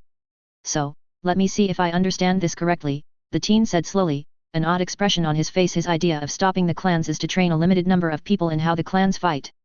Maybe to graciously disseminate some technology, no matter how stupendously limited, and to meet the clans in a fair fight. The quotation marks were almost visible yet. That's it. I'm taking whatever vacation time I have, my mech, and I'm going to go kill that stupid asshole and anyone he considers an advisor. He's clearly too stupid to live. Catherine shook her head.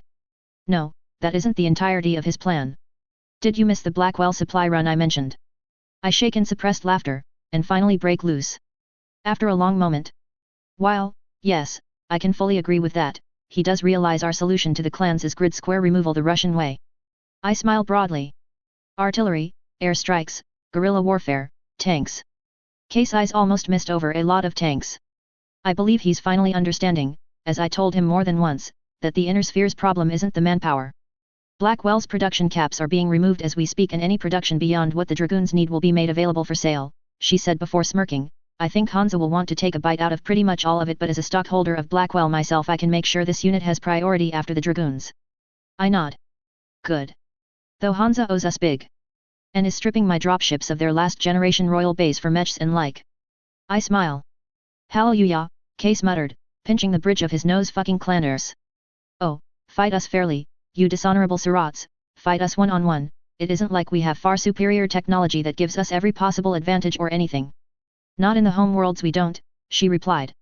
Think about it, even the blood spirits have access to the same technology as everyone else, just in lesser amounts. I don't think anyone other than us really groks just how much of a difference it makes. And that's what Blackwell will begin to fix.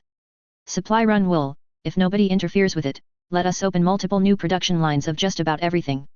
Battle mechs, aerospace fighters, combat vehicles. Christ, Kurland's sending a mobile shipyard. If anything, we might have to keep the Dragoons pinned to New Valentia just to keep everyone from attacking it. I shake my head. And we're going after the Argo and the R2 cores, then Helm, which Hansa knows about, we talked about it last night over dinner. I smile crookedly. I should watch my virtue around him, shouldn't I? Move into Federated Sons, Case shrugged. Problem solved. I mean, I'm not the Davian fanboy that the Furball is, but this thing is already wide open. At this point Hansa is going to kick us left and right if he's half as competent as the novels make him out to be. The patented idiot here already blabbed about the Argo and the Helm core, he nodded at Kikyo. We might as well add insult to injury. Case paused, looking at her. By the way, Hansa better fucking help the Iranos, or I'm holding you responsible. I roll my eyes in annoyance. Actually, I didn't blab exactly to him. My brother here and now did. Silly me, previous memories of here, said Ichigo, said brother was trustworthy. Should have thought about his being loyal enough to be an officer of the heavy guards. I snap. And as for the Iranos, they blew up a Castle Brian with a memory core. But, I'll see to it. The Archon clone looked at the two in turn before focusing on Kikyo once again. Why am I not surprised, she drily stated. I pussyfoot for over a decade trying not to make waves before I'm ready to make a move and you nuke everything within. Wait a minute. I bloody worked with you during the movie shoot. You didn't recognize me back then. Oh please, Case rolled his eyes. I spent 16 years keeping my mouth shut and literally putting away pennies to eventually play the stock market and get enough capital and manpower to go after stuff quietly. She blabbed it all out in, what, 5 days?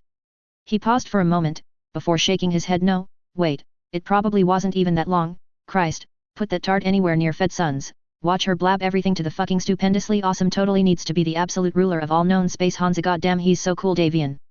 Ugh. Catherine laughed at that. I shook my head. I've only been here since the first. I woke up then, I guess. Blame transition shock, I guess. Or the amount of drugs the original Kikyo did. Aeon, now I'm even more worried, the MageOhki deadpanned. Catherine's laughter cut off as Kikyo's words sank in, then she stared at the former actress. Kiki. I'm 36, closing in on 37. Each and every one of those moments I can remember. I've had my extra memories in the back of my head, and you're telling me you only woke those up this January. I don't know what to say or think. I blink, and turn to look at Case. You. I was 3, I think. Case frowned, eyes unfocused. I might have been younger, but that's where my memory really started to fire off. I think I scared the ever-loving shit out of my parents. The old man swore that my first words were, "What is this bullshit?" at the top of my lungs, or so I was told. I blink, and summarize what I was told before I woke up in Kikyo. So, you see, this is odd, I'd say. I'm not sure, to be honest. I have fragments, bits, and pieces. He hesitated. They involve my farm and agromeches. No way they are mine. So, birth trauma? Insufficient brain development? My birth was complicated on my birth mother and there was a risk I'd be brain dead. He shrugged. We'll never know, I guess. Hey. That could be a problem for the cabbit. I mean, she started elaborating on her thoughts, I've had decades to basically become me. I know myself, there's not going to be any surprises there. You, Case? Same deal, except you're younger. But since you've grown up, well. Miss Onishi, on the other hand. Her eyes bore into the general. She might have issues. Subscriptions, probably. Case waved his hand dismissively. But what can you do? Honestly, I had a smooth ride. I just had to get used to this mug and I was fine. Well, that and living on a farm among pacifists. He winced. Not too bad until you tell your parents that farming or engineering are totally passé and mercenary work pays better. I rolled my eyes. I'm not addicted to any drugs, though thanks to apparently Mom being incursion genie, and well, an order of 5 pillars, yet, I don't go to bed without private exercise. To say the least. Plus others. I couldn't tell you what my genes have without asking geneticists to map the whole thing and tell me what they think of it. I'm actually a freeborn, though it doesn't matter, she admitted, but here I am. She said, grinning and then posing with her right arm extended and her fingers in AV, ready to kick ass for the inner sphere. I'd rather avoid the color orange this time around, though I'm definitely a hot blonde.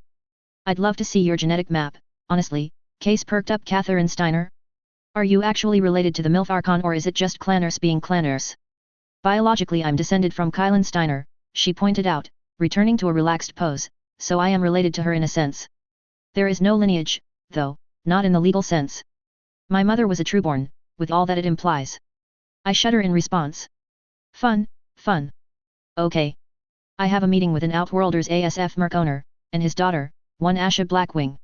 Like Minako's story, hey, yeah, you wrote the first of us in Battletech, this is all your fault. I point at Kath. Want to bet that Asha is actually Vala's? Catherine blinked. Wait, Asha Blackwing is around? She could be Vala's, alright. What do you mean, my story?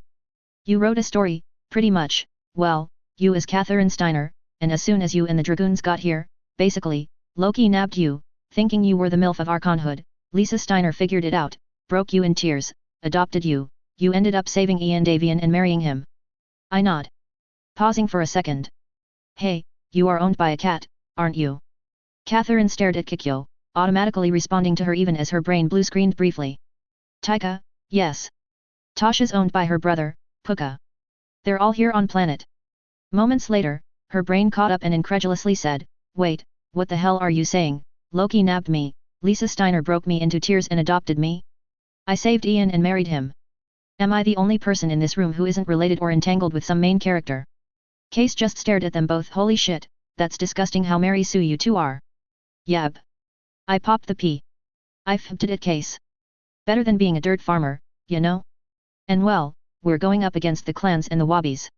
The blonde simply stared in incomprehension for a few more moments as she processed the scenario, trying to figure out how in the blazes it could possibly have happened. Sure, she looked just like the Archon, she could buy Loki kidnapping her thinking she was Katrina. But why would they do that? It's not like they didn't know where Katrina was, right? Wait a moment, she thought. How early was this kidnapping? I thought, while picking up a paper from Rayanne. About a month after you all arrived on New Valentia. What I remember anyways. I read the paper, my eyes widening.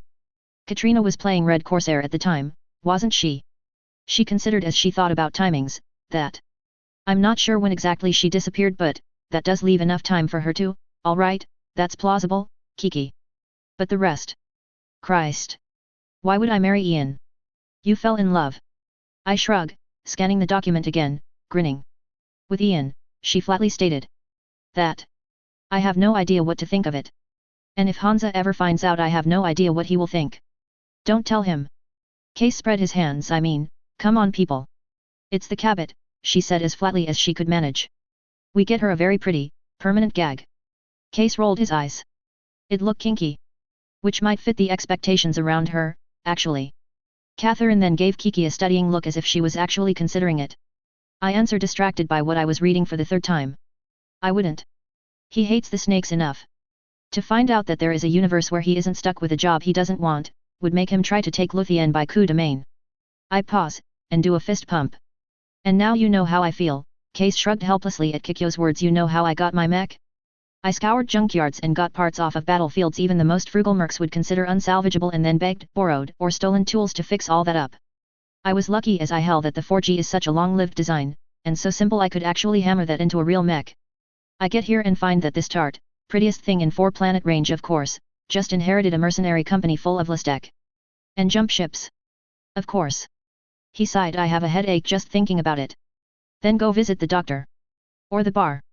I rolled my eyes, as Case suddenly tensed. I flipped my esoteric senses, but outside two people, one very healthy, blazing with ki, the other crippled, walking towards us, I didn't sense anything. Case. Hey.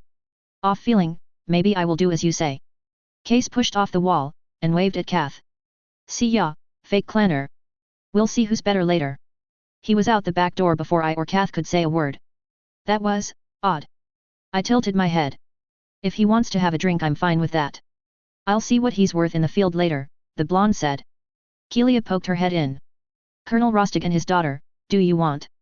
She trailed off looking at Kath. I simply nodded. I can trust Captain Steiner, even without her scribbling her name on paper. I guess I'll take Case's seat and thank him later for warming it for me. And with it she took the recently vacated seat. I rolled my eyes as the older man and younger woman walked in. My eyes flicked over both, noting the missing legs on the man, and the taut fitness and grace of the young lady. Colonel C. Grostig had never been a big man, despite what had obviously been an extensive physical training regimen. He maneuvered his own wheelchair with an ease that belied how relatively recent his injuries were, and despite both size and injuries he managed to project more than enough command presence to go with his rank. General Onishi, he said, rolling up to the desk and extending a hand across it to shake. A pleasure to meet you in person.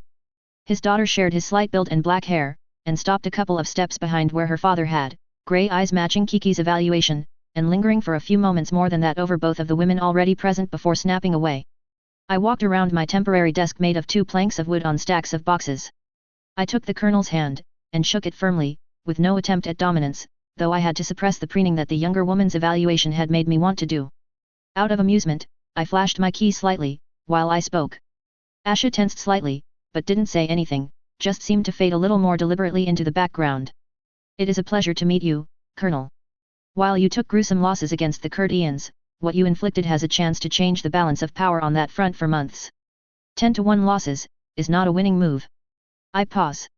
As for their MRB stunts, well, I can assure you. I quickly looked at Kath, to back me up here. No one who isn't a weebo would take that more than the snakes being snakes. I haven't interacted a lot with snakes, but I've heard enough, Colonel. You have little to worry about from our end, the blonde Archon clone said before standing up and saluting, Captain Catherine Steiner, formerly of the Wolf Dragoons. I still need to discuss exact terms, but I'm joining the General's unit. Pardon, a what? The Colonel asked, looking puzzled. An unfortunate individual who apes an obsession with traditional Japanese culture and trappings without any actual understanding, his daughter summarized after a moment, then grimaced. And despite their delusions of magic Bushido hands, the only winning move for any of us there would have been not to play. Catherine grinned. One of us. Kikyu snickered, but brought her giggles under control. Your daughter, sir, is in Primus, correct? I shrugged.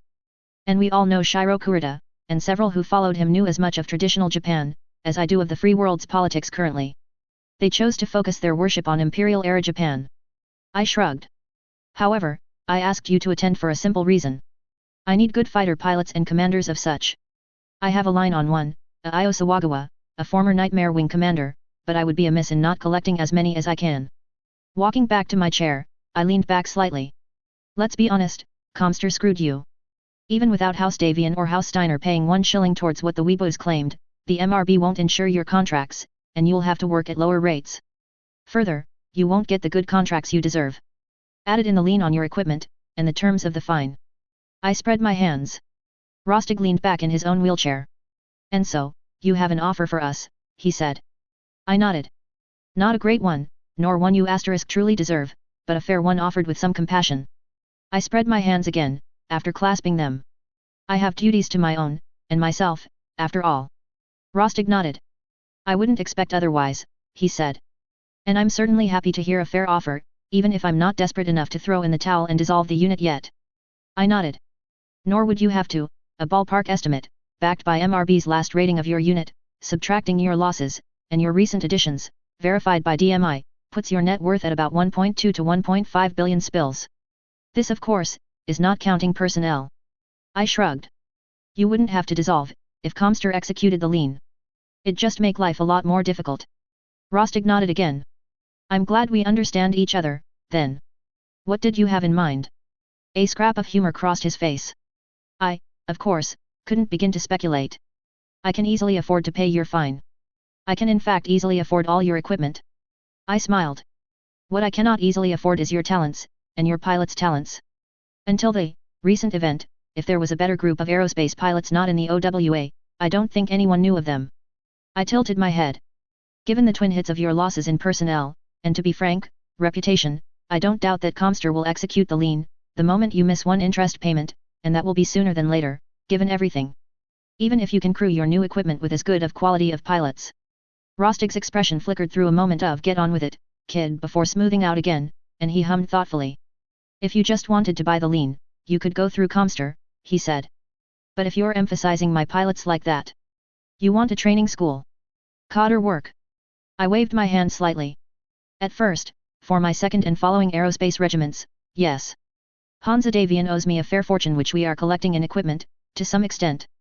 I smiled toothly. Second, try Coder for the said regiments. I looked him in the eye. It will be years, maybe decades, before you can clear your reputation, enough to be a viable concern. Not without high risk and low payout situations. As you well know. I nodded once. It's very simple. You buy into the heavy cavalry. I've been informed you had met my father a few times, and I'll say he's left a few places he couldn't get to. This gives you time to reset opinions of your people and situations, and once you accumulate, and I'll be honest, there's a fair chance that you and your people might do so faster than you believe possible, a fairly agreed upon price to buy your equipment or equal in value back. Or you can take the cash and buy all new equipment. I have a feeling that equipment will not be as tight as before, at least for the Federated Sons. I tilted my head. And if the first prince's message and payment for this meeting didn't indicate it, you likely will have his thanks and consideration. I smiled. No small thing, I'd say. Davian is good about debts, but not always good, Rostig said dryly. And I've built this unit once, I can do it again. So I think it all comes down to the details. Asha stepped forward and whispered something in her father's ear, then stepped back again. Rostig turned whatever she'd said, it had been too quiet for even Genie ears, over in his mind, then repeated, all in the details, and pulled a data pad out of one of his wheelchair's storage pockets, then flipped through the files on it and settled on one to bring up and offer to Kiki. I raise my eyebrow and read it. I smiled. Nice try, Colonel. But you did note the HOOU on over 100 of those birds on the field, did you not? as well as the converted triumphs. Rest assured, they have the room on our carriers to fit, with room to spare. My counter-offer. I presented a piece of paper. On it, in Primus, the soldiers would retain their own identity formed into a regiment, and several companies of the Home Defense Command, as well as buying a share of the heavy cavalry with the colonel being part of the board of directors. With the option, as noted, to buy their equipment out at will, at buy-in price, or if the heavy cavalry folded, the ability to walk away, free and clear with their equipment, or replacements of equal value. Until such time as they chose to exercise that option, the unit's actual owner or heirs would receive 2% of the heavy cavalry's net profit per annum. Below the basic deal, was a variable buyout price, based on time of service, finally ending at 800 million after 10 years, starting at 2.2 billion within the first year. For your information, Gry Syed, Kumin Ahmed, Catherine Steiner if she agrees, Morgan Blackhand, and Evie Cook, besides myself, of course, represent the board. The board's authority is to decide on long-term plans, and of course contracts we accept. I steepled my hands, waiting for his response. I paused for a second, nodding once. You noted the lack of dropships, I suppose. I smiled. That's because Hansa Davian is refitting them, to take out the last generation Royal Star League cubicles in them, since as your daughter should be aware, they also drive a lot of the remaining factories we do have. That should make your decisions easier, no? A digression. The Star League heavily automated factories to the point the blue-collar workers on them were quality control and observers to make sure the system ran smoothly. Efficient, constant, and never labor-striking, and able to deliver incredible precision repeatedly, they took over almost all factories and shipyards. Only problem is, Terra and a few worlds around it, the most heavily destroyed during the Civil War, were the only place the computers were made. So, as they warped and died, no replacements. Until now. Kerensky wasn't an idiot, nor was the Star League Navy. Their automated systems and even non-automated cubicles, aka repair bays on dropships and jump ships for various mechs, aerospace fighters, and vehicles, used the same computers, because it was cheaper. And they did the job quite well, repurposed from driving automated factory lines. Your show, General, I'm not in the board yet and I didn't talk with you beforehand about hiring the colonel so I don't want to backseat this. All I'll add is that as a Blackwell Industries stockholder I can ensure the heavy cavalry gets priority shipments from it and our plans are to expand production further, Catherine said. I nodded. And I can sweeten the deal a bit more. We managed to keep from Hansa Davian, somehow, don't ask questions. I grinned saucily, while continuing. Last generation SLDF Medical Command MASH units and equipment. I have another possibility, but I can get you legs at the least good enough to get back in the cockpit. I paused. That must have been the final blow on top of already painful losses. Rostig laughed. I won't hesitate to take advantage of that, he said, but letting me work myself up expecting the worst ahead of time already did what you needed. He tucked the draft contract away in one of his pockets. I'll have my legal look it over, he added, and extended his hand again. But unless you've hidden something very nasty in there, I think you can count the hook as set. You've got yourself a junior partner, young lady. I grinned, walking over taking his hand. If Rayanne did, I'll take her into the dojo and show her that her AFFS close-quarter combat isn't a match for a family art. As I can trust Asha, and you now have the right to know, we depart for recovery of the Argo no later than the 7th of next month. Not a lot of time, mind you, but given my information and GRY's indicated that it wasn't just swanning around, but seconded to Blackwatch Blackhearts. Want to bet what's in the computers? Rostig finished the handshake and turned his chair to look at his daughter. She looked embarrassed. I couldn't find any confirmation that the Argo even existed, she said.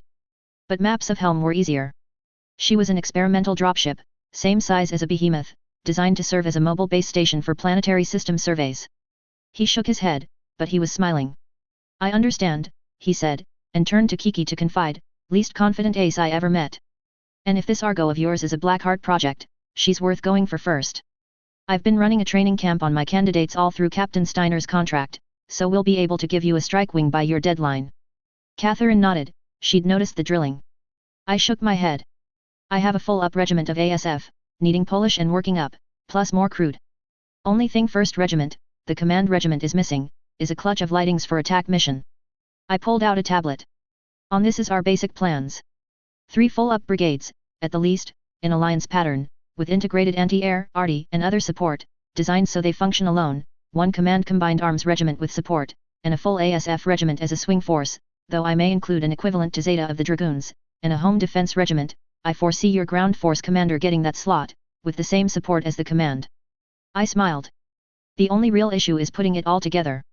We even have 4 Colossus, 6 Excaliburs, 9 Fortresses, plus additional dropships, along with a monolith and 4 squadrons of jump ships, each a Star Lord, an Invader, and finally a Merchant. I foresee your role working with GRY, Mari, de facto fighter boss, though if you want that role, it's yours. I nodded, and then continued. Even though she can't fly an aerospace fighter yet, Jinx, our infantry CO and Shadon, senior surviving tanker, to put it all together. Outside GRY, none of them has had anything more than a single regiment of experience in command, and generally focused on tactical, not operational aspects of running a large unit. I won't say you've done what I plan, but you're one of 3 I know of I can pick brains for multi-regimental forces, combined with heavy air cover. For example, what do you think of gunboats like the TIG-15?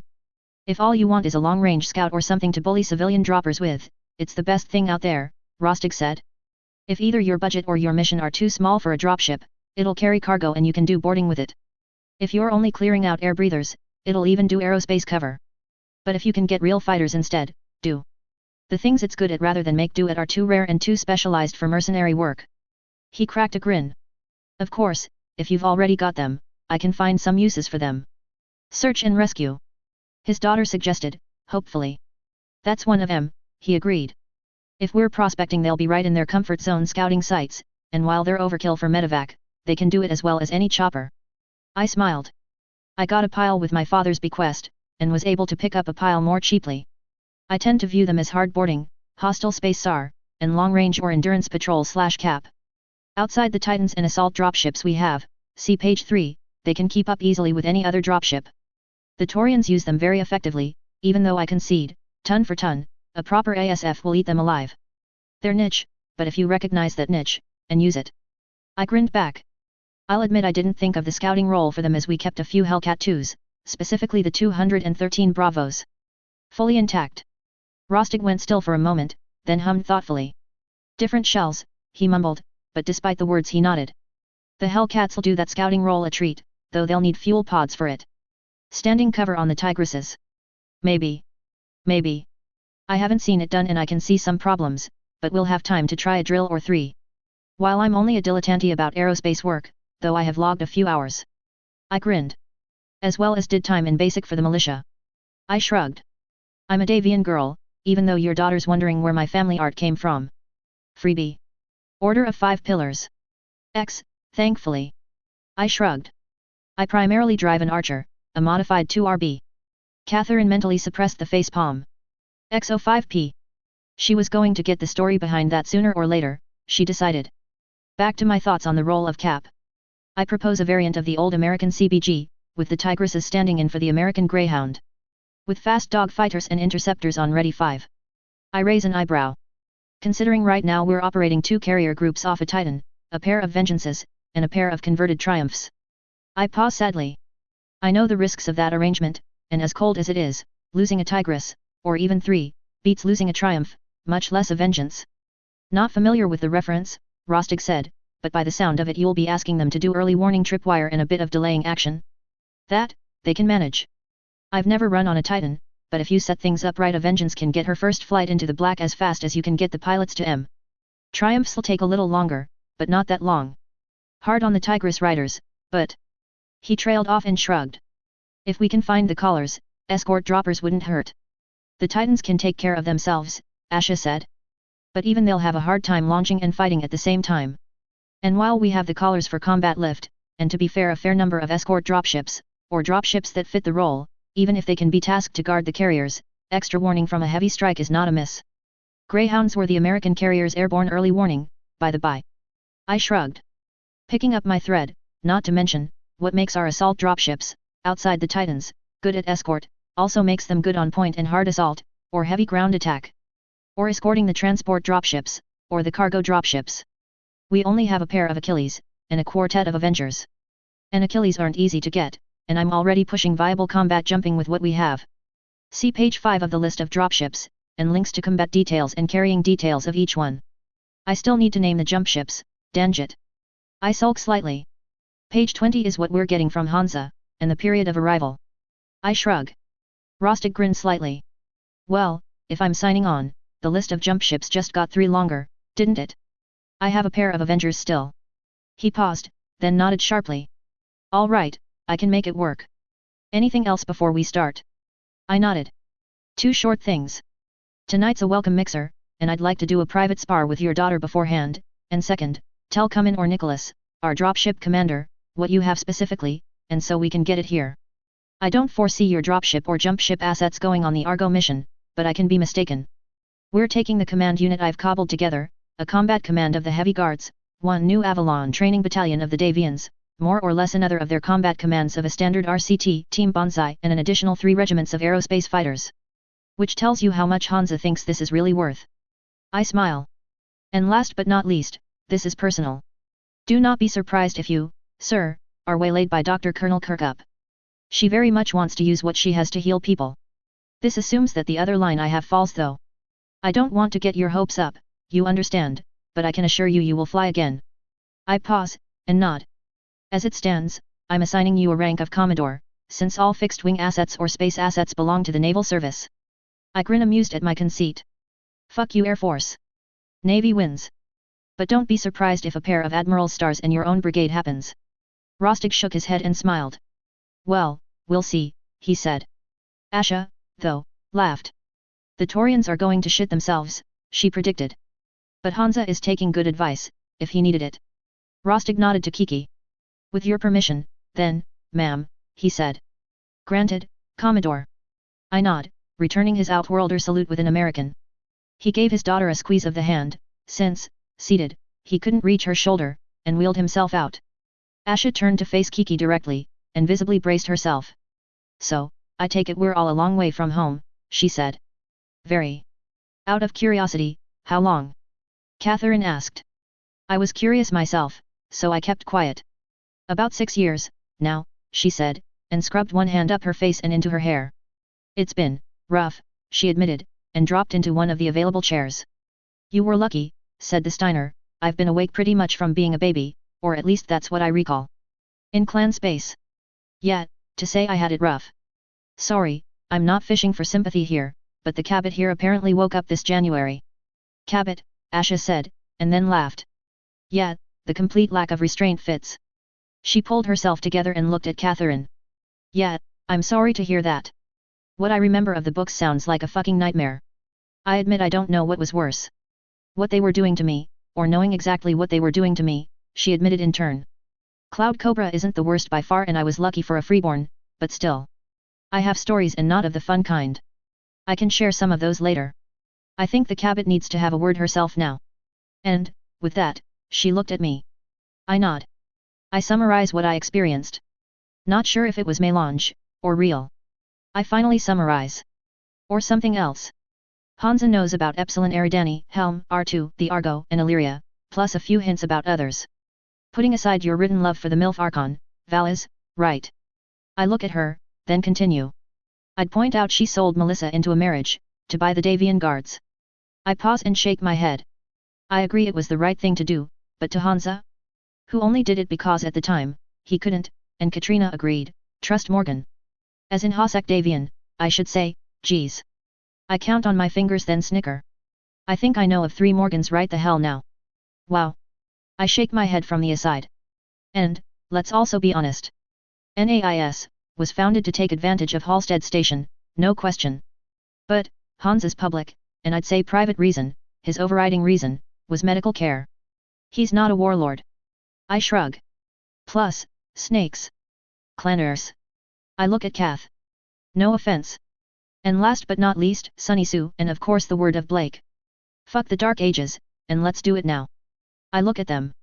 Case, yes, another lost soul, Asha, same as Kath, to come to think of it, is down for most of it, though he just wants money, battle mech, sex, and fun. I pause. And killing clanners. I shake my head. While admittedly not my initial plan, that got shafted by Kikyo's here and now memories, and trusts, we can tell the world we tried to use the levers we had for the good of humanity here. I'm all for that. I look again at them, eyes blazing. And I've been given a chance to make a difference. Asha, nodded. If you've told him basically everything, I don't think he'll need our help, she said, but yes, I'm in. 5.9 of one, 6.1 of the other. A shadow crossed her expression at the mention of killing clanners, but she didn't object. No offense taken, Catherine admitted, I don't want the clans here either. I'm in. I hold out my hand, palm up, a clear gesture for the pact. And Asha? I didn't. Not everything, in fact not very much of it. I needed and wanted proof he couldn't deny. Argo would be that, with its databanks, no. Asha nodded. It will that, she agreed, then cracked a grin and took the hand to shake. I guess that means that the standard Battletech insert plan has changed. You don't go to Helm first. I turned to Catherine. She's right, oddly enough. Helm is overrated, anyways, she replied with a crooked smile. Argo first. Then we have the proof and the locations. I still remember from examining the Wolf Core's cartography a lot of points of interest I may be able to cross with the Argo, too. Should be interesting. And there's always Columbus, New Dallas, and so forth as well. I'd argue about getting greedy, but this is Battletech. Let's be about it, and move worlds with the levers we know. Indeed, the blonde said, joining her hand with theirs. With a lever big enough I can move the world. A Battletech fanfiction. By Andrew MageOhki Norris. Chapter 5. Space is vast. Travel in it is long. You can only admire astronomy for so long if you are not an astronomer. And generally, being cramped up in the tin cans we call dropships, outside maybe the Princess, Monarch, or largest cargo ships, means little privacy. My advice? Bring a lot of reading material. Hurry up and wait never changes. The rush to put together a combat unit was about as intense as anyone can say. Once we left New Avalon's surface, on the other hand, well. 20th and 21st century troops, hell, even late 19th century troops were spoiled compared to us. There's only so much training in sims and other types you can do, before you get frustrated. Part of a skilled commander's job in the 31st century is managing space madness among his troops, which is more accurately defined as stir-crazy. Princess's help. From the journals and notes of Kikyo Onishi, New Avalon Press, 3291 AD, as part of the Century of Chaos, The Movers and Shakers series. See Chapter 1 for disclaimers and other information. I would like to thank Drakensis for kibitzing and editing, JG/Joe Gunnarsson, of Wat Ely fame, for the same, Valas, K/Fofer, Minako/Scratz for kibitizing. Y'all made this go a lot faster than the first two, thank you. Psychosoma deserves a special shout out for helping Rainspire, some basic visualization and idea throwing. Deep Space, en route to Axelis, late evening, New Avalon time, May 5, 3015. Yab. Kath shook her head. People are already feeling the void. I rolled my eyes. I had closed my Windows shutters in my cabin, but I knew what she was referring to. The plan had us making 10 jumps to star systems, where there was a bright star to tell us we weren't alone.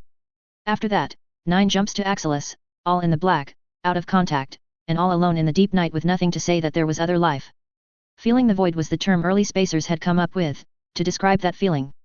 Add that to all the saws about bored troops, Marines, squad dies, that are still true here and now. Well. And so, the plans you suggested and the others agreed to. I quirked an eyebrow. Part of Kath's experiences in the universe here and now, was a year-long journey from the clan home worlds. You got bored really easily, and to top it off, clans weren't big believers in comfort for anyone, and their entertainment, well. Kath said it this way. If someone had brought a new detective novel, or a new Kyoto or Azawa shonen manga to the clans, I'd have trialed every motherfucker standing in my way. And that was before a year-long travel in a tin can fondly called an overlord. It's going. She shook her blonde hair. We had to shift from the more space and exterior to the ship's training, but we can do a lot still. I suspect by the time we get back to New Avalon, we'll have the largest clutch of trained techs, engineers, and scientists. I nodded. One problem that realists had with the Battletech universe was the lack of troop numbers, vs claimed populations. While populations weren't as high as Cat Labs claimed, since they stated the Federated Suns in 3135 had nearly 1.4 trillion, they still were large. The 3010 survey of the Federated Suns was 300 billion people, spread out over nearly 350 systems. The rate of population growth was in line to a first world nation of late 20th century, so, by and large, it was possible, barely. But, you only saw the Suns at this point having roughly 100 division equivalent of federal forces listed, more or less 10,000 people, even counting non-seen personnel or talked about support, you were still talking 20,000 give or take in each unit. That would give a really tiny number of personnel, roughly only 2 million soldiers, not even a rounding error in terms of population. What the writers didn't show you were units without mechs, units set for occupation duty, units that were not meant to travel, the full-up supporting structures a military tasked with defending a realm with 350 systems and a constant war going on, or the planetary militia forces. Much less the part-time military, aka active and inactive reserves. However, what wasn't stated, that all those named units listed in the various sourcebooks, were part of a winnowing process. You had to make the cut to get into them. Which meant you were generally on the top quarter of human ability in mental capabilities just to attempt to train for them. Considering the training was 2 years long just for normal infantry, much less a spacer or mech warrior for example, and required training in how to survive being in a dropship, what to do if a vacuum leak happened, adapting to various planetary environments, and countless other little tasks that made up the frontline military duties not just in combat, but generally, there were 2 more winnowing processes, just surviving the training, which routinely killed people every cycle, and passing it. It wasn't hard to say that any frontline force member, including in private of the infantry, was exceptional. Merc units tended the same way, entertainment notwithstanding. Recruits were either good, or dead, generally. Our plans took advantage of that. Everyone including the Marines, the Space Marines, which we had a regiment of, the small craft pilots, the aerospace fighter pilots, everyone who had any free time trained in something else. We had a lot of experts with us that Hansa had collected, so an intensive training course was set. We figured correctly that there was only so much bitching and card playing the troops would want, so an intense course of technical, scientific, and other training was implemented. It'd only pick up as we approached Axelis, to keep people from thinking on the void outside our hulls. Asha shook her head, still mostly quiet, but opening up to the rest of us inserted as we joked about ourselves. Even us spacers aren't that thrilled with the black, and given that at least 3 of the experts are certified to teach the rest of my degree, I've been taking advantage of that, myself. Rest are learning how to maintain their birds, cross-work other skills, and other things. It's going to keep us all busy. I nodded. While I was busy with Ran and Catherine doing tabletop exercises, or when we could arrange it, multi-unit sims with our battle mechs linked up via computer, sim exercises, it didn't mean I wasn't taking the chance to learn more. I had thought Case would take the chance to pick the greatest computer brain, but he had avoided Alt Cunningham with a passion that made me wonder. I thought he'd try to hit on her, then settle down to learn all the stuff about Star League era computers. The amount of bed hopping being done is fairly impressive. I finally stated. I checked, we are going through contraceptives at a slightly higher than expected rate, but we'll be fine, so far. And you are not getting any. Kath teased. Growing up in clan society gave her very warped morals regarding sex, at least as the inner sphere would see it, as they had effectively delinked sex from procreation. My own urges leaned that way, but I was holding it in check, since everyone aboard Xanadu was my subordinate, and when I was on other ships, I had work to do. Laugh it up. I shot back, annoyed. I blew out a breath. So. Asha. The fellow Asian woman looked at me, her eyebrow rising. How are the fighters doing? Good. Very good. I know you were annoyed at losing the 2nd Carrier Squadron and the 2nd Escort Squadron, but we still managed to fit in 3 full regiments of ASF, between everyone. That's as many fighters as the new Certuses carried. I nodded. When warships were still possible, the new Certus class was the largest carrier ever used. Carrying 3 full regiments, it was able to blanket a system in fighters. In this degraded time, 3 regiments of fighters was more than any one system could boast of hosting, outside the most critical worlds, and few of those, in fact. I made a face, though on thinking on how we arranged everything. I still don't like giving up 6 of each behemoth small craft to fit in fighters. I finally shrugged. But needs must. We are seriously over-provisioned in small craft, Kikyo. Kath shook her head. We still are. She tilted her head. But, I understand, you wanted it all. She caroled the last, a grim, with Asha hiding her laughter, her face alighting in mischief. Laugh it up. I paused, then shook my head at the repeat. Hosek Davian. The other 2 faces went still, knowing I referred to the recently elevated March Lord, second to only Hansa in the Federated Suns, at least in his own domains, and his attempt to hijack our forces, using the laws and traditions of the Suns against us. It backfired as Hansa had given written orders that none can supersede his orders, no matter what.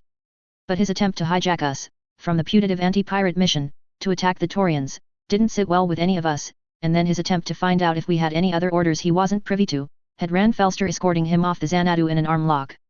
Personally. Yeah, that's not going to come back to bite us, not at all. Kath shook her head. He fucked over the Dragoons, now he's fucking over us. She raised her eyes towards the ceiling of my cabin. Can't he just be a good little weasel and leave people alone? I shrugged. A cocksucker gotta suck, I guess. Asha snickered, Kath laughed. I had explained what I meant, and both agreed it was amusing. A traitor has to betray, after all. Kath looked at the display on my wall, and nodded. A screen showed the name, status, and current information of all the task force's gathered ships. It also showed the basic status of each battalion of forces, or the equivalent we had as well. Hans's hopes to attach another jump ship to the 13 I had brought to this mission had failed, but we still had the ability to carry 56 dropships, and considering the combat ones we had accessible, the effective equivalent of 2 of the Federated Sun's famed RCTs.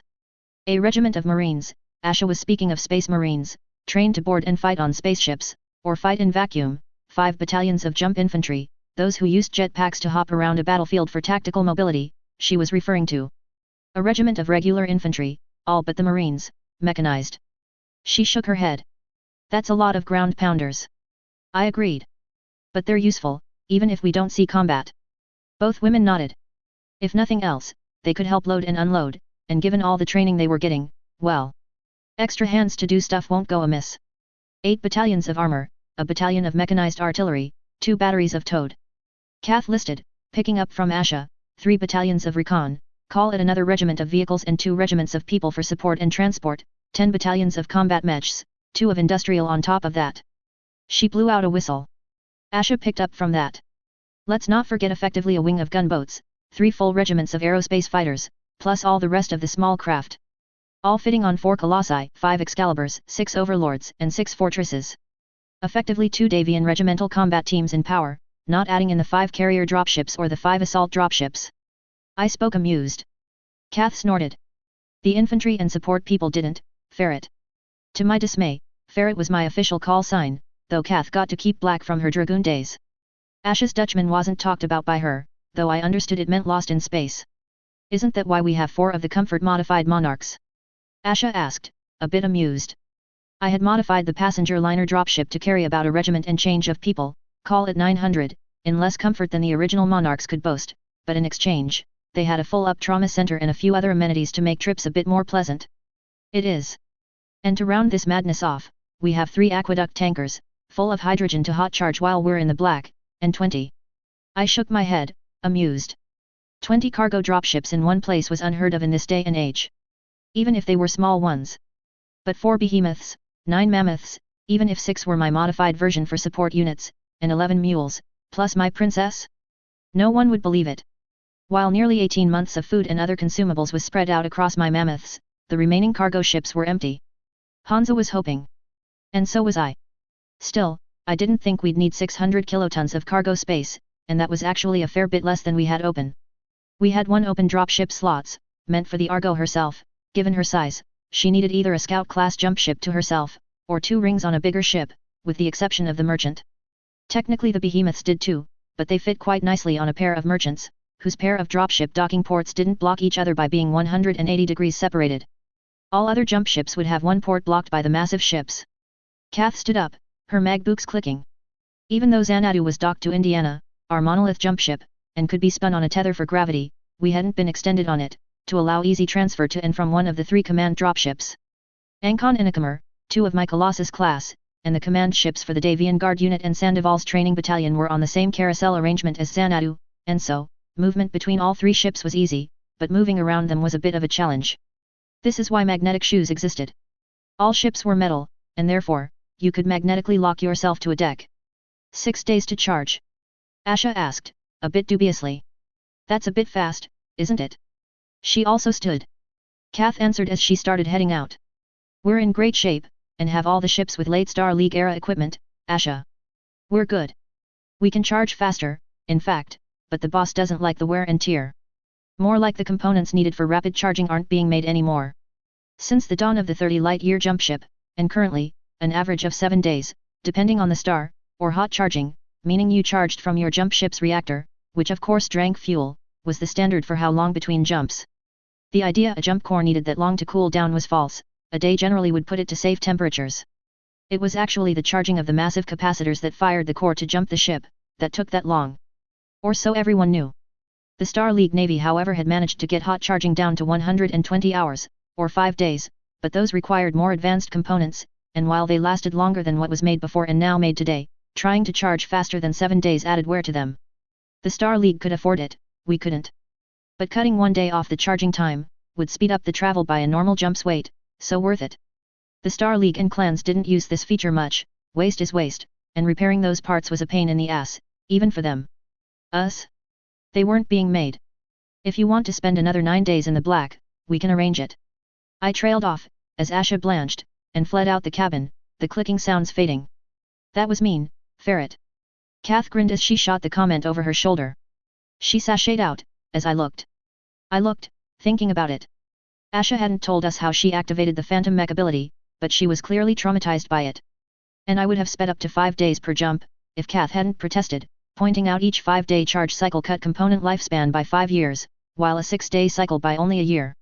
A half-century off the component lifespan of 2 centuries. I understood. It also raised the risks of mischarging and misjumping sharply.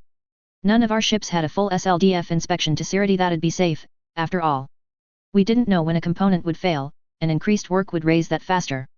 And we didn't have spares. Dropship Xanadu, unnamed system, early afternoon, New Avalon time, July 13, 3015. Finally. Case exclaimed from the rumble chair he was in, on the bridge of Xanadu. I nodded. The large gas giant about a half-o away filled our screens, and we had jumped perfectly into the large pirate point that it generated, putting us only a day away from the target, the moon Axelis, which was already highlighted in our hollow tank. A couple hours to assemble the task force we're taking, then 20 or so hours to travel, before we find out who's there, if anyone. Marshal Felsner nodded from his screen. Your navigators performed beyond anyone's expectations, General. I will personally thank them, and I am sure the Prince will as well. I nodded. I had already sent out my thanks, and a bonus to the 13 who performed a task that the battle-hardened and experienced SLN at Terra for the final assault would find difficult. Extra praise doesn't hurt, no. I responded. Shall we see to our commands? Contact. Multiple contacts. Rang out before the Marshal could respond. Tentative ID. Merchant, Invader, Scion. The last was said with a bit of shock. Scions hadn't been seen in centuries. The tech shook it off and continued. Not appearing to be carrying any dropships, roughly 1K click outside point. Powering up. I snapped over the general frequency. Launch assault squadron and carrier squadron, flush all gunboats and fighters immediately. Alert Armstrong's animals to prepare to board. I paused, realizing I had just overridden my superior. I turned to the screen he was on, and before I could speak, he grinned and spoke loudly. Do it. Also alert Avalon's blacks and the black balls. He was referring to the Marines assigned to the new Avalon training battalion and his own Marines. Also, alert Brigadier Blackhand, he has work to do. I winced, knowing I forgot that. Incoming comms. Indiana's communications rating spoke. From the invader. Patch it to me, with feeds to General Onishi and Colonel Sandoval, please. Felsner spoke mildly, as our fighters and assault dropships were spreading out. Quick math showed that at a meter per second, those jump ships wouldn't make it back to the pirate point in time to jump before our fighters were all over them. And that they didn't want to take the chance of the Sun's not honoring the neutrality of any jump ship in this age. It was done, and a bearded man appeared on the screen. I'm Commodore Black. I'd like to talk a deal. I leave, with my jump ships, and my fellows on the moon, you get the location of over 24 jump ships, about 30 or so dropships, and the Argo, since that's what I figure you're here for. I blinked. Catherine's face in a window on my screen blinked. Rand just leaned back. I'm afraid just the location isn't enough. Exactly what do you have besides your jump ships on the moon? A full regiment of Mechs, a half-dozen dropships and a regiment of infantry. The Commodore boasted. We'll also be taking our plunder and slaves, why here? One moment. Rand held up his hand, and the tech obeyed. Get Blackhand on the line. Morgan was half suited up when put on. Rand quickly outlined the situation. Marshal? What do you want done? For once, the cigar ever-present was missing in the operator's mouth. Can you plant bombs on their helium tanks that would be undetectable from anything but a full-up dockyard search, to go off on a week or 10-day timer? Can do, plus vent their cabins and bridge if you so desire. Morgan's grin was savage. Prepare to make it happen. You'll know when. Rand muted Morgan's screen and nodded at the tech. The line reopened. So. The pirate was grinning. I think not. The Marshal's voice was cold.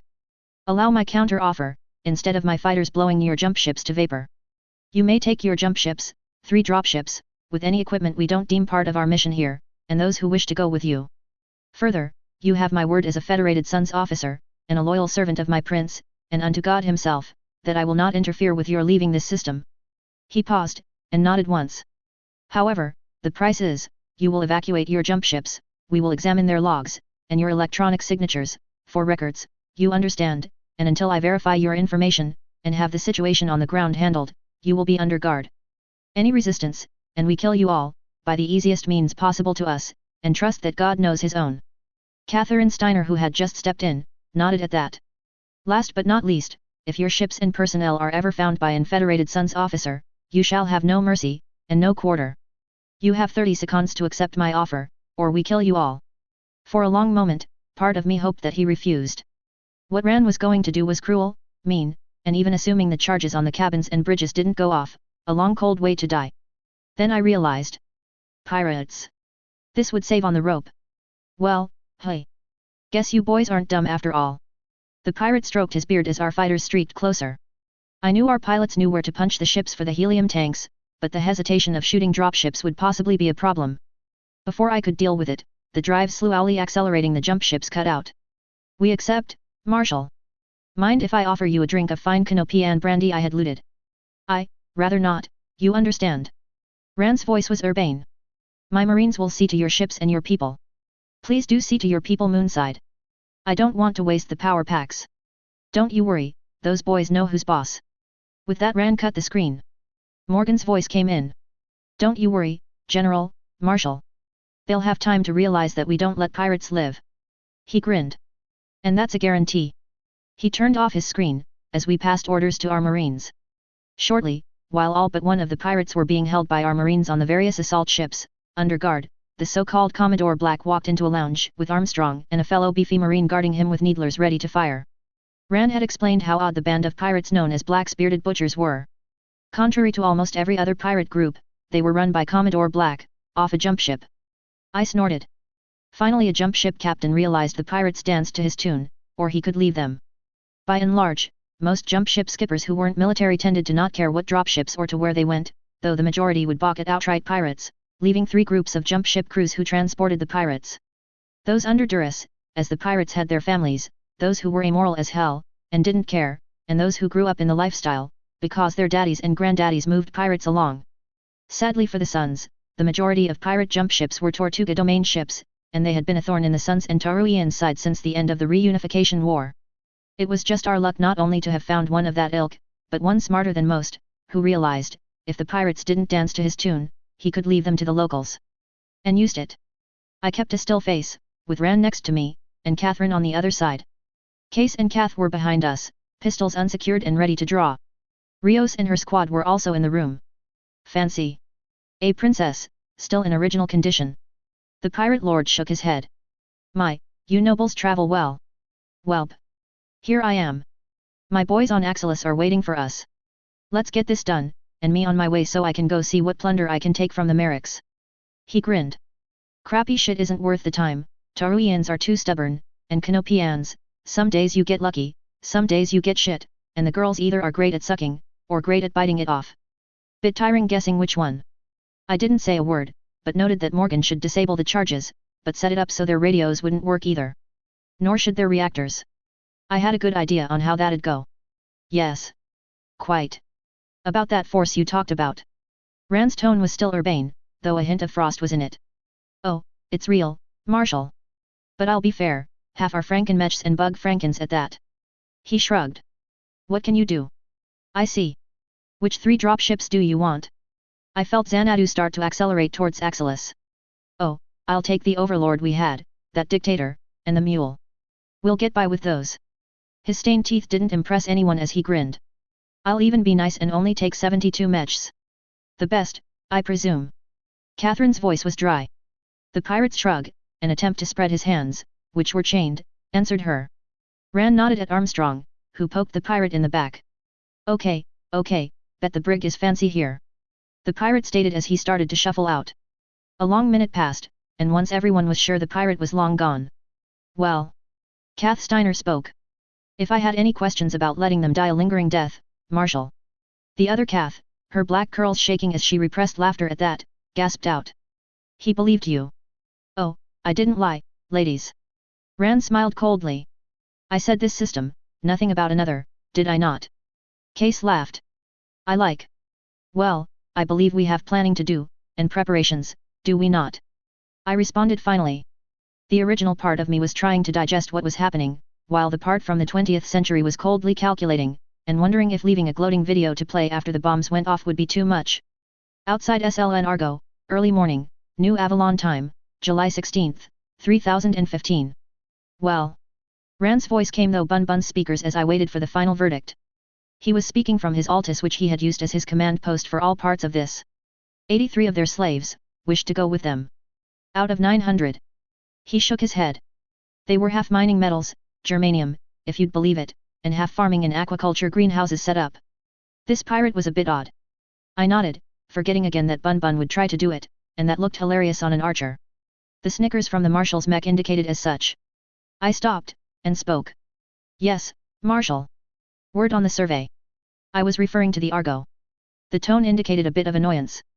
First, the ship's hull is in fairly good shape, all told, though frame members are a bit trickier. The drive. He sighed. She can't lift. Not on her side, though from what we can tell, her last captain put her down aft first, but that bent the main drive nozzles. I see. I thought a second. We're going to have to tow her off then.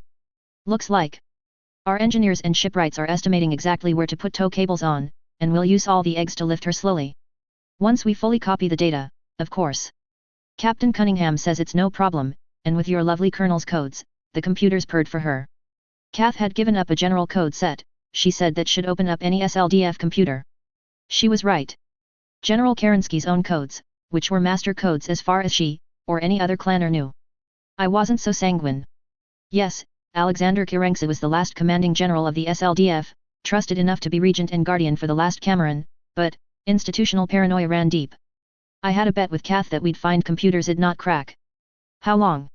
I rubbed my forehead, in irritation, not liking being her, and wondering when the other shoe would drop. Having acquired a Union, a Leopard, and a Leopard CV was just added annoyance. I had already agreed that they could be split between the Davians, and Team Bonsai. Rand had given Team Bonsai the first pick, and was out one Leopard carrier.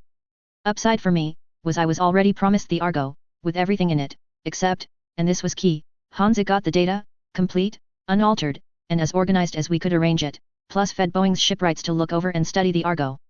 Looking at the ship, I figured out why it took the Canopians several years to fix her in the Battletech computer game. Not only were the main drive nozzles huge, they were half-wrecked, likely requiring all new ones, there was holes, dents, and other problems with the ship. Not to mention Canopus likely had taken it completely apart to create detailed blueprints. I'd say at least 2 days after our confirmation gets back, then 2 days to get her to our ships. He shrugged. Ironically, the Leopards with dismounted wings, could be carried in the behemoths, and the Argo herself, and one reason Hansa was so eager to have fed Boeing, her original builders examine her, was to see if they could refigure out how the KF extender worked inside her. That'd allow the Union to be docked to the Argo. I sighed. I know it's mean, and so unlikely to be true, but is it so wrong to hope that Black's information is bogus? I felt the Marshal shake his head. Not at all, my dear. But like you, I am confident enough to bet on it, that it's accurate enough for us. He was too confident otherwise, and would you place yourself in our hands, if it wasn't? I laughed. Kath's Marauder was also in the circuit, as she responded for me. Or an idiot, which he isn't, though believing you. Ah, Black, that's easy to understand. Jump ships are sacred. If we were gonna damage them, we'd damage them here so we can keep them, not let him escape with them. Case's shrug was heard through the net. So, from that view, not completely stupid. Quite so, Lieutenant. Rand grinned coldly. Shame for him, that since he's giving us a fair passel of ships, his 3 aren't that needed, and in the end, someone will find them again, with a buried log from the lovely Cunningham. Well, I'm going back to the Xanadu. I grumbled. The shipwrights and other trained spacers had kept us from gawking in the inside, and wouldn't even give us a tour, damn it. I don't blame you, we still have to finish processing the freed ex-slaves. Rand's voice indicated that'd be my job. I was a more pleasant face to look at, more reassuring. With 854 people, that'd take a bit. At least only 35 were under 15. Small mercies. Understood, Marshal. Dropship Xanadu, docked to Indiana, right outside Axelis Pirate Point. Midday, New Avalon local time, July 29, 3015. Commodore Black's stained teeth disgraced my screen, as he grinned at us on his invader. Well, a deal's a deal. His ships were already halfway through the jump cycle, and the first flickering of a jump were happening. Now, y'all get those ships fast, since once I hit Hero Titus, I'm gonna sell the info, why here? Consider this a friendly warning. Rest assured, 4 weeks is more than enough. Even if we're still present, I doubt very few will wish to tangle with my command, Black. Felsner's urbane tone carried a cold tone of warning. I'm sure you noted we brought along enough shipwrights. About the only way you'd be able to get poor Argo off the planet, even with those eggs y'all have, yep. He tipped his cowboy hat at us. Hope y'all fix her up right and proper, so I can find her and take her, later on. His laughter was not returned. We shall see. I responded for the marshal. The jump was beyond stopping, now, as I had learned over the journey how jumps worked, but before Black could respond, the views of the ships on another monitor showed something odd, and in the hollow tank on Xanadu's bridge, they all suddenly glowed pink, as a sharp but yet quiet boom was heard on the channel. What the he? All 3 ships warped, space curling around and through them, in ways that never should happen, and the signal from the ship cut off. I snapped my head to Morgan's only to notice his sharp grin. Britt, what did you do? Rand's voice cut through my shock. The last ship had dissolved finally, and all of us were blinking at the after effects. You, Marshal, promised you wouldn't hinder them. You never made that promise for me. Morgan's cigar shifted, with his sharp grin. Talk to Jana, the head of the shipwrights. She told me exactly when during a jump a component had to fail to catastrophically misjump. So, sent the signal the moment I was sure they were gonna jump. My God. Catherine's voice sounded sick. I was too. Event Horizon, the 20th century horror movie about jumping, was the least of the horror tales of misjumps. Rand's eyes closed. May God have mercy. He slowly opened his eyes, and looked at Morgan. It is a good thing you are no longer a member of the armed forces of the Federated Suns, Britt. Rest assured, I will report this, and it'll be in your file, for future consideration of your status, if you choose to return to the Prince's service. You broke my implicit statement. Your unit, and your commander was under my command, and I had meant myself and those under my command. Morgan shrugged. Pirates. And I'm a rabid fox. You didn't ask for them not to suffer, I just wanted to see it. His grin returned. Shame I didn't see his face when he realized what happened. He lit his cigar again, and when it was drawing properly. Pirates and slavers. A good day. I stared at him. Operators were operators, and I had known a few but one this vicious? Rare. And one who took that much pleasure, even on admitted pirates and slavers, on their lingering and horrified deaths? There was a dark side to the man, that he kept leashed. But when it could slip free, it did. Something to keep in mind. Morgan. I finally responded. I'll remember this. His smile was cutting. Good. You need to. With that, he unclicked his boots, and shot off the bridge. Rand's expression was sad. He wasn't just busted for the blown operation he told you about, you now realize. I nodded, as Felsner continued. Not only has he done stunts like this before, there are markers in his makeup, that are. He thought of a way to put it. Sofia Rios, rogue, Morgan's second spoke softly. The word you're looking for is troublesome. He's about as close to a functioning psychopath and sociopath as you'll ever meet. Loyal? Yes. Loving? He can be. But to those who are enemy? And those who don't merit the value codes he's told to obey? He doesn't care. Not one bit. And in some cases? Enjoys their suffering. Catherine Sandoval, an AFFS officer, stared at the woman through the screen. And he was allowed to be a rabid fox, command them. Sophia's smile was twisted. You note that he does obey a moral and ethical code, when told to and what it is. You'd also note he doesn't go after allies or non-combatants unless it's the mission. But rabid foxes need the best possible, even if it's wrapped up in a monster. He is. And he's the best at training future rabid foxes. His trainees have the highest success and survival rates. Kath Steiner's voice was quiet, as she whispered in my ear. And he'd fit right in with the clans, wouldn't he? Too well, far too well. I nodded sadly. We'd need him. But, looking into my soul, keeping that man alive, knowing what I knew, and what I could suspect, I realized I was walking a path of darkness again. I'd need levers on him. Fast. Dropship Xanadu, Axelis System, late evening, New Avalon local time, July 29, 3015. We had moved the task force to where the mangled pirate Commodore told us the other jump ships had been mothballed. It was a location outside the system's jump interdiction zone, but still close enough to see the star. A brief digression, I suppose. Jump ships could only jump to zones of certain gravity or less, which means points in a system corresponding to the Lagrange points, specifically the L1 point, to a planet and the star, or a planet and a large enough moon, or outside a certain boundary, dependent on the star's size. For a star like Sol, that was roughly 11.20 out. Most jump ships either jump to a pirate point, also known as those Lagrange points above, or to the zenith or nadir of a star system. We hadn't this time, because where the mothballed ships were, wasn't there. The Star League had a problem during the reunification war. They had captured enemy ships, drop, jump, and even warships. The problem was simple. What to do with them? For the warships, most had ended up being scrapped, as they had no practical resale value, and Ian Cameron's idea was to end wars, meaning why keep around half-wrecked ships? The other ships weren't so easily dealt with. From the logs of the invader we had scanned, then destroyed, the two corps involved in the Canopian and Taruian campaigns, had basically stashed the ship away for later use. Then, from what we could guess, forgot about them. Tisk.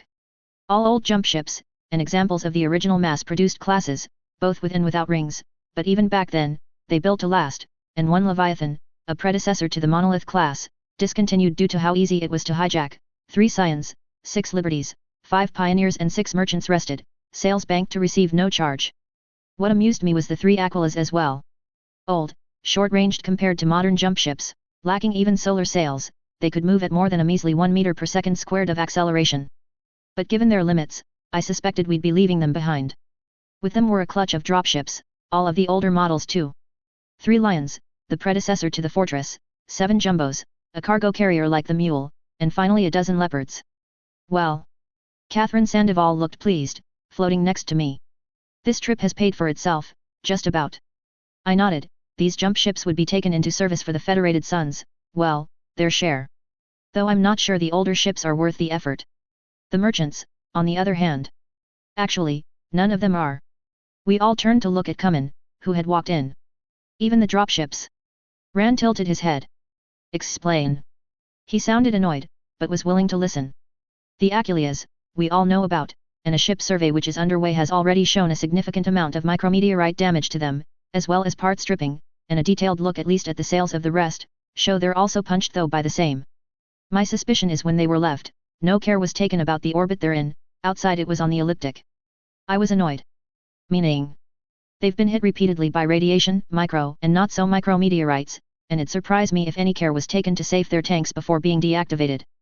They're dead, and as for the dropships, just a few pictures show they've been stripped for parts. My bet is, it took parts from all these ships to get that Merchant and Scion up and running.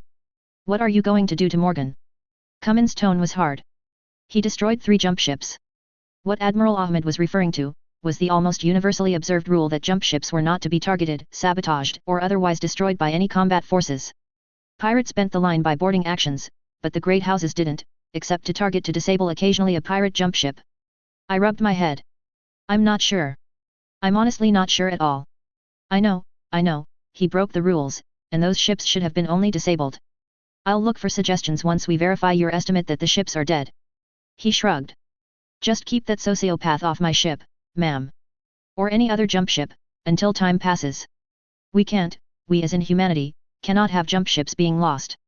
We're barely replacing failure losses as it stands. And that was the reason why jump ships had nearly universal ironclad neutrality. You needed them for interstellar war, interstellar commerce, and all the basic underpinnings of interstellar civilization. Therefore, they were a finite resource, and any combat loss hurt everyone. I would need to punish Morgan, somehow, and make it visible. But, I knew with that action, unless he did something awesome, Morgan could never return to the AFFS. I turned around, and walked out of the observation deck, the Admiral and Catherine following. We shortly arrived in a briefing room, with a hollow tank, that Kath was playing with. Hey! The blonde waved at us, clearly distracted. What's the story on those ships? Rex. Catherine's voice was disgusted. Which means Blackhand is in even more trouble. I rubbed my forehead. Actually, Admiral? We need him. He's a monster, but only Xanadu's bridge crew, and the 4 of us on the communication link heard. And I know you told Xanadu's crew not to talk about it. Ahmed's head tilted in response. Spread rumors it was the stripping of these ships that lead to it, instead of Morgan's action, my lady. Cumin sounded resigned. He is ours, yes, but is he a monster we want? I shook my head. I will have a long talk with him, but we've previously discussed situations, and honestly, I can't see better to put onto pirates or the DCMS, or even senior leadership of the Liaos. Catherine's sigh indicated her displeasure at the idea. I don't like it. I don't think he should skate on this. But, part of me is wanting to unleash him against the snakes. Apologies, Ahmed. Cumin snorted amused. You'd note I left the Combine. I agree. As long as we realize which of the Combine citizens are snakes. Most. Kath broke in. I agree, their admiral. And bluntly, he's an asset. We need him, in my eyes, but... CYOA. Deal. Your position. I sighed. I will. I paused, situations running through my head. Would it work? Maybe. Rios might not agree, or she might have a suggestion herself. I have an idea, at least for short term. Maybe. Kath's golden eyebrow rose. I shook my head and pointed at the star map in the hollow tank. What are you looking at, Black? Oh. This is the complete map file the Black Watch had. She nodded. It actually took several extra codes to get it all out, but it's going to take a while to sort through all of it. I nodded, waving at her to continue. What's interesting is there's 4 locations on this map, that I'm not sure about. My dark red eyebrow rose in question. R2. She tapped a command and a star system glowed. Our original target. She grinned. Now easy to get. She tapped another system.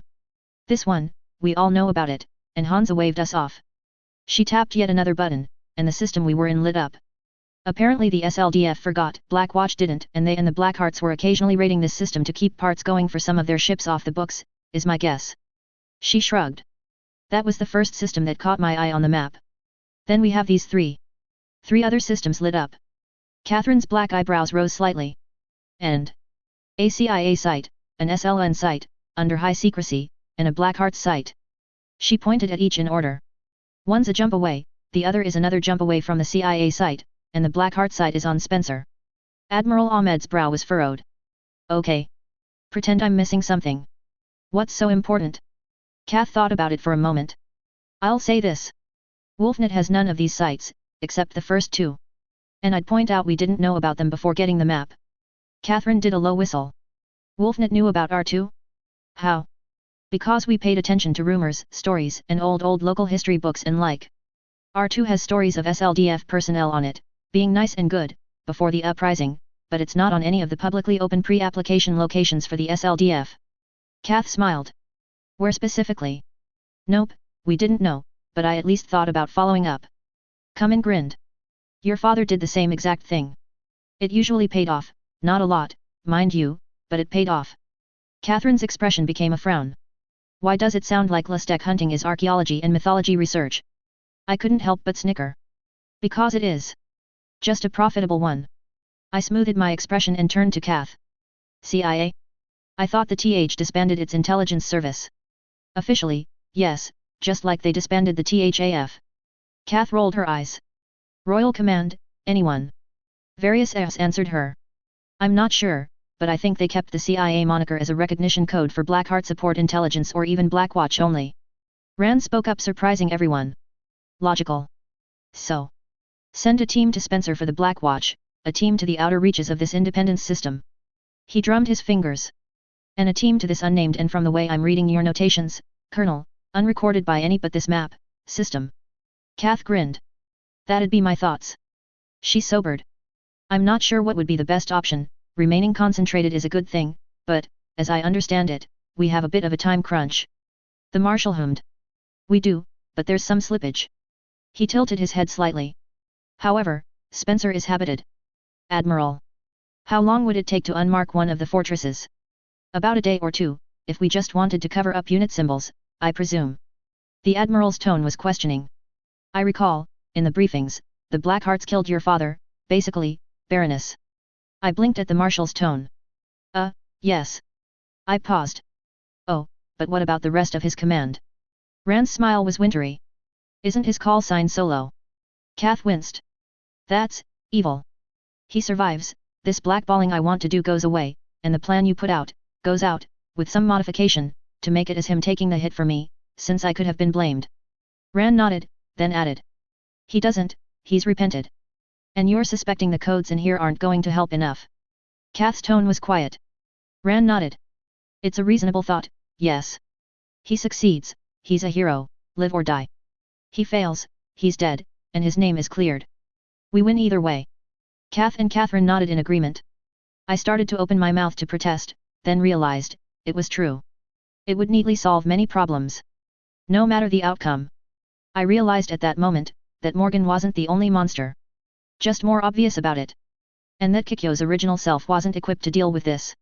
Even my 20th century self had put those shadows to bed, but they were waking up again. Kikyo's office, dropship Xanadu, late evening, New Avalon time. I watched, stone-faced, as Morgan walked in. He was perfectly attired, and ramrod straight, though a hint of confusion was in his expression. Explain to me, why I don't have you arrested for a war crime, Brigadier. I finally responded. Marshal Felsner gave the orders to sabotage the jump ships and make the personnel on board suffer, and he's the command authority for this mission, was I mistaken? Blackhand's response was crisp, honest, and clear.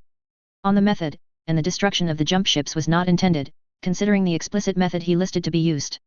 I responded, a bit sharp. That's a war crime, that'd get all of us blacklisted, Bridager. Even if I cashiered you now, and turned you over to New Avalon, or C*S courts. I had it explained to me by Cumin and URI exactly how much hot water Morgan was in, and even with the rumors that Xandaw's crew was spreading, and that Ran had confirmed offhandedly. I was under the impression no crime could be done to pirates. Blackhand was still ramrod straight. You know, you're correct there. I put my face in my hands, realizing the problem. The crime was against civilization by destroying those jump ships. Any losses bring interstellar civilization closer to collapse, that's why we don't destroy them. Oh. Morgan blinked. I had wondered why people seemed so leery of destroying them. You hadn't given orders not to, it was the most effective way to confirm the orders regarding Black and his pirates, and my suggestion that we poison Black and his actual combatant people was rejected. I hadn't known that. I see. Why did you want to be clear that his orders were obeyed?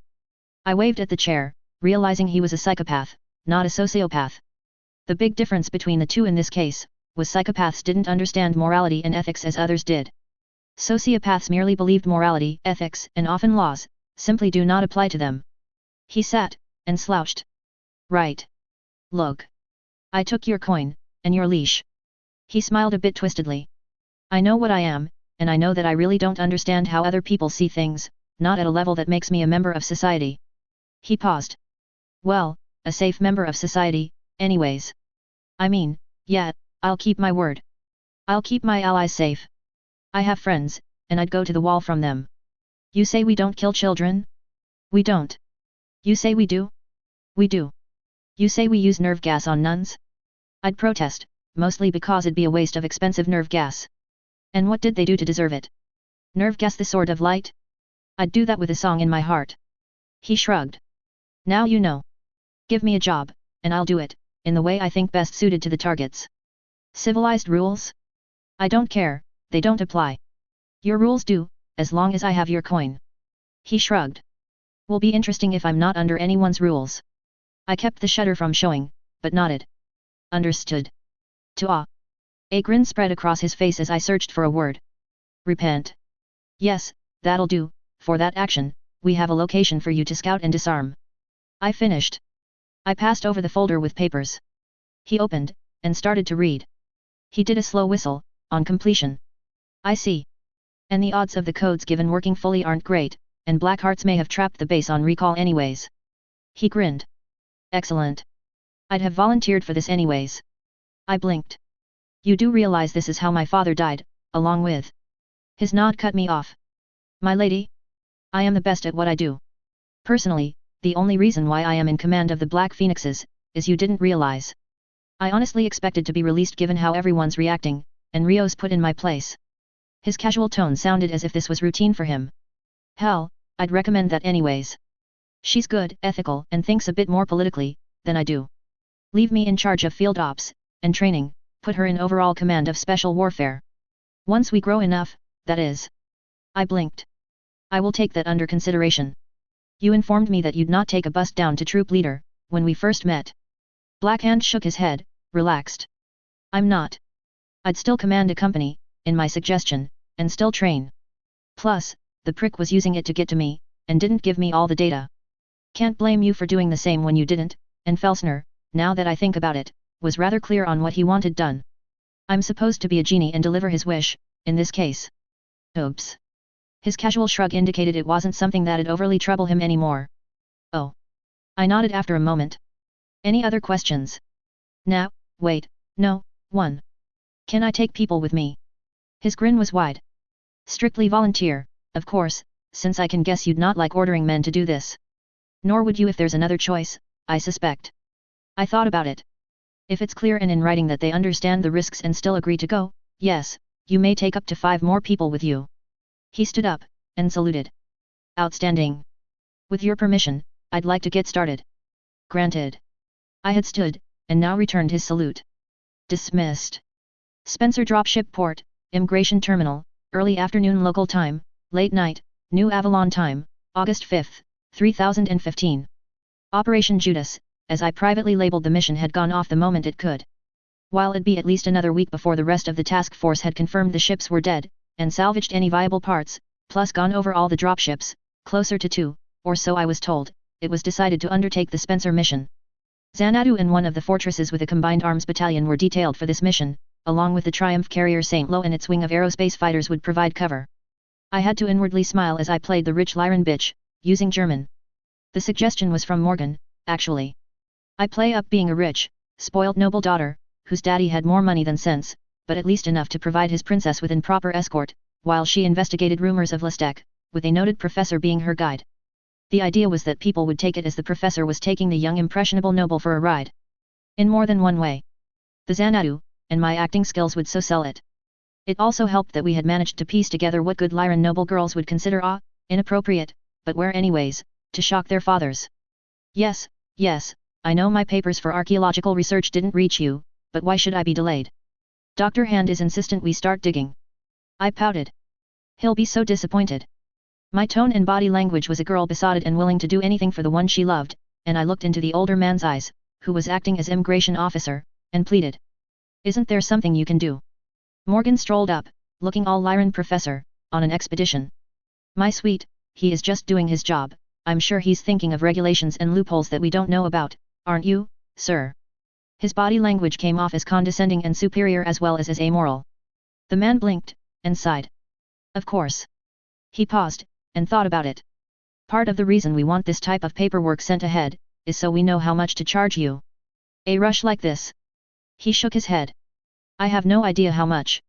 I bounced slightly. Well, what's the worst it can be? 100,000. I pause. 500,000? Why don't I just write you a check you can cash at the Comster compound? Comster only cashes checks for account holders on Spencer now, due to a slight rash of bad behavior of some of our less upstanding citizens. The slight sheen of sweat crossed his brow, indicated he was lying, and I knew, though Ditzy McLaren as I named the character I was playing wouldn't of course. But I can take you there, and I'd say the fee at most would be only 250,000 C bills. I grinned at him.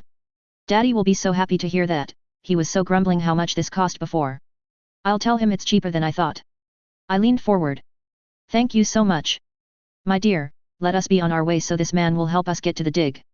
His patronizing smile was perfect, as was my response, and I saw the hidden amusement of the official as he took us to the C** compound, and listened to Morgan bullivate on archaeological research, how he was tracking the links of the Cameron's pet thugs to atrocities and incitements, and how they were to blame for the people of the periphery acting up, as all knew the periphery just wanted to be left alone. After drawing the money and a bit extra for your assistance, if that's allowed on Morgan's insistence, we were back at Xanadu. Morgan snickered. That was fun. Case looked at him flatly, pulling out the earpiece he had linked to the bugs in our clothing. You two idiots realize they're going to have that hotel bugged, so if there's any Lestek they get it. His grumble answered. You're playing the dits too well. Morgan rolled his eyes. Of course, Case. I know Johnny told you a bit of our past, so while I'll play up the older gentleman. You could hear the quote marks around the last and next words, or so I'd have testified. Educating that young impressionable noble lady about the past and the wonders, as well as other things. His smirk indicated many things. They won't get a clue. And let's be honest. We have 16 mechs, and a wing of aerospace fighters. Spencer isn't going to tangle with that, kiddo. Not over a wild goose, and by the time they realize what's what, half those mechs are gonna have the loot in. Case looked at me, snorting. He's gonna get us killed, you realize. I'm too young to die, and too poor, damn it. And haven't killed enough snakes. I inquired acidly. That too. Case smiled contentedly. Just so you all know, this is a bad idea, you're an idiot taking it, solo, and you're an idiot going along with it, Ferret.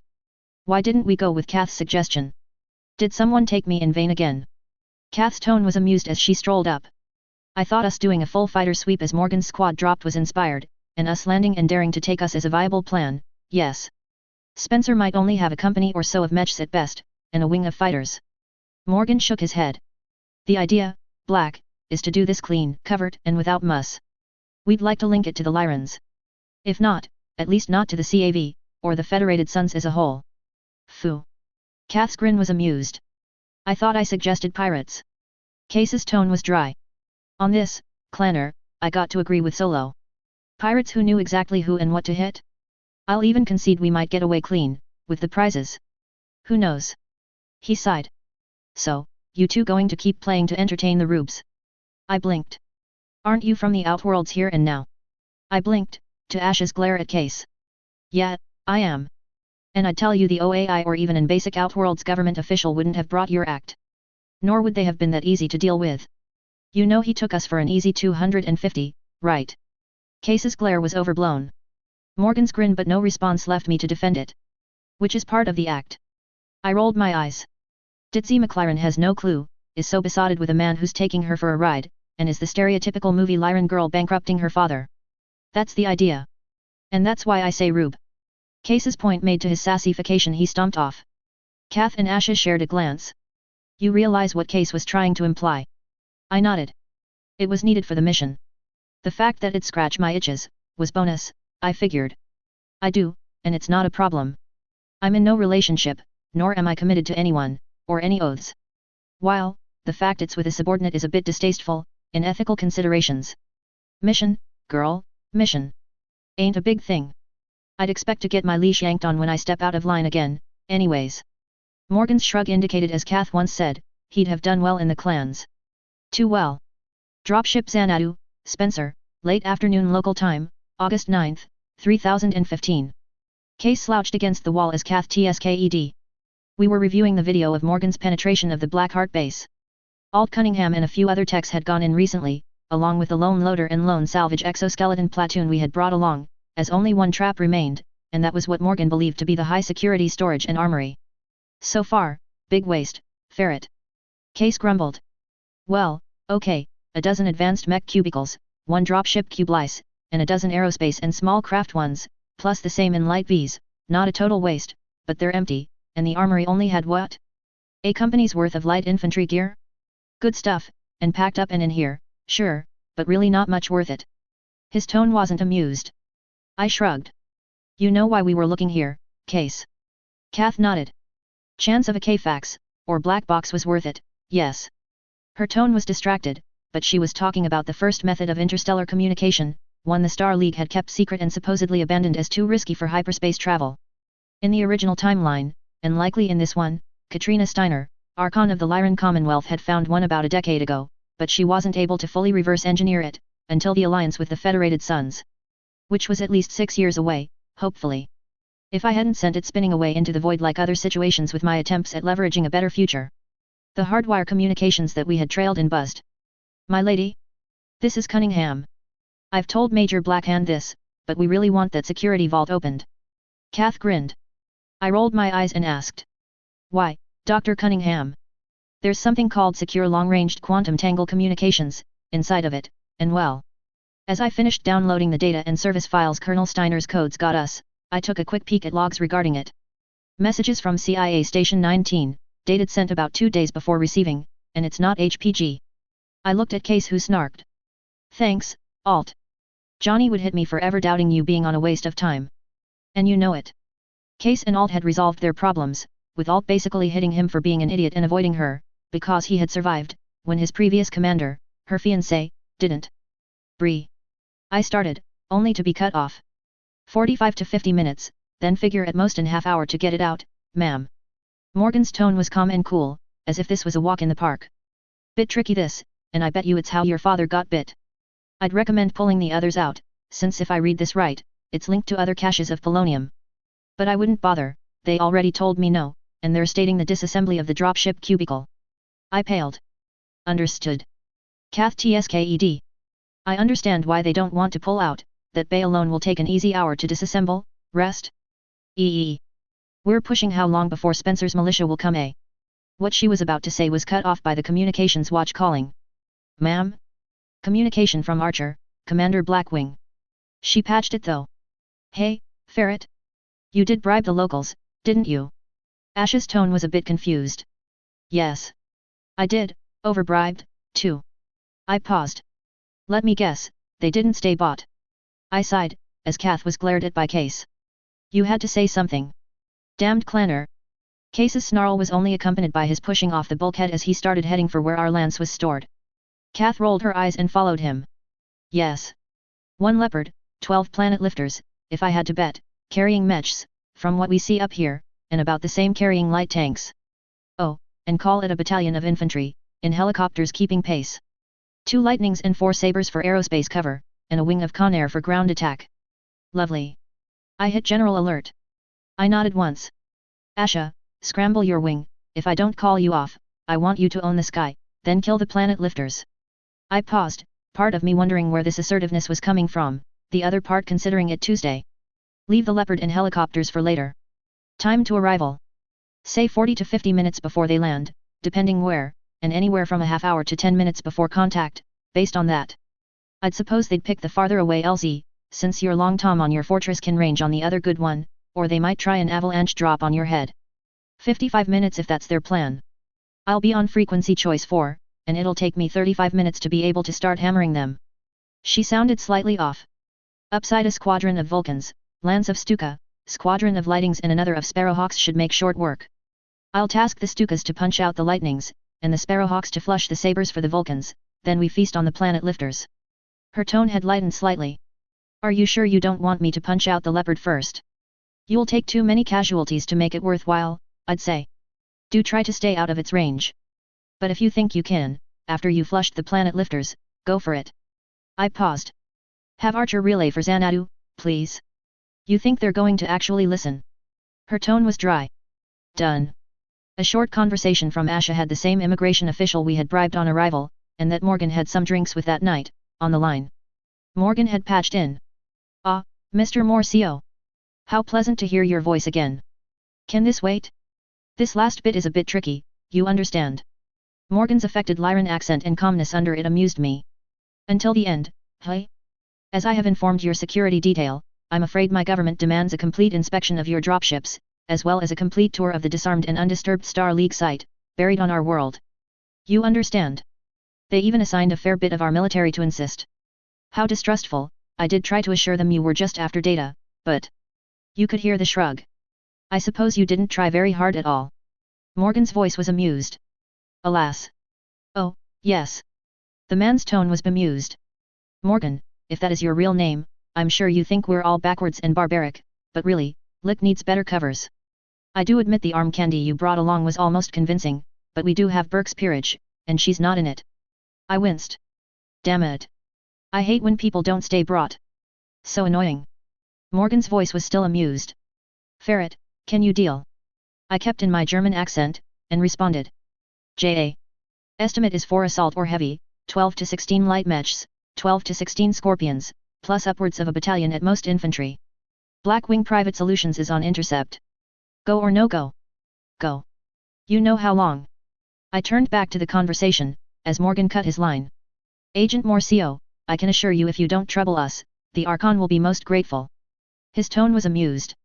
Ah, but my government thinks she'd be even more grateful if she had to negotiate with us, instead of giving us the scraps.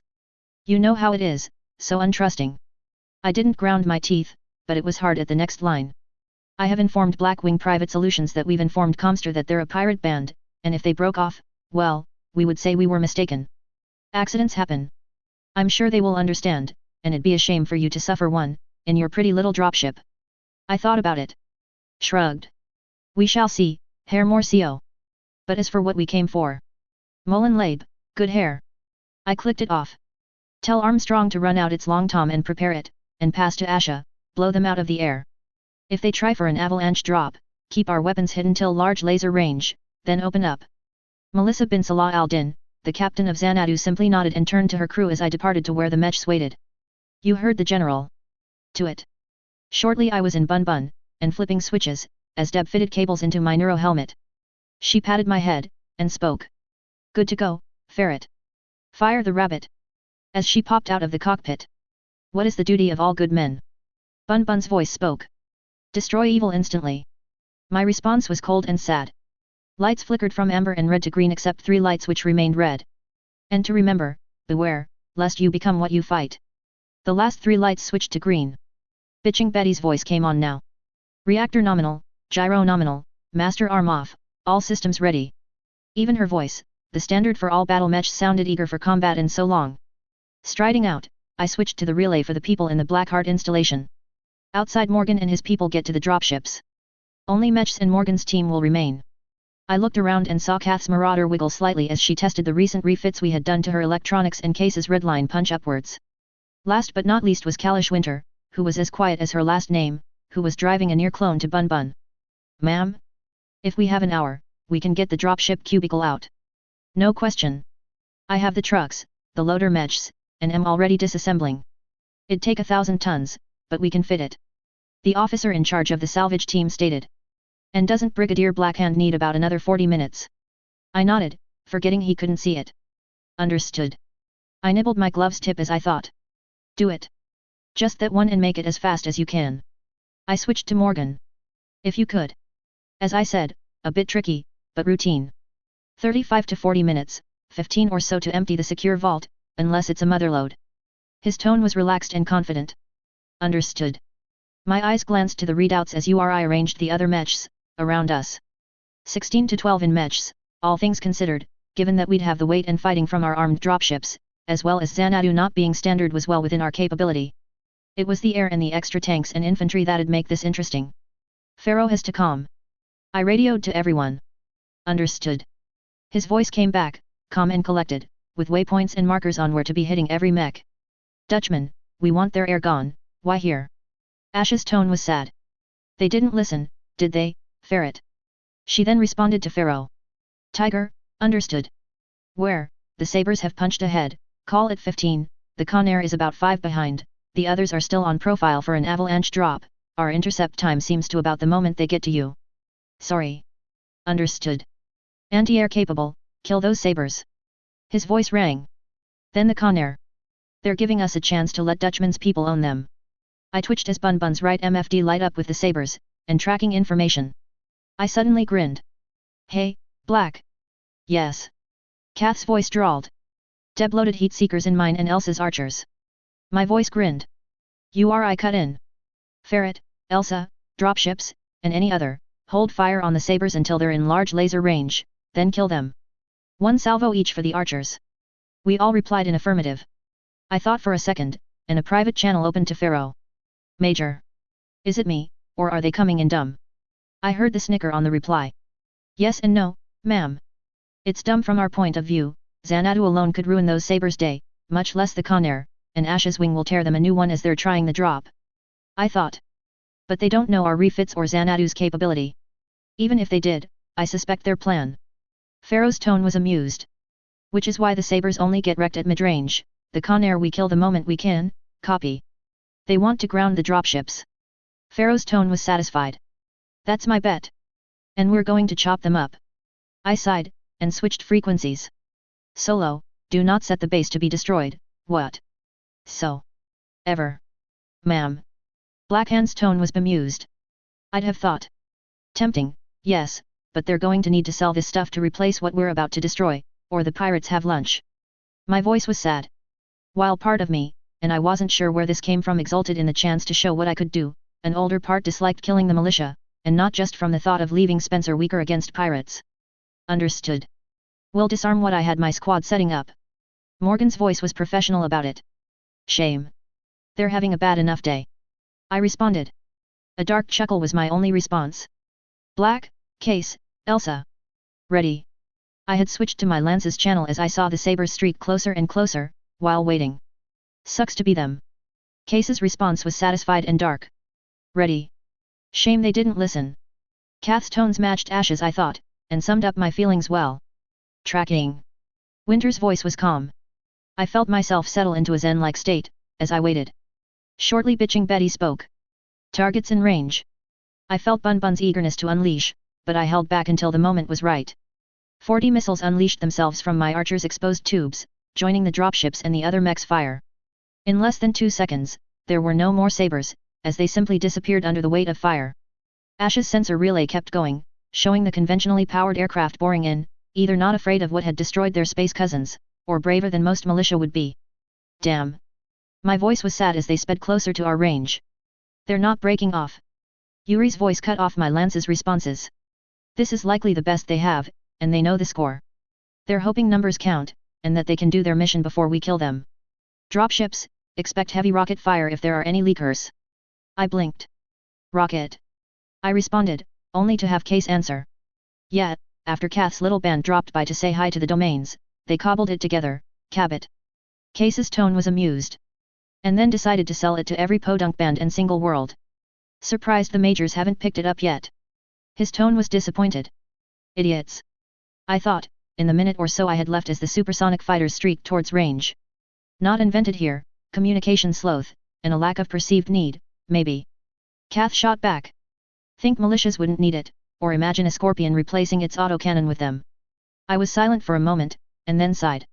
Point. Make a note. Done. Case's voice responded. Easy money. Fire rang out again, as the small and light craft streaked across our range. They simply seemed to melt under our fire, but 3 made it into firing range of the rockets Uri had warned about. Xanadu took a staggering 60 of them scattered across her hull, while Armstrong County, our fortress, had taken nearly double that. While neither dropship suffered any hull breaches, Gumarich Lama, Armstrong's Capitan, broke into the channel. Can you all make sure that they don't hit my nose? 1 or 2 good salvos of that weight will make sure we aren't going anywhere. We aren't Xanadu, after all, after the refits. He was referring to the fact Xanadu had a hull and frame refit, as well as other items. She was far tougher and stronger than a standard princess, which explained why the strike fighters hadn't focused their fire. Armstrong, Tiger. Will do. Yuri's voice cut across. All harem elements. Expect avalanche drop outside our range in 8. Dropships, expect the Leopard to try to play ground support and of course, in, call at 5. It's possible Blackwings will murder them first, but don't count on it. Armstrong, deploy your response. His voice was calm, cool, and collected. Even though Bun Bun was one of the coolest running mechs, he still built up some heat, and the situation and my own jitters about the situation had caused a sheen of sweat to be trapped between my skin and the cooling suit I wore. I had to grin. Armstrong County, a fortress-class dropship, had a long tom artillery cannon in her nose, like all other fortresses. But, unlike most, she could fire it without having to deploy it in a manner that rendered her unable to move. It retracted and extended from a turret, which took a bit of tricky refit to arrange, and was a bit cranky, and not recommended to leave extended for space ops. But worth it here. Bun Bun's left MFD beeped for attention, and I watched as the first tracked cargo vehicle popped out of the base, carrying half the loader exoskeletons. It was also dragging an improvised trailer, and was overloaded to boot, and clearly straining to get the cargo to Xanadu, where I suspected the majority would be loaded up the ramp waiting. It actually only took a minute, and shortly the loader suits were unloading the excess, and the regular auxiliary support vehicle, cargo, a 50-ton tracked vehicle, was speeding off to the waiting fortress, and a second one was parking to be unloaded, while a third and a fourth came out. Before I could sigh in relief, Uri spoke. They're dropping, it looks like. Call it a company of infantry, a Merlin, hey, bit unusual, a rifleman, Asha. A sharp spotted. Answered that call, since the rifleman was one of the 3 mechs most noted for anti-air capability, and Pharaoh continued on. A Griffin, and a hunchback from the Leopard. Before he could continue, Asha's fighters were tearing into the unarmed and lightly armored Planet Lifters, a cargo aircraft, like the old C-130. In 30 seconds, I had lost a pilot, and her Sparrowhawk, while the other 5 of her squadron fled back to the carrier in orbit, but not a single cargo aircraft was in the sky, and the Hellcats went streaking for the helicopters, which had turned and tried to flee. The Vulcans and Stukas chased after the Leopard, which was now shooting at them and us, while taking fire from rear and front, and the Eagles and Lightnings dueled. Shortly, neither Lightning was in the sky, but both Eagles had joined the Sparrowhawks in heading for orbit, having their armor stripped to near nothing. The Leopard's pass had rained fire on the 2 dropships, hitting Xanadu harder this time, as well as hitting 2 of our mechs, and one of the already unloaded RASVs as it tried to scurry up the waiting ramp into Armstrong County. While it wasn't destroyed, it had a clear set of blackened streak marks, where its armor had been nearly penetrated. Before I could turn and fire on the returning Leopard, it had tried to climb for orbit to get away from Asha. Oh, my god! I didn't realize I had spoke, as the Leopard suddenly caught on fire, and rolled over. Within 30 seconds, the explosion several miles away told me nearly 2,000 tons of combat ship had died. Eyes front. Pharaoh's voice snapped. Enemy contacts. 2 heavy, 2 medium, 7 light, plus a half-dozen Scorpions and Pegasus hovercraft. Engage at will. Armstrong, pull your cannon back. Keep only 2 ramps down, Xanadu, just 2 as well. The 2 dropships obeyed, and hadn't been penetrated in the short exchange of fire, but it was clear both would need repairs soon, and I wasn't sure how Armstrong's nose was still intact. Sorry, harem elements, can't provide air cover. Except for the Hellcats, all of us are DLC, and while we didn't lose anyone else. Break and see in you a bit, Dutchman, you did yours. Pharaoh's tone was crisp. We got this, forward, harem. All of us started moving at that. Somehow, the company I was in, more or less the command company of Mechs for the heavy CAV, had been nicknamed, Kikyo's harem. As if. We rushed forward, seeking to meet them outside their range of the dropships, as they rushed to get there, so the ships couldn't leave. I really wished I could wipe the sweat from my brow, as it stung my eyes. I couldn't quite parse how I was feeling as the first LRM streaked across the battlefield, most seeing me, and my lance mate. Case's Gauss rifle had also spoken, sadly after the long-ranged missile fire, but the Locust had simply plowed into the dirt a second later. God damn it! I snapped, as Bun Bun rocked to the fire landing on him. I wasn't good enough as Winters was to simply dance through the long-ranged missile fire and only take a missile or 2, I had eaten an easy dozen, and Bun Bun's rocking was him adjusting to the loss of nearly a ton of armor. I paled, noting a crater on my exterior window, made of armored plexiglass, with spider webs from it. Kath's shout of "Keep your head in, ferret!" brought my attention back to the display showing my fires landing. Unlike Winters, my missiles by and large had gone wild, though a commando had taken a few hits. Winters had concentrated on a Scorpion, which was now burning, and Kath had put down one of the Stingers. Other long-range fire had managed to destroy one Valkyrie, as well as a second Scorpion, but the majority of forces were still intact. More fire crisscrossed, the LRMs now all focusing on Case's hunchback. I obeyed the order with Winters to fall to the back of the group, but half watched amazed as he simply grooved though nearly 80 missiles at medium range for them. It wasn't that they couldn't hit him, it was he wasn't there for them to hit. Our answering fire had erased one of the Wasps, as well as the remaining Scorpion light tanks, who had no place here, but a general communication responded. Why are you doing this? This is our world, and you're acting like pirates. I blinked, as Bun Bun helpfully illuminated the mech making the transmission. It was the Merlin, and her pilot was the same agent who had been our major point of contact. As autocannon fire joined the missiles, lasers, and particle cannon fire streaking across the battlefield, I felt I owed him a reason. I was still backpedaling carefully, as my missiles were being added to the fire, but a display showed one of Yuri's hunchbacks stagger, and retreat towards the fortress. Solo broke in, and stated, calmly. We're in, 5 to 10 minutes to get what's here and out. Not a lot, but worthwhile. I sighed, and Bun Bun helpfully opened the channel. Needs must, Mr. Morcio. Needs must. Pirates. I felt a stitch of autocannon fire and a pair of lasers streak across Bun Bun's torso, and I barely kept my balance, as the remaining light mechs used this time to try to break past our line, to get at the archers and the dropships. I was drawing all the long-ranged fire thanks to that. Idiot. Kath snapped, shoulder-checking me into a fire, which kept a PPC bolt from hitting my already weakened cockpit. Tiger, Black, Dutchman reports a Union en route. 10 minutes. Her PPCs fired, and the rifleman's left side exploded, joining me on the ground. Understood. Solo, Wrecker. Time. URI snapped as he fed orders, and watched as his lancemate nailed the last bugmech trying to break though. I pushed myself back up, as the Merlin fired a PPC bolt at Kath, only for it to slightly miss, and score Bun Bun's back. I hit the restraints keeping myself in the chair, as Bun Bun's left ammo supply exploded out of his back, due to the PPC penetrating the ammo bins. To Xanadu, ferret. Now. URI snapped. His PPCs nailed the Merlin, blowing off one of its legs. I pushed myself up, tasting blood where I had bitten my tongue, and fire raced across my back, as the downside to Bun Bun's advanced electronics made themselves known. I knew how Bun Bun felt. And he was very angry, I thought while I believed I had heard Wrecker say that he and the last were finishing unloading and would be done in the dropships in less than 5 minutes. As Winters came by to help lift me up, the last Valkyrie stopped and kicked her, causing her to stagger, as its medium laser tracked to where my cockpit was. Forgive me, dear, but you should have obeyed. Whatever else he was about to do was cut short by Case's fist slamming into his cockpit, crumpling it, and dropping the mech. That's one you owe me, and one you owe Kath. Get to the ship, idiot. With his and Winters' help, I obeyed, noting the surviving Spencer Lance retreated. I shook a bit at realizing how close I had come again to dying here. Actually, 2 that I owe you.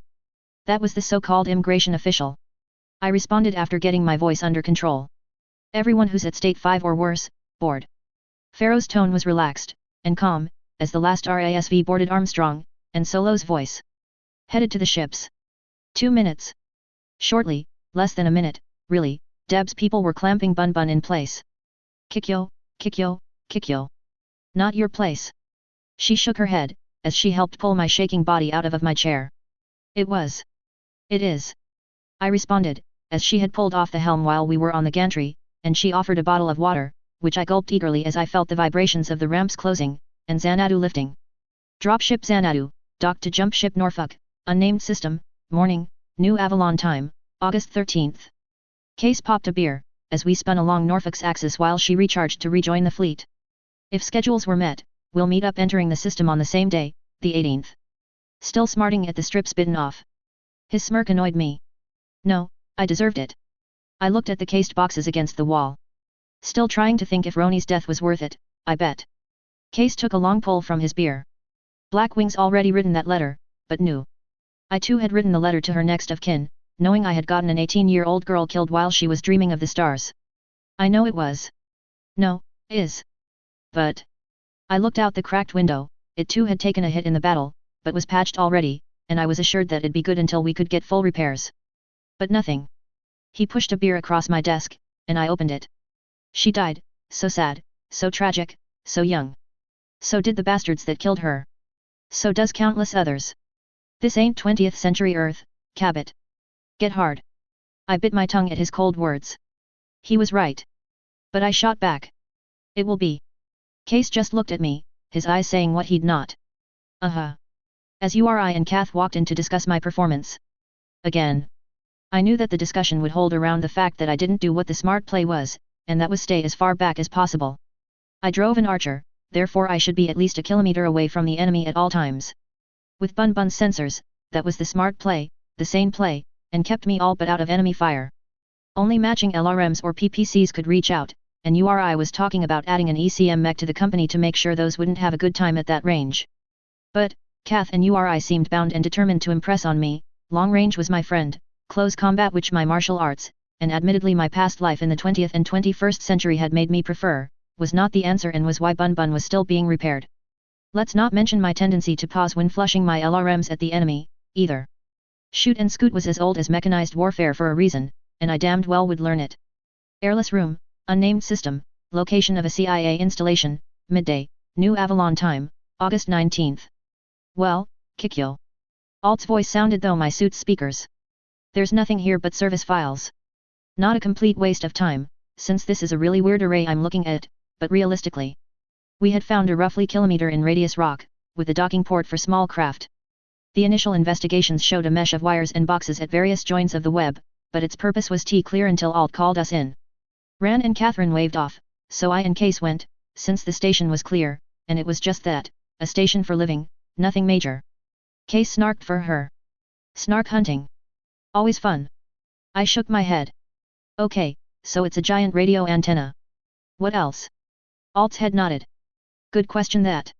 I'm not quite sure, myself. She pulled up a display, looking crisp and clear. Every about 500 meters, are these things on the array. She flicked a finger on a pad, blowing it up, and showing the innards. Case's head tilted. Hey! Aren't those in our fusion reactors? Smaller, mind you, but looks exactly like them. Alt's visored glass turned to me and Case. Case, those are exactly that, and they're KF detectors. I paused, then facepalmed. Okay, so. Case clearly didn't get it. Odd, for such a brain. I turned to Alt. How big are these arrays? She turned, and looked at a few screens. Call it several thousand kilometers, at best, in a web around this rock. I wonder. I tilted my head, referring to my classes, well, Kikyo Original's classes on the KF detectors reactors needed. Case was annoyed at my tone. Wonder what, ferret, giant boxes to detect reactors? What's the point? They detect KF fluctuations, the same you see inside reactors, and a jump or a HPG transmission is just a KF fluctuation, after all. Alt's head flipped to the display with the KF detector on it. How sensitive would one of those be? I shook my head. Not sure, would depend on a lot. So, this could be a jump detector array for light years, when fully up. Case got it. Alt sharply nodded. That'd do it, yep, and with the computer power here. Can we disassemble it? I paused. Rephrase, is it worth it, or is just the idea enough? I'll pull all technical data, but really? Besides the small HPG here, and the next black box, nope, nothing's really worth it, since getting to the computers would require us to spend a month and a half. My advice would be to let Hansa send a team back to salvage what he wants from here, but take the HPG and the other K-Fax. I sighed. Okay. Let's do that. I flipped to the general frequency, and relayed Alt's advice to the Marshal, who agreed. Still, this has been quite satisfying, I'd say, General. His tone was happy. A working intact mobile HPGs, these K-Faxes, service files, and the idea here. The Prince will be very happy. Plus, we can salvage these computers, too, I suppose. It'll be up to the first Prince. I knew he was right, and all things equal, the Argos machine shops and small auto factories and their Faraday cages for shielding from jumps, and why did they need those? Holographic computers didn't need EMP-proof shielding, after all, that's the reason they supplanted chip-based binary computers, and the only reason. Well, that and they were as reliable as all hell, and didn't die at the temperatures combat vehicles could get to. Well, the Argo and its data core, its repair and replacement capabilities, the K-Faxes, and now the 50-ton HPG, would make Hansa a very happy man, and he'd consider this a smashing success. So why did I feel so disappointed? Onward, to the last unknown system. Kath's tone was teasing. Don't worry, R2 will be what we expect it to be. Case's grin equaled hers. Remember, Ferret Girl, you promised. His tone was dark, but I nodded. I have a plan, actually, Case, one you'd like. I grinned. But, as Kath says. Onwards to this castle watchtower. I'll put 100 on it's another one of these. I'll take that bet. Kath sighed. I bet it's a reunification war-era depot. Alt snickered at our byplay. Cut me in, I'll take it as an astronomy watch point. Case looked at all of us. Nat, I'll put double or nothing, it was an SLDF fallback point, for what did happen. That's my bet. His amusement was clear. Easy money, Case. We can't be that lucky. Kath shot back.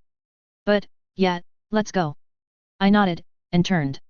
It could be worse, I guess, at least we're finding some things, and as the Marshal said, Hans is going to be very happy. Kath's grin was heard from behind me as I bounced through the station. Happy enough to give you a third date. Hans's office, Castle Davian, New Avalon, mid-afternoon, August 20th. Ah, Yvonne. It is so good to see you. Hansa stood up and walked around the desk to kiss her on the cheek as she dropped a stack of files on it. If I believed that, I'd be the sucker some claim you are. She shook her head. Report via the cutouts from Task Force Media. She sat down across from Hansa's desk. Summarize please, I'm curious now. Hansa's eyes alight. I thought they'd be out of contact for at least another week, if they made their most optimistic schedule, at R2.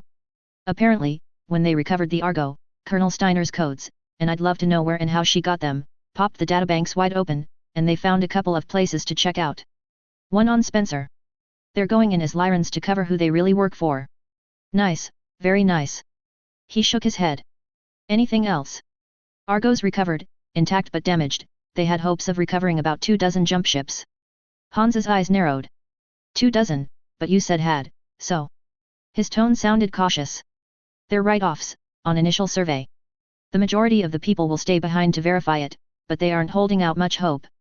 She shook her head. Shame, but with 3 other locations, and R2, plus of course, the plan for Kikyo to head towards Illyria. She smiled. It's not like we're missing out on anything, and if R2's core pans out. Worth it, just the data alone. He nodded sharply. Did they send a summary of what locations are on the map, and what else was in it? Yvonne's head shook. No. They wanted to keep their largest one-time encoding for after the R2 find. Unless something else comes up, of course. Well, part of me hopes not, since the mission's priority is R2, after all, after the Argo, but, wouldn't it be nice? His tone went wistful. Don't be too greedy, the Argo alone might be worth it, and R2's databanks, even if it's just a standard SLDF field library for people in the castle, is still going to be damned useful. Oh. I know, but... His roguish grin spoke. Dream big. I'd like to be able to award them massively, and I'd need a good reason for that. I want it too. Yvonne's eyebrows narrowed. She had been carefully tracking his movements, and a few times he had stopped at a very discreet brothel specializing in certain things. Again, Hansa, R2 if even just the data core, is a prize. A prize worthy of a prince. She chilled, bringing Hansa to earth. I know, I know. He looked at the other files. Well. No rest for the wicked. What fresh disasters do I have to deal with now? Yvonne Davian, Princess Champion smiled. She started walking him through the issues with the AFFS and several other projects she was keeping a tight lid on as they put the Argo and R2 mission aside for now. Katrina's Lounge, the Triad, Thracad, Lyran Commonwealth, late evening, August 23rd. So. The Archon, a stunning blonde woman, waited till Simon had settled. Exactly what were you up to on Spencer, that had the Canopian ambassadors so annoyed? Simon Johnston, a somewhat forgettable man, blinked. Spencer. He paused, racking his brain. Spencer, near Canopus. He paused for a moment, then shook his head.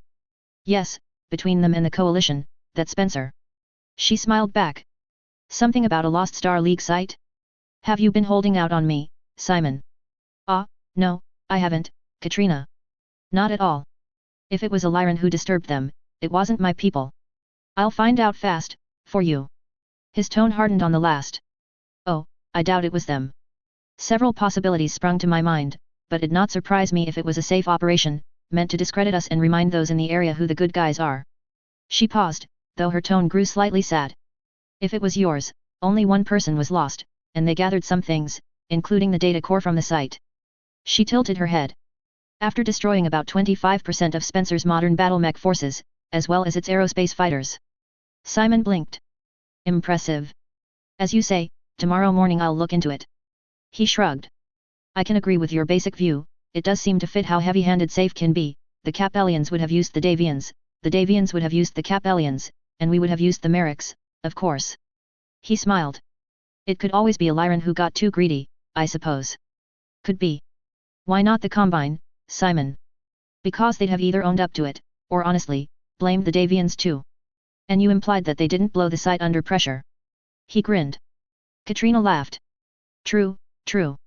Well, as amusing as it is, I'll be sure to inform the ambassador that my government had no part in it, but if citizens of the Commonwealth did, I would so take them to task. Depending on what they brought home, I suppose. Simon's tone was dry. Of course. I said task. Not punishment. With a lever big enough I can move the world. A Battletech fanfiction. By Andrew MageOhki Norris. Readers, those of you more familiar with the HBS game setting, Battletech, or have acquired the House Araneo sourcebook for Battletech, realize I will be taking severe liberties with the source material. You have two choices. 1. Accept that House Araneo and other material that contradict what I have written wasn't in my hands at the time, and pre-readers and kibitzers did not note the mistake till it was too late, and accept this is a slightly altered universe. Writer's note, I find the information of the coalition status in 3026 laughable. Are you trying to tell me they're weaker than the frigging Marians? Or 2, be a purist and stop reading. I honestly doubt if you've made it this far, if you're a purist, so my apologies in advance. Chapter 6. Life is full of ups and downs. Operation Media, after the easy recovery of the Argo, was 3 disappointments after another. No jump ships, a battle that had reminded me of the cost of war, for the first time in this universe, and then a station that we couldn't really salvage except for an item we already had, and a long-term project to destroy Comster. When we had bet on what Castle Watchtower would be, Case was the optimist. The lesson I learned at Castle Watchtower. Yes, being a cynic or a pessimist means all your surprises are pleasant. And that I owed Case 200 C-bills. Which I was very happy to pay. As I've said before, this is a not-so-nice universe. I got reminded of that, at R2. The saddest bit, wasn't so much the destruction, which even the locals admitted was well above historical norms, but outside the scope of the raid, how routine it was for both sides, in a lot of ways. Piracy is a heinous crime. Yet, these people in Primus had grown so used to it, it was like the weather to them. Remember, I did say this wasn't a nice universe. R2 truly made that point. And, made me question truly what I did on Spencer. Was it any different, admittedly in at least wanton violence, than what the pirates did to R2, just because it was state-sanctioned? I still don't have a good answer. From the journals and notes of Kikyo Onishi, New Avalon Press, 3291 AD, as part of the Century of Chaos, The Movers and Shakers series. See Chapter 1 for disclaimers and other information. I would like to thank Drakensis for kibitzing and editing, JG/Joe Gunnarsson, of Wat Ely fame, for the same, Valas, K/Fofer, Minako/Scratz for kibitizing. Y'all made this go a lot faster than the first 2, thank you. Psychosoma deserves a special shout out for helping Rainspire, some basic visualization and idea throwing. Bridge of Xanadu, unnamed system, early afternoon, New Avalon time, August 27th. Transmission of codes, complete. A pause from Helldog 1, the lead Hellcat 213, with Beagle active probe, an ideal recon bird for the mission we had, was broken by his next response. Wow! A big cavern just lit up and it seems to lead deep into this rock, Dancer. Dancer, or Commodore Mick Messana, my senior fighter pilot, responded. Permission to proceed, one Lance, then another when you are breaking up on the relay, granted, Helldog. Copy that, Dancer. 1 meter per second. His reporting in, updating us on the status and the look of the cavern inside the asteroid quickly became background. I leaned over to Mick, looking at her salt and pepper curly hair. Dancer? Never asked. She answered distractedly. Took ballet as a girl. It stuck. I nodded, and looked around the bridge of my home. Kiki Original had planned it to be her home, and a home for a eco, as the rent on a dropship pad was cheaper, even with the flagging taxes needed for Xanadu, than buying a big house. Kath leaned over. Read the script you're writing. I severely doubt Hansa's censors are ever going to release it. Eventually, and Rohan will get the fame she deserves, she helped loosen a religious cult's grip on the universe. I responded quietly. Oh, no question. Just saying. Her response was in my ear as she leaned back. It really did help knowing the young pilot hadn't died in vain. Rand floated over, quirking an eyebrow. Discussing call signs? Mine's Beaver as you know. Got it because I do lumbering as an off-time activity. I stared at the monocled man. I'm having problems seeing you in flannel. I finally responded.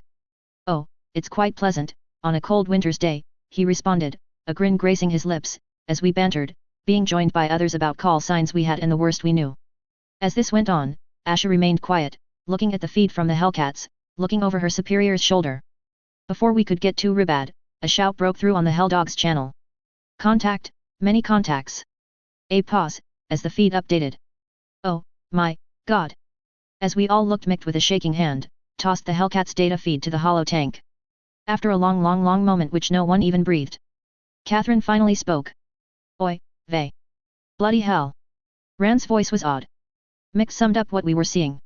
So, Boss Ferret. Which planet are you going to ask for? I weakly responded. New Avalon. It was meant as a joke, but I commented. He does need a duchess, and it'd save him paying for all this, yes. The tone was a bit shell-shocked. Kath read off the list in the hollow tank as the fighters finally made it to the back of the cavern. 9 warships, a new Grange, a Belknap, her tone had risen on the last in disbelief. So had mine. None of the Star League's mobile factory ships, designed to set up industrial bases of any nature, had made it through the amorous civil war, much less left the inner sphere with Kerensky, but some new Granges had, and even though they were aimed at ship repair and building, they could do the same job, just slower. Before anyone would interrupt, she continued on. 6 monoliths, 10 Star Lords, 14 invaders, 15 merchants, and last but not least 4 scouts. While the data's saying there's dropships and other things, what has my eye is the damage to the warships, but the jump ships look solid. As long as their cores and those too. Rand's voice was hushed. Fabrication ships' factories are intact, we will stay till we can get them out. My God. Everyone nodded. Mick wasn't kidding, when she said Hansa just might marry me the moment I got back to New Avalon, the Belknap was beyond priceless if she had her fabrication capabilities online. Not only could she build anything the Star League could, she could easily build the factories to do so. A new Grange, as noted, was a giant yard ship, able to do what the Belknaps could, but was much better at shipbuilding, and often used to set up shipyards as well. Case coasted over, a cigar stolen from somewhere, though if I had to bet, it was one of Morgan's. Sue, about that bet. Okay. I had to admit. Case 1. Again. Castle Watchtower Control Room, mid-morning, New Avalon Tome, August 29th. We had run ourselves to dropping and then picked ourselves up to do it again, seeing everything and verifying everything inside the asteroid, and had managed to tug very carefully our jump ships into it. It also helped that when the station had been mothballed, it was done so very carefully and only needed food and oxygen to be brought back online. The senior command staff was gathered for a preliminary briefing from Ahmed, who had taken over the shipwrights part of the operation, and was de facto head. Thanks to Miss Cunningham, we have a summary of the events here. Cummin ran his hand through his thinning hair. First, this is basically a pair of Hughes-class stations, the Star Leagues assemble on the spot space stations. He looked at us, seeing us all nod. Those were the Star Lodge's semi-portable space stations to do shipyard and repair work on their vast fleets, and were developed before the new Grange class was designed and built. Kerensky took most of the surviving ones with him, if I remember right. Kath's tone was idle, but I could tell the strain of her not saying great father instead of Kerensky. Case simply grinned at her. Cummins' nod answered her. There's indications a few more of these are around, though, so. He shrugged. Anyways, they put these in place about the same time they finished Cotter Bell, as a reserve backup, call it 2725, if well. He shrugged, as Asha picked up. The exploited nations of the periphery rose up to cast off the Star League's benevolent rule. Her tone was acidic. Rand turned and looked at both of the spacers. We can discuss politics later, gentlemen and ladies. I understand and can empathize with both sides of that debate, but this is not the time, nor the place. He looked around, and received nods. Continue, Admiral. Cummins nodded and did so. Well, there was a full crew here all along, the SLDF never really hurted for manpower in those years, and well, a lot of CIA, SLDF intelligence and Navy ships who didn't want to be seen came through here for refit and repair. However, these ships came from the fleets involved in the uprising, all ate at least a nuke close enough to be annoying, or so their logs say. Rand's face shut down at that. That could mean the ships were going to be a lot more hassle than he had hoped. Cummins however smiled. While Kerensky was ripping the rim worlds apart, and then bulldozing his way to Terra, the roughly 3 people were left here to keep an eye on them, decided to fix them and decom them. These jump ships didn't take a nuke close enough to kill them, but just close enough to pick up enough nasty radiation in the hulls and crew areas. Must have been just far enough away from the warships as the perp navies fought the SLN. He shrugged. None of the ships now have any radiation, mind you, and all the jump ships should be in working order. Warships are in varying states of repair, though core surveys were done, and that's why they weren't scrapped at all. It appears that some of the jump ships and better off warships were repaired and sent off with parts they picked off these warships, but there was no need for the jump ships. Cummins noted the disbelieving looks at his last statement, and expanded on it. After the uprising, and during the Civil War, Kerensky's issue wasn't jump ships, hell, not even warships. In fact, however, there's some notes that several were sold outright by him, and the station had delivered them to the buyers. He was short on money and people. Trained combat spacers don't grow on trees, and while the SLN's jump ship crews weren't of the quality of the warship crews, they still were trained to the same standard. I see. He took these ships' crews, and used them elsewhere, and what ships the caretakers could fix, were sold off. Rand's eyes brightened however at what truly interested him. So the cores themselves are intact? And all the ships aren't radioactive? Cummins nodded. And at least according to logs, they finally finished testing and fixing all the fabrication and factory parts on the Newgrange and the Belknap. But given their damage, they were loath to take them out. The jump ships themselves were repaired fully, then mothballed completely. Catherine broke in. So, why were they left here? Kath was interested too, clearly as she leaned forward. Cummins shrugged. Based on the last log entry, before the station itself was shut down, Kerensky sent his recall and assembly order for the exodus. By this point, all the remaining shipyard crew were fully qualified to crew the jump ships, and a few warships, which they took with them. He turned and looked around. This is what they didn't have crew for when they left. As for why Kerensky didn't send crews for the rest, he shrugged. No idea. Rand smiled. And you say this is a pair of Hughes, did you not? Attached and semi-buried inside the asteroid, yes. Cummins' tone was wary. You do realize we're going to have to investigate every ship, and at the least, refill their tanks? The helium to keep the ship's cores cold, is never stored while not active, because it have boiled off by now. And any hydrogen left, which you don't do during mothballing, or major repairs, is also pretty much gone from them, same reason. Rand sighed. And how much fuel is left on the station, Admiral? Cummins winced. That bad? I finally broke in. Helium is all but gone, 200 years and it boil off and leak, of course. He shrugged. There's enough maybe to keep one core cool. Of a scout. He noted the winces at that. It is what it is. As for hydrogen, even with us putting half of the aqueducts remaining in, it's needed for the station, and if we run more than we are, might last 6 months of half operation. Still. Rand smiled. Hydrogen isn't a problem, annoying, yes, but not a problem. Helium, bit trickier, but I'm sure the prince will make it happen. I couldn't resist. Even if he has to squeaky voice all the way here for us. Catherine, Case, and even Rand laughed. Indeed. The marshal removed his glass as he wiped his eye. I could see him doing exactly that, for these prizes. Cummins shook his head. Ain't that easy, Marshal? Assuming every one of our task force is a fully trained shipyard worker, which we aren't, and trained in this hardware, which we sure as hell aren't, you're still looking at just to reactivate the jump ships, call it. He thought for a moment. Based on how we got the calves, 41 days with triple shifts, and trained crews. Per jump ship. Warship, damned if I know. You'd be able to make a good of a guess as I, since we're going to need to fix hulls, drives, and other components. As for getting the station out of the rock. His shrug said it all. Personally, if we get it all done in 5 years, with what we have here, I'd say we were damned lucky. Even with extra personnel, it'd be a question if we can do it in 2. My bet, some of us will still be here when the next decade starts, in 3021. If not the decade after that. Catherine Sandoval tilted her head. Surely, for this, the prince would send a lot of people. You're being a pessimist. And surprisingly Ahmed shook our heads. I gave the floor to the most experienced spacer I knew. Ma'am. There aren't enough people. To use this stuff, you're looking at the few from Kothal, Delavan, and Galax. And they're needed there. I picked up. Not to mention how much you want to bet that ISF, Maskarovka, Lek, Safe, Hell, Comster itself watches them like hawks. Catherine blinked. Well, outside Comster, I don't want your money. But why would they? I shook my head. Rand cleared his throat. Comster is interested in the flow of economies, and if we suddenly took a fair bit of shipyard crew, they'd wonder what and where are we placing those highly trained, and high-paid professionals. That's one reason, the others we suspect, you aren't cleared for, Colonel. His tone is reproving. I nodded. I wonder how Hansa managed to hide the 100 or so we have. I looked at Ran, who shrugged. Not our problem.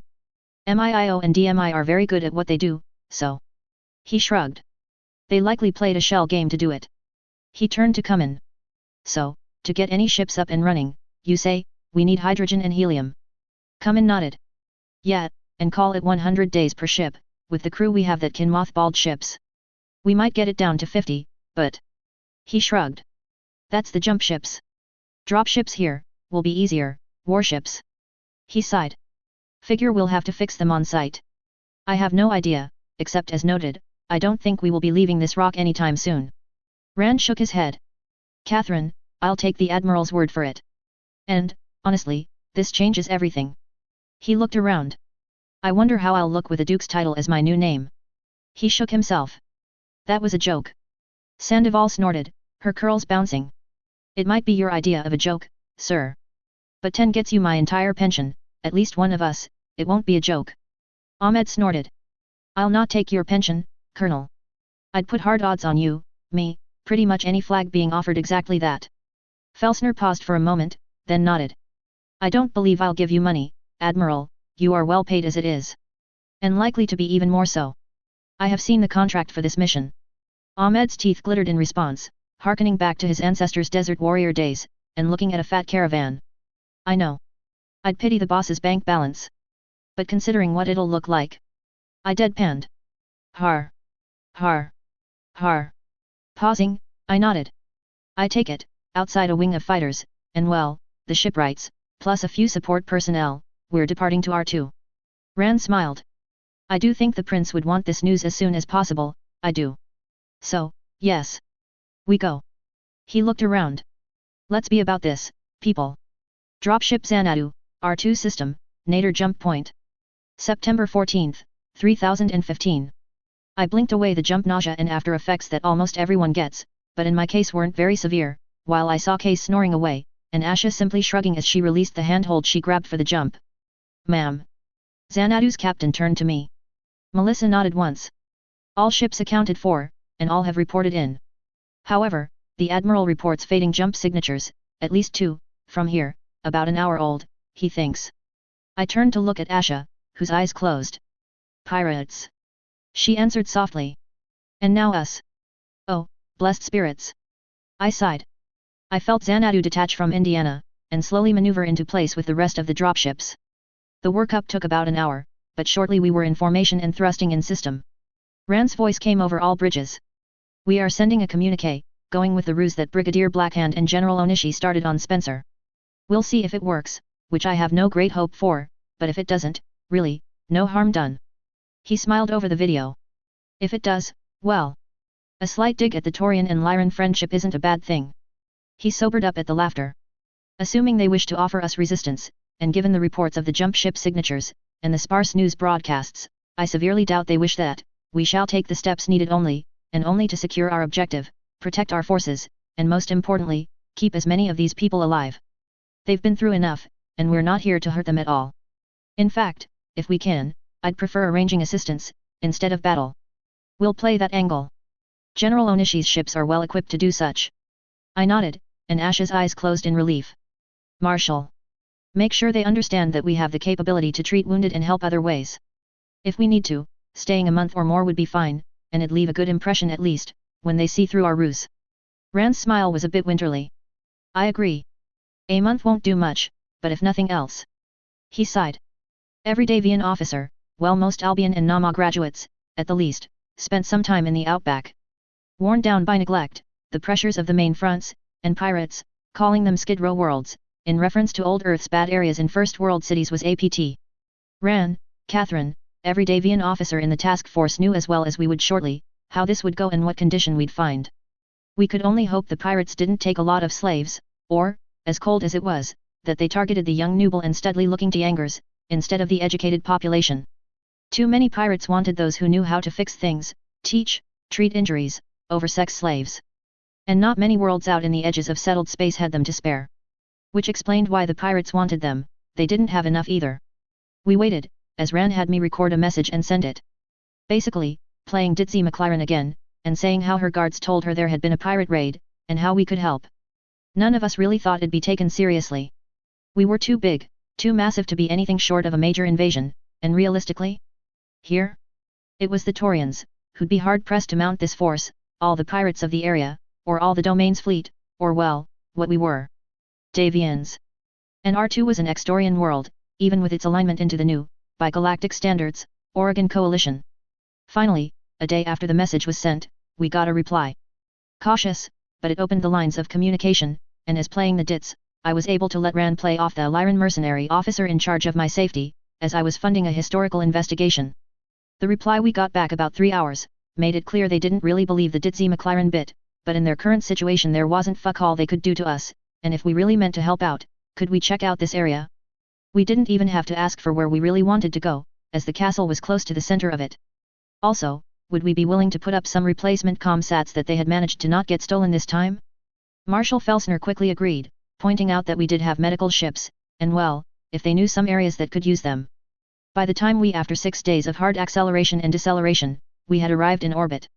We arranged the personnel transfers, so 2 of our comfort subclass monarchs could go do their medical duties, with some engineers on the other side of the planet, plus an empty mule to lift the sats for them, as well as both of our aqueducts, as the planet was rich in water, and we needed the hydrogen. We actually followed their guidance and control, which made the locals tell us that the coalition would be sending troops and aid and they should arrive well, within the next couple of weeks. Ran thanked them, and said that our basic exploration would be more than done by then. With that, soon air began to whistle across our hulls as we approached the endpoint of the Joint Forces mission. Command Center, Dropship Xanadu, R2, midday local time, September 22, 3015. After we had found the hidden entrance and gained entry via Kath and Morgan, and a quick survey had been done to find the main command post, we had assembled the computer teams. Looking around, I settled on the leader of them, a stunning brunette with tossed hair. I looked Alt Cunningham and the other computer techs dead in the eye.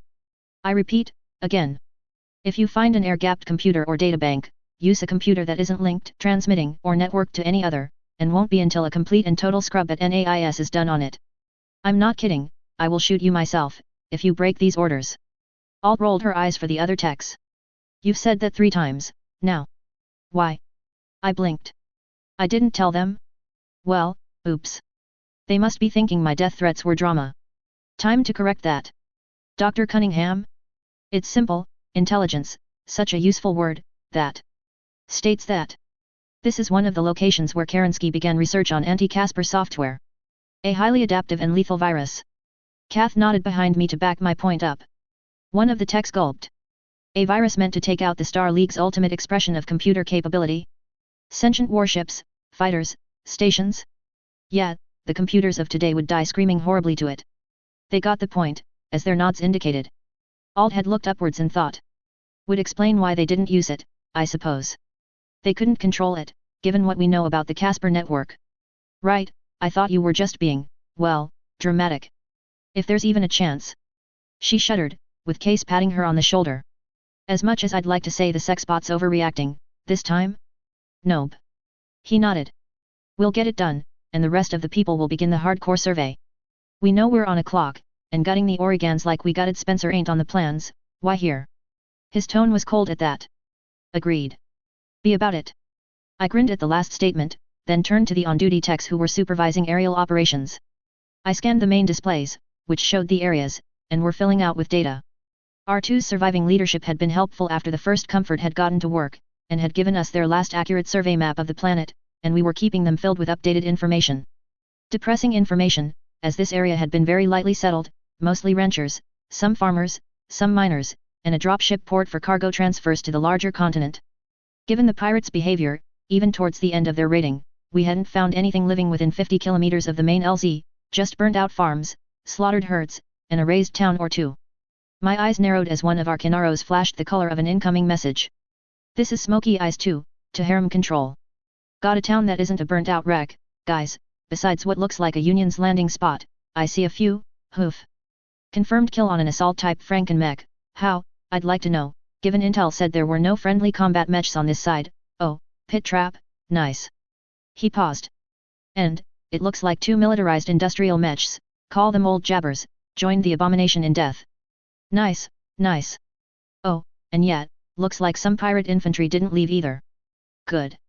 I leaned forward, at Yuri's bemused look. Eyes 2, this is Ferret, guess on how? Wait a second. Hey, sultry angels, go see over there, I think I see a mech. Bug, for sure, maybe a locust. Looks to be about 20 clicks out.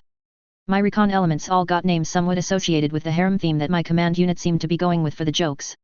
Smoky Eyes was the name that the Cyrano helicopters had adopted, while Sultry Angels were the recon hovercrafts. Rolling Brothels was the handle of the reconnaissance packrats, while the prowlers we had, were called Kirkbeds. I watched as icons indicated the 8 hovercrafts, 4 of the very small Gabriels went darting towards the unknown contact at speeds hitting nearly 150 km per hour, while their larger cousins trailed behind at a more sedate speed. I watched the screens to see what the now confirmed Locust would do, as my people were hailing it, trying to tell the pilot who they were. It was a few minutes before any reaction was gotten, but the sudden, startled what the shit. Over the comms lines got everyone's attention. Heads up, this Locust isn't standard, she just moves and she's fast, clocking over 150 km per hour, circling around the combat area. Morgan leaned forward, raising his voice. You're faster, Sultries, Smokies. Get it. He left to board one of our Cobra helicopters, taking a squad with him. She's not firing, looks like we startled the bug. She's up to 165, and holding, she's got some battle damage. 4 MGS. Laser on the front like normal. Roll cage over the cockpit when she rotates to look at us. I think we found the source of some of the carnage here. The commander of the recon element was calm, and collected reporting, despite the odd nature of the mech. The bug has SLDF marker tags and IFF just like the gear we picked up. Someone found our cache. I looked at the tech. Negative, Smoky 2. The place was sealed. I paused for a moment. Doesn't mean the League didn't put smaller castles or installations on the planet, though, they tended to build outrider ones, after all. Hey, didn't know that, damn, this bug is moving erratically. The pilot responded. Smoky 2 watch out. The lead hovercraft called.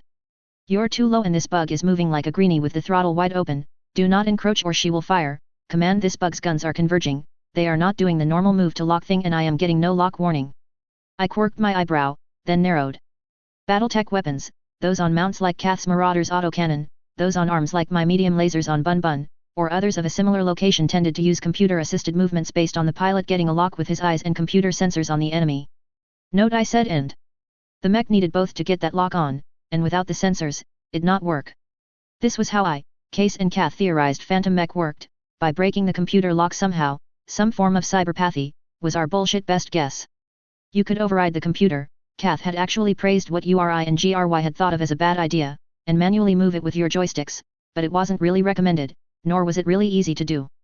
Iron sight shooting was not approved of, and for all the hollow videos and dramas that used it, every actual teacher of mech combat would hit you, and I do mean that literally if you tried it in real life. Except Kath. Case was neutral on it, URI bemoaned bad habits, but couldn't argue with a Dragoon doing and approving of it. Sultry 3, pilot may be trying manual targeting, stay out of range, per doctrine. I spoke into the mic. Keep pursuit, try to keep the bug corralled until Solo and company arrive. Break, Sultry this is Caveman, she's on comms but she's on the civilian bands. I don't think she knows what she's doing. Patching the audio. Caveman was the SIGINT commander responsible for monitoring traffic near operations and breaking enemy comms encryption. Last warning, assholes, ID up, back off or get stomped on. The voice tried to sound ferocious and failing, with the lilting local drawl of a teenage girl, but with an actual undercurrent of intent. Crazily enough, none of the combat veterans could say the warning was anything but genuine intent. I cut my mic into the same circuit, and responded for my recon elements, my voice slightly amused. I'd prefer it if you don't try, and note that word, try to stomp my fancy league hovercrafts and their highly paid drivers. I made a snap decision, abandoning the ditzy McLaren routine. I decided in this case, this girl gets the truth. I am General Kikyo Onishi, and if you have any clue about the movies, yes, that Onishi from the Federated Sons. I inherited a merc unit, and we're here, following up some rumors of Lestek, for the Federated Sons, while providing some relief for your world. Now, if you don't mind, who are you? And where did you get the locust? My other COMM techs had told the recon boys the score, and they had slightly backed off, more circling her, and staying well out of her weapons or sprint range. They too didn't want to get stepped on. Fun, have your boys back off a bit, they're making me nervous. I thought your dropship was the fucktards coming back. Ain't anyone else here alive but me, Onishi. Just burned farms and me. The voice was bitter, and controlled, angry. Any normal woman or teenager should be just this side of hysterics. Most men for that matter. We noticed. I paused, and signaled for my recon boys to back off a bit more. While she wasn't in the grips of hysterics, she wasn't that far away from it. And no, I doubt any pirate has Colossus-class dropships. Nor the mechs to fill them. Much less all up heavy and assault battalions. Why don't you come on in, and see for yourself? If I wanted you dead, you would be. It'd take me less than a half-dozen minutes to have my barcap drop by and say hi. With cluster bombs. Where the fuck did you get an SLDF brigade transpo? She stopped and took a breath. Barcap? What, did you raid a history book for terminology? And where you it? I looked at the map, and made a snap decision. Vector 227, about 60 kilometers, from where you're at roughly. The drop port you all used, was actually the SLDFs for the Castle Bryan, Nautilus they called it, on R2. I shrugged. And no, while I do use USN terms for naval operations, it's only fitting, I'm pretty sure some relatives of mine would rise from the grave if I didn't. I might be willing to tell you where I learned it from, if you come in. Do lead the way for my boys, they haven't learned the creed of proper recon experts. I grinned at the last. The comms were silent for a long moment, and only a grumble that sounded suspiciously like Semper Gumby was barely audible. The recon elements acknowledged the abrupt turn, and reported the Locust was maintaining a steady max speed of 165.9 km per hour, a good 33 over a normal Locust. If you meet me with a company of mechs and missiles, I'm going to be horrifically disappointed in you. I grinned. The missiles, I can assure you, faithful, aren't happening. Company of mechs? I looked at the monitor looking outside. Sorry, can't say there isn't a few more than just a company on the tarmac. Peachy, came the dry reply as 2 aerospace fighters reported on station. Is this a merc unit or an invasion force? I did say we're on Sun's business, didn't I? I shrugged. The prince insisted his troops hitch a ride with mine to do a bit of touring on Lestek. He doesn't get that I lead the way of my own accord. He didn't need keepers. I snort, giggling at the message, that I had patched to Kath and Case. But, no, we're not an invasion force. I'll admit we have the weight to roll over half the coalition, no question, but not the first prince's style. At least to this area or the Taurians. I shrugged, uncaring it couldn't be seen. I told you the truth the first time, Lestek. The bugs were fast, but it was hard to appreciate speed until you saw it. Bucking the normal trend of locusts to be skittish, the red-on-white bug mech rather brazenly rolled past the outer sentries, the upper torso locking and tracking each mech like a laser until it was clear they weren't aiming down at her, then continuing on. The locust slowed down when it saw non-mech vehicles, and began picking its way through the area, torso angled down, with greater care than one might expect. It was a thing rookies tended to do when they were unsure of the flow of a work area. The locust finally came to a halt below Bun Bun, barely coming up past the waist of the bigger mech. I was able to clearly see the sign emblazoned on the top and back of the locust, if you can read this. Don't step on me. I waved down at the roll-barred cockpit, my barely contained breasts jiggling a bit. It was warm here, and a pleasant day. Too pleasant for what lay outside the drop port, really. Hello there, I'm Onishi. This is my archer, Bun Bun. Don't annoy him, he won't step on you, he'll stab you. I shouted through a megaphone. Why don't you come out? I hooked one hand's thumb through my shorts belt loop. The cockpit of the Locust was small, and had a roll cage. The figure inside could be seen flipping switches, pausing, reaching for one, then going for a different one. It became painfully obvious that she was not the most experienced when she pulled out a clipboard, looked at it, flipped 5 control switches and the angry, red, wounded little bug powered down, finally. I could see quad machine guns where normally there would only be 2. This was an intriguing, little upgunned monstrosity. It also didn't bear the telltales of a mech that had been modified by amateurs, or half-competent techs. She looked like she had been built this way. The pilot finally popped the hatch and climbed out, sans neural helmet. Far from the sane and sensible minimalist clothing, what came out was a girl who couldn't be more than 16 or 17 tops, long, unkempt, dark red hair with a body that looked like it was built to be dragged into a hayloft at the earliest opportunity. Her daddy probably owned many shotguns, and she wasn't much bigger than I was, if at all. She was dressed in a purple and red flannel, with a white tank top, tight blue jeans and boots. I cringed. If I didn't have a combat suit from the SLDF, I'd be wearing less than I was now, and that was very little as is. I'd have ditched the shorts at the very least. And purple? Goddess bless, I felt my inner fashionista cry. Well. I spoke after a moment, putting on my helm, and guiding Bun's arm to act as a ramp for me. After I took off my neuro helmet, I walked over to the shoulder, slid down the arm in my white shorts and green bikini, though I was wearing sensible combat boots with a dagger stuck into one, and had my dark wine red hair in a braid. Hopping over to the Locust, I looked up at the farmer's daughter. Purple. Really? If I didn't know you were a marine, crayon eater, I'd know it just from the lack of color taste. At least my favorite color goes with my hair. She looked me over critically. Guessin' that favorite color would be nothing from the looks of you. The girl smirked. And this is the Outback, we don't have such fancy snacks round here. Nat, I adore green. Union blue isn't bad either, though. As for the fancy snacks. Yeah, jarhead. Did you punch out those 3 pirate mechs my boys spotted, in your troll cust? Frankenfatty downtown, 2 loaders with lasers, there's something resembling a wasp and an urban mech somewhere around here face down in the lake about 10 clicks east had a rifleman mostly intact just standing there. I caught the pilot out taking a piss. You may need a couple good sponges. I quirked my eyebrows, noting that for later recovery. So, you said you'd like to know how I knew old American naval terminology. I'd like to know the same about you. As you say, this is the periphery. I spread my hands. No offense, it's not like this world was Canopus or Samantha, or even Alfred has, before, well. I alluded to recent events. Orega's Orega. Oregans are gonna Orega. King's not long for the world, and the princess is about due for coronation. I happen to enjoy history, my specialty is circa 1980 through 2020. Mostly by having the memories of someone who lived through it, I'd not suppose. My tone, as I hooked my thumbs through belt loops, was dry. I'd say the same on my end, though I do recall getting too many sheepskins for that subject, though mostly the Second World War. Memories from there? You'd have to be dumber than a ranger to believe that. I smiled. So, Marine, then? Let's cut the play out. We don't have the time, nor the reason. You know why I'm here, and I made sure my geeks aren't going to unleash the Lakura. I sighed. Also, it's a Scarlet Gathering, girl. If you know about the Lakura you also know what's gonna happen here in about a year, 3 tops. Gonna bork that timeline. Case has already made that point. And more importantly, I didn't play the game, nor did I think what the princess did was in any shape, way, or form, acceptable. The loss of the data core was a goddamned bonehead move on her part, helping the toaster worshippers. I shrugged. But, Case wants them helped out, and we'll make it happen, somehow. If nothing else, I'll drop my division on their fucking heads. I smiled. So, who were you? Some call me Cabot. Of course, the magpie gets every fucking shiny piece in sight. The girl rolled her eyes. You're still not allowed to touch my fucking guns without adult supervision. I smile. Not so long of a time, here, but good to see you, Marine. We have a lunar, and oddly enough a pole. Haven't seen the Insanity Maker, or the Brit, though.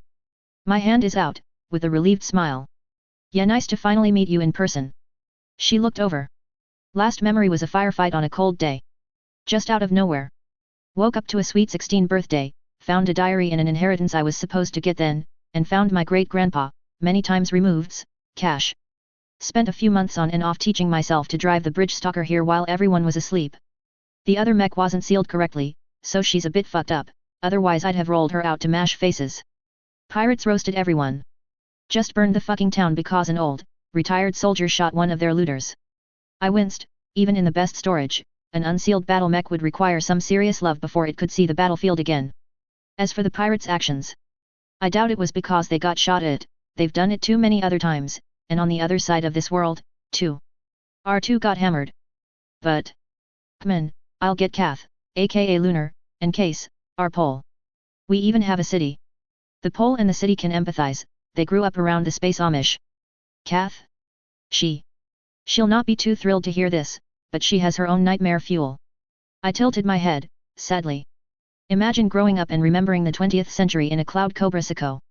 Hey, I always wanted to have a suicide ideation fantasy, thanks for that. The snarky redhead replied. Her ice blue eyes rolled. You're a fucking convergence of unlikely events. I blame Rob. I shrug. Unlike Case, or Kath, I woke up on the 1st of the year, CYOA, now my birthday. 20th. My biological father had kicked the bucket and sent an inheritance. Long story short, Hansa wanted it, I didn't want to give it to him. And lo, here we are.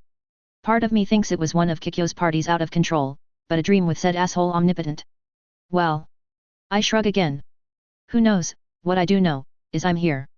If the bastard was right, a pretty girl with the full knowledge of a fusion degree of this time, is in my old body. So what's the play? You do realize that the odds your techs will be able to isolate psychotic sentient computer virus is minimal. She looked about. And that core? I'm not sure we want to give that thing to anyone. Because inevitably that one's going to have some potentially dangerous tech. I shook my head. The easiest way to not release Skynet, the Star League variant, is to, well, honor air gapping. I roll my eyes. They kept it air gapped here, after all. I look upwards. The play is very simple. NAIS gets the core. We take the loot from here, and leave. Couple years, we make Urano very happy, by deposing the Coors, and Case can shut up. Helm's on our list, but not sure when. No, they were developing a virus to kill Caspers. That means that the core has specifications and likely fully realized Casper AI in it for them to turn the virus loose on. She gave a long look. I shot the girl a look. And I told them not to connect any computer to the cores, and treat this as exactly that. I shrugged. They're not idiots, they're the best Hansa Davian can find. I sighed. And as for what the core has? I shrugged. It's not like there's not things coming, and being able to crush Comster has its appeal, doesn't it? I paused for a moment. Okay, what is your name here? I'm CYOA Onishi. Evangeline Kessler. Call me Evie. She sighed. I need to pull my shit. You got a spot open? This place is fucking dead to me. For a friend? And a sister, now, not brother? Did you think the answer was no? I smile sadly.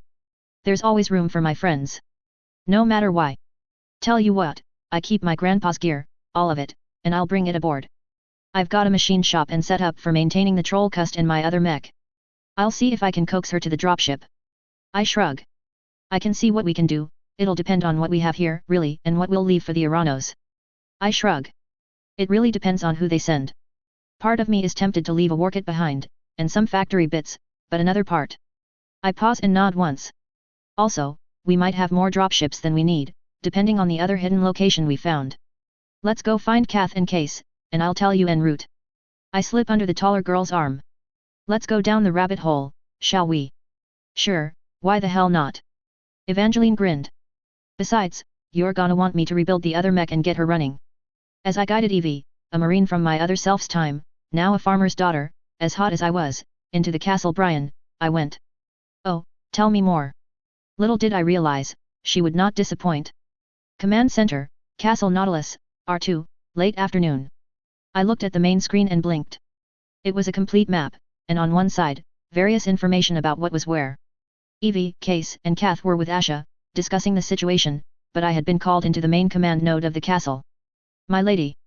Rand Felsner, ever the gentleman, bent and kissed my hand. Our prize is beyond belief, and we have established the command chain, to Castle Watchtower as planned. He smiled. I won't steal Dr. Cunningham's thunder, but intelligence was slightly wrong, I'm afraid his smile was broad and pleased.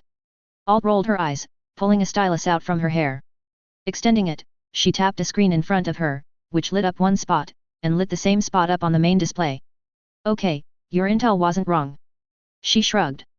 It was incomplete. She shook her hair, and smiled. While within a week of figuring out what happened on Terra, they shifted to an anti-Casper virus, that's not what they were on.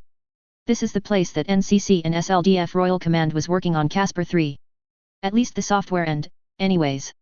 I blinked in confusion, but before I could ask, Rand smiled and asked. Why don't you explain, Doctor? Sure.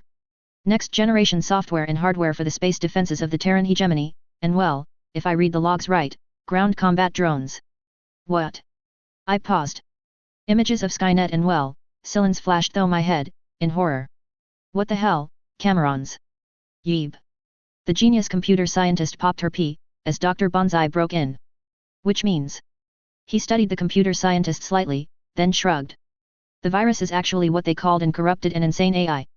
While there are complete notes and copies of the Casper software, and some hardware, the fighter drones, and the M3S computer systems, for example, they're all stored in a separate data core, and there's an advanced computer, where the third generation AI is stored. He shrugged. And there's separate data stores of course for the other programs that were being designed for the third generation. I am thinking. I paused. I am thinking the Camerons were completely insane, and some of the people working for them were beyond crazy. While under orders, we have to copy that data stores. My thoughts are copy it once, wipe it here, and tell the prince what they are, but make sure he gets rid of them. I shook my head. I'm not against automated drones, but there's a point, gentlemen and ladies. And I think that the Terrans were going well past it. I tend to agree, lady. Rand's tone was mild. I suppose your suggestion is the best, though. Make it happen, doctors. His tone brooked no disobedience. Yes, sir. Yes, sir.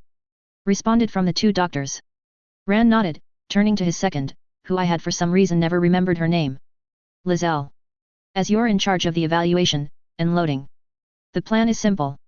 The moment we have a mule loaded, spare parts first, mobile equipment second, the base third, the mule goes to one of the waiting behemoths.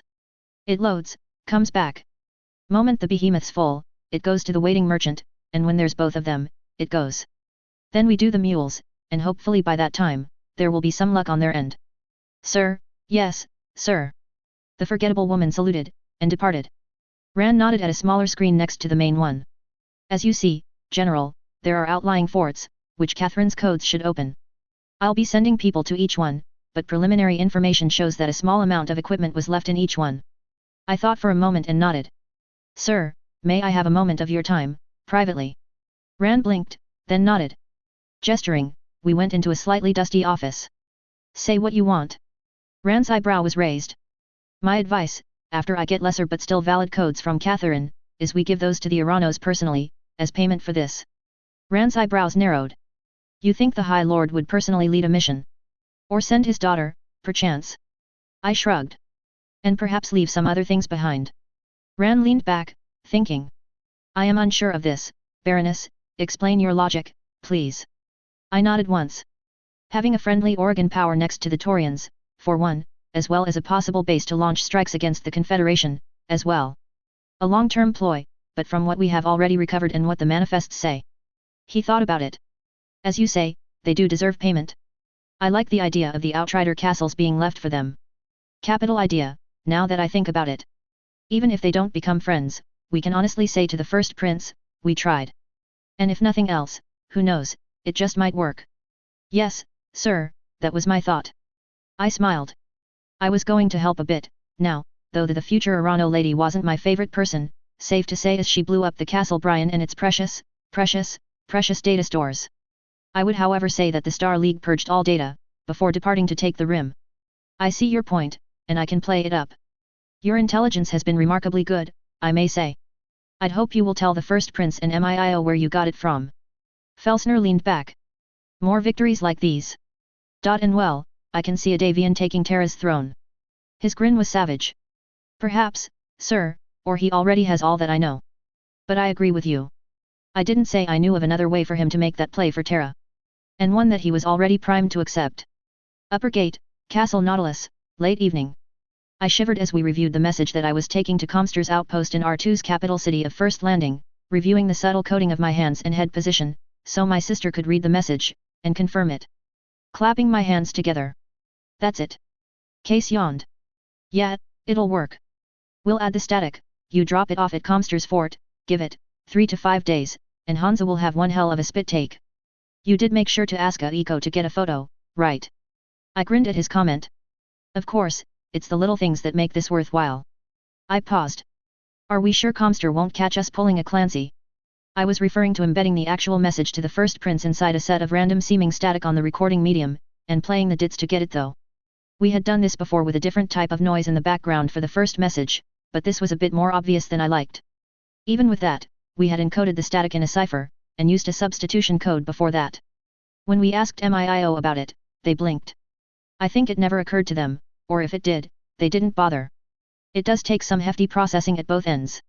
You rigged Xanadu for all up top end editing and video, plus the computers that can do serious CGI, so, they can also encode quite well. He shrugged. Comster won't see it coming, those toaster humpers. Good. Very very good. I smiled. Hopefully they wouldn't see it coming, not for a good while. Hans's office, Castle Avalon, midday, October 3, 3015. Hansa snickered, as the video ended. Kikyo was a wonderfully good actress, though he suspected she was laughing at this whole masquerade. Turning to his two guests. Well, Major, Aiko. Ichigo sighed. Sire? Can't tell. I think she's actually excited, but... Joining the AFFS put a bit of a crimp on seeing her personality develop. Aiko snorted and rolled her eyes. She really is, and using family body speak to say jackpot. Aiko snickered. Whatever it is, it's bigger than she thought. Hansa nodded, noting Yvonne and Justin, acting as her junior aide this month, walking in, both faces stunned. Sword rules, Major, Lady Aiko. And don't you have a hideously expensive physics tutor to pester, lady? His smile took any sting out of the words, as Aiko eeped, and quickly walked out. Ichigo saluted, and followed, clearly planning to return to his barracks. Hansa. Yvonne's voice was hushed and still. This is the only copy of the information she transmitted to us, and we have over 95% confidence it's as accurate as she transmitted. My God, if true. Hansa's eyebrows went up as he took the file. Hansa read through the message once. Twice. A third time. He looked up, and a fire was in his eyes, as his smile showed teeth and a savage satisfaction.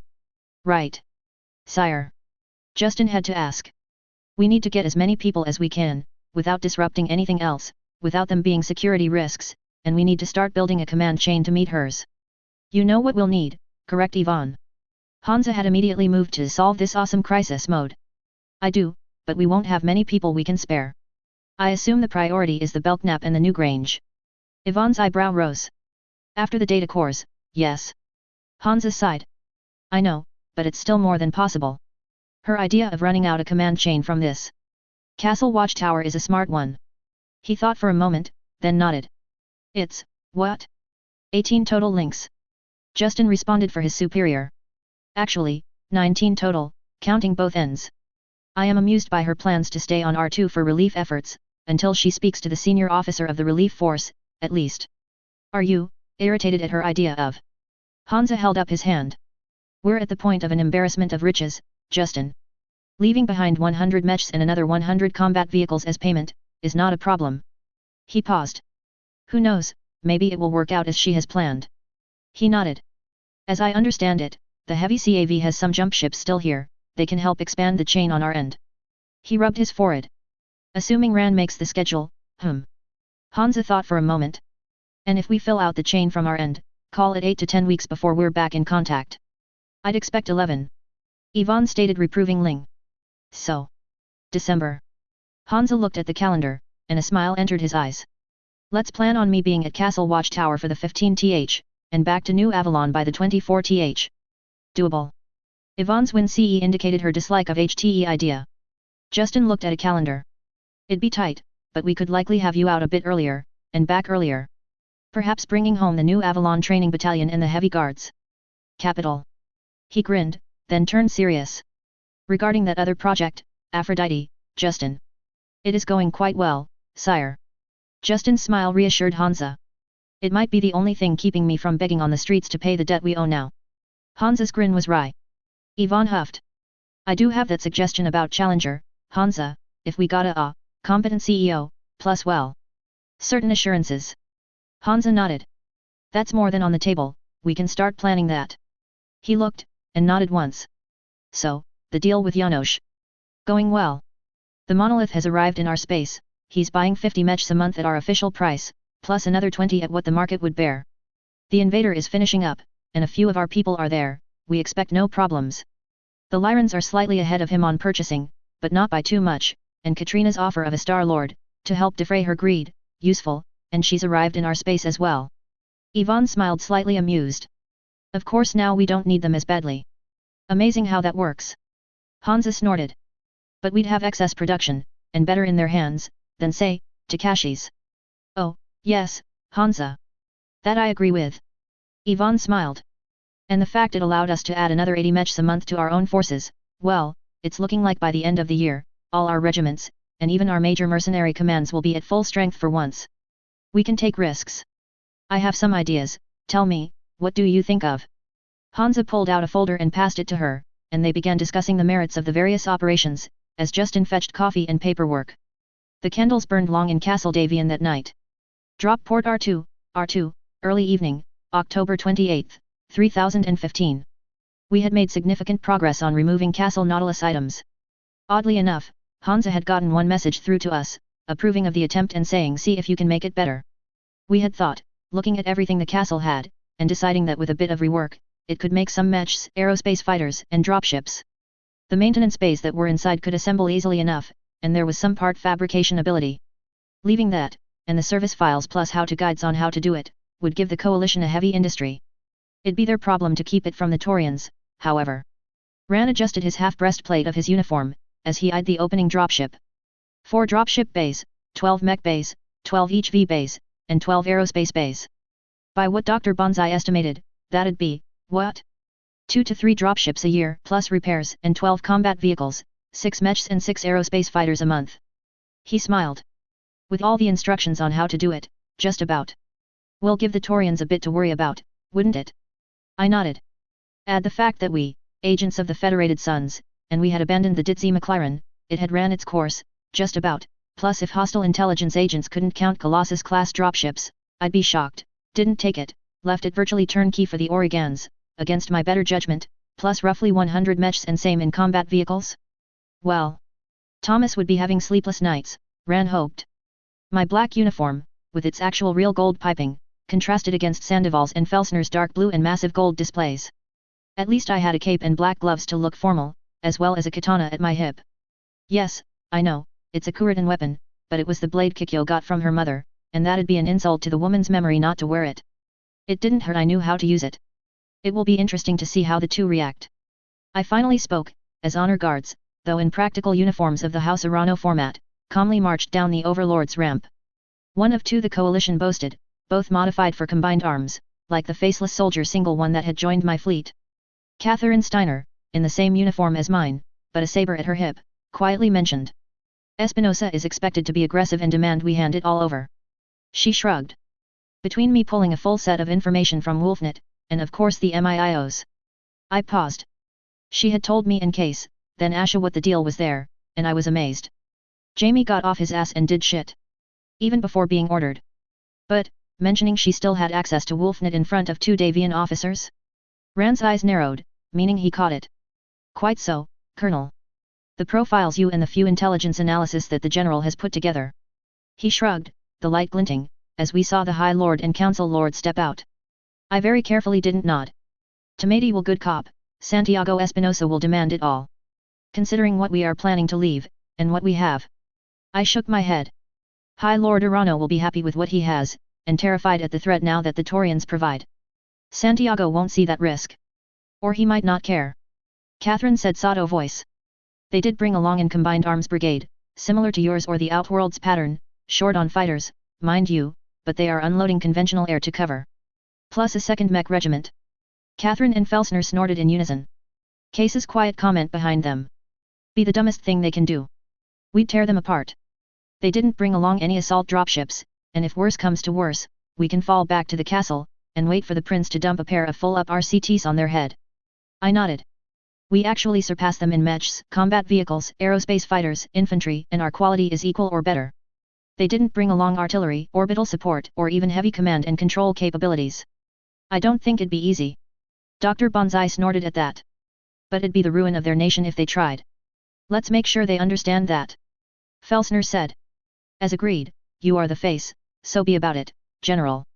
I walked forward, as Tomati Arano, and Santiago Espinosa reached the bottom of the ramp. Shortly the party I was leading was at the two Oregon nobles, and I saluted. Welcome to R2, I wish we could be meeting for better reasons, High Lord, Lord Espinosa. Tomedi Arano, with his graying hair nodded, and clasped my hand as I brought down my salute. Baroness Winterfell, while I will admit it is a pleasure to see you, your pictures don't do you justice, I will agree that the reason is not the best. Though, I must thank you and your people, as well as the marshals and colonels for the assistance they have provided R2 in relief from such an atrocity. The High Lord was referring to roughly 10% of the planet's population taken as slaves or otherwise killed, and literally a quarter to a third of the world's easily uprooted infrastructure taken, and about half of the more fixed infrastructure such as roads, dams, communication networks, destroyed. The task force's infantry, engineers, and a fair bit of the techs we had done yeoman's work trying to put it all back together. The only saving grace to this disaster was that a fair bit of the food from harvest had already been brought in, and the pirates didn't get to the main storage, and the areas that had the most infrastructure damage were, sadly, the areas that had lost the most people. It was the least we could do, High Lord. I shook my head. I wouldn't be able to look myself in the mirror if I didn't try to help. Santiago's face, which had been tightening during the conversation, finally couldn't contain his words. When you have come to loot yourself, a legacy that is ours, not yours. He was cut off by Tomedi placing a hand on him. Peace, brother. We can discuss that privately. Our two citizens don't care why she's here, nor what she's taking, if it isn't something they claimed, to begin with. Tomedi's smile was a bit strained. I do understand my brother-in-law's frustration, Baroness. That castle, and what is in it? I smiled slightly. Better to say what was. I shook my head. While I will agree that there was a lot of useful war material, and to be fair, items that would help any industrialization, or even more, the prize we had hoped to find, wasn't. I sighed in a bit of disappointment. Rest assured, the first prince would have traded everything inside R2, much less what we have taken out, for what we had believed could be there. An SLDF field library, for their long-term personnel. I raised an eyebrow, receiving the nods in response. Most people didn't realize it, but these two did. Militaries, especially those on long-duration posts, set out to improve their people, by self-study. Rand's face had carefully tightened, not in anger, but annoyance. Catherine's went stone-face, and Kath slightly nodded. We had discussed this to hammer home that fact we wanted them to believe and pass along. While it wasn't what Helm had, nor was it complete, a SLDF field library, combined with what Hansa had acquired at Hallstead would go a long way to replacing what was lost in the succession wars, knowledge-wise. And we had two. One more suited for the Navy and space operations and shipyard work, one more for the Army and computer aspects. That is a shame. Tomedi's face was a bit of a study. While he wanted the same thing we did, at least in regards to the core, he had to admit that the Capellians, Taurians, Canopians, the Davians, would move heaven and earth for a copy. By raining battle mechs if need be. Perhaps we can discuss Castle Nautilus inside Xanadu? Once your people clear it. I suggested. The swarthy man, Espinosa, started to speak, only to be once again, cut off. Tomedi looked at him. If they wanted to kill us, or otherwise threaten us, they just have to point at their battle mechs, their tanks, their Achilles, and the fact that even if by some miracle, we won that battle, we'd lose. He was referring to the fact that by rough calculations, our firepower edge was at least 2 to 1, before you factored in the castle itself, which we controlled fully. Any battle would cost them too much to win, much less lose. And given that we likely would destroy the dropships for both sides in the process, the Oregons would be out nearly 3/4 of their strategic lift. I finally responded to that. I prefer talking. I do not want a repeat of Spencer, nor do I like the thought of leaving your nation vulnerable for this. I implied what happened to R2. On all your worlds. While I do have my orders and instructions, I prefer to find a way we both can, if not be happy, at least realize this was the best we could do without trying to kill each other. I shook my head. We are all realists. Hansa Davian could have sent, and arguably should have, the entire guards, or at least 2 commands of it. Instead he chose a somewhat lighter touch. I titled my head. Don't make the mistake of thinking that means we will simply roll over. As I've said, we control the castle fully. Tomedi nodded at that. As you say, we are all realists. At least from what you imply, the prince is more than willing to leave some of the prize behind. Tomedi's tone shifted, as we walked towards Xanadu's waiting ramp. Quite so. Felsner spoke. While we had a more covered method planned, we have generally abandoned it, thanks to the situation here. He shrugged. The prince feels, I think, if you can look after yourselves, as well as strengthen yourselves, you will be a thorn in the Capellians and Taurians' sides. Nations we have issues with. Felsner shrugged. Not to mention his personal dislike of piracy, mind you, and his wish all could live in comfort and safety. As we walked into my ship and home, I could feel Espinosa's seething anger, even against my own natural ki, trying to boost my charisma and words. Case called it the listen to me. Notice me effect, but against someone a bit more than determined, it didn't help. Tomati's eyes glanced around. I must admit, while tasteful and well apportioned, Xanadu seems a bit sparse, and not fully a pleasure ship, as she has been listed. I smiled. Honesty compels me to admit I like living in comfort when I can arrange it, but the height of excess the Star League allowed, is a bit too much comfort, and wasn't all needed. I pointed out a change in the Princess normal layout. As you can see as we walk to the lift, we fitted in space for a lance of battle mechs. You'll see my bun, along with my lance mates Redline, Stormbringer, and Kath's poor nameless Marauder. I had pointed each one out. I suspect there's other military equipment on board, besides just a token security force, as well as refitted command and control electronics, and better weapons for defense. Tomati's voice was mild. That would be an accurate suspicion, Lord. I don't see the thrill and risks that can be ameliorated, you understand. I smiled, as I gestured into the meeting room where Keelia waited. The two men settled in the fine seats, as their guards peeled off to join mine, and two inside across from my two guards. Keelia was efficient in making sure both gentlemen had coffee or water, as their preference, while Tomati accepted the coffee, with a smile and a slightly wider one after his first sip. Espinosa refused both curtly. Santiago spoke first. Don't think yourself serving good deeds buy you one iota of anything. R2 is our system, what is in it is ours, and you are no better than a pirate yourself. Spencer has unfond views of you. We know how to treat your kind, and we will regain what is ours. Tomati had looked at the darker man, a bit annoyed, but didn't say anything. I sipped my own coffee for a moment, and let his glare slide off me, as Felsner and Sandoval didn't look impressed. Nor did Steiner, and Case's low chuckle from near the guards showed his impression. I could argue, and point out that Lady Death, the ruler of the domains, is what a pirate is. I sip again. As she was the one to personally lead the raid. Tomati's eyes closed. We did not know this. I slide over a thick folder, gathered from cameras and other sources on planet to him. This is all from Elent on planet, and a few survivors' descriptions of them. One of which, was lucky and found a mech and, to our surprise, was able to at least extract some vengeance. I slightly smiled, though it was very Russian. She's agreed to join us, and we've more than allowed her to bring her two mechs and other personal belongings with her as hers. We would like to speak to her, if possible. Tomati's expression was neutral. Of course. I returned to staring at Espinosa. I could argue we took nothing that was in the possession of the government of this planet, or the people living on it. I could argue we did not harm a single person, and in fact, our doctors and other personnel have been working themselves into exhaustion to try to fix some of the damage, both to the bodies and to the souls of R2's people. I tilted my head, and smiled. But we are all realists, I believe I said before. The coalition only survives because it's not rich enough to be targeted by the Capellans, in their risk and reward calculation, same with the Taurians.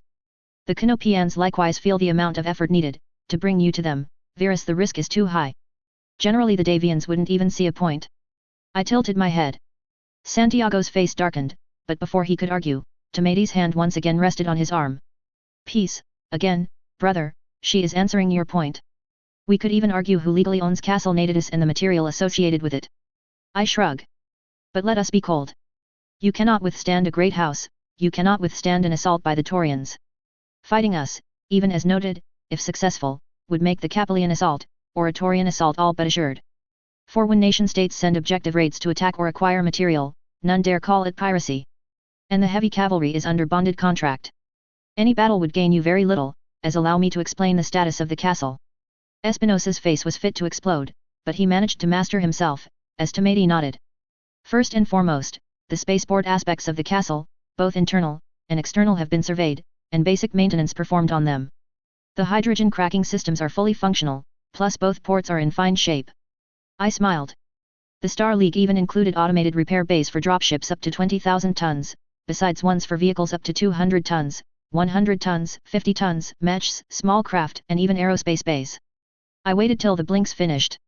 As you might be aware, those can also with parts assemble just about anything, if the right programs are loaded.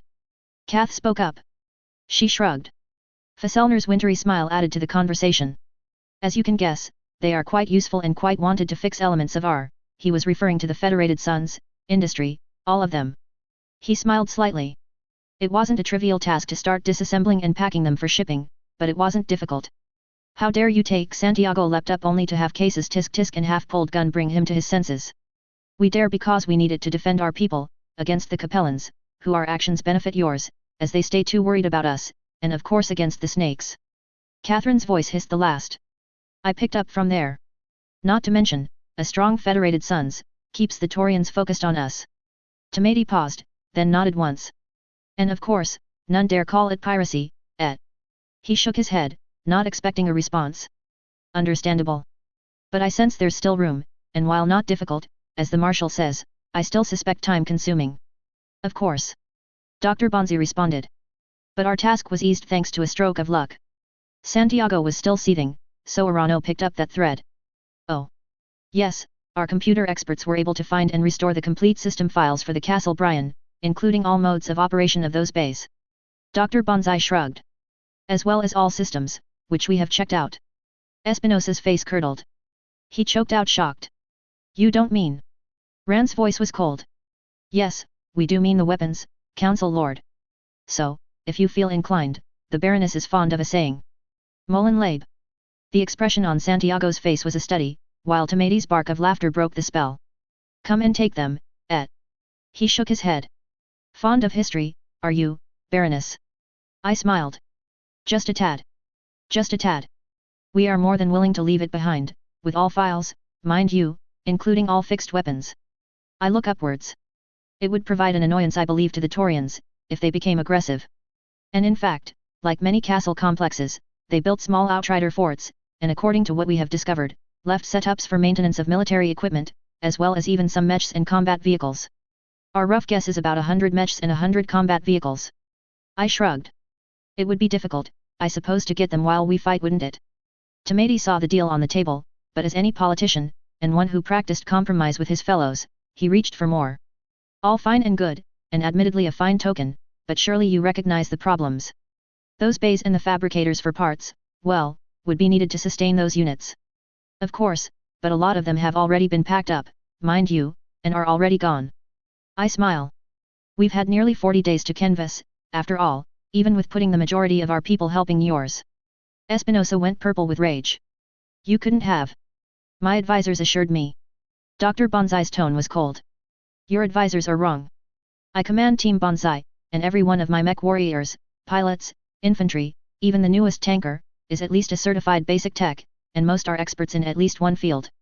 We brought along 2 regiments of personnel experienced in Star Loge hardware, and the best that House Davian has at that. And let's be honest, if you haven't figured out, our behemoths have already made at least one round trip to a hidden location, with a fair bit of load. I wonder how much you talk to the local government. Yes, we have. 2 trips, I understand, with at least one more departing shortly. Tomati's voice indicated the time for soft pressure was over. He turned to look at his brother-in-law. Brother, I agree with what you want, at heart for our people. But I don't agree with you on the ways, but I do listen to you. This time, I cannot. Not only will we not gain the prizes you think we can, but as she pointed out, even if we don't, too many would come thinking we did. He paused. And we would be ill-able to defeat them. He shook his head. But, like your prince, marshal, baroness, colonels, or at least before the stresses of the succession wars, I answer to a council myself. Lay it out, please. And don't pretend you haven't made off with the Argo, either, it's the only reason I can think of why you were over there. I winced. Catherine sighed, while Felsner nodded simply. He spoke for us all. While the Baroness is of course overall responsible for this, and I won't insult you, High Lord, by lying to you, we have to ask, what does House Davian get out of this, besides non-wrecked units, and not having to send additional units to relieve us? He shook his head. That is only a short-term problem, realistically. Tomati tilted his head. What is on the table, first? Well, we haven't disassembled at all 4 of the dropship bays. Nor 12 each of the super heavy, and light vehicle bays, nor 6 small craft and 6 fighter bays. I look at Dr. Bonzi. As noted, we have the programs needed to run them, as well, fully, and we've only disassembled half the fabricators and ammo plants. I shrugged as though unconcerned with the inevitable outcome. And of course, the fixed systems and installations, are still fully there, as well as the full control system. I turned to Dr. Bonzi. He adjusted his tie slightly. As I've stated, we were lucky in finding the deep backups for the site, and it even by some miracle included the installation's complete training manuals, as well as the full technical details on the various parts. He smiled. Quite useful, we have a copy, of course. Tomate's tone was wry. Of course. He looked at Espinosa, who had seemed to calm down slightly, realizing a deal was about to be made. And as you noted, recovering the outlying equipment, well, we could make it a tad difficult. 100 each, you said? What about what was stored inside the castle? I sigh. Alas, as you can guess, Marshal Felsner was most insistent that the ready-to-use military equipment and the vast majority of spare parts had to be loaded and gone. I estimate there's only about 10,000 tons of spare parts left, really. I shook my head sadly. A shame. Tomate looked at me, with a slight grin. And what would I have to offer for you to stop disassembling? And leave the remaining spare parts? I look upwards. Well, a stronger Oregon coalition is a threat to the Taurians, I'll admit, as well as the Capolians, didn't you say so, Marshal? I did. His slight smile. And the prince has always thought we should recognize you, of course, as a proper nation, but... He does have in charge d'affaires, he does. Tomate nodded. But the view of both of us, is why taunt the Taurians. But with... Felsner teased. It is a consideration. Tomate looked at Santiago, who was simply sighing, the fight went out of him, and a bit of consideration. Ran nodded. One to be expanded on. Now, if we weren't disturbed in finishing, well, there isn't much besides the spare parts, really, and those remaining bays that aren't packed, figure at most, 2 days to load what we have packed. And what you haven't? Tomate grinned. I smiled back. A bit longer, though at this point, it is a law of diminishing returns, I'll admit.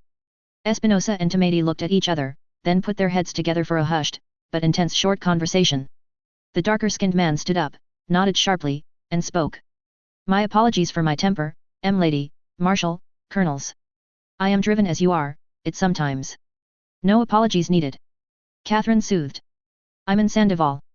You can imagine what I'd do to defend my people from the snakes. The man's brief smile changed his face, and he nodded. With, again, my apologies, I will go and see to the handover. As well as helping you to depart. Ran and I both simply nodded. There will be a farewell banquet, I do think. Tomate spoke softly. We'll say many things there. I nodded.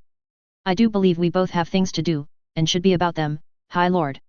As you say, Lady. I really was getting used to being a noble, I mused as I watched him stand, then leave after a nod of his head. Ran grinned. Are you sure you don't want diplomatic service, Lady? That was well played on your end. I sagged in relief. Can I strangle you? I was less stressed in Bun on Spencer. Laughter was my only response. Main Convention Hall, First Landing, R2, evening of October 30th, 3015. Well, my dear. Espinosa had successfully cornered me for a conversation. While I'm still not happy with the situation, I must admit, your engineers and techs at least put this world back on recovery, and your first prince's agreement to win possible. He sighed at the last word. Explain to the so-called Lady Death how much of a mistake she made by her actions, at least soothe some of my ill feeling. He gestured around the ballroom with chatting, happy people, in the formal outfits of the R2ians, the dress uniforms of the AFFS and Oak, and other such accoutrements. It does my heart good to see them at least putting aside the pain they feel. I smiled, hiding the slight unease I felt at his oily smile. Any man who'd kill his own niece for power. Well, I did give Case and Morgan explicit orders to kill him, if he even started to pull a weapon, or came within 100 meters of Evie, who didn't need her memories of here reopened. Case had hit me for spreading the as he so crudely put it. Fuck me, please smell during the negotiations, which I hadn't realized I was doing. I apologized to Ran, Catherine and Dr. Bonsai, who had laughed, and said he built nose filters and gave them to everyone but Case and the Oregans. I promptly asked for a set for myself, since by the end of the conversation, I was also aroused as hell. Well said, dear. He took my arm, and steered our walking towards an area, though I managed to shift him slightly towards the hors d'oeuvre waiting on a table.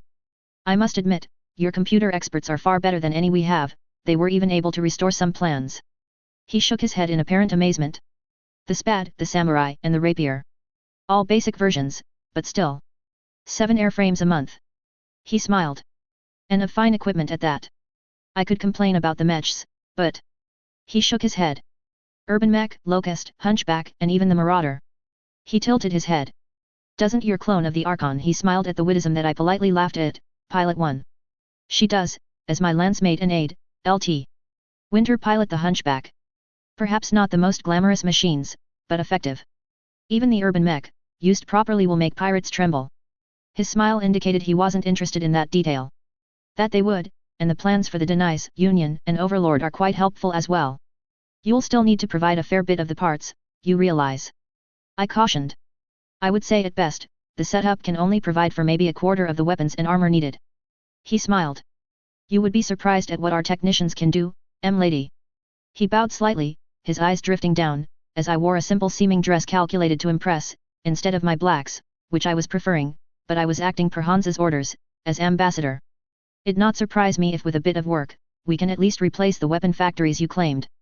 Dare I ask?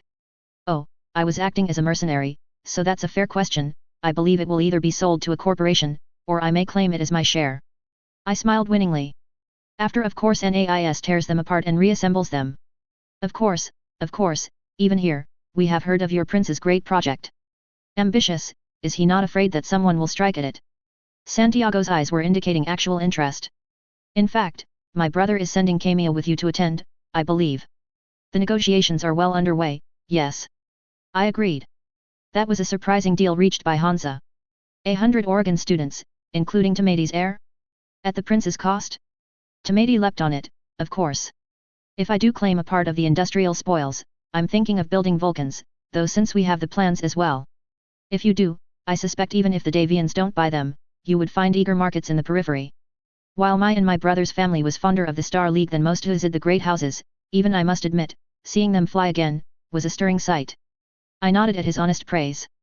They are good birds for their role. It's a shame and a crying one they became associated with a butchery greater than anything since the days of old Terra. I agreed with him. Well said. May I ask what you think of your prince? He smiled. Apparently, he's been dating you since February of this year. I blinked. What? His eyebrow rose slightly in response. The theory I have, is given your known ties to a noted treasure hunter, when he sent your unit off with the others, he wanted to provide cover that it really wasn't a Lestek expedition, and well, you have to admit. I do own a mirror. I said dryly. Reasonable, though I wasn't told about it. I paused, then shrugged. Hansa does what Hansa does, he is the first prince. One I admire, at least so far. He seems to be decisive and well, at least using the power his family has consolidated, for the best of his people. Santiago's tone was honest admiration. I have suggested a more centralized rule, in that vein, or Taurus or Canopus own, I suppose, to my brother, though he has resisted somewhat. He sighed. The good a strong hand can do for a nation, well, your nation has beat back and even expanded on those who dared harm her. I didn't blink, but nodded along apparently in agreement. It does, however, require nobility and the backbone of the nation, the common man, to buy in, and without that. I shake my head. But we are crying out for such. And with this prize we now have, if my brother listens to me, which he will, I suspect, and of course, his daughter, when she attains the throne, with the fine education and example on New Avalon, we can finally not only just halt or slow down the spiral we are in, but grow out of it, and take our place, wouldn't you say? His eyes gleam with that future. Our people are a nation of choice, lady, and we are only asking to be recognized as such, but in this fallen universe. One could argue a strong hand is needed to make that happen, yes. I pretended to agree. It wasn't quite that way in the Suns. While I would concede that Hansa Davian, like most first princes since the middle or late First Succession War, pretty much had a high council whose task was to get a rubber stamp, stamp it to everything he did the previous year, then drink like maniacs on his tab, it was at the federal level Hansa's power was near absolute, and even then, he could have court decisions overrule him, or modify his decisions, there were traditions on what he could do, and absolute freedoms that the Suns enshrined. Even with those checks, there was the threat of ambitious, or motivated nobles, and just plain people going what are you doing, much less something like the warriors' cabal. Santiago noticed my pause. Lady. He stated as he swapped out my glass for another of champagne, as tonight was the night I signed for Hansa the documents ratifying the agreements, until he could. I was just thinking that while your statement had some salient points, and yes, Hansa's power is quite immense, it's not quite that simple. He raised an eyebrow. First, it came out of the crises of the First and Second Succession Wars, and is generally only at the federal level. He can't, nor will he tell a local baroness who's acting within the law, say, that she has to chop down those trees, instead of the ones she wants to. Espinosa laughed at that. And in the end, he's only one man, like the first princes before him, if enough people don't want to go along with him. Espinosa blinked. You say they'd depose him? I laughed. I suggest you read up on how his father inherited the throne, for an example of a change that was resisted. While in the end, it all worked out. I smiled ruefully. Not that I say Tamati would do such a thing. I looked at his liege who was chatting with Kath, and Case. Both of which had orders to carefully broach certain subjects with certain people. Are you saying his method is better? Look at our nation, compare it to yours. Espinosa was beginning to get angry again. I am not saying that, Lord. He blinked. I'm just saying that being a dictator only lasts as long as you don't push the people too far. Change is incremental. Your nation is young, and growing, and has a chance to grow stronger than believed. I tilted my head at him. While I would agree a firm hand is needed, sometimes the hand that guides is better than the hand that pulls. But at times, I have to admit, a hand that pulls, is sometimes more needed. I waved my unoccupied hand. It's striking the balance that's the key, I believe. As the gift for Lady Camia indicated, sometimes you do need a fist. I was referring, of course, to the Atlas II we had left for her. Tamati was impressed, and accepted my point he couldn't just give her his mech for schooling on New Avalon. He laughed at that, and nodded, then thought about the rest for a moment, then shrugged. As you say, we are young, and I would use old Earth examples, Chile, the Republic of Korea, even Taiwan, perchance, or the city-state of Singapore. I blinked. I see your point, but from what I recall, Picolette and Park were executed. 2 of 4 indicates not a pleasant trend. Yet, Zhang died in bed, and many kings also. I conceded the point. As you say, and more importantly, that is a debate you should have with your brother and others, not me. I'm a New Avalon girl. We have different views. I smile. He accepted the attempt to end that thread. I understand New Avalon itself is a vibrant city, and the world a lovely place, untouched by the horrors of the succession wars. He smiled. I thought about it. Depends what you mean untouched. By direct violence? I would agree, but the loss of so much. My smile was a bit sad. There are wonders on New Avalon, we cannot duplicate. I am sure you would marvel at them as I have. I would enjoy showing you the wonders of my castle, we have a few ourselves, or you showing me New Avalon's wonders. He smiled trying to be charming, and if I didn't know this man was a kinslayer in the future. Even this capital, perhaps you could delay a bit? I would so insist, and it would strengthen ties between our realms. He paused. Or perhaps. I wonder, your unit didn't leave New Avalon officially till February, did it not? I wondered where he was going, so I played along, trying to think of a way out of this. Yes, that's right, we lifted late February 1st. My tone indicated it was a question. The news reported your prince had dates with you in January, and he is trusting you with this task, perhaps the dates that have been circulating past then aren't just cover for a Lestec mission. His smile was a bit sharp. I wasn't sure what Espinosa was implying, but I answered. Yes, we had a couple of dates, he wanted to ask about acting and some other things, and well, he had a captive to question. I smiled. Not that I mean it in that way, of course, but he tries to do many things, and operates off if you're not busy living, you're busy dying, and he has no plans for the latter, and part of living, is learning. Sang Geisho nodded. A fine point there, but I wonder if he has more than just interest in what you know and own. He trailed off suggestively, then added. Forgive me, but you must admit, you have a slight reputation, though to be honest, no one would accuse you of wantonness, at least publicly, but you have to admit, before those dates, you were often seen on many a young noble's arm. I laughed.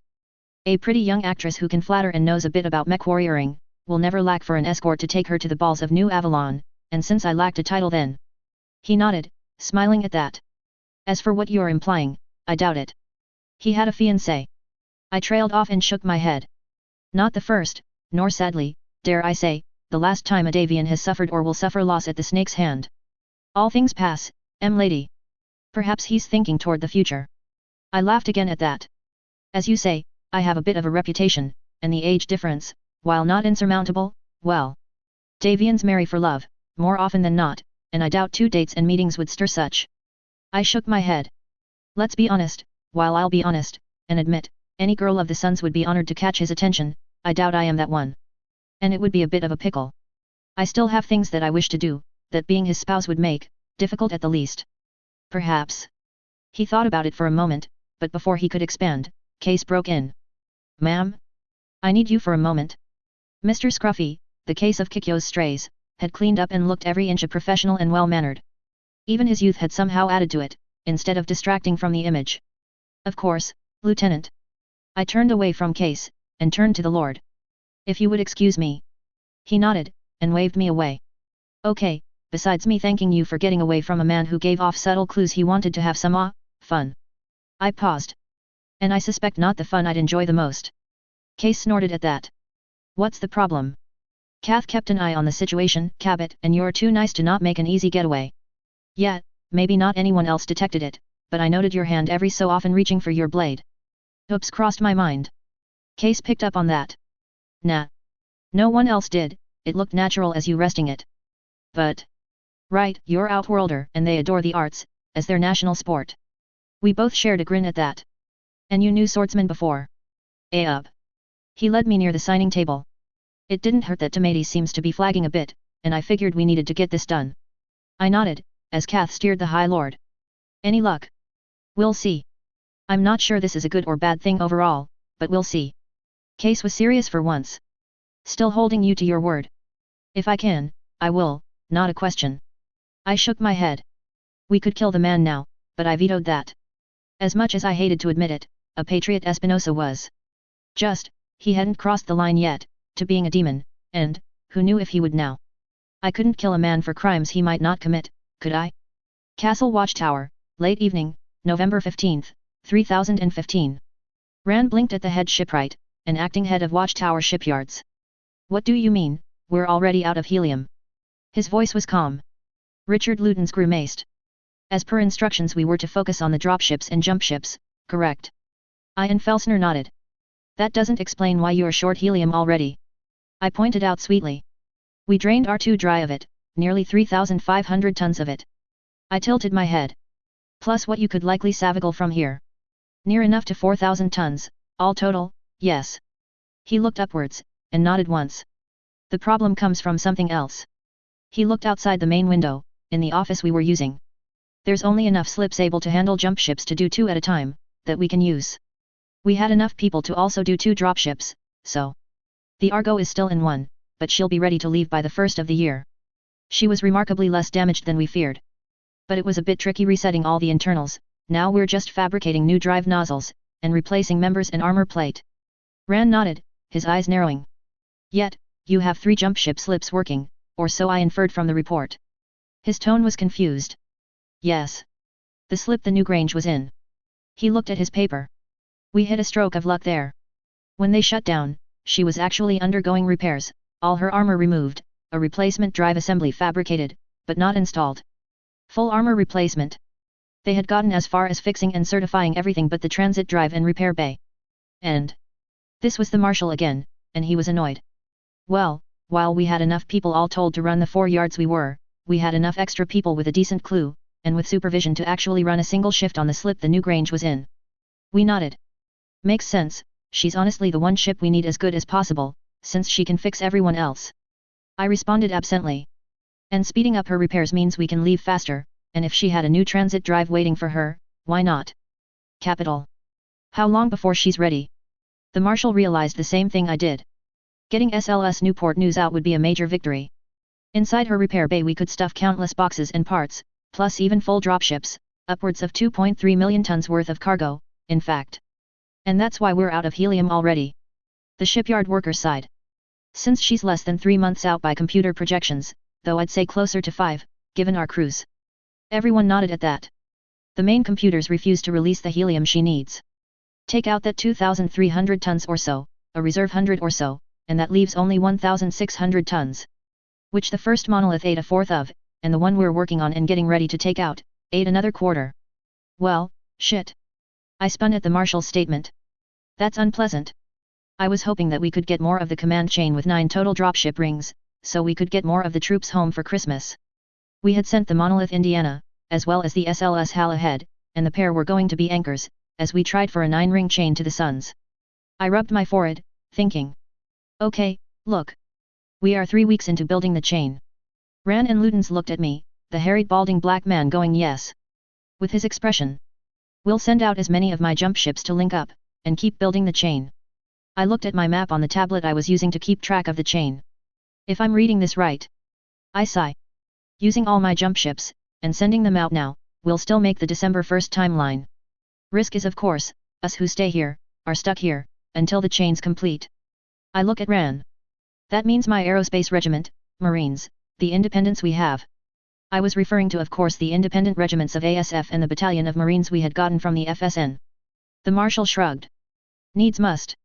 Make it happen, though all the troops stay behind, and with a bit of luck, we can get a third monolith online, before that deadline as well as a Star Lord and a merchant, and then we just have to hope the first prince realizes we need helium. I shivered. I hope so. 5 months till SLS Newport News can leave, you say, Ludens? Yes ma'am. He tilted his head at my expression. Let's try for 4. I nodded at the Marshal's sharp nod of agreement. Felsner looked around. I'll schedule the extra personnel, I'm sure we'll find enough extra people. And I suggest you comb your people, General. I saluted, at the same time Ludens sighed, but strengthened. With your permission. Granted. Kikyo's office, Dropship Xanadu, Castle Watchtower, morning, December 9th, 3015. Almost a year since I arrived in this universe and merged with this body, and had thought, at least I don't have to deal with this paperwork, wonder how my other self will. Silly me. I had more paperwork than I really dreamed possible, and that was saying something. The only pleasant news, was the chain had connected with one Hansa had managed to, well, hopefully quietly piece together for us, and a pair of Denai's dropships had brought 6,000 tons of helium. This allowed us to obey our orders, and build a chain to Core Mater as requested. My hatch opened, and I didn't look up. Unless you're here to report that an aqueduct showed up full of helium, plus enough crew to jump the rest of the ships, please leave. I sighed, looking at my paperwork. A laugh that I recognized caused my eyes to shoot up, to Hansa Davian's grinning face. Well, I could report both, and both would be true, but I didn't think that was my job. Arranging for such, now, well. His grin just made me chuckle ruefully. I apologize for being so rude, Your Highness. I started, before Hansa's laugh cut me off. This reminds me of my office the week before Royal Court and the High Council arrive. He looks around. Well, if I kept it on a dropship, at least. He tilted his head. I dare say I have more, though. I nodded at that. I'll give you that, but well, since Catherine took the first batch of personnel down the chain, I'm doing her paperwork for what remains, reviewing GRY's and Stig's actions and approving them, and... He held up a hand. None of which are critical at this moment. As for Major General Sandoval's paperwork, she has an executive officer who should be doing it, or someone she left behind. Have your aide, LT. Winters, I believe? Find said person and dump it on him. I raised my eyebrow. And? I require a tour. I am the first prince, and your contract holder. My whims are law to you. He sniffed, broken only by my laugh, and sigh at the paperwork. Okay. I pushed out of my desk, after clamping the pile I was working on to the desk, as well as the tablet I was using. Better than looking at the 19th duplication of a hiring statement anyways.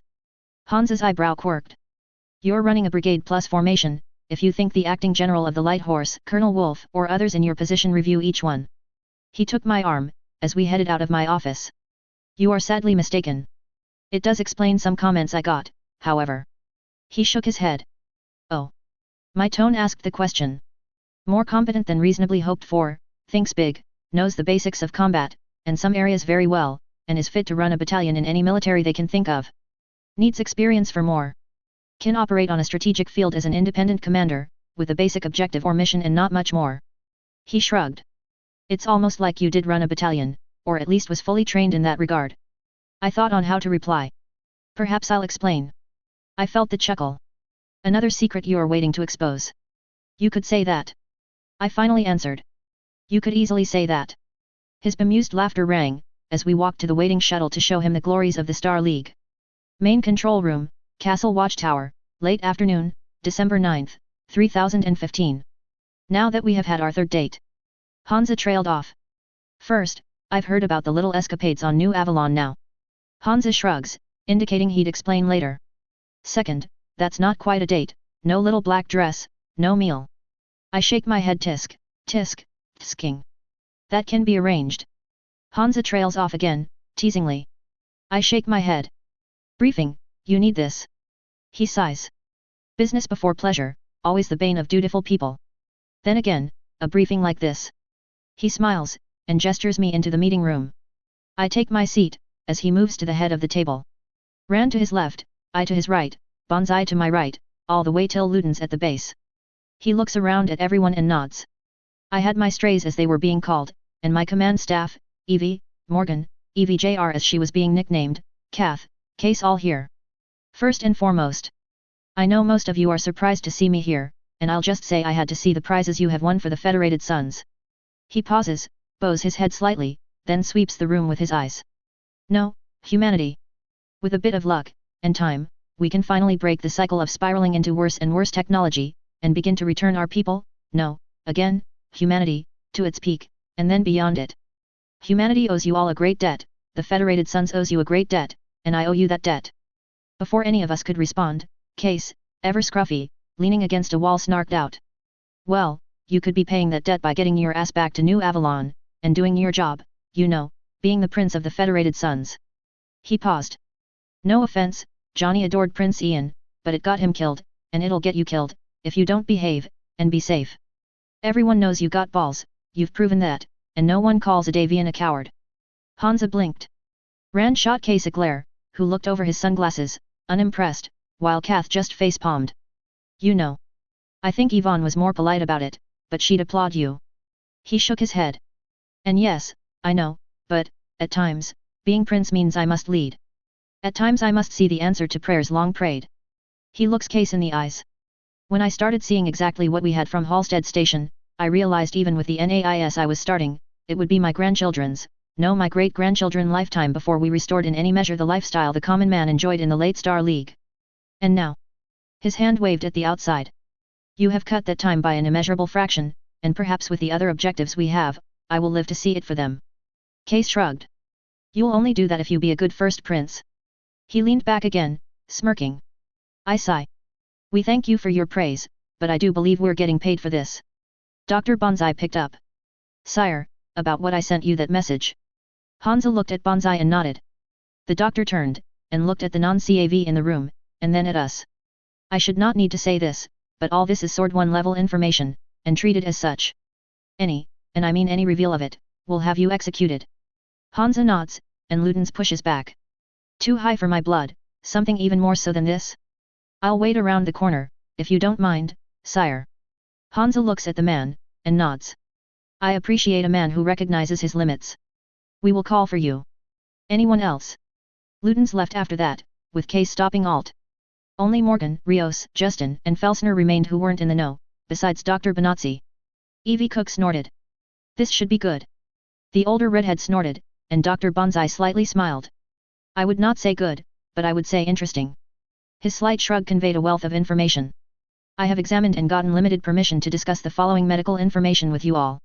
He thought about how to approach this, and then dived in. In summary, General Onishi, LT.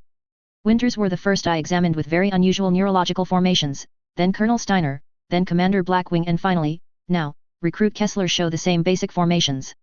He looked, tossing up a picture I recognized of my brain. I further have seen very unusual behavior, based on previous information on all patients, as well as highly atypical behavior to the stress of combat, on their part. I believe others have commented on similar indicators. Felsner nodded in response to that, as Hansa waved they get on with it. Dr. Bonsai rubbed his bridge slightly as he stated simply. I need confirmation. He looked at us. Are you reincarnates who recall your last lives? He paused, thinking for a second. No, that wouldn't explain some other indicators. But reincarnation would answer so much, but if not that, what? I look at Case, and pull out a 10-pound note. Why do I feel that you are padding your paycheck with mine? Because I am. Case snarks. He looks at Kath who shrugs, then me, and I sigh. My shout, strays. I look around and shrug. None of you are going to believe this, but, in short, we remember another world, 20th and 21st century Terra, where the Sovs didn't reclaim power, and Hansa Davian was a fictional character. I launched into a detailed speech I had mentally practiced, leaving out specifics, but covering the gist. After a fair 30 minutes, with the rest kibitzing, and interjecting, finally I wound down. I hadn't gone over the future history of this universe's future at all, but gave enough to know we were operating off that. Felsner thought for a moment, and then spoke, before Hansa could, and stopped at Rios collecting a 20-pound note from Morgan. Major. I bet it was something along this. Morgan agreed it was close enough. Case stared for a moment, as Alt face-palmed. Case's laughter rang out finally, then he got himself under control. If that's all. Rand's dry tone interjected, and Case waved in agreement. You were an officer of a military, were you not, General? I tilted my head. His wintry smile answered that. Too many clues, I would suspect a Western military, more than likely the American. I blushed. As for the young Miss Kessler, I would expect military training as well, too. Dr. Bonsai hummed. I would suspect enlisted, and some elite, possibly American Marines, British Para, or similar forces. This is my rifle and this is my gun, one is for killing and one is for fun. EVJR caroled out. Hansa interjected. Full Metal Jacket. Wait, American Marines actually sang that. I shrugged. Army, here, Evie. Evie's grin and nod answered it. Hansa looked hard at us. From what you've all implied, you knew what you would find, you knew what was at stake, and what would be. While I understand some of you just gained that knowledge, or were not in a position to use it. He turned to Kath and blinked. He paused. Damn, you really are a clone of Katrina Steiner, aren't you? She shook her head. No, not even a clone at all, or even in vitro and tube birthed, just a natural. She grinned. Proud of it. She sobered. You want to know why, if I'm in general agreement what's upcoming is bad, the Suns don't deserve it, nor do the Lyrans, hell, I'll go as far as the Merricks don't either. And none of the everyday civilians do, that's for sure. He nodded. Kath sighed. That's for a later story, but suffice it to say I was making preparations for when I could move without severe risk of bringing hell on all our heads, and I had a worst-case plan if I bit it. Hansa leaned back and looked at all the strays. Strays. Strays from another universe brought to ours. For, what? I looked at the others, but I stood up and started. To move worlds, sire. Because evil triumphs when good men stand by and do nothing. Even Case, as cynical and as amoral as he claims, is still a good man. Asha picked up. We can't stand by and do nothing. If nothing else, at least on our tombstones, it would read tell the world we tried. What we can do, we must. Case snorted. Speak for yourself. I wanna get hot bondswomen, kill snakes, and get a planet. A&D. Science. Kath didn't look at him as she thwopped him with a backhand. Where I came from sucks. Where I came from before that wasn't perfect but I loved my home. I didn't recognize home there, but I do here. Kath stated, her composite ceramic rosary in hand. I am here but for the grace of God and I'll be damned if I don't act to make things better. Evie finally sighed and joined in. I got nothing here, now, except a few friends. My family, my past? All gone. But one thing, my honor as a Marine, my friends here, and the fact is, I am angry. And there's a lot of targets to take it out on. Better those who deserve it, than innocents, eh? And I know my friends have my back, I got theirs. She looked at me. Sexbot over there, shouldn't be allowed around guns, wrenches, anything useful without adult supervision, but hey, she's an officer, that's expected. Hansa stifled a guffaw at that. She does the high-faulting thinking and makes the long-term calls. I trust her to get that as right as she can, as she trusts me to nail the targets here and now. I trust Case to not screw us over, just everyone else. Fly girl there? She can watch us from above, as we clear the ground. A crooked grin. I even trust Blondie to know about good times, and where to find them. Kath snickered. That's all we need. We're the lever that will move worlds.